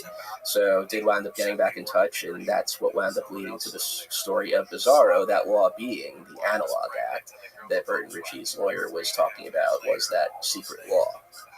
Right. So for people out there who don't know what the Analog Act is, what is the Analog Act? When was it implemented? Sure. What was it sort of an effect? It started back in like the Nixon era, right? It was after that. It was the Reagan era. The Reagan era, yeah. And for anyone who hasn't heard of it, you're in good company. Even people who are lawyers, even people who are drug lawyers haven't heard of this law because it's been relatively little used over the years. And so even going back, you mentioned Nixon, it's actually helpful to start there, even though that's not when the law was passed, because under Nixon, he's the one who kind of ushered in the modern drug war era, right? It's sort of people associate with him. If you're someone who doesn't like the drug war, but maybe you don't know everything about it, you might think of Nixon as the most evil character in that story. I don't know. Yeah, that's when the like the scheduling. Yeah, the Controlled Substances Act. Controlled Substances Act, right. Exactly. And so that happened under Nixon in the early 70s, and it did a lot of things, but for purposes of understanding the Analog Act, one of the things it did is it listed drugs on schedules. And so there's a level of severity of this drug is more dangerous than that drug, and that part of it isn't necessary to understanding the Analog Act necessarily, but the bottom line takeaway is the way you knew a drug was illegal is if it was listed on the schedules of controlled substances. And how did do you know how they determined how to schedule those drugs and how they were determined to be more dangerous than other drugs? Sure, so it's changed a little bit over the years, but it actually involves Health and Human Services, so not necessarily the drug enforcement arm of it. And so kind of people who are more real scientists in a way, at least compared to the DEA, which is mainly drug enforcement. And so there's a multi-factor analysis that they go through looking at the potential dangerousness of a substance, and they'll make a recommendation, and that'll be a big part of it, whether they think that there's potential for a certain substance to be abused, whether nonetheless there's still some sort of medical benefit to it. And once I start saying some of the drugs that are on these schedules, you realize it makes no sense at all, because Schedule 1 is the toughest schedule, the one that has the potential for abuse and no potential medical benefit. I'm paraphrasing that there, but included among the Schedule 1 is the worst. Sure, yeah, in the government's view, included among that are cannabis. That's Schedule 1? Yes, yeah. And so Schedule 2, and just to give another example to show how kind of squirrely this is, and also to maybe kind of curb some disinformation in the process, is fentanyl. And so, wow. Yes, and so there's a couple dynamics to that. I think it's useful in a couple ways. One, obviously fentanyl is much more potentially dangerous than cannabis. The fact is, cannabis doesn't have to be seen as dangerous at all. I don't think you're going out on a limb saying that. Yes, but another thing the reason I mentioned fentanyl is because on Schedule 2, you still have, according to the government, this potential for abuse in the same way you do for Schedule 1. The difference is, though, it also has that possible medical benefit as well. And so that might be surprising to hear for people when it comes to fentanyl, who only know it from headlines about how people are dying from it, right?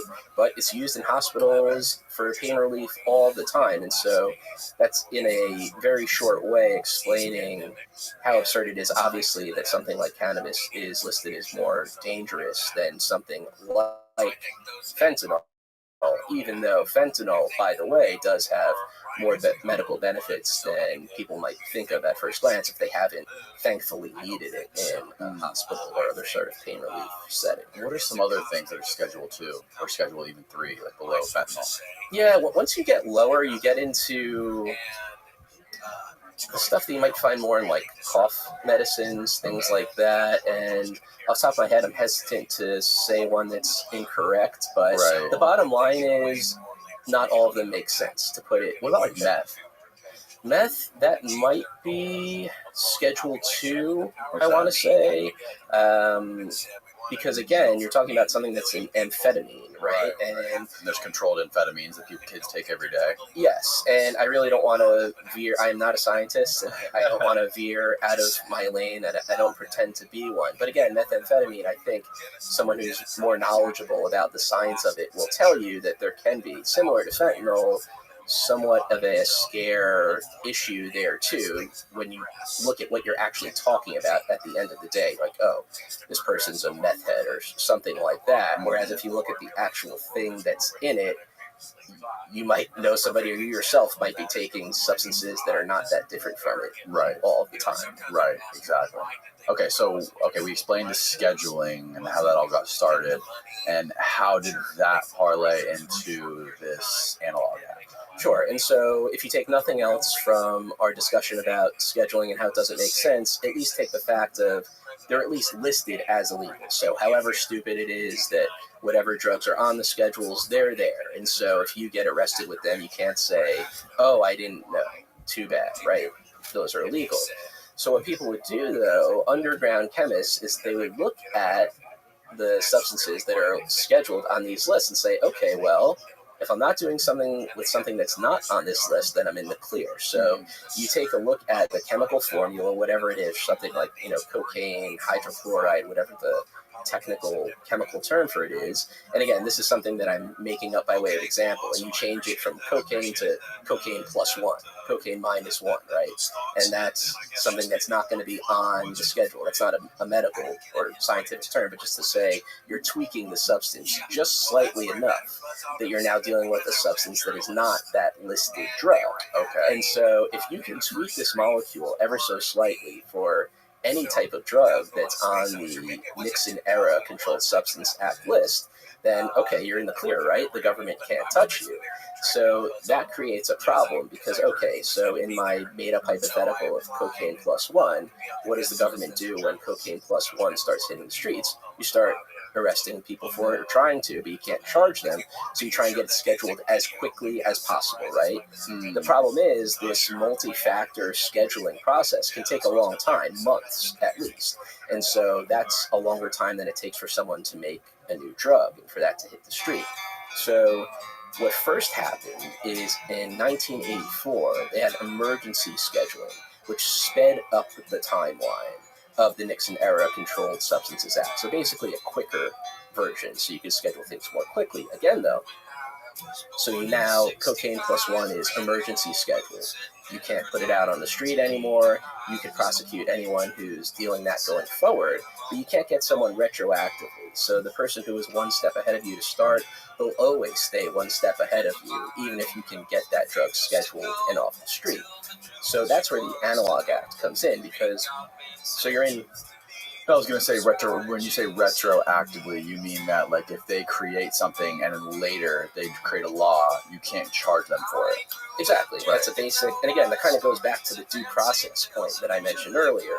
If for us to order our lives around the law as someone might want to do, we need to know what the law is if we're to have a fair shot at abiding by it. So, again, today, if you go and get a kilo of coke and you get arrested, that's your problem, right? But again, in this made-up example, say you know the guy who's got this sweet, this cocaine plus 1, which isn't scheduled yet. You get a kilo of that, the cops can't touch you. But then once they go and make that illegal, once they schedule it, they can't then go back and say, look, this guy once had something that is now illegal, because that's just not a world that we can live in. But that kind of is a world that we live in now under the Analog Act. So I'll do a brief refresher. You have the Nixon-era Controlled Substances Act. That had a list of what's illegal. Then you had in 1984 the Emergency Scheduling Law, which was a beefed-up timeline of the Controlled Substances Act. So still, it's only forward-looking. It's only stuff's illegal once it's on the list, but you could get stuff on the list more quickly. What makes it faster? There's just less of a bureaucracy involved. It's more power. But people need to be involved. Yeah, it's centering more power into something that happened more and more over time within the DEA itself. So less from the actual health authorities, more to the cops. Got it. And so, so now we're in 1984. We just got this beefed up scheduling law. The lawmakers in DEA are happier about that. They can do scheduling actions more quickly. But you still have this problem of the Danny example where this little punk still got away with that cocaine plus 1 because it wasn't scheduled yet at the time. Right. So what do you do to get around that? Because you can't make things illegal going backwards, right? Or else you just can't live in a society that way. So that's where the Analog Act comes in, which wound up passing in 1986, 2 years after the Emergency Scheduling Law. And so what that law says is the main term that you want to remember is substantially similar. It says if you have a drug that's substantially similar to one that's already on the list of illegal substances, you're on the hook as if you were selling that illegal drug. So I'll explain that going with our made-up cocaine plus one example. So you have cocaine that's on the schedule. You have cocaine plus one that you're making in your garage. That's not scheduled. Now, you get busted with a kilo of cocaine plus one after the Analog Act is passed. Even if it's not on the list, if the DEA and prosecutors can prove, and by prove I mean convince a jury that doesn't have scientific expertise, that cocaine plus one is substantially similar to cocaine, then you've basically just been selling cocaine, my friend. You're on the hook, as if it was cocaine, because cocaine plus one is substantially similar to cocaine under the Analog Act, but that's what the government would want to prove in order to be able to prosecute it. Got it. So it's sort of just like a big drag net to catch all the people that are trying to use chemistry to sort of evade these scheduled substances. It's bigger than big. It's infinite, because It's infinite. it's only limited by the things that we can create. So it's limited, I guess, necessarily in the sense that our minds are, right, and things that we can do, but it outlaws a theoretically infinite number of substances.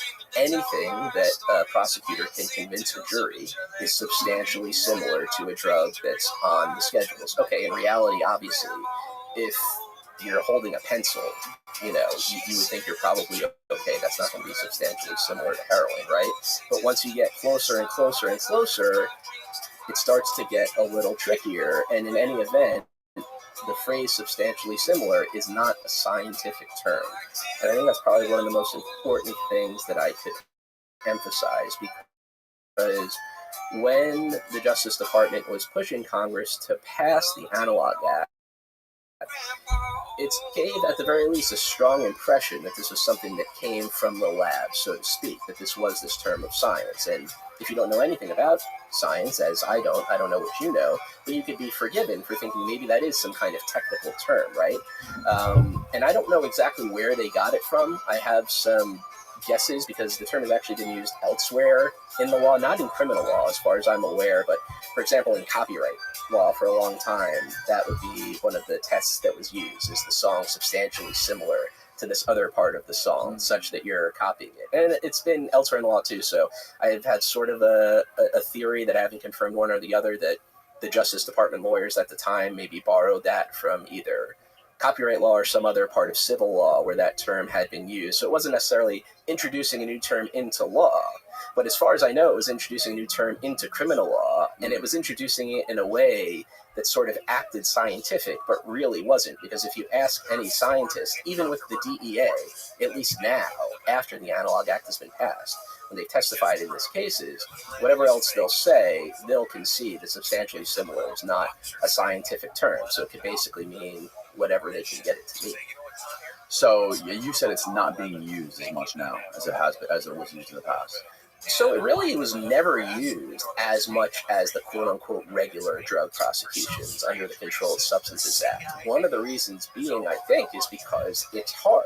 When you have cocaine, okay, there's not a lot of argument about that. But again, in order to prove these cases, whatever there is to say about whether they should be brought in a given case or not, and whether you have sympathy for the government or not, it's a lot of work to bring them, because when you have something that's on the schedule, there's no argument about that. There'll be other legal issues to argue, as a Fourth Amendment search issue, something like that. So there won't be an argument of, like, is this substance something that you can actually be prosecuted for, because it's on the list, right? Et cetera, but there is. But when you're trying to prove up these analog cases and you're the government, you need to have the scientists, these expert witnesses in court, DEA experts, who can convince a jury that one substance is substantially similar to another. And on the other side, you'll have defense experts saying the opposite. Sorry to interrupt, but this episode of the podcast is brought to you by Verso. We all know how important it is to get the right amount of nutrition, exercise, and sleep as we age. It's something I'm really passionate about and have discussed at length with doctors and nutritional scientists on this podcast. That is why I use Verso. Verso is a company dedicated into translating scientific breakthroughs into products that hold the potential to increase longevity. I take Cell Being every day to help combat aging by increasing my NAD levels with powerful ingredients such as NMN, trans resveratrol, resveratrol, and TNG.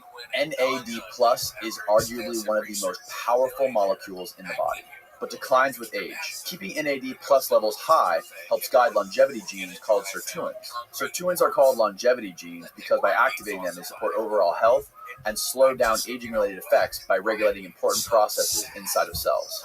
High NAD plus levels can improve your metabolism, repair damaged DNA, and ramp up energy production in your brain, immune system, and muscles. Now, you can't take NAD plus as a supplement because it's too big for the cells to absorb. But NMN directly converts to NAD plus, while resveratrol activates your sirtuins, which increases their attraction for NAD. These two molecules act synergistically and increase your NAD plus more than just NMN on its own. Verso also publishes third-party testing from each batch produced to absolutely guarantee you're getting what you pay for. Head on over to ver.so and use the coupon code CONCRETE at checkout to save 15% off your entire order. Or go to ver.so/KONCRETE right now. It's linked below. Now back to the show. When did this whole K2 spice thing first hit the market? Because, I mean, going back to, like, recap what you just said, it's so interesting because it's literally, it seems like the K2 and the spice stuff was a symptom of cannabis being illegal. And then creating all these other laws was, like, it seems like it would just be easier to regulate cannabis and it would get rid of all these underground chemists or clandestine chemists or whatever they're called. And you wouldn't have to deal with all these issues with creating laws and, you know, these vague laws you're talking about and trying to prosecute all these people. It seems like it's sort of a negative feedback loop. 100%, at least when it comes to the cannabis spice K2 situation. Yeah. There's no question that at least some of the people who wound up smoking it, and to answer your question of when, this was coming up in the mid to late 2000s, early 2010s, I'd say was probably the heyday of it. And yeah, there were people who were smoking it because it was seen as this kind of weed substitute. It happened to be much stronger than weed. Again, it depended on what the exact type of synthetic cannabinoid was in the product, which was another problem because without that sort of regulation, there was no way to know exactly what would be in it if you're a consumer. And so, yeah, people are smoking because you could still get high, you could still pass a drug test. It happens to be with something that's much more volatile than cannabis. Obviously, if cannabis had not been illegal or at least sold in some government-approved type of way, then, yeah, it's hard to say that Spice or K2 wouldn't have happened, but I don't think you could say that it would have happened in the way that it did. One of the big areas was in the military, which was having a huge issue with it. Certainly, at the time, that's one example of an area where people are drug tested but still want to have fun, right, and relieve some stress and take the edge off, you know, going with the 15 Budweisers at the end of the day aren't doing it. But yeah, there's no question it's a direct consequence of cannabis prohibition. I had a guy on here, I forget what his name was. I had a guy on the podcast over a year, probably a year and a half, maybe 2 years ago, who did 12 years in prison for the XLR11, I believe. Oh, wow. Yeah, he was importing everything from China, and he was making millions of dollars. And he eventually got raided by the FBI. If you just go on YouTube, you might know, I'm sure you probably heard of him. If you go on YouTube and just type the name of the podcast, and then type in bath salts trafficker. I think that was the title of it. Because another one of the compounds that he was selling or manufacturing was, I guess one of the street terms for it was bath salts. Yeah, just having bath salts trafficker concrete. There he is. Justin Smith. Okay. Yeah. So anyway. So bath salts just to orient that within the discussion. So bath salts were something different from spice that were happening at the same time as spice. So the ingredient in spice were what's called synthetic cannabinoids. And in bath salts, there were these things called synthetic cathinones. So those are both popular at the same time. It's certainly possible, like if you would go into head shops, those would be two of the popular products of that era. The bath salts were ones that you would hear stories about people eating each other's faces, and you would hear crazy stories of things that happen to people after smoking spice too. But I think the bath salts had some of even the more extreme stories. But both of the spice and bath salts, that's really the same era, I think, of the synthetic drug craze. And so, who are these two guys? The lawyer that reached out to you. Who were the two guys that he was representing? Sure. So the lawyer who reached out to me represented Burton Ritchie. Charles Burton Ritchie is his full name. He goes by Burton. And Benjamin Galecki is the other one. Those are the two so-called kingpins that I refer to in the title, which they were just convicted as, but their cases are currently on appeal, which I can talk a lot about a little bit once I set the stage for it. So Burton is a really interesting character, probably one of the more interesting people that I've come across. He's this serial entrepreneur type of figure. He actually was in recovery himself and still is today, like a lot of people in this story somehow are, amazingly. And so Burton was arrested when he was 19 in an acid sale. This is in Pensacola. This was in 1990, I believe. And so after that, as part of to get a pretrial diversion deal, he had to go to Narcotics Anonymous. And he wound up sticking with that and hasn't used since. But one thing he did after realizing he needed to start a job, one of the things he did, he started this chain of head shops in Pensacola called the Psychedelic Shack. He did this despite having been in recovery and all of that. He checked it with his sponsor, who said, I'm okay with it if it doesn't want to make you want to use, and Burton said it didn't. So that wound up being one of his Psychedelic Shack. The Psychedelic When Shack. you say he was going to sell the shack? So if you've been in a head shop, it's the typical head shop fare of pipes, bongs, t-shirts, posters, all that stuff that you'll see in there. But this was starting in the early 90s, really. Right, okay. You know, this was one of the earlier ones of that era. And so it wound up being a chain in Pensacola. He did a bunch of other things at the time, did yoga mat and body piercing supply distribution. He was a big poker player as well, wound up doing that too. The main thing was the Psychedelic Shack. That was what he was known for. But so anyway, when he was in Narcotics Anonymous, that's actually how he wound up crossing paths in one of the earliest ways with Ben Galecki. So just to focus on that again, the people who are now sitting in prison together, convicted as synthetic cannabinoid kingpins, that's one of the ways they crossed paths as teenagers in Narcotics Anonymous. Ben didn't really see himself as an addict. He was sort of more forced into meetings, but Burton does consider himself an addict, and I think considers it probably a good thing that he was steered in that direction. But so Burton and Ben stayed close over the years, and Ben wound up working at the Psychedelic Shack on and off. That wasn't his only thing. He went to school and was sort of doing his own thing, but he had a couple stints of working there and doing tattoos and piercings. That was one of the things that the Psychedelic Shack was known for, because Ben really wound up being an engineer and going to school for that too. And so he had that sort of mindset, and Burton was the wily entrepreneur figure. Burton was kind of in your face and not somebody you could forget if you ever spoke to him. He's the sort of person who everyone I spoke to him about him for the story, it's sort of either loved him or hated him, but you certainly had a memory of him one way or the other. And Ben was kind of the more mellow, cerebral. They're both cerebral in a way, but they had that sort of yin and yang to them. But Burton being he's in a million places at once, entrepreneur guy, running this business, doing a million things, and Ben was the quieter, engineer type guy, into heavy metal. They're both science and sci-fi nerds and did board games and those sorts of things too. And so from the Psychedelic Shack to synthesizing these cannabinoids, importing millions of dollars of stuff from China and doing all that, like how did that connection get made? Sure. So let's go to around the time of the financial crisis. This was around 2008, around that time. Burton's running the Psychedelic Shack.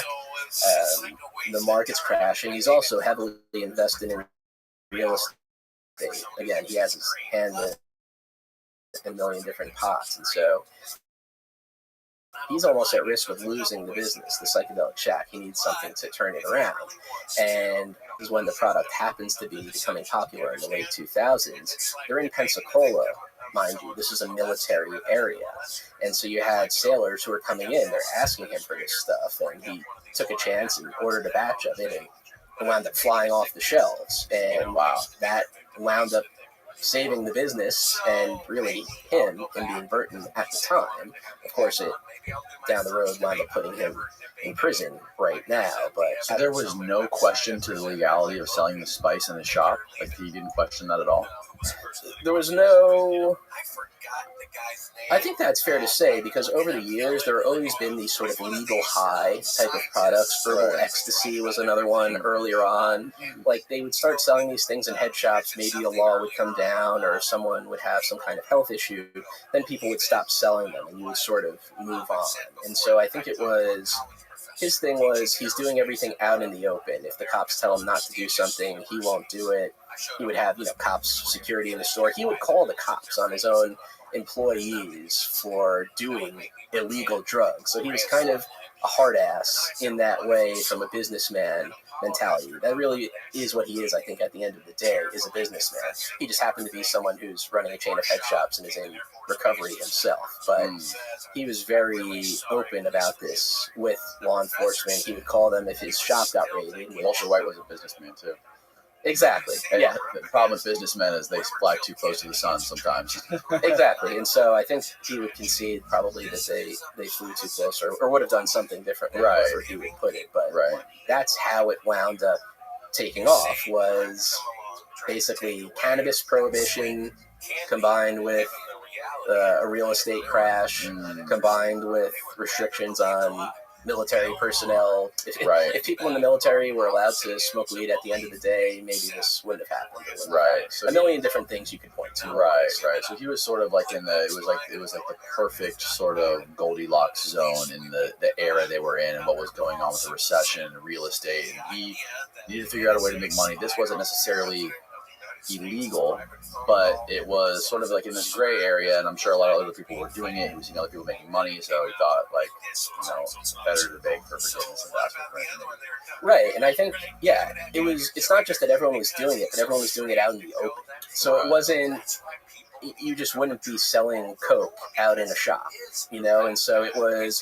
No one ever went and there wasn't a law enforcement announcement saying, hey, we hear this new stuff's on the street, you're all good. But I don't think there was a real question as to, at least not at the time, right, when it was coming out on the market. Now, when it started to get into more legal questions was when, okay, he's realizing he's making a lot of money. This stuff's flying off the shelves at the shack, this stuff being spice, and being this entrepreneurial mind says, well, there are all these other head shops around the country that want to sell this stuff. I can distribute to them, sort of cut out the middleman and become a distributor. And so that's where he got the idea to start actually making spice, not just to sell at the psychedelic shack, but to distribute to head shops around the country. Yeah. Didn't he also set up like the psychedelic shacks all around the country? Those are just in the Pensacola area. Just in Pensacola. All around the country. There wasn't one in Vegas? So Vegas is where I can take you to Vegas in a minute. Okay. We'll be there. We'll be there soon. We're almost there. All right. We're almost there. So that segues into, okay, he's seeing that he can make a lot of money by actually distributing spice to head shops around the country. And they do that. It's a simple process. As far as the raw ingredient, the synthetic cannabinoid, that comes from China. So you can get those kilos, you can order them practically out in the open. You obviously need to, I guess it's word of mouth, a guy, someone else who did it. Once you get that connection, you can easily get those kilos, and that's really the main ingredient of spice, is the synthetic cannabinoid. It's mixed in with acetone, and it's a fairly simple process. I lay it out in the book directly from them and how they made it. And but it really isn't a high-tech thing. You talk about Walter White, you don't need a science degree or really any scientific expertise to make this stuff. You just need to get your hands on the raw materials, which are readily available. And so how do they get in touch with the people in China that were making synthetic cannabinoids? So I don't know. Initially, that was really part of... There just kind of is a guy in China, and everyone, not one guy, but that... What year was this again? So this is... Now we're into the early 2010s, I would say, when they're at the point of, okay, spice is maybe Silk Road for a couple of years. I don't know when Silk Road came down. I think it was just so available that it wasn't... there was never a question of, how do we get in touch with China? I think it's just if you're of half of a mind to do it, then like anything else in a drug business or any business, it's word of mouth, right? You're in distribution. And so the exact moment at which they got in touch with someone, I couldn't say, but that I don't think that was really a roadblock like other things were. Like it might have been harder to get one of the products, the materials that were legal than the synthetic cannabinoids, right? And so almost getting towards Vegas now, they're starting to distribute to head shops around the country, and they start the new business to do this called Zen Sense. And that was what Burton and Ben started together. Burton was the majority owner of it, and so they start hiring, workers to bag the stuff up. They have salespeople that are cold calling head shops around the country, and again, sort of in the way that Burton had the stuff flying off the shelves at the shack when he was initially selling spice and couldn't keep up with the demand. That was their problem here too. They couldn't make the spice quickly enough to get it out to people across the country. That's where Vegas comes in, because Pensacola is this swampier area. It would take too long for the spice to dry. And so Burton, again, being this poker player, his mind is trained on Vegas, where he played in the World Series there and spent some time. They set up a warehouse in Vegas where that's where they'll actually make the spice, ship it back to Pensacola. And it actually made enough business sense for them to do that. Despite the extra time and expense of doing that there, the fact that they could pump out the stuff more quickly, that was a good business decision for them. Interesting. These guys seemed like they were the perfect combo. One guy laying back, one guy sort of like hyper-aggressive, almost autistic personality. Well, yeah, and autistic is a way that Burton would describe himself too. That's another feature of his personality, and this is something that I think he discovered later in life, but that's... Oh, he actually got diagnosed with autism. That's how he talks about himself. It's just he talks. I couldn't say clinically, not clinically, one way or the other, but that's a part of who he is, I would say. And I think he was always had this efficiency obsession, and something that, looking back, that's what it was all along.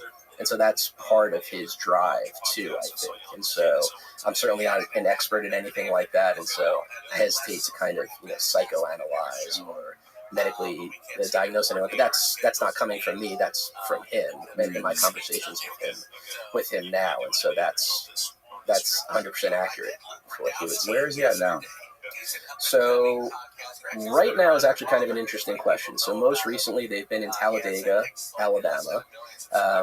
Recently, Ben moved to a lower security facility in Louisiana, kind of further out from the city there. And Burton is probably on his way there soon to also go in that lower level facility. And when you had all these meetings with them, they were all in person? The only time I've been in the same room with them was for one of their trials in Las Vegas. Over the years, we've spent hours, because I've only known them since they've been locked up. That's the thing about this story, is I came into it, I got that email from Lloyd Snook, Burton's lawyer, in 2018. And so they had already been tried twice. So we haven't even talked about this part yet, because we haven't gotten there, but they've gone to trial 3 times already. 2 of those trials had already happened before I even knew about them, which is what was leading Lloyd to reach out to me, because he wanted me to look into and write about their appeal. So these guys, would you say they have a pretty good chance of getting out of this? I think they have a chance, which is more than you can say for probably most people who are appealing criminal convictions, just because of the way the law is set up in general, not just the analog law, but just, when I say the law, I mean capital T, capital L. Okay, so where were we on the story with the story? Vegas.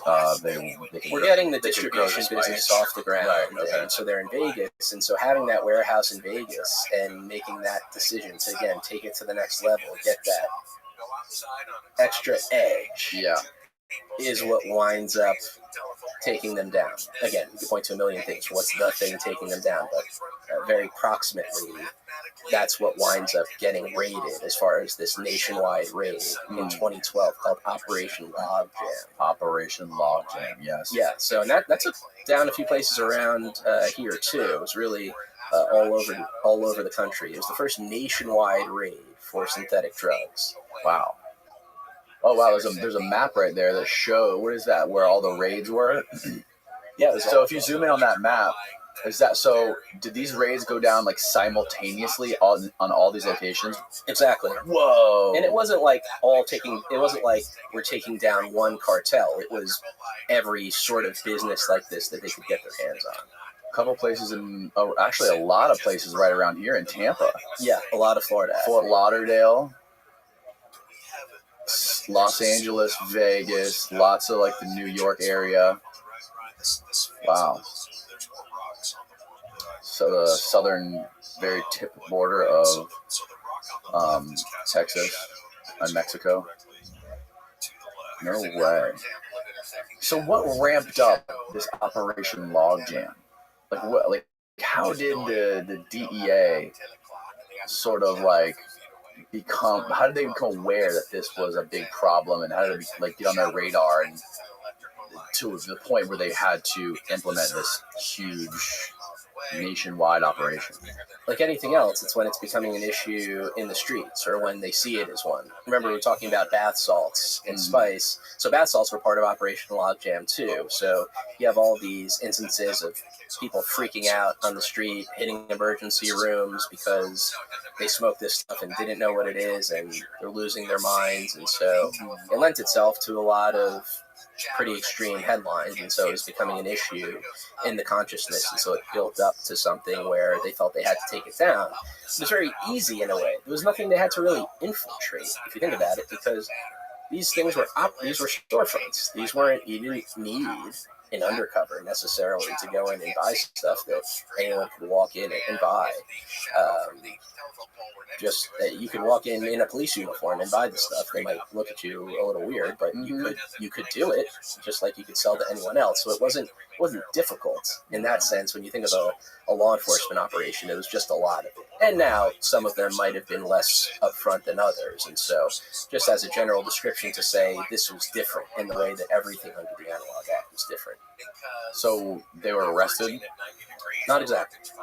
Not at all, actually. So let's go to Vegas. Okay. In the time of Operation Logjam. Burton and Ben weren't even actually out there. This is where we can maybe introduce a third character into this, who's Ryan Eaton. And Ryan is much younger than Burton and Ben. Ryan's closer to our age. Maybe a little older. And so he was just basically a regular worker at Zen Sense. He was putting stickers on bags. He was working in Pensacola. And so to make a long story short, which again could have been its own chapter or book itself, Ryan winds up being the guy that they have out there working the warehouse in Vegas, making the spice there. He gets instructions from them of how to do it. Ryan doesn't have any sort of science degree. You don't need it. Any of us could have been sent out and do it. It's manual labor, basically. And he's whipping up these batches. He's sending them out back east to Pensacola, to Ben. He's in touch with him.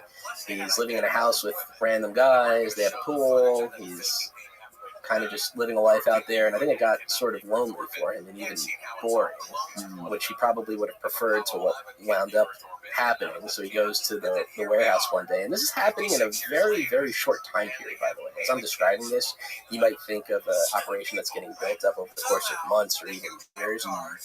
But he was out there for weeks, really. We're not talking months or even years. But they're making a lot of money in that time period, these batches that are getting sent out there. So Ryan goes to the warehouse one day, and he sees flashing lights coming in behind him, and it's the DEA, and it's the day of Operation Logjam, because neighbors of the warehouse got suspicious of Ryan there. He's this big, burly guy who's going in, and he has like dust on him, and it's not clear what he's doing. They actually thought that he was growing weed. Again, going back to cannabis prohibition, and this is what made the neighbors suspicious. They wind up calling the cops. The cops wind up doing an operation, I guess you could call it. Again, he wasn't hiding exactly, even if he didn't have a sign saying, "Hey, I'm making spice in here." And so they wind up getting put on the list of places that are getting taken down in Operation Logjam. So it's actually just Ryan. And he winds up being let go that day.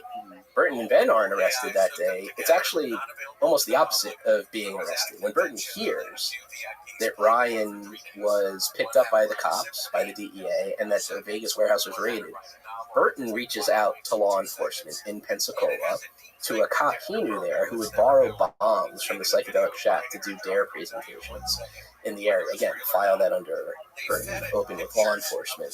So Burton says, hey, I want to get in touch with whoever's in charge of the DEA here. He gets on the phone that night, Burton does, with a DEA agent, Claude Cozy, and Burton winds up inviting Cozy to the Pensacola facility to get a tour of it the next morning, where Cozy goes. He sees Zen-Sense workers bagging up stuff. He sees the safe where they're keeping the product. And he walks in. Burton gives him samples of the product, including one called Bizarro, which is part of where I get the title for the book. And Cozy goes off, and he's on his way. He doesn't arrest them because, again, this isn't... If this was cocaine, Burton would not have been able to make that call. You wouldn't be able to arrest, to invite a law enforcement officer into your operation, at least not if you know that they're a cop. But because of the Analog Act, Cozy couldn't take him down that day. Cozy actually really wanted to. It wasn't like he was liking these guys. Cozy actually hates Burton. Really? He hates him, yeah. That was one of the more memorable conversations I've had for this, was talking to Claude Cozy, who to his credit, Where's the hate come from?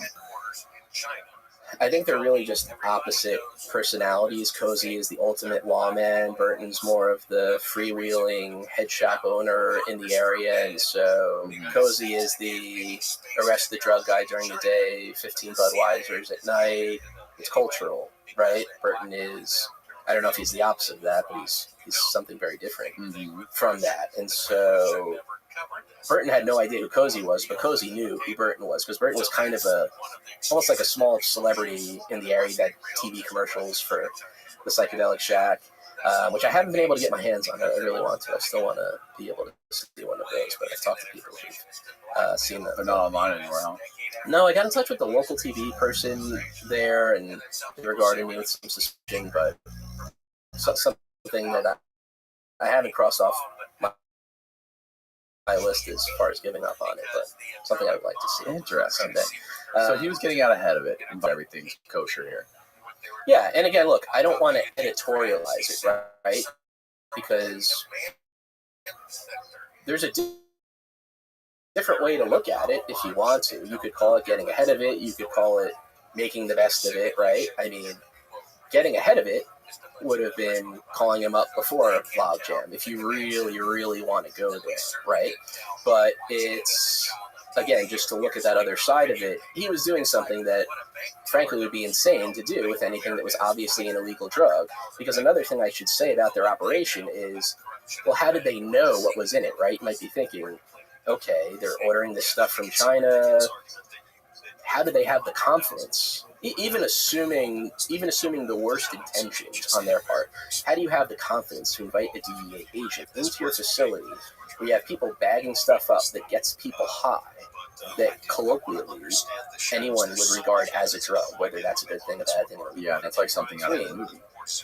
The reason they had that confidence is because they were third-party lab testing all of the chemicals that they got from China multiple times during the process. First, when they got the initial shipment to see what it was, and again, actually testing samples of the specific products they were going to sell before they went out to shops. So for something that was happening in a gray market, whatever there is to say about it, morally, whatever, it's just an incredible amount of quality control that's put into that you just don't see in any other sort of business that's that way. And so that part was just really incredible, because he was able to give him a lab report. He was able to show him. Burton was able to hand Cozy the product and say, I know this is XOR11. Now, it's interesting, because I remember you mentioned that chemical specifically before. I know this is it because that's what my lab test showed, and that is what the product that Burton handed Cozy wound up showing when the DEA lab test came back too. And they were not. This is back in 2012. No one was arrested for years after this. And so, what was the conclusion of that meeting when the DEA agent went in there, Cozy went in there, and he left eventually? That was really it. They weren't getting arrested. They were sort of, Cozy was, well, I'll go and get the stuff tested at the lab. It takes a long time to get stuff tested at the DEA labs. That was a part of this. So, but it wasn't like Cozy had given up, because remember, Cozy still wanted to take Burton down. There was just this issue of the Analog Act. Cozy was actually complaining about the federal prosecutor in the area, saying he didn't have the balls to use the Analog Act. Those are the words that Cozy used to me to describe the issue, because, again, this just shows how much discretion is baked into this. Because in any case, a prosecutor has some level of discretion whether to bring a case, even if someone clearly is breaking the law. But here is where that really magnifies that issue, because the law being so nebulous is an issue for everybody. Even if you're a prosecutor who thinks someone is doing something bad, you're like, well, wait, how can I prove this beyond a reasonable doubt? And so that was clearly the issue that this prosecutor was having, at least as Cozy saw it. And so Cozy's stuck in this situation as he sees it, where, okay, I have this guy, he's a freaking drug dealer, but I can't arrest him because of the Analog Act. So you have him complaining about it from a law enforcement perspective, as not because it's too vague in a way that, oh no, it's a due process problem. This is too vague in that it's not letting me arrest a bad guy. But wait, the Analog Act would let him prosecute that guy, though, no? It would let him try. It wouldn't automatically lead to a conviction. Right, but the Analog Act isn't the reason he could not arrest him, right? It kind of was at the time anyway, because he would have needed a prosecutor to be on board. So it was because of the prosecutor. Yeah, right. So So at the time, if a prosecutor there had said, "Yeah, let's take him down for the Analog Act," this might have been a different story, because they wound up getting charged in multiple districts, but none of them was Florida. Interesting. Excuse me. So, as far as how the meeting leaves off, Cozy goes on with the drugs, but it's not like he leaves, because he still wants to take Burton down. He winds up coming back to the facility when there was fire marshals wound up doing an inspection there a couple months later. He's basically trying to put heat on them, and they're still feeling that heat. Even though they're not being arrested, they're starting to think, we need to get out of this business, just because even if we're not being arrested, it's just not good having law enforcement basically breathing down their necks. Even if they're convinced they didn't break the law, it's just not really a sustainable way of life. So they start to make moves to extract themselves from the business and start looking towards other things in the summer of 2012 into the winter of 2013 and looking to sell the business. But was there ever a conversation with Cozy or anybody at the DEA or law enforcement? Was there ever any sort of conversation to the effect of like, hey, what's your opinion on this? Are we good or are we not good? No, and that's very interesting, because I don't think that was seen as a possible thing to do. I wound up doing something like that years later after I found out about the story in 2019. I think it was I did this because it's not like the DEA, if you go to the website, has a sign that says, first of all, it's possible people don't even know what the Analog Act is. And there's the general line of, well, ignorance of the law is no excuse, right? That's something, even if you're not a lawyer, you kind of have that in the back of your head. It's like tough stuff. You broke the law. The Analog Act, that's not 100% true when it comes to the Analog Act, because you still need to show that a person had the criminal intent to distribute this thing that was substantially similar to a scheduled drug. So it wasn't irrelevant if someone didn't know of the Analog Act. But to put it a different way, the Analog Act, because that could show maybe that they were taking some sort of steps to circumvent it. But to say, no, they didn't affirmatively reach out to the DEA. They did get in touch with lawyers who advised them that, for example, and there was a printout where it comes to a chemical like XLR11. They got a legal opinion saying that it wasn't substantially similar to a scheduled drug.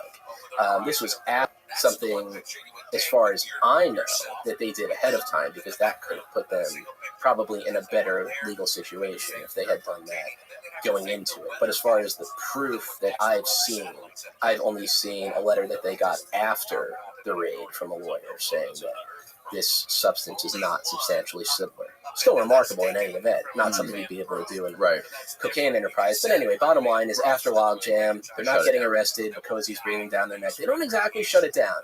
So if they just shut it down, we might not be having this conversation, at least not in this way. they aren't ready to completely walk away because that would be a significant financial loss to them at that point. They wind up selling the business. There's a technical business term for what happened. They didn't technically sell it. They sold the asset. Another remarkable thing about the story, because they actually had a contract that they entered into to sell this to another head shop entrepreneur, this guy named Tony Notley, who's also in recovery too. Everyone in this story is in recovery somehow or has some sort of drug issue or is in law enforcement or both. Burton and Tony, they wind up really being at loggerheads and basically seemed like they hate each other, but they were in too deep. And to make a long story short, they wind up selling the company to Tony towards the end of 2012, beginning of 2013, and they're out of the business. That's a very summary way of putting that part, which I detail some of the crazier back and forth in Bizarro. But busted in 2012, busted but not arrested, then get out of the business. Then they move on to totally different lives in film and entertainment and actually start a film production company and will wind up working with real celebrities, just in another amazing aspect of it. Interesting. And then how long after that did they eventually get arrested? 3 years. So it's 2015 that they wound up being charged, 3 years after lockjaw. And then Cozy was behind this? Well, that's kind of an interesting question because they weren't actually charged in Florida, so they wind up getting charged in 3 different states. Okay. Virginia, Nevada, and Alabama. Alabama's the least important, but I can explain what they all are. Virginia, because that was one of the areas that they distributed their product to. Mm-hmm. They distributed all across the country, so they conceivably could have been charged probably in almost every state. Nevada, site of the warehouse, and Alabama, that's where they had moved the call center to after XLR11 became illegal on the state level. That was more closer to the time where they were selling the business to Tony Notley. They've never been tried in Alabama. To date, they've been tried twice in Virginia and once in Nevada.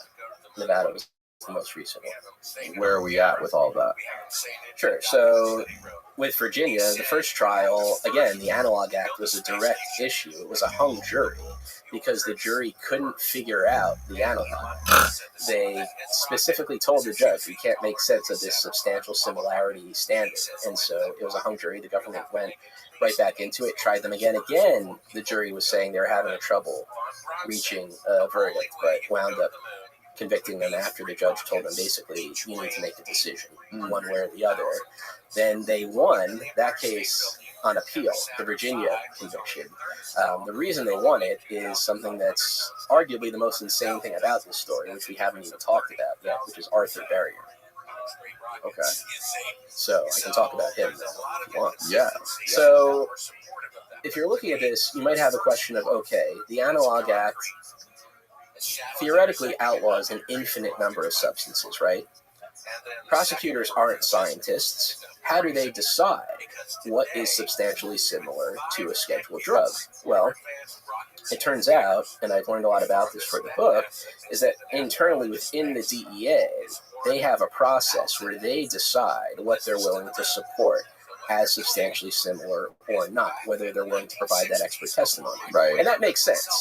If you can have the position that none of this should be happening at all, but if it is, it makes sense to have some kind of scientific backing instead of just random prosecutors making scientific decisions about what looks closer to a chemical or another. That would just be kind of a weird situation. They would need expert testimony anyway. So within the DEA, they would have this small group of chemists within a group called diversion control. They were more of the policy arm of the DEA in a way, as distinct from another part called forensic sciences. And that becomes important because forensic sciences is where Arthur Barrier worked. And so as part of the process for reviewing a potential analog, you get a chemical off the street, you have a prosecutor say, hey, can we charge this? That goes to diversion control. And they look at it and say, is this close enough or not? Is it substantially similar? They say yes or no. If they do think it is, then it'll go to forensic sciences, which are more of the scientists who are actually in the lab, so to speak. And that's where Barrier was. And Barrier, he was tasked with essentially checking diversion control's homework and giving his opinion on it. And he would usually agree with them. But he didn't always. And when he disagreed with them, it became a problem because now you have someone who's essentially gumming up the works of a potential prosecution. And the DEA was not forthcoming with this difference of opinion within the DEA, which if you're a defendant charged with selling a substance, now just think about this. You're charged with selling a certain substance as an analog. It's not a scheduled drug, and you're convicted for it. Now imagine you learn after the fact that it turns out a top DEA chemist actually agreed with you. And so then you can say, well, how am I supposed to know that this drug is illegal if one of the DEA's own chemists doesn't think it is? At the very least, you would think you should have that evidence available to you to present to a jury, right? So that did not happen in Burton and Benn's case, because once word of this internal dissent by way of Arthur Barrier kind of started making its way into the water, because once you're a defendant in these cases, that's like a golden ticket. You have someone within the DEA saying, I don't think you're guilty. That's not an overstatement to say, because if it's not substantially similar, then it's not a drug. There's no case. And so obviously if you're charged, you want to put that DEA chemist on the stand, or even have the threat of putting him on the stand, because if you have that, maybe the prosecution won't even go forward. But for very technical legal reasons, the judge wound up blocking Arthur Barrier being able to testify at Burton and Benn's trial. So they were convicted without the jury knowing about that internal dissent, that Arthur Barrier essentially agreed that they were not guilty. Why do you think the judge blocked that? Oh, well, I can explain the actual reason for it. There's something called the deliberative process privilege, and it's something that applies throughout the government. Basically, the idea is that in order to have honest, robust internal discussions within the government, you don't want to be able to have those discussions being subpoenaed and being talked about in open court. So essentially, on those grounds, that the judge said that the government had the right to not offer their employee to testify in court. Now, that's the rationale. But couldn't the judge have let that happen, though, anyways? Yes, but he didn't. And the appeals court thought that that was wrong, basically for the common sense reason that anyone listening to this would reach. That's what the appeals court said. And this was an appeals court panel that was not made up of bleeding heart liberal judges. They unanimously and pretty quickly realized that it was ridiculous not to let Arthur Barrier testify. And so the Virginia conviction was reversed, and this is in 2017. So now, without him even testifying. Exactly. Without him even testifying, reversed, but that doesn't mean it's gone for good. It just means they're then on track for a potential third trial. So it's only so much of a prize. It's you won, but you're not out of the woods yet. It's you get a new trial with the possible benefit of his testimony. So the timing of this is important because that's in 2017 now. Okay. And so it's around this time that Arthur Barrier winds up actually testifying in another case and getting an acquittal in an analog case for someone totally unrelated to Burton and Benn. Yeah. What was the substance in question in that case? It was another spice case. It was either XLR11 or a similar one, because the thing is, so XLR11 was charged in a lot of these cases, and this kind of goes to how squirrely this all is, because there was another substance called UR144, which was basically identical to XLR11. And I know it's weird to use that kind of term, virtually identical, when we're talking about substantially similar, but there's no question that they're basically the same thing. Defense, government, everyone agrees with that. But I say that because, so UR144 was one of the substances that was the subject of this internal DEA review, and it was one that Arthur Barrier disagreed on. And so after he disagreed on that, then it was time for XLR11 to be reviewed. They didn't even ask Arthur Barrier his opinion, because obviously they knew what it would be. They knew what it would be, and this is my observation and opinion. They did not want to create a further paper trail or have a bigger issue of this information potentially getting to the defense, even though you're basically able to lay it out in a common sense way, but you can technically stand up and say, oh, he didn't review it, so we actually technically don't know what he thought about it. And they kind of tried to play that a little bit when it came up. Now, there were something. There was again. I'm trying to recall like what you and Hamilton were discussing, but there was some part of this law that basically they were able to determine the legality of the drug based on not necessarily like it could either be they had the option of making it substantially similar chemically, or they could judge it depending on which sort of like receptors it affected in the human body, right? I think that might have been a different law, not necessarily the Analog Act. I think he was talking about, there was discussion about trying to criminalize something based on its interaction with the receptors. Right, yeah, maybe that was another law that you guys were talking about, right? Like trying to develop a law, so if there's one drug that's illegal that has a certain effect on the body, there could be a completely separate compound or drug or whatever it might be, even an herb probably, that affects the human body the same way or causes, whether it be psychologically or whatever, and they could classify it as that other drug just because it has the same effect on the human body. But I'm not sure if that law ever went anywhere or if it had legs. Yeah, that was one that hasn't really, at least hasn't come up in the context that I've seen. I think that might have just been of something that was being discussed as a possibility, but might not have come up exactly in that way. But I think maybe that kind of gets to the problem of we're talking about these receptors that are in our body, and so it's what are you actually outlawing? Like outlawing these things that are within ourselves in a way. And it gets to that kind of extreme level. Is that kind of what you're getting at? Yeah, it's like they like. Do you want to outlaw the tool, or do you want to outlaw the effect on the human body? You know, they want to outlaw people getting high and people making money off of it. I think it's as simple as that. And once you understand that, it all makes sense. Doesn't mean it's all correct or it's all right, but I think it makes sense as far as understanding what's happening here. Now, what sort of, as far as like the legality in the case was concerned, like what sort of evidence did they have that this XLR11 or the other chemical that was virtually identical to it, what evidence did they have that it was dangerous to humans? So that really wasn't an issue. Like, they don't have to prove that as far as at trial. It was just a question of, is that the substance or not? It's not. There's never a question of dangerousness of the drug. Now, that's kind of maybe a separate issue when you get into the actual scheduling of it, where you can say, okay, in order to actually schedule it as a Schedule 1 or 2 drug, certainly as a Schedule 1 drug, you need to be able to show some of that evidence, and there are probably some issues there, but the prosecution definitely did, I think, try and at least get into the fact that, oh, this stuff is dangerous, even probably to a degree that wasn't even relevant. I think that was something that was undergirding all of this and saying, this stuff is not weed. This is stuff that's actually dangerous. Of course, the absurd part of that is this all happened only because weed was illegal. Right. Because there were at least a handful of cases where people had died after they had used these substances, like K2 or Spice.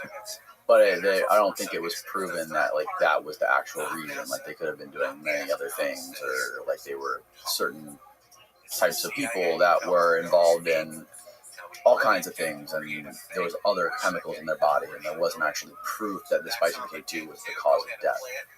Right, that was a bit of an issue that came up here too, because there were a couple civil suits against Burton & Ben and the company for people who died after smoking their products. That was at least the allegation. But there were issues about causation. The cases wound up settling. We don't know actually what the full proof would have shown either way, but in all Spice cases, a lot of them anyway that I've seen, there are these issues of, it seems pretty rare that you're just going to die straight up from smoke. If you're just sitting in a room, it's more of like you'll smoke it and then you'll do something and then something will happen. In one of the cases that's talked about here, the civil case, this kid really wound up losing control and wound up getting tased and basically beaten by the cops, and he died after that. So it's kind of what was the reason for the death. It gets a little gnarly when you're trying to point it directly on the drug. You had these intervening circumstances, but these cases will end up settling. Right, and that's another issue with that too, is you don't know what you're getting when you're dealing with these underground chemists that are making it. You don't know the potency, you don't know how much to take, there's no guidelines or anything like that. You're sort of just like shooting in the dark. Exactly. Maybe there are some people who are more educated about it, but I mean, that's the thing with fentanyl too, right? The thing with fentanyl is or with cocaine rather, when people buy cocaine, they don't know what's in it. It's not like they're buying it from a like legitimate licensed pharmacy who has to test it and inspect it or whatever. They're getting it that's cut with all kinds of crazy shit that they don't know what it is, and that could be killing them. And that is what killing a lot of people with this fentanyl-laced cocaine. Absolutely. It's, again, we're talking about a function of prohibition. Now, someone might hear what you just said and say, oh, getting cocaine from a licensed distributor, that's nuts, right? Well, I don't know. Is that crazier than what's happening now? I think Hamilton said cocaine can be prescribed. Right, but I'm just saying in terms of thinking of it actually widely available, like in the way that weed is becoming more so now, someone would scoff at that, maybe in the way that they scoffed at weed being that way 10 years ago. I mean, I think cocaine is seen as something different, but there is this kind of discrimination, right, against different types of drugs. You might think, oh, okay, well, okay, you guys have weed now, but you certainly can't do anything like that with coke, whereas, as you're pointing out, that's leading to the bigger problems of having an unregulated market, because when people are dying, it's not, you might think of, oh, this is someone who was an addict or something like that. Not that that at all makes anything more acceptable, but really, what's much more likely is it's an accident. You were going to try and do coke. You're not someone who has a tolerance for something like fentanyl. If you were an addict, you probably would be less likely to die if you're taking something unexpected, right? Mm-hmm. And so you have these accidental overdoses where you're getting a product that isn't what you wanted. And so, as crazy as it might sound to have cocaine in the store, I don't know if that's crazier than the status quo, this unregulated market where you could drop dead by taking the wrong thing that you didn't mean to. And when did asset forfeiture come into this whole thing? And I know that became sort of like a huge like weapon in the arsenal of some of the prosecution and stuff. Yeah, so that was in between the logjam and the charges against them in 2015. So from the start, they were dealing with civil asset forfeiture. They were fighting in those proceedings for basically the whole time after logjam. It wasn't looking like a criminal situation, but the thing there is they were actually fighting the government, which is not something that people usually do. And so there's kind of a question hanging out over this that I have anyway. I always wondered, had they gone forward and aggressively tried to settle and pay off the asset forfeiture, could they have effectively paid their way out of a prosecution? I always just wonder about that. I guess we'll never know, but it's rare to actually fight this because if you don't know about asset forfeiture, it kind of flips what we might think of as this due process concept that we were talking about in terms of having the right to have a government prove charges against you, right? Asset forfeiture kind of flips that on its head because to get your stuff back, you need to show that it wasn't involved in crime, as opposed to when you're being convicted, you were showing that you were committing a crime, which makes more sense in the latter situation. The issue in asset forfeiture in their case was to show they weren't breaking the law. That still raised the substantial similarity issue. And so to prove that they weren't breaking the law, they wanted to get Arthur Barrier's testimony. And it actually looked like they were about to get it in a deposition. This is before they were charged. But just as their civil case was looking like it was actually going forward into 2015, that's when they were charged, and it was all shelved, because then you have the criminal situation, which is more serious. Yeah, I just had a guy on here a couple weeks ago, actually, who had to deal with that. He was... Asset forfeiture. Yeah, asset forfeiture. He was a real estate investor, and he owned, like, tons of apartment buildings all over Portland, Oregon. And then on the side, like, on the weekends, he was, like, chartering helicopters that was, like shuttling cash and weed from Canada back and forth to the U.S. eventually they ended up seizing like $14 million in property that he owned, even though that his weed charges were the sum of his marijuana charges was like $2 million. They took $14 million in property of him, and then when he was doing the arbitration hearings, they kept trying to get more and more. They were like, hey, just give us this building, which is only, it's worth $8 million, but do this and we'll send you back to Spain. And he was like, no. He's like, I already signed the extradition agreement with Spain, and I signed it on the tarmac. Like, it's already a done deal. And I'm like, well, no, it's not. We're not going to send you back. And then he ended up giving up all of his property, all $14 million, and they still didn't want to send him back to Spain. And I think he had a conversation with the judge in his trial, and he brought up the point. He's like, what was the number that was attached to my case for the marijuana charge? $2 million. How much of my property have you taken? He's like, $14 million. He's like, well, how does that make sense? He's like, son, in the United States of America, if you mix one penny with 100 dirty pennies, all 100 of those pennies belong to the United States of America. Exactly. And again, it goes, I think that's all part of the same culture. And he went home that night and had 15 Budweisers, as was his right to do. Yeah. The cop who said that. Yeah, it's just fucking crazy.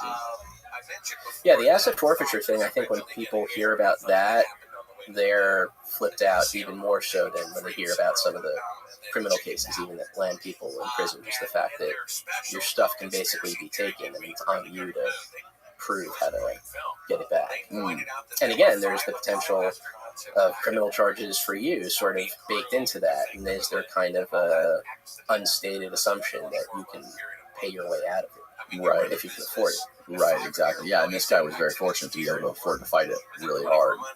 Exactly. That's the thing here, too. In these analog cases, there's so few of them, relatively, that I think the government was caught off guard by the degree to which Burton and Ben, from the start, they always wanted to go to trial, whether it was in the civil case or any of the criminal cases. That's very unusual, not just in analog cases, but in any criminal case, to really have a person charged who actually wants to go to trial. Very unusual, and that's not necessarily because they're the only people who ever had a winning argument in a case. Basically, the reality is you look at what's the likely results to happen, what's the sentence that's potentially hanging over you. At the end of the day, if you go to trial and you gamble wrong and 12 random people who are picked who couldn't get out of jury duty wind up saying that you have to go to prison now, obviously. And that's a crude way of putting it. It's going the other way, actually. If you talk to people who have done jury service, they take it pretty seriously, often, even if they didn't think they would have liked it. They come at it thinking, this is actually something that I feel like was important. But anyway, just to say, there's an element of chance to it, to say the least. Either you're risking your life on it. For the government, you're risking the case on it. What would have happened to those guys if they would have taken like a plea deal? Were they offered a plea deal? I think there were discussions. I don't think any of it was public as far as I know. I mean, I'm sure, I'll put it like this. I'm sure they could have worked something out, but I don't think that was ever seriously considered, because this is kind of an all or nothing thing. It's not, you can't be a little bit guilty of violating the Analog Act. It's sort of an all or nothing proposition. And again, it's very different from cocaine, heroin, any other sort of case. You can say, okay, yeah, I had this stuff, but going back to your earlier example, but I had these circumstances where I was coerced. I was a low-level person. Here, there's no question that these guys were selling stuff that was getting people high, and they were making a ton of money. There's no question about that. The only question was, is the stuff they were selling totally legal, or were they kingpins? There's no other situation in law where that can be the case. And that's, I think, what makes this all so fascinating. Right. Just from the outside looking in, that's what makes it terrifying if they're on your end, so it makes it a daunting case if you're on the government's end. But this is just, the point is, no matter what you think about any of this, this is a unique situation within the law, even if it's operating within the normal systems that has all of its existing pathologies that are being glommed onto this already very weird situation. Now, what is the chance, how long do you think this Analog Act is going to last? Do you think there's any chance of it getting taken down? There's a chance. I have no reason to expect it to, because it's not like it costs the government anything to keep it on the books, right? And so it's not like it's burning a hole in their pocket, even if they're not really using it. They've definitely moved even further away from it, I think, in recent years. Probably not having zero to do with their fight against Burton and Ben, which is still ongoing, which has been kind of a tough road for them, even though they won the most recent battle. And at some point, I can kind of set the latest scene of where they're at in their case. But I have no reason to think it's going away, even if they're not using it, because they can keep as many cars in that garage as they wanted to. It's an unlimited amount of space in the old law books. Yeah, and I'm sure there'd be a big downside if that did go away. I'm sure a lot of the stuff would sort of ramp back up. Maybe, I don't know, but I don't know.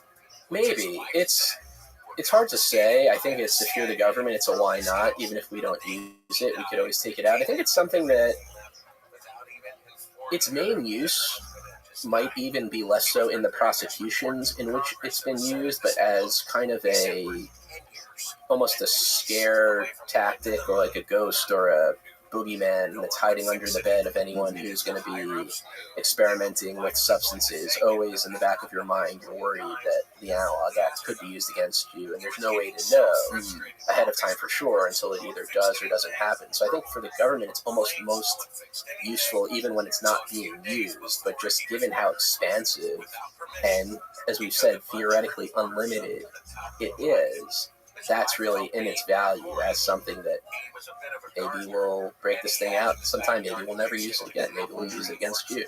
I don't know. So what is the current state of their appeal?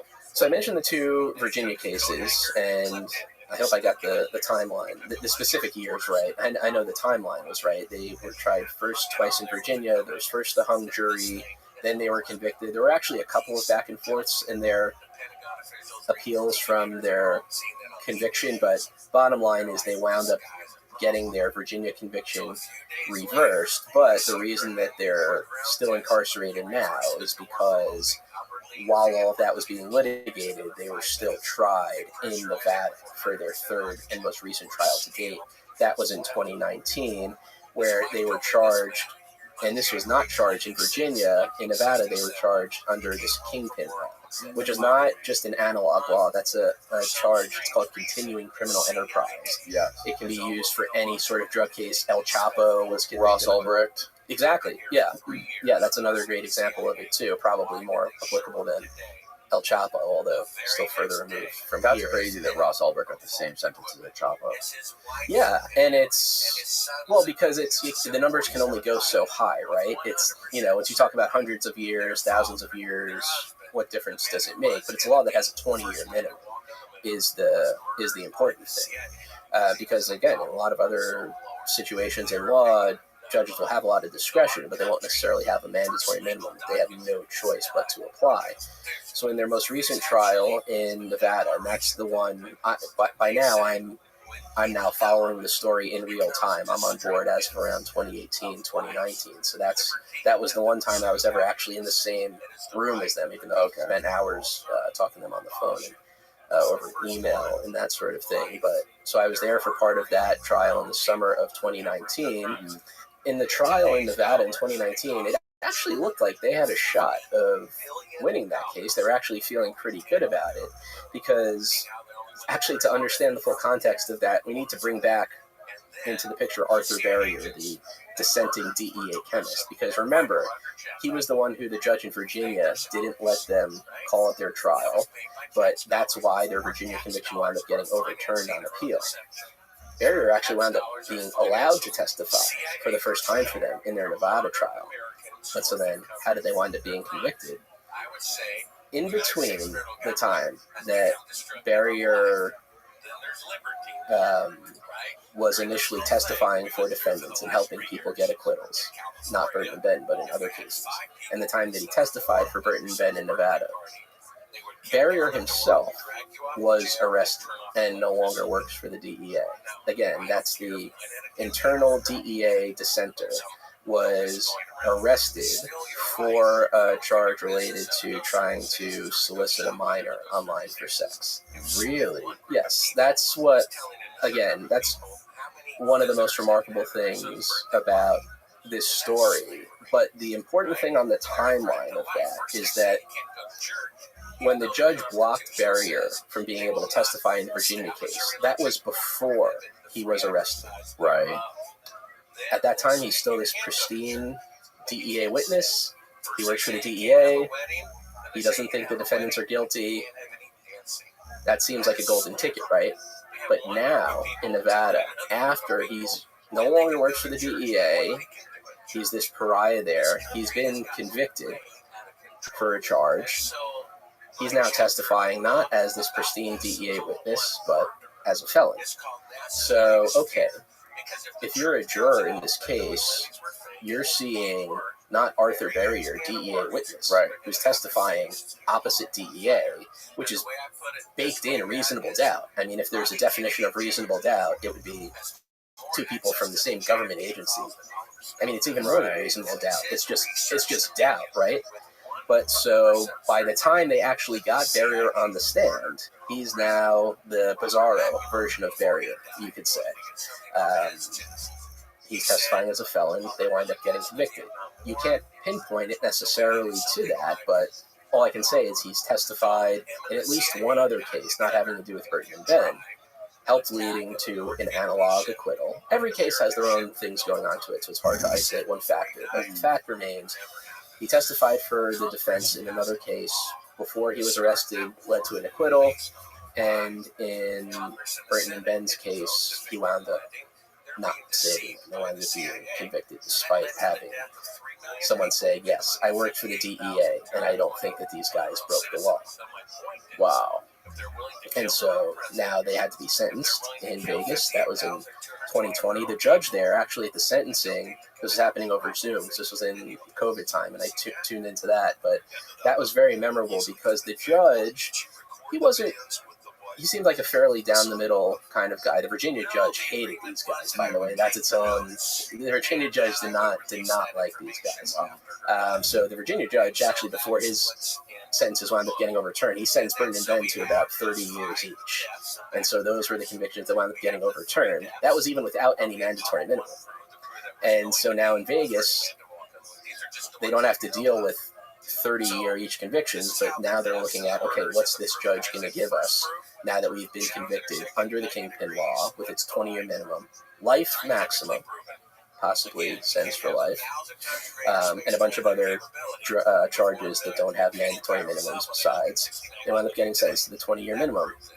As he's doing it, I could tell anyway, that the judge did not even want to sentence him to that much time. He wound up, and again I want to emphasize, this is not an extreme type of judge one way or the other. He did not rule for Burton and Ben every way that they wanted him to during the trial. And they're appealing some other rulings that he made, but nonetheless, that I think makes it even more remarkable that he called out not just the analog act, but also mandatory minimums in general. He said something, and I'm paraphrasing, that a meth or coke dealer, they know what they're doing, and if you're selling an analog when it's more up in the air, he said he was troubled by that and called on Congress to do something about at least mandatory minimums in general. So nonetheless, his hands were tied because of the mandatory minimums. So they were sentenced to 20 years and lower sentences on some other charges which ran concurrently, which means not exceeding 20 years. But if hypothetically that 20-year sentence were to be overturned, they would still deal with those lower sentences. But as it stands now, they've served that time, essentially. They have that time in because they've been in for several years. They've been in the whole time, basically, since they were convicted in Virginia and in around, I want to say, 2017 or so. So they basically served the time that they would have on the non-Kingpin law. So now they have an appeal that's pending in the Ninth Circuit, which is the federal appeals court that covers Nevada and other states out west, including California, where they're mounting basically a kitchen sink of arguments, one of them which could topple the Kingpin charge itself, which would free them, and it would get sent back to the judge to figure out maybe exactly what the calculation would be. But if they got that conviction overturned, they'd be getting out, if not right now, in very short order. Wow. Whereas if you have still that kingpin law in the books, they're still looking at another chunk. So how are they kingpins? How are they charged under kingpin laws, but not like in supermax prisons, like Ross Ulbricht or El Chapo? Yeah, that's an interesting question. I mean, I guess the answer is that being convicted as a kingpin doesn't. I think the answer, I guess, is that you need something more than that, right? The Bureau of Prisons aspect is a whole nother animal. Like even the judges don't really have control over that. So the prisons are their own life cycle of the case that lawyers and judges don't even really know that much about and don't really need to and don't have that much control over. They've been in the answer to your question, no, there's no violence at all that's associated with them. I think technically they've been in some different facilities over the years. I think the Talladega facility they're in, I want to say it was maybe medium security, but it was never. They were never in any sort of place because of them seeming violent or anything like that. I guess in the Ulbricht case, there was that situation that, again, that was more complicated, but theoretically involved violence or that sting operation. And yeah, I have a vague impression of it. I don't want to misremember what that was, but there was the undercover DEA agent that paid him into like talking him into like, hey man, you got to take care of this guy, and it was all a setup. Right, exactly. So whatever there is to be said about that, there was nothing like that in Burton and Ben's case. So whatever factors going into the prison stuff is very complicated for how the time actually gets factored and where you go, and it's its own insane bureaucracy, even aside from the judiciary, and not something that's easy to shine a light on because it's a very insular system of its own. But no, they've always been in relatively lower level type of facilities. Yeah. So you mentioned like when you first got interested in this book and reporting on this law, these vague laws. There was another law that was being tried or being questioned. What was that other law? Maybe it was the fentanyl law. I don't know. Okay. There's been a more recent law. Maybe that's what it is. I'm not sure. Yeah. What is the fentanyl law? Yeah. So in the last few years, it's become more of a thing. Obviously, as fentanyl has become more of a national topic of conversation. It's a law for fentanyl-related substances. So basically, there's now on the books what I think of anyway as a supercharged version of the Analog Act that it does what's called class-wide scheduling. So, for example, we're talking about a substance like XLR11 when it comes to the Analog Act. It's an individual substance trying to be proved to be substantially similar to an already listed drug. Right. This fentanyl-related substances law, what it does is it takes a much broader approach, and I don't want to botch the science of it, but the bottom line takeaway is it's not necessarily just outlawing whatever the chemical name, XLR11, for example, version of whatever the fentanyl type molecules might be, but saying if it does a type of thing, then it encompasses a much broader range of chemicals. So it's much more overbearing in the sense that it outlaws much more things, but it also doesn't even have that component where the DEA needs to prove that. It automatically is scheduled as the DEA wants it to be. And this is something that I haven't seen tested out in the courts to the extent as even the Analog Act has been, relatively few as it's been. So I don't know exactly how that's playing out. All I know is it has the same political actors on each side of it, in the sense of you have people who are on the more liberal side saying this is over criminalization, it's outlawing too many substances, also affecting swath of things. It's outlawing things that not only are harmful, not only are unknowns, you couldn't say, but things that are potentially even helpful. So it's a similar issue, but kind of to an even more extreme measure. It's a beefed up version of the Analog Act, but specifically in the fentanyl-related substances realm and that sort of thing. But there's been more attention on that because of opioids being a more prominent topic of conversation these days. But the Analog Act has played kind of a funny role in this discussion because you have, and again, I'm using this as kind of a catch-all imprecise, but sort of the liberal side that's against the fentanyl-related substance class-wide scheduling, they're saying you don't need to do that because we have the Analog Act on the books that you can use. And so they're kind of holding that up, not necessarily saying the Analog Act is good, although in doing so, the Democratic politician did in a way that I thought was very funny, and probably he might not have even really understood what the Analog Act was, because there's no reason to if you don't have to. But he said something like, the Analog Act protects against over-criminalization and protects due process rights, which is just an insane thing to say if you know anything about it. But he wasn't saying that in support of touting the Analog Act, but saying, we have this, so you don't need to do this relatively more overbearing fentanyl-related substances. Right, okay. And there was an element of some of these things being labeled as not for human consumption.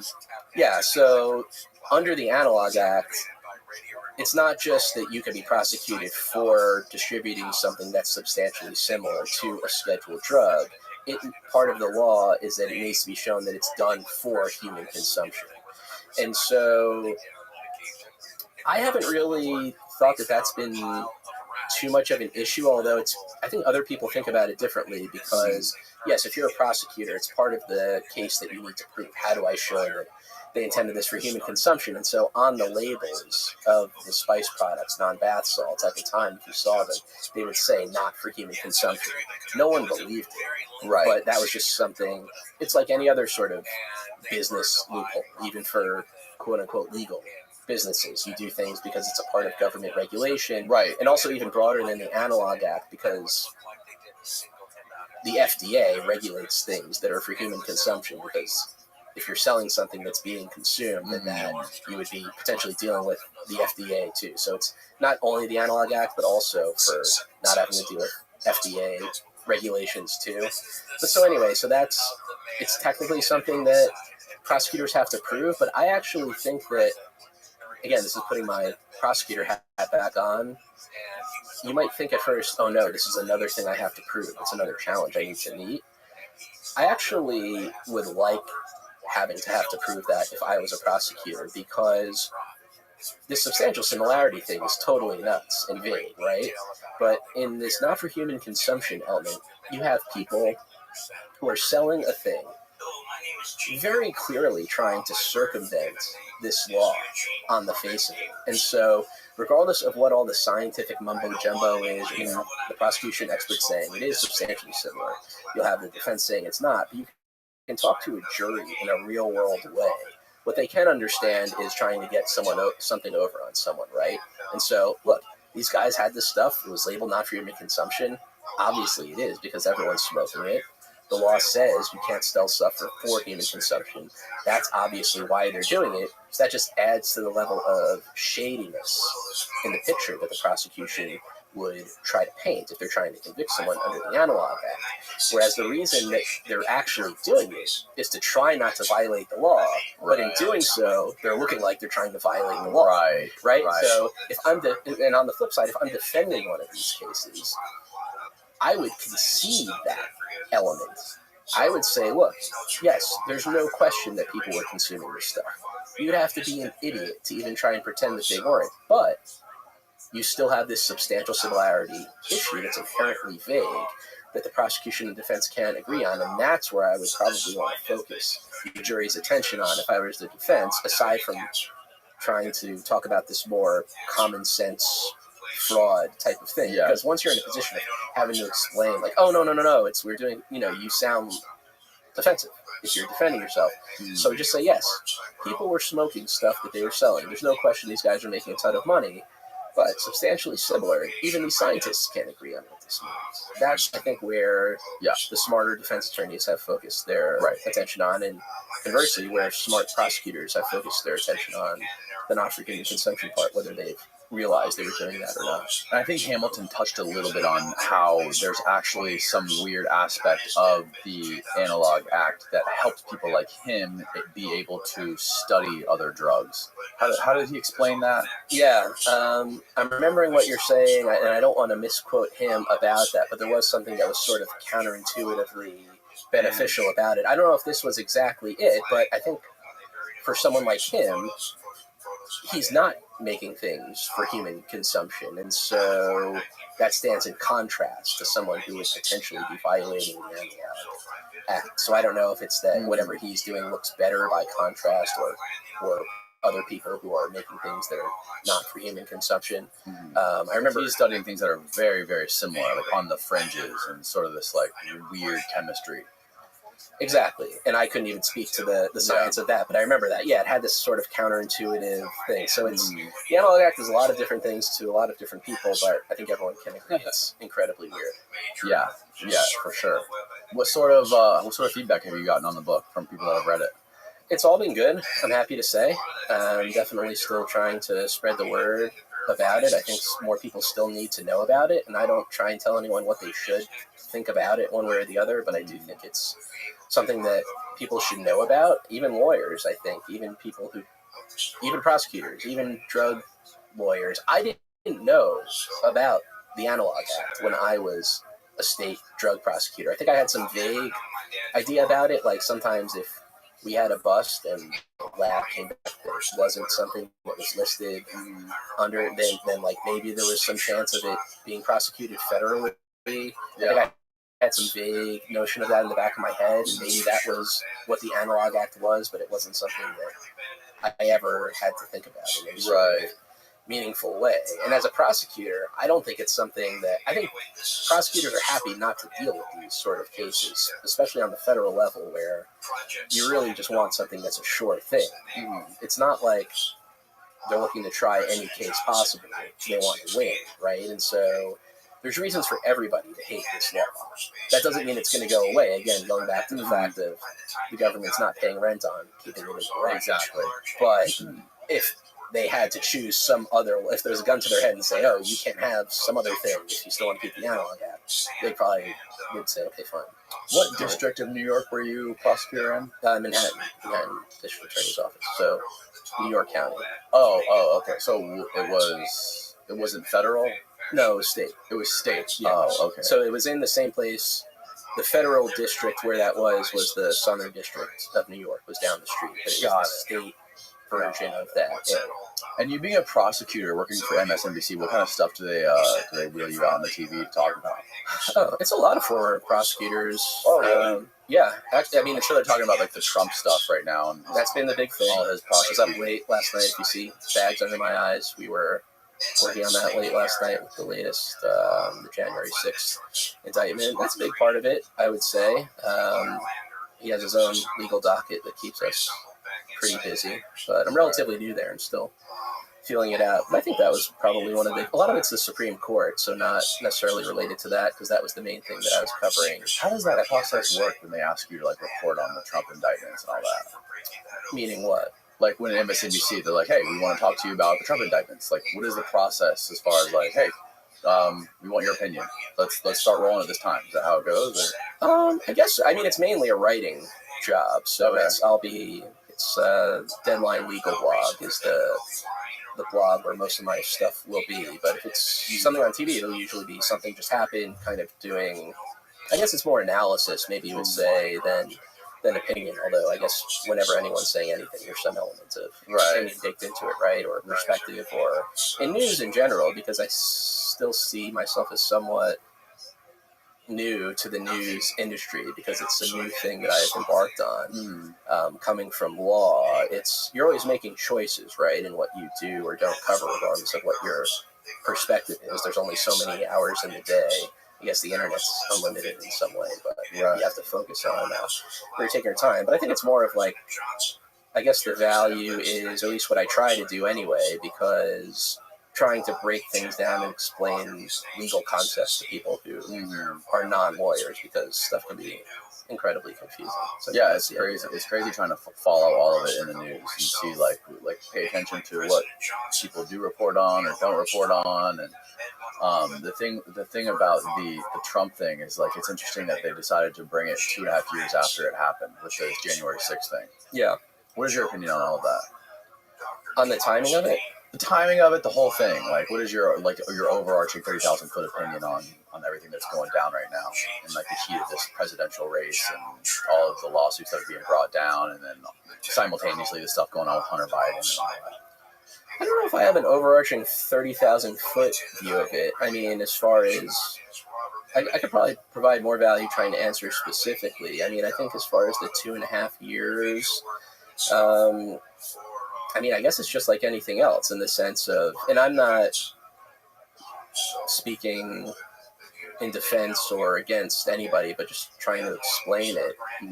I mean, unless you're doing like a simple kind of direct crime, right? You're stabbing someone, you're selling crack or whatever it is. It's unlikely you're going to have a case that's being brought that quickly. I mean, I think people on the other side of it who had wanted Trump to be charged did want it to happen sooner, right? So, I mean, I think there might be people who have a similar question, but for different reasons, right?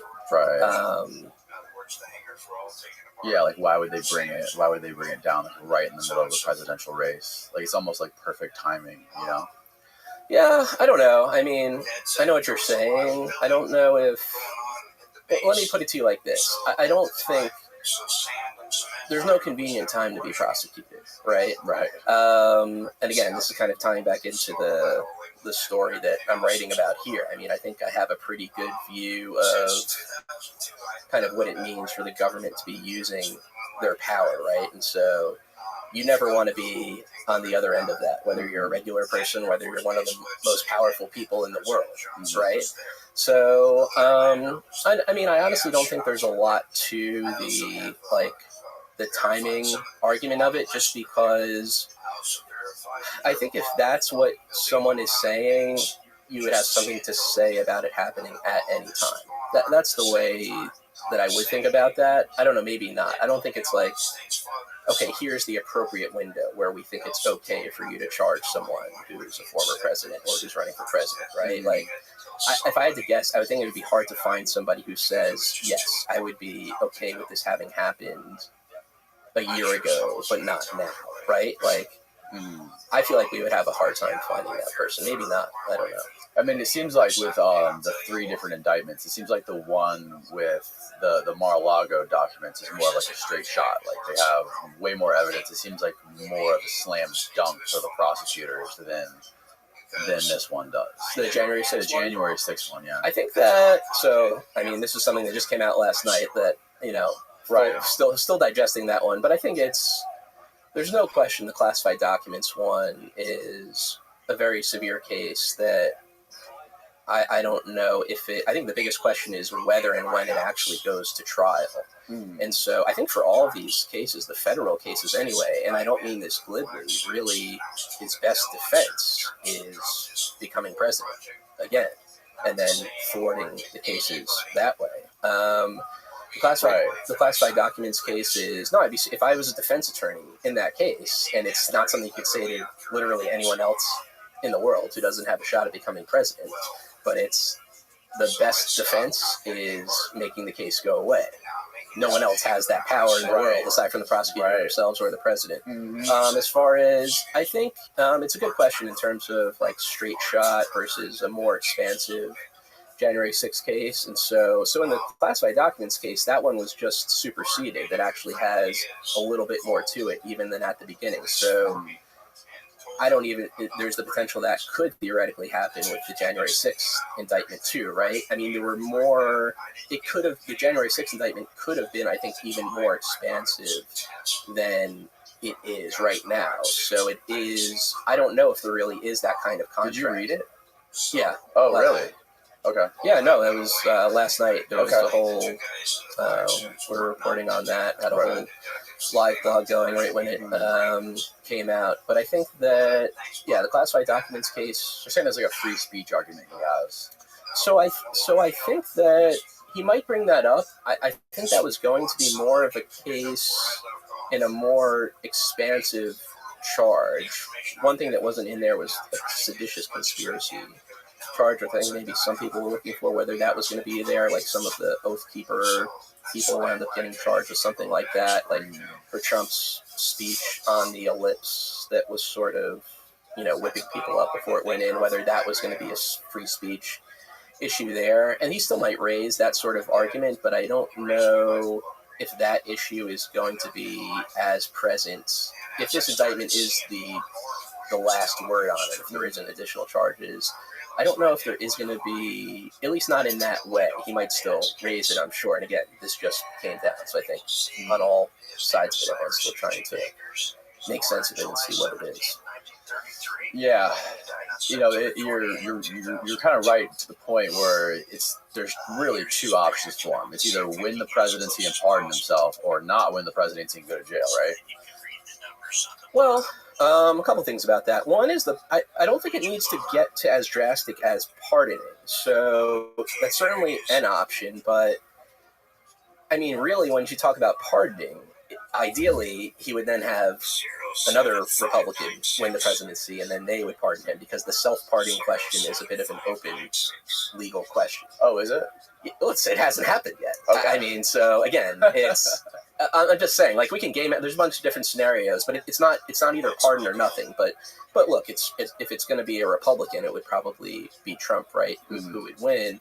I think that what I'm trying to say is you don't need to go to the step of pardoning, because once you're the president and you control the government, you can make the case go away without having to take the step of an untested self-pardon. Although he could do that too, to sort of belt and suspenders sort of thing. But to your flip side, it's not that or go to jail. I mean, look, it's a trial is asking a question, right? It's not a predetermined outcome, and so it would be guilty or not guilty. That's if we're looking at it for really what it is. Right. You never know. Either that or what's the point of having a trial? And look, crazy things happen in trials. Again, we're still at the indictment phase in both of these cases, and you would think that the government is going to bring the A game that it has, especially in such a closely watched case, but stuff comes up all the time. You never know. And again, going back to what we were talking about with juries, you never know what's going to happen in a case. Right. Look, both cases look very strong on paper. I think most objective observers would agree about that, but that does not necessarily mean there's going to be a conviction, because a trial it's a question, right? It's not a statement. Right. It's almost like a prerequisite to be a politician. It's like corruption is ubiquitous, right? It's like, and people kind of accept that, right? People are they're okay with corruption. It's a ubiquitous thing. We all know these people are corrupt. They're not just playing golf and then going to dinner, right? They're fucking. It's a pay to play game. But it's the hypocrisy that I think that really gets people. When you see them going after one person and then the other person doing the same thing, they're not going after the other person. I think that's where people start to get riled up with the hypocrisy side of it.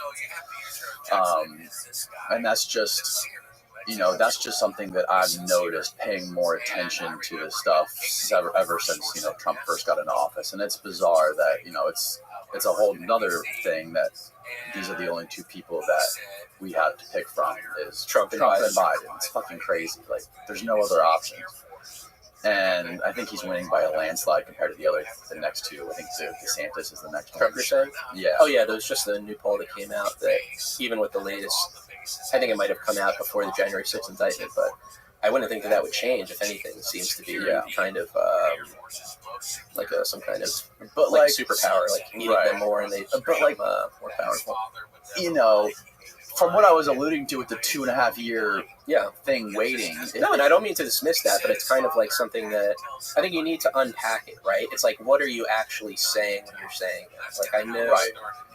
And it's more of not just what are you saying, but like, what are the other options within that? Like, are you therefore saying, yes, I'd be perfectly fine with a case being brought in this time period? That's what I'm saying. Like, my skepticism is that someone who raises that question of why now, I'm skeptical that they would be okay with it at a different time. Maybe I'm wrong about that. Yes. Do you see what I'm saying? Definitely.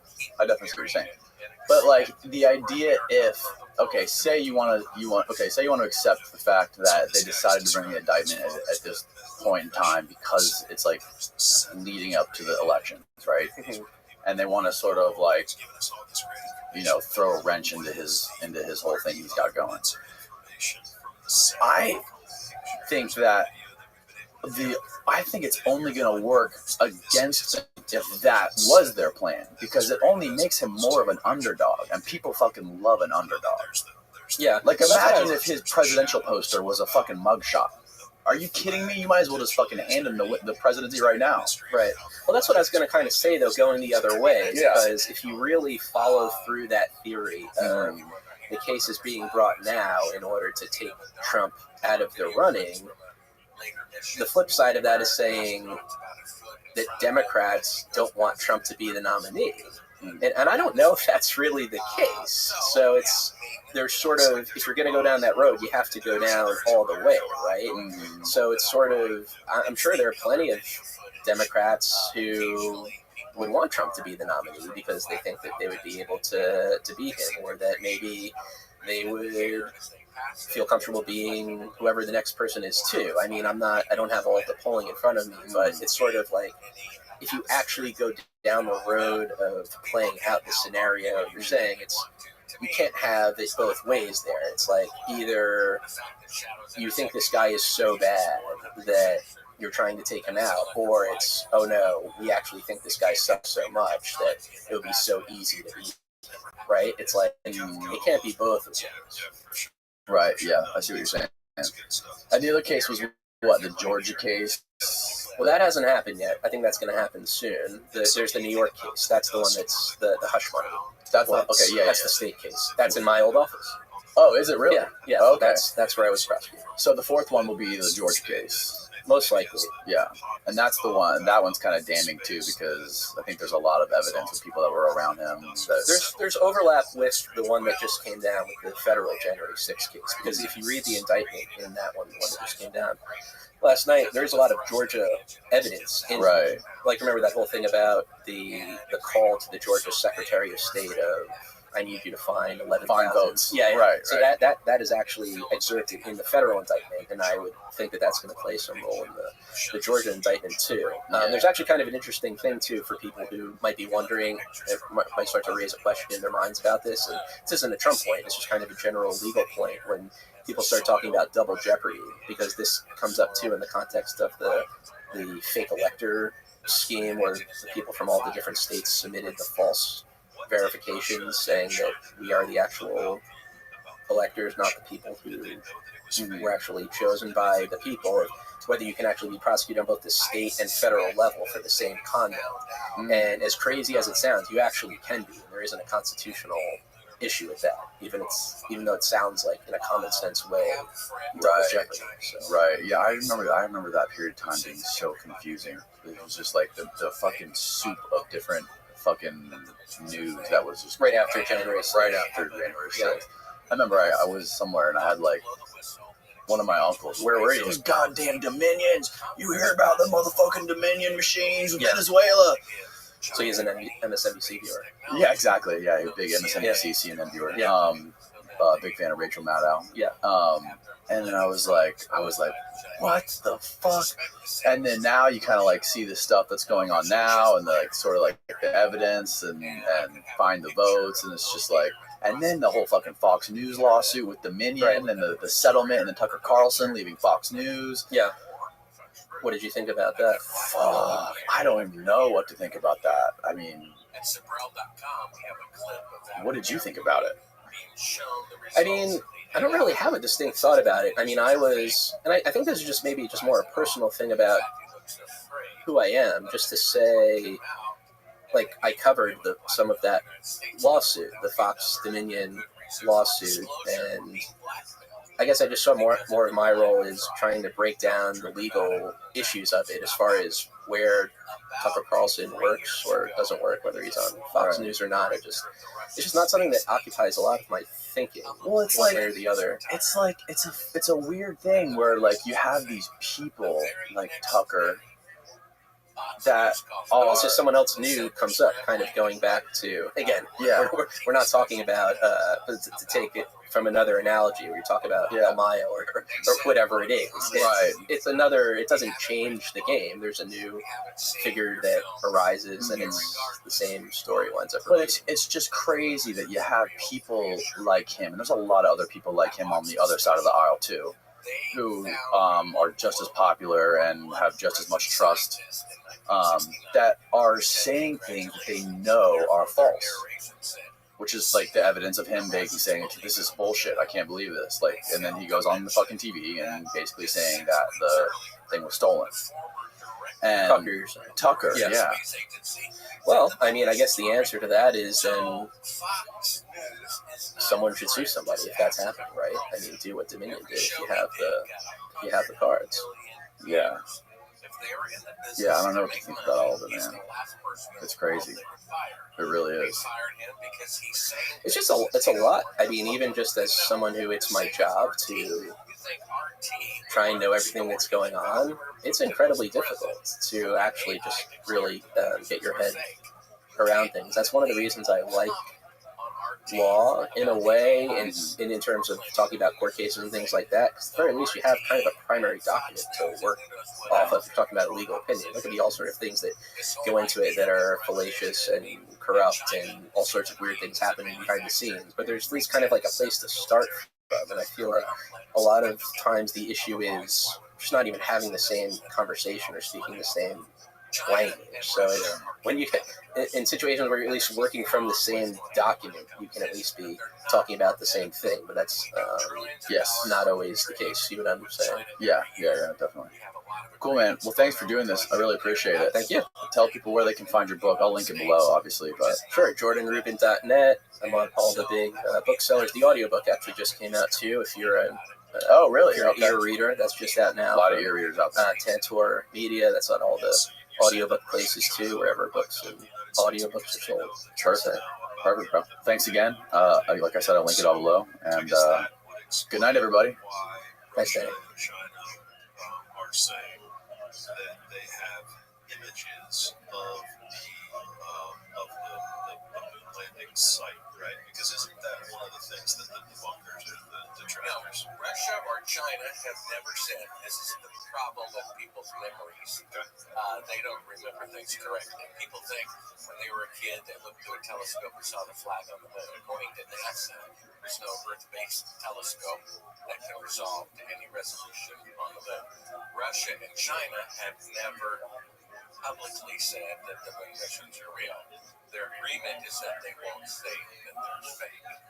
Now, a lot of people say, well, we have these little pictures from allegedly a NASA satellite orbiting the moon of a tiny little shadow or a little scratch on a picture. And they say, see, that shadow is the shadow of the lunar module, even though in a picture it's like 1/8 of an inch long. And these other little scratch marks are their footprints. But wait a minute, NASA already made a full body. What did you get your degree or whatever in? So I studied theoretical physics. I went to MIT for undergraduate studies, and then I went to UCLA for my PhD Theoretical physics. in theoretical physics. Okay, cool. And then what are you studying at what's the name of your company again? Quantum gravity research. Quantum gravity research. So you spend your time researching quantum gravity. Yeah. So we're trying to figure out ultimately how to unify fundamental physics with consciousness eventually, but maybe leading up to that, we're going to look at the fundamental forces of nature. So that's one of the things that I'm interested in. We look into extra-dimensional geometry at quantum gravity research. What is extra-dimensional geometry? Okay, well, dimensions are really just numbers. So if you look at space around us, there's a coordinate, and it's just 3 numbers, your x, y, z position. And then extra dimensions are just extra numbers. So Einstein's relativity unified space and time. So now we have this 4-dimensional space-time. And there the geometry was a little different because time is a little bit different than space, but still you can look at it as an extra dimension. But you can keep on going. I mean, you can go to extra dimensions mathematically. It's certainly well defined to talk about an arbitrary number of dimensions. And so that's something that physicists have been exploring. And what is quantum gravity? So quantum gravity is basically trying to figure out what is the high energy theory of gravity. So we know that general relativity from Einstein is a pretty good theory of gravity that describes a lot of things, especially at lower energies. And when I say lower energies, I still mean very high energies for human terms, astrophysical processes. And then there's this other theory of quantum mechanics, which typically describes how really microscopic things work, say at the atomic scale. And we know that, you don't really feel a gravitational force between you and me. It's really relevant for the planets because gravity is such a weak force. So it's been a real challenge to figure out what experiments can we do that merge the small and the big, where we can actually measure something. And so there are certain types of phenomena that you'd expect would come into play for both the gravity aspects and the quantum aspects. So there should be some theory of quantum gravity that can describe all scales. All scales. From the small to the large, from the atomic scale to the stars. Okay. So something that is basically the same, like relatively the same from each side, like from the smallest possible atom to the size of the star. Yeah, Like essentially. an equation that fits both things. Exactly. That's what you're talking about. Exactly. So we have some equations in quantum mechanics that are really good for figuring out how computers work. And then we have astrophysics collecting all the data from how the planets rotate around the stars, how there's galaxies, all of this. Then we have general relativity for that. But there's kind of issues. You can treat general relativity and attempt to quantize it, but for whatever reason that has been challenging. How old are you? I am 33 years old. 33 years old. What made you want to be a quantum physicist? Well, let's see. It started out, I always had a skill in mathematics, and then I wasn't really that passionate about learning. I ended up doing this summer minority program at MIT in high school, and I just had a really good teacher who taught me wave mechanics in high school, which required all these differential equations and calculus, like advanced calculus. And so I was just exposed to all this difficulty, and I was just surprised to realize that while I wasn't a straight A student in high school, when things got harder, I tended to not get that much worse. So I guess I was just attracted to the complexity of physics eventually, just because it's typically pretty complicated. So, and I just realized I was a little kind of good at it, and I started looking at the classes. I wasn't sure if I wanted to be an engineer or go into computer science, but I was just fascinated to learn about all these different physics things, from quantum mechanics, thermodynamics, general relativity, all these different things. They just looked interesting to me, so I figured, why not? And you went and you studied this at MIT for how long? 4 years of undergraduate. 4 years of undergrad at MIT, and then you went to UCLA? Yeah. So that was about 6 years. Wow. So about 10 years of study dedicated to that. So what sort of like outside influences were there for you to get into this? Like, why were you so interested in it? Just you were interested in the complexity of it and just the difficulty of solving some of these problems, or what? Yeah, also eventually I just thought, well, how can I help humanity as well? And I just thought about, it just seems like the natural progression. I think really it's all about trying to maximize our freedom. And to me, I think good technology is meant to make us more free. It can have negative aspects as well, like anything. Nothing's purely good or purely bad, but there's just a natural flow between science to engineering to technology. And I think the goal is, how do we maximize our own free will? And I think that science can help with that. And so I was just trying to think about how can I help the world the most, and what would be enjoyable to me, and how do I balance those things, and just thought it seems like a good shot. It was something where I felt like I could get a job, yet it was a balance of being interesting, yet maybe I could find a job. And so at your lab, what specific problems are you guys trying to solve? Well, right now we're trying to figure out how to come up with simulations in a computer that accurately model our world. So we're trying to essentially reproduce on the computer with code, just try to figure out if there's little games that we can make that have really simple rules that get close to what we see in our reality. Like, can you give me an example of that? Well, for instance, you could consider particles, like particle scattering or something like that. So, the Large Hadron Collider, the LHC, that's one of the largest experiments. They do proton-proton collisions. And so that when the protons interact, they actually interact with the quantum vacuum, which opens up to all of the particles in the universe, actually. So it's really bizarre. This quantum vacuum has the potential of all of the other particles. So when you do these high energy collisions, it opens up different particles, and it allows for different conversions. Like you can have different particles turn into other particles, or certain particles might get created that are short-lived and then decay, and then we see what decays after that. So one thing we're working to prepare towards is, okay, can we set up the simulations to try to see, okay, if we're modeling a particle as this type of object with the geometry that we have, is there a way that we can eventually hook it up and get those simulations to match the experimental data? How many people like you are looking at this kind of stuff and spending their time researching this kind of stuff? Well, quantum gravity in general? Yeah. I don't know, maybe like 1,000 or so. I mean, there's a lot of scientists in the world. Didn't you say that when you were applying for graduate schools, you got a lot of trouble? Yeah, it's a very competitive environment. So first, there's kind of filters. First, you get into undergrad. So right, like you might get into a good school, you might get into a worse school. The better school you get in, the higher chance you have of getting to the next level. Right. And then there's graduate school, and then you have to become a postdoc. And so you're not a professor yet. You're still making maybe a little bit better salary than a graduate student, but not a great salary. You're in your late 20s or 30s at this point. You know, maybe you're married, maybe you're not, right? And you have to become a postdoc. That's usually like a 2-year assignment. You have to do a couple postdocs. I was told that I had to go to Europe to get a job to stay in academia. That's what my advisor told me. Really? He said it's so competitive, and because UCLA, it's a good school, but it's not like Stanford, MIT, Harvard, Princeton. He was like, chances of you getting a job at the next level, you're probably going to have to go to Europe just to stay in the game. Really? Yeah. So it gets competitive. And then, I mean, I have a friend or a collaborator and friend he's published like 150 papers, and he's had like 5 postdocs, and he's probably 10 years older than me, and he's still trying to figure out how to get a professor, and he's published with some of the top experts in his field and has more papers published than some professors. But things are just getting so advanced. There's so many subfields within subfields that honestly we can't keep track of all the progress that's happening, which really excites me, actually.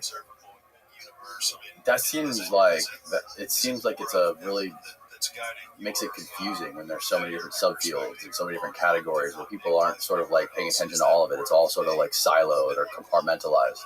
Yeah, so there's also interdisciplinary study, so that does happen. So obviously you can imagine that there's a lot of low-hanging fruit when you combine 2 different subfields and try to find the connection between them. So that is getting more and more popular as time goes by, and even in going out of physics even. So there's like biophysics, or even chemistry uses a lot of physics, so especially when you get into quantum chemistry. So that's at the end of the day, all of chemistry relates to atoms and molecules, and that gets down to quantum mechanics. To really describe what is happening, it's more or less described by quantum mechanics.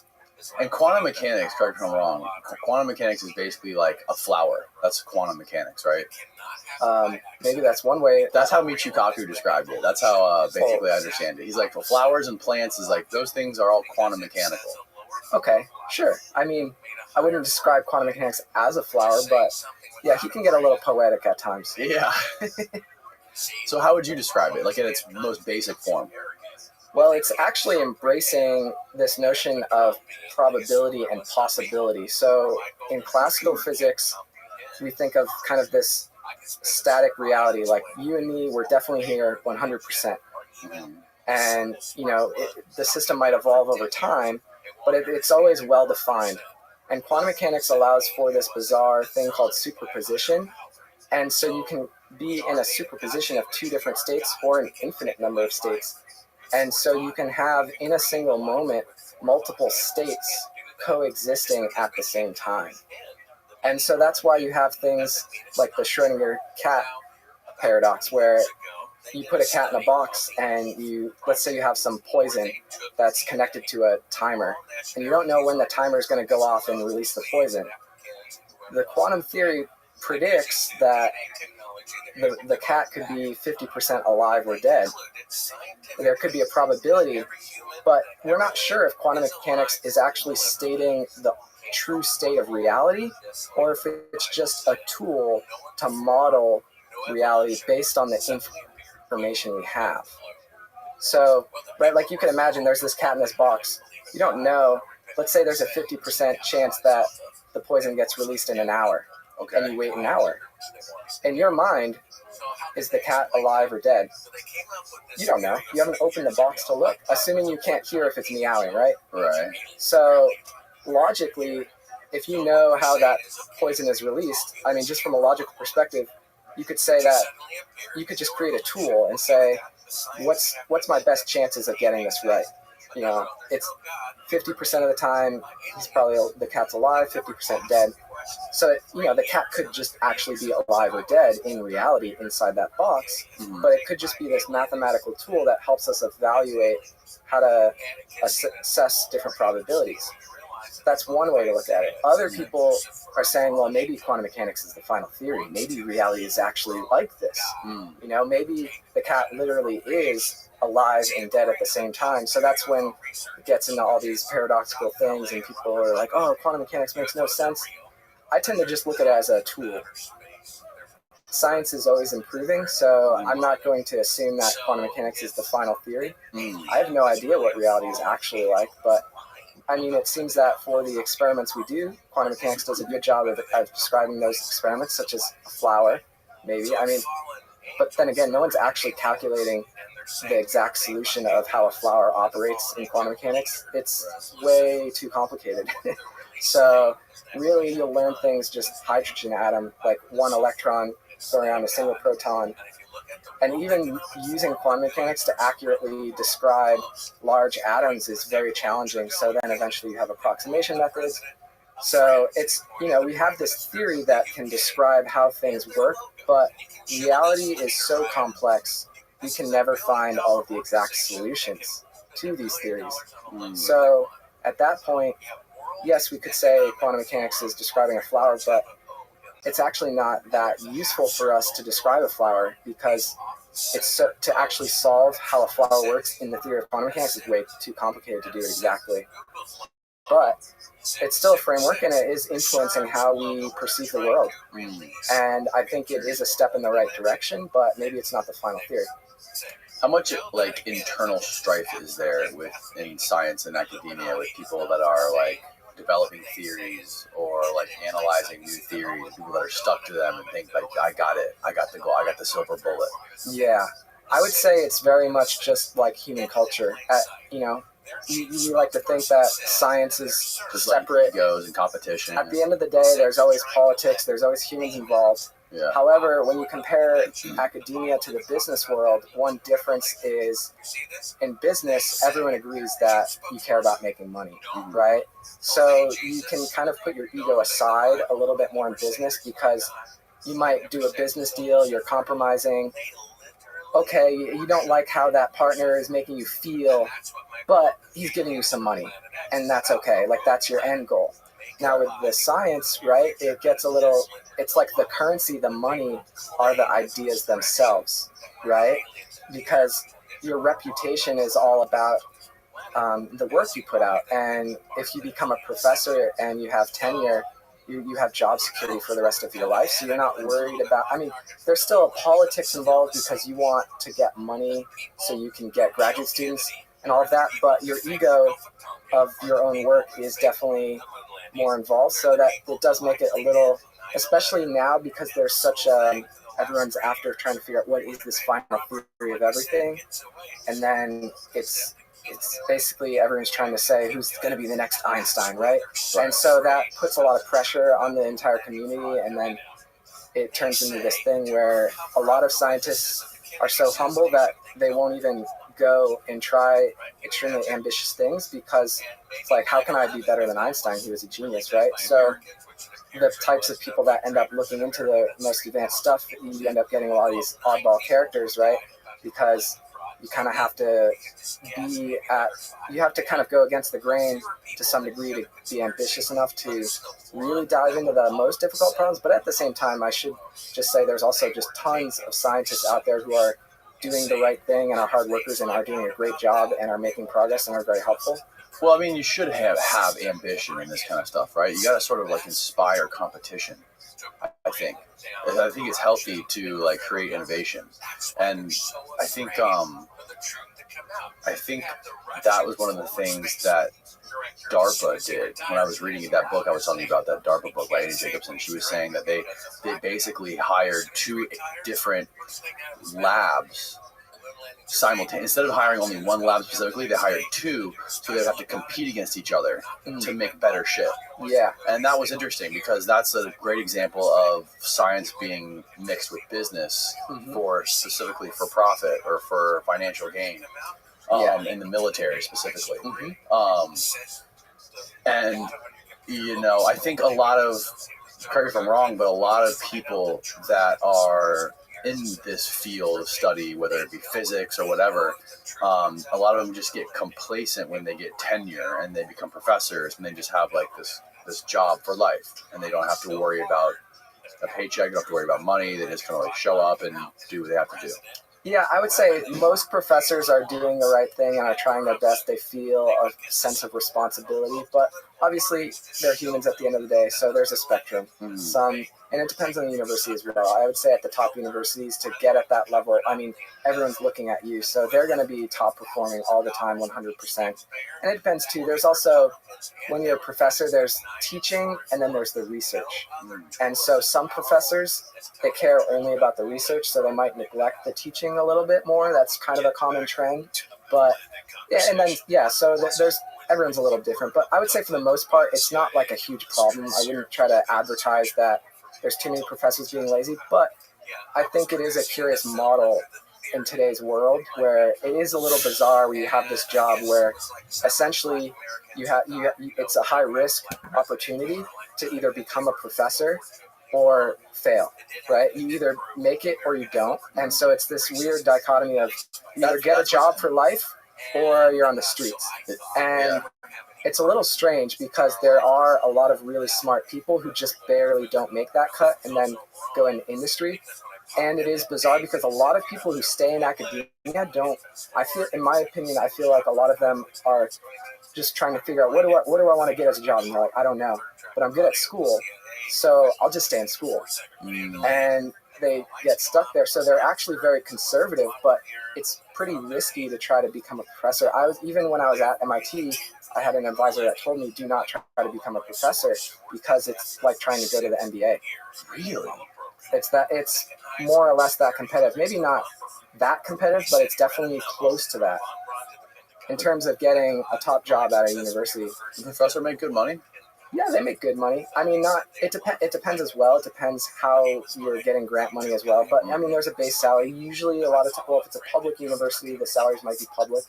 You can make $150,000, $250,000 a year, maybe even a little more if you're like really at the top of your field. Right. One of the things that Eric Weinstein was talking about recently was that he was talking about this crazy stagnation that's been going on in physics for the last, 30, 40 years? Right. Since like the Hadron Collider, they started colliding particles, and then like nothing's really been done since. I think that's a gross oversimplification of the situation. I would like to ask Eric Weinstein, I mean, how many papers has he read in the past 10 years? If he's saying there's been no progress, then clearly he must be reading papers to come to that decision. Otherwise, he's just saying that, right? There's so many scientific papers that are being put out. 100 years ago, there might have only been a few physicists in the U.S., maybe 150 years ago. There was literally only a couple physicists in the U.S. that were top quality 150 years ago. And now there's how many? Hundreds, thousands. And the number of papers that are coming out is just exploding. It's happening way too fast. Nobody knows how to keep up with it. Now you can have a paper that gets 10,000 citations if you're top in your field. And so imagine if you publish a paper that gets 10,000 citations. Now it's your job as a scientist to follow up. The first step of research is doing the research, looking at what people have done in the past and building on that. If you have to read 10,000 papers, that's just building off one idea. How are you going to keep track of all the progress that's happening? And so once you get overwhelmed by all this data, it's kind of like saying, oh, there's hundreds of thousands of papers coming out, but all of them are useless. That's essentially what he's saying. right? I mean, I just don't believe that. I think there's a lot of progress that is occurring, even in the differential geometry, in the mathematics that he's talking about, that he says is useful for anti-gravity. Just in the past 5 years, the number of papers talking about the topics that he's like, what's happened to the stuff in the 1950s? Has he been reading what's on the internet? Because it's been exploding in the past decade. There's so much research. Specifically talking about anti-gravity, like with Lewis Whitten and Ed Whitten, right? Yeah, so at the end of the day, what that was all about, I mean, I haven't looked into it in great detail, but they were interested. There were some people who wanted to fund anti-gravity, and they got top scientists to start looking into it. And so they started playing with all of this advanced differential geometry, this advanced mathematics that goes beyond Einstein's mathematics. But even Einstein himself, after he came out with general relativity in 1915, he still explored a lot of other ideas, including some of these exotic forms of differential geometry, such as torsion. And so people have looked into these, but Einstein is remembered for his 1915 theory, and then he tried unification, and everyone says that didn't work. So Einstein's failed unified field theory didn't pan out. But the experts in that field were still looking at this geometry, and so that brings us up to the 1950s. General relativity came out in 1915 using the mathematics it had. Some additional mathematics was developed in the 1920s that's relevant for new theories of gravity. And the community is trying to figure out, the problem is there's too many good theories to explore. That's the real problem, is there's literally an infinite number of theories that limit to general relativity at the low energy, and we're trying to figure out which one is the right one. And so there's a lack of consensus on what is good. So everyone just goes back to general relativity because we know that works. And so Eric Weinstein is saying, hey, look what happened in the 1950s, that everyone's just doing general relativity now. What about all this exotic mathematics, all this exotic space-time effects that you can have? Is that relevant? And literally, I looked at the number of papers for, it's not anti-gravity, not all the papers I'm talking about are specifically for applications to anti-gravity, but they're discussing the mathematics. Before you get to the technology, you have to get to the engineering, and before the engineering, you have to get to the science. And a lot of times, the science and physics, the mathematics comes first. So we had that mathematics, and now we're in that process of doing the science, and it takes time. How many papers are out there right now on this kind of stuff, on this anti-gravity? Well, anti-gravity, I don't know, maybe dozens to hundreds, but have you looked at any of them? I've looked at some. Yeah. What's your process of looking at one of these papers? What do you have to do? Where do you go? What do you do? What do they take? How long do they take to read? Yeah, well, at this point in my career, I typically always try to skim papers. I tend to not read the words very much, and I try to just focus on the mathematics. So I'll look at the title, look at the abstract, and then just skim through the paper and try to see if there's equations that I've seen before. Okay. And then I try to see where they go from there. And so that's typically my process. I would say within the exotic differential geometry, like torsion and non-metricity, these weird terms, there's maybe 10 years ago, there'd be 10 papers a year, let's say. But it's kind of exploding. Now there's like 100, 200. I forget the exact numbers, but it's going up a curve. It's exploding right now. Is this because of the recent explosion in UFOs and aliens, the interest in it? And I'm not sure. Do you think there's an explosion of new young people in college wanting to study physics and stuff like this? I think everything is just expanding. I mean, our capability of making progress is expanding. So I think it's just everything all happening at once, and it's hard to figure out what's causing what, but they're all happening concurrently. So in my opinion, I don't think it's literally anti-gravity that's driving some of this progress. I think it's just due. It's ready to, the time is now to look into, to explore these ideas. I mean, things have been somewhat stagnated to some degree, you could say, but it's also because we've run out of experiments to try too. So it's not the theory. Basically, we have too many theories to choose between and not enough experiments to confirm which is right. And someone like Eric Weinstein is blaming all the theorists, saying everyone got stuck. And it's like, no, everyone's not stuck. There's hundreds of ideas that we're exploring, and yeah, it's difficult to figure out how to experimentally test these different theories because what we already have is already so successful. And so it is a challenge, and there has been some slight stagnation, but as time goes on, people are just exploring more and more ideas. So the more exotic ideas over time just start to get explored more. And it's the type of thing where I've even found papers where a paper came out about 10 years ago. I noticed it didn't cite the original source of this theory that they were talking about. And I had that paper, and then I looked back, and it was from the 1960s. And then very recently, even a year ago, I looked at this paper about 3 years ago. About a year ago, I found a letter to Einstein in the 1920s showing how Einstein's unified theory was just a theory of gravity. And so what's happened is the mainstream physicists, even the experts in the community, haven't realized this. Only the pure gravity experts, a few of them, have figured this out, where Einstein had this attempted unified field theory. It turned out to not quite have electromagnetism, but was actually a good theory of gravity.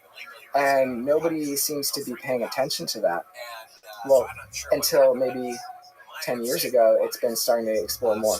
Well, it got explored in the 70s a bit, and then it kind of died down. And then another version of, so that used torsion. Einstein used torsion. So What is torsion? it's the torquing of space-time. It's The forking of space-time. So general relativity has energy and momentum that sources gravitation, which is curvature. So like a sphere is curved, but it's not twisted, right? Right. So Élie Cartan, a mathematician, eventually invented, he was studying physics theories as a mathematician and realized, wait a second, from the old mathematics from the 1800s, there should be something to twist space-time as well. He introduced this space-time torsion. And then this other guy, Weil, introduced non-metricity, which is even more exotic. That's even crazier than torsion. But it's like torsion is already so crazy that no one even hears about non-metricity because that's even more out there. And so these are the types of non-Riemannian geometry that Eric Weinstein was talking about. And you can see in his theory, he actually kind of is inspired by trying to make sense of some of those things, but I don't think he fully has studied all of the work that has come out in the past 30 years, which helps clarify much quickly how to get into exploring these topics. Okay, this is an example of what torsion looks like. Yeah, I mean, torsion is somewhat of a general term as well, so it gets used in other applications as well. So that's why I like to use the term space-time torsion just to point out. But yeah, exactly. Space-time torsion. So you can imagine that rod or bar was space-time in some sense. And so the idea was that maybe spin should source torsion. That was the idea, right? Like if you have matter that's rotating, shouldn't it sort of drag or twist space-time with it in some way? That was Cartan's motivation. And he wasn't even interested in quantum mechanics. He was just interested in spin, angular momentum. Planets can spin. But it turns out that quantum theory, really a big part of it is about quantum spin. And so it turns out that quantum spin is needed to source torsion. So the electron, it's just kind of a fact. If you want to go into how to look into studying the electron in curved spacetime and do it in the standard way, it requires torsion, but nobody likes to admit that in academia for the most part. And so no one is just trying to study quantizing that theory with torsion called Einstein-Cartan theory. I've done the research because I wanted to do this myself in graduate school. I realized that this should be computed to see if it's how it does for quantum gravity. It's the most reasonable thing to do. It's the most conservative thing to do.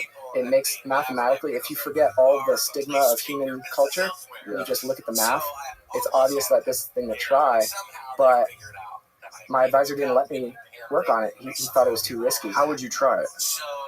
It would involve calculation. So this would be trying to calculate the scattering of electrons with gravitons, the force carrier of gravity. and trying to see. So the problem with Isn't gravity waves? Gravitational waves, yes. Okay. Yep. Okay. Right. So gravitons are the particle aspect of gravitational waves. Got And it. so some people get tripped up on this and they say, oh, well, we know gravitational waves exist, but gravitons, we've never measured that. That's crazy, right? Okay. But if you think about light is an electromagnetic wave, but it's also a particle, the photon. Really, there's the photon field that has particle-like and wave-like aspects. And so I will admit that I'm coming at this from a quantum field theory perspective. Okay. And I'm saying that if you just think about what the photon is and you think about gravity, this is the interpretation. I mean, the gravitational field is, it contains gravitons and gravitational waves, just as the photon field can contain photons as particles and electromagnetic waves. Okay. So it's really not that ridiculous to imagine gravitons. And I actually, in my thesis, I computed how to use Feynman diagrams, which are these diagrams that get used in quantum field theory, but I use them to calculate general relativity results. And so this is kind of a thing that physicists are figuring out how to do better and better. They're actually figuring out how to use the mathematics developed for the Large Hadron Collider, which is colliding protons, and we kind of spent all our money. You know, we put it up as high energy as we can. We got all the tax dollars we could, and we found everything we could. We found exactly what we thought we'd find, and now we're moving on to LIGO, which is this gravitational wave detector. Now we're, instead of LIGO? Yeah, that's the world's largest gravitational wave detector. They actually have 2 or 3 different locations around the globe, and they get signals from that outer space, and they correlate the signals across the entire Earth to identify. They triangulate the signal to figure out if because the experiments are so sensitive that if you have an earthquake nearby in one of these experiments, it sets off the detectors, or even just like a car driving by. So they have to set up. This it?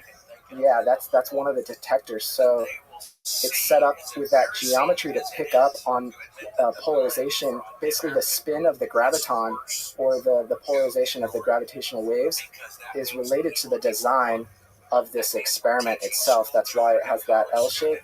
And so that's an interferometer. And so they're bouncing light around on mirrors, and the mirrors are sensitive down to 10 to the minus 18 meters, which is some of the most sensitive measurements in the world. So if those mirrors move by the tiniest fraction of an inch, it sets off a signal. So this looks like 2 giant chopsticks crossing each other with mirrors inside them that are bouncing light beams Exactly into the center. So what happens is you send out, you have a laser, and the laser goes through a beam splitter. So you have the same type of light getting split going down 2 directions, and it's bouncing off the end and coming back. And so the 2 lengths, the 2 arms are exactly the same length. And so it's trying to measure, do the photons come back at exactly the same time? Or is there a gravitational wave that came through and messed it up? So if they're coming in, they're going out into the 2 arms at the same time and coming back. If there's no gravitational waves, they're going to come back, reflect off the end, 4 kilometer at the same exact time. And so the detector is, so you see how the detector is kind of flanking the laser, right? Because after it bounces off the test mass at the end of the arm, it comes back and it gets merged together and goes into the detector to see if the 2 photons came back at the same time, or if there was a slight time delay. If there's a time delay, then they're implying that there must have been some space-time curvature that caused length to get deformed, so it actually had to travel a larger distance on one of the arms than the other. So what are they finding with their tests? They've already found, to their surprise, they found signals way before they were expecting. Part of the reason was because there found signals before they were expecting. Yeah, because we can't control when signals come in. Like the LHC, we control the protons. Those are what's colliding. LIGO is using stars in the universe as their protons. So they're waiting for some random event in the sky to happen where two black holes just collide. And it's one of the most energetic processes in the entire universe. It's so chaotic. The explosion that went off that they detected, it's so crazy how big of an explosion was. If you were a solar system nearby, you would have been obliterated, absolutely obliterated. So we got lucky. There happened to be this huge explosion of two black holes colliding, and now they've measured other stars as well. There's neutron stars. How do they detect this? So the idea is And that how far away are these black holes that are exploding into each other? Sorry to interrupt, but right. So they're very far away. In other there are other solar systems, other galaxies, and basically the idea is that by the time the gravitational waves get to us, it's very weak, it's very faint, and that's why it's so hard to detect because they're so far away. You have it exactly right. So the basic idea is there's a trade-off, right? Do we make gravitational waves in a lab, and then gravitational waves are kind of like light. If you turn on a light bulb, the further away you get from the light source, the less light you see because the light's going everywhere, right? Yeah. So it doesn't make sense to put a light bulb in the other room and light your room. Same thing here. So you could say, right, it might be a smart thing to say, well, can I make it in a laboratory and just create the gravitational waves and then detect them immediately? It actually turns out some people tried that, but there was some controversy. It wasn't clear if it was detected or not, I believe in the 1970s perhaps. And so now people have realized that, well, if we get lucky enough for the right explosion to happen out in the universe, then we can actually detect the gravitational waves. So the gravitational waves near the source where the collision happens, they're very chaotic, very difficult to predict. But it's a high energy process. And it's very complicated.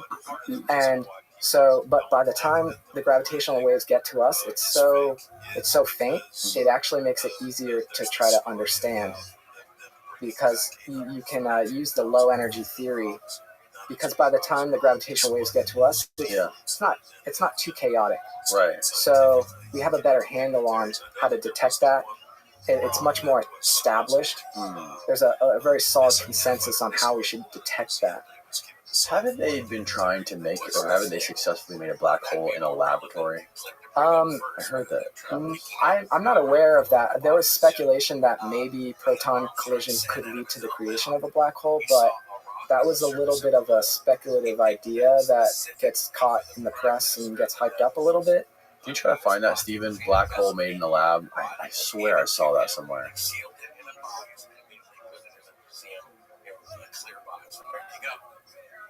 Oh, it disappears real quick? Yeah. I mean, there could have been some experiment too, but that one. Okay, that. Researchers at the University of Amsterdam were able to create a simulated black hole in a lab. In a paper published by the Journal of Physical Review Research, the scientists claimed that they were able to create a chain of atoms. Electrons skip along the chain, creating a sort of wave. So if I remember correctly, that might have been this experiment where did they also do something in a quantum computer? Was that the same one I'm thinking of? I know there was some experiment where,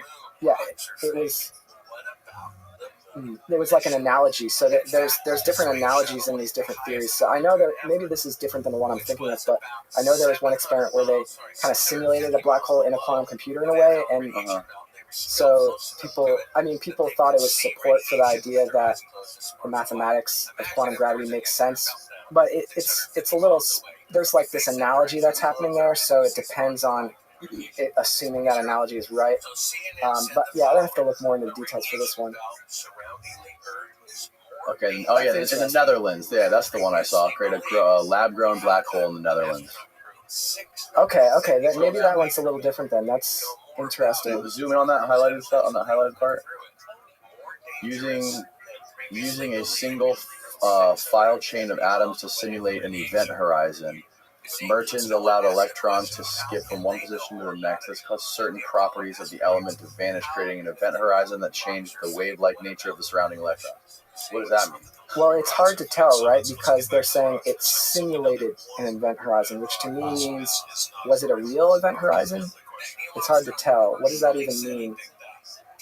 And also, there's a theory that all of the fundamental particles could be black holes. We don't even know. Wait, what? Some people,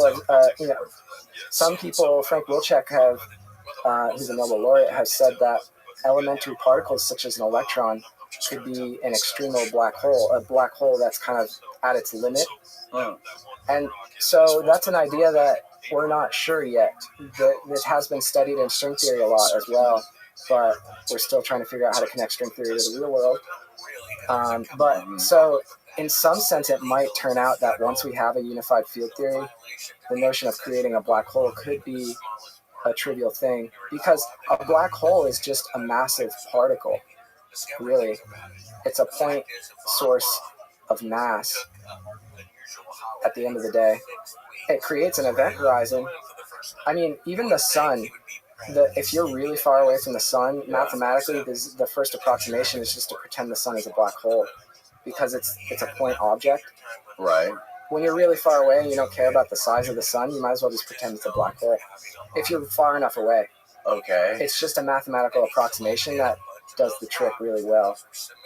So when you think about what are particles, right? What's the difference between the sun, when you zoom out and the sun just turns into a dot? Right. How is that different than an electron? We don't know yet.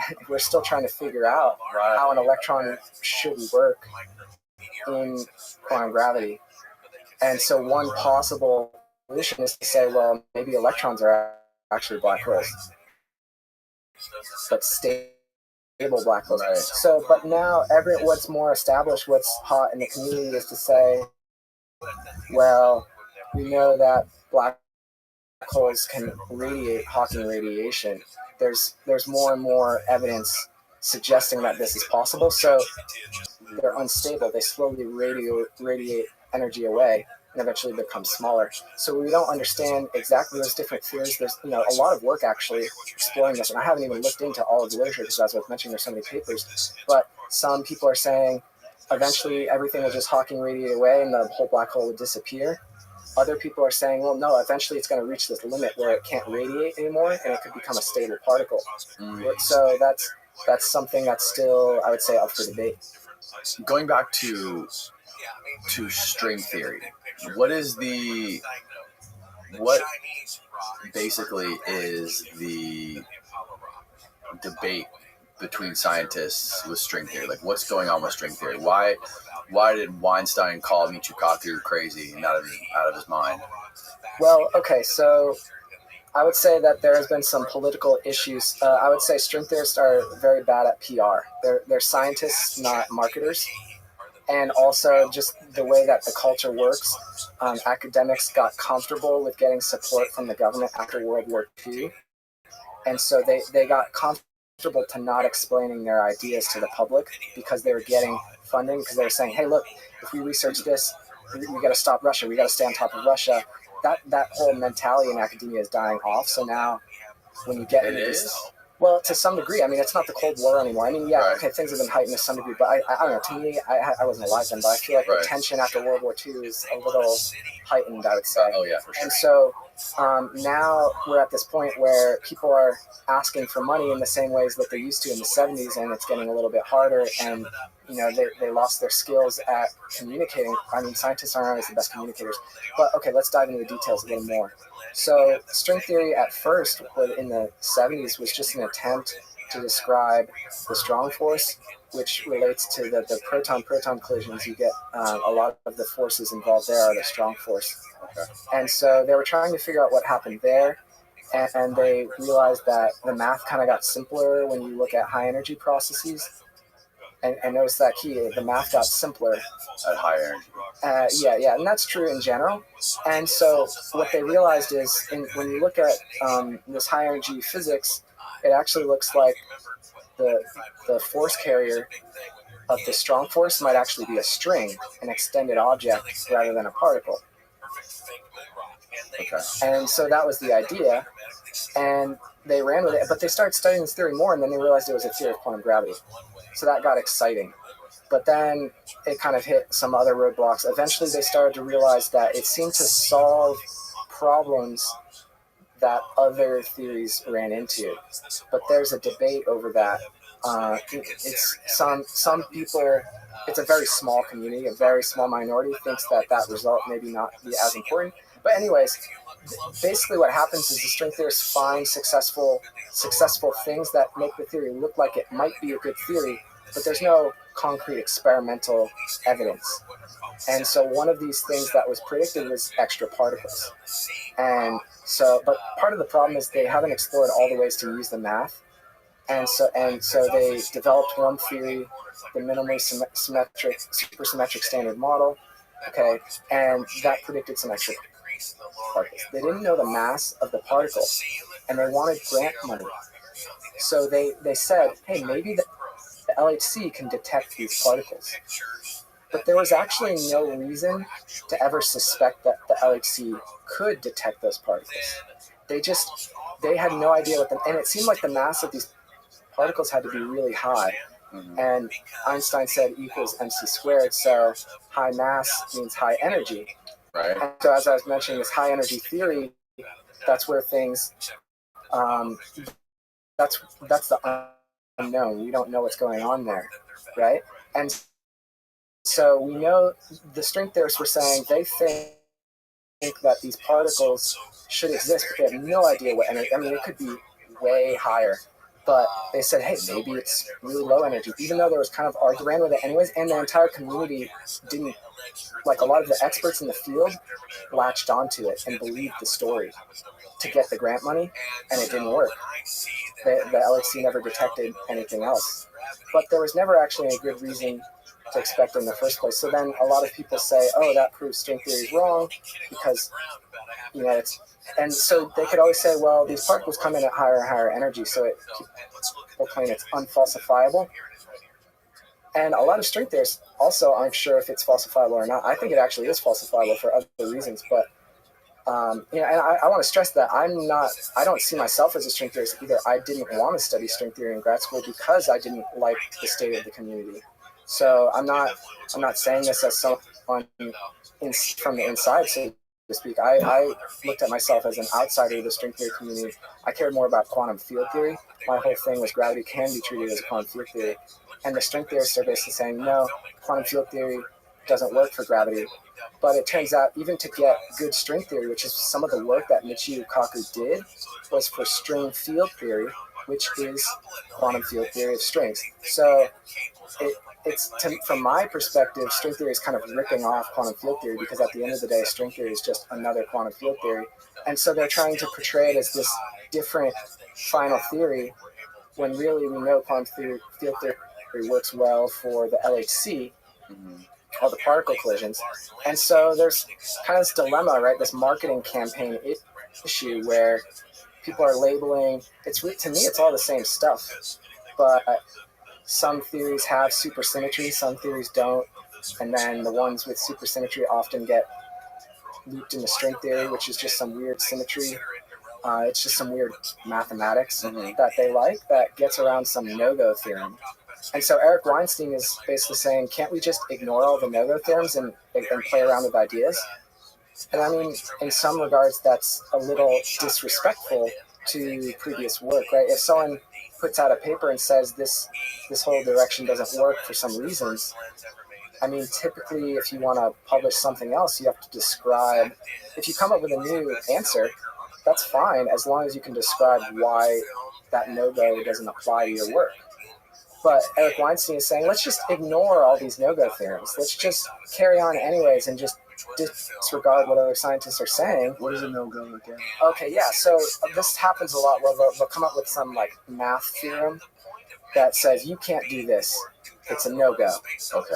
And so it's a little problematic because a lot of times there's kind of baked-in assumptions that don't get articulated.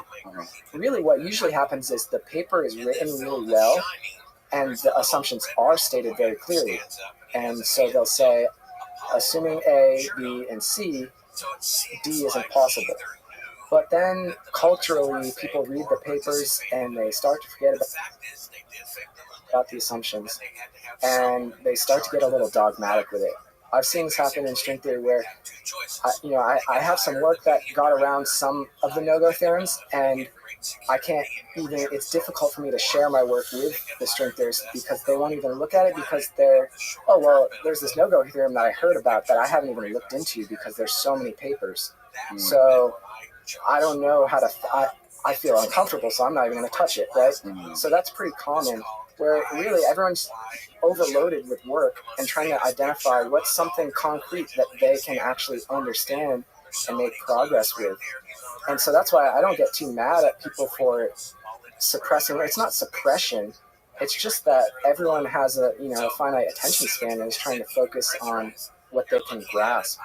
And so if you haven't studied this no-go theorem in detail, you're not, and someone is presenting a new idea that claims to get around the no-go theorem but is different, you have to evaluate, well, did they actually get around that no-go theorem, yes or no, which means you have to read that paper.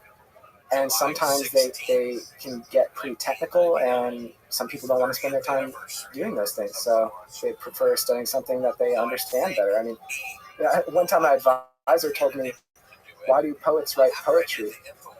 I was trying to say, well, if we're high energy theorists, and there's this energy crisis, shouldn't we eventually try to figure out how to use high energy theory to solve energy crises that humanity is facing?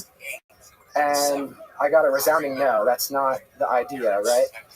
And I was doing a little bit of play of words there, because high energy theory isn't high energy in the same sense of what humans might mean, but still, like at the end of the day, people have the freedom to choose to look into whatever they want, and we have to respect that freedom. And to me, it's all about maximizing our potential for freedom. So, and that's what Eric's talking about. Well, yeah, I mean, so he's basically saying there needs to be more of this quote-unquote blue sky research. He wants more adventurous research, which I think you can make the case for. It could be helpful, but I mean, there's also people that do that. I mean, so it's a balance, and so it's all about where's that balance. So, how many people do you have chase after the conventional ideas, and how many people you have chasing the unconventional? Yeah. Which is what you guys are sort of doing at your lab, right? You guys are chasing the unconventional stuff. Yeah, I would say that we are willing to look into arcane topics, and we're thinking about consciousness. I mean, some physicists don't even think about consciousness at all and think it's almost, you shouldn't even do that. You shouldn't even bring consciousness into physics, because you kind of need to figure out physics first. Or maybe from a materialist point of view, it's all just physics anyways. Maybe consciousness isn't a thing, and it's just emergent from matter. But we do take, at quantum gravity research, we do take more panpsychist view, where we try to think of consciousness as the substrate of reality where matter emerges out of. So it's just a different perspective to take. But yeah, so we're open-minded towards things like that. So what do you think consciousness is? Well, the problem is you can come up with different definitions, and that's the real problem. What most people think of as consciousness isn't very precise. It's a vague collection of all these things. Even a word in a dictionary, right? It's all defined in a circular way, because you define a word in terms of other words, which are defined in terms of those words. And so it turns into a semantic nightmare. Sometimes I just think of consciousness as abstract information, but the more conventional definition relates to this notion of experience, or qualia, or having this notion of like feeling like you're, feeling an experience rather than just raw data being processed. But I think of consciousness personally, I think of it as data that you take in from the external world, and you modify that data in a way that isn't based on external data. So it's like light comes into your eyes, and it might be photons at a certain frequency, but then we have this experience of redness, right? And that's often associated with qualia. People might have an emotional response to color. Those emotional responses aren't based on the external world. Those are based on our internal memories. Right. So I think of it as data conversion. Okay. So it's like you're converting from one basis to another, and when the basis you're converting to is constructed from your own internal like neural network that you've created, to me that might be consciousness, because you're using your freedom to decide how to interpret the data, which is a unique experience, in my opinion. That's just how I look at it. Right. And who is the guy who started this research company that you're working for? Yeah, Clea Irwin started this nonprofit as a philanthropist. What's his first name? Clea Irwin. Clea Irwin. Klee. Right. Irwin, with an I. And so, yeah, he basically was this entrepreneur who was a materialist.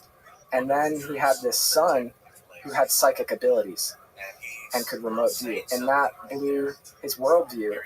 It just shocked him. He didn't know how to think about it. It made him think deeply, well, what is reality? How do you discover that your son has psychic abilities? You know, I don't know exactly how he first noticed it, but I've just heard some of the stories of some of the things he did, where he would start testing his son. Like, he would put his banana, he would take a banana and then, like, hide it somewhere in his house, and then ask his son, be like, where's the banana? And his son would just tell him. And there was a few other little things that he told you this? That's what he told me. Wow. Yeah, I mean... Oh, is this him? Yeah, exactly. So he, based on his own son's experiences, he started believing in remote viewing. And then he started thinking about, well, how does that even possible if I'm a materialist? And so he eventually started asking more questions. Well, like, what are the experts saying? What are the scientists saying?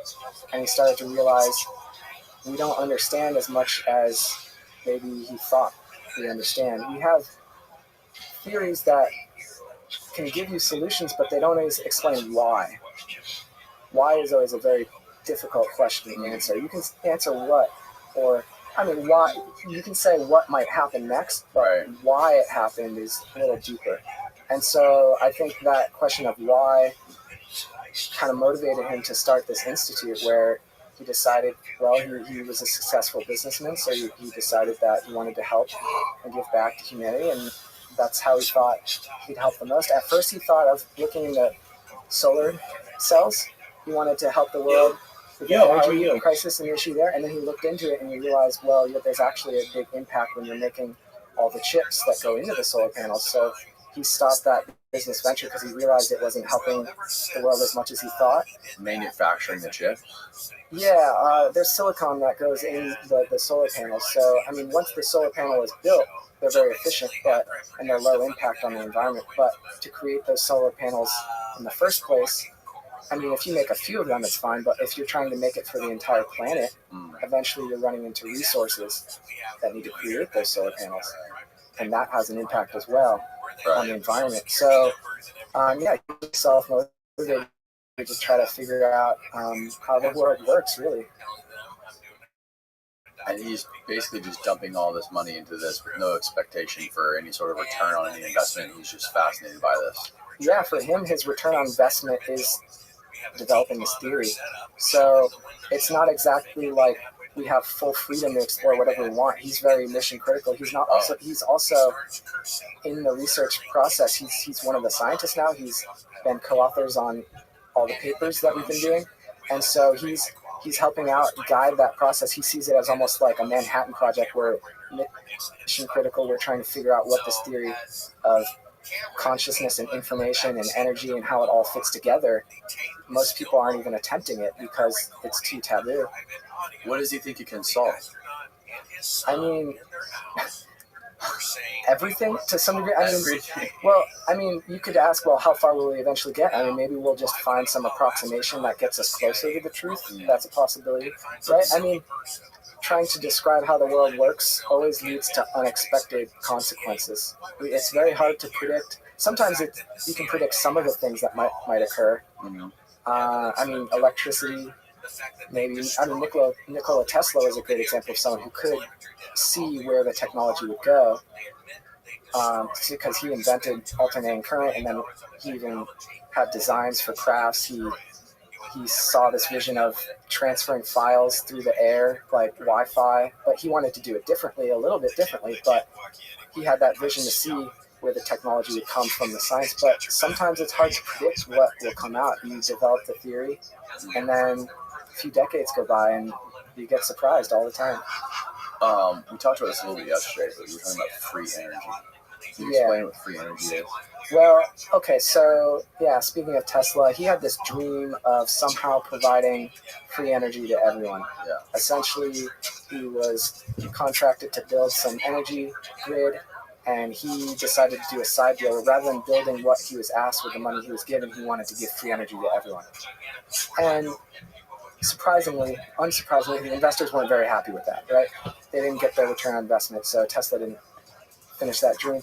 And no one really understood the science for how that could be possible anyway. So it's sort of a fringe thing where a lot of people are obsessed with Tesla and trying to read his patents and figure out and piece it together and try to figure out, can you make a free energy machine or a perpetual mobile or something that you just push a button and it just gives you free energy automatically.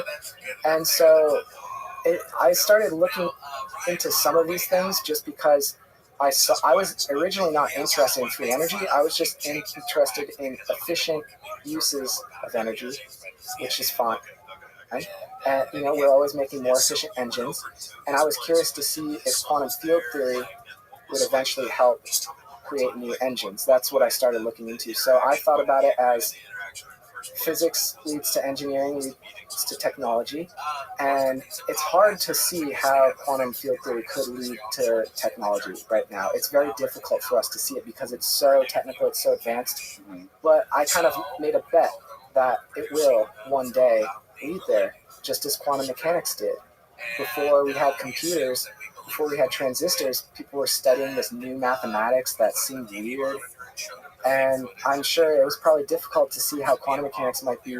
Yeah, maybe, okay, you have electrons, we already had electricity, so there's some intuition that quantum mechanics will help.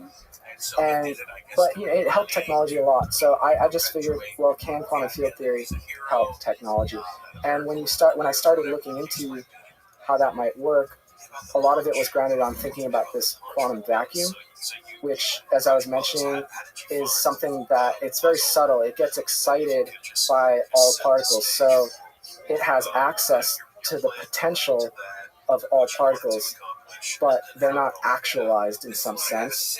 So there's this notion of physical particles and then virtual particles, and the virtual particles are sort of in the quantum vacuum.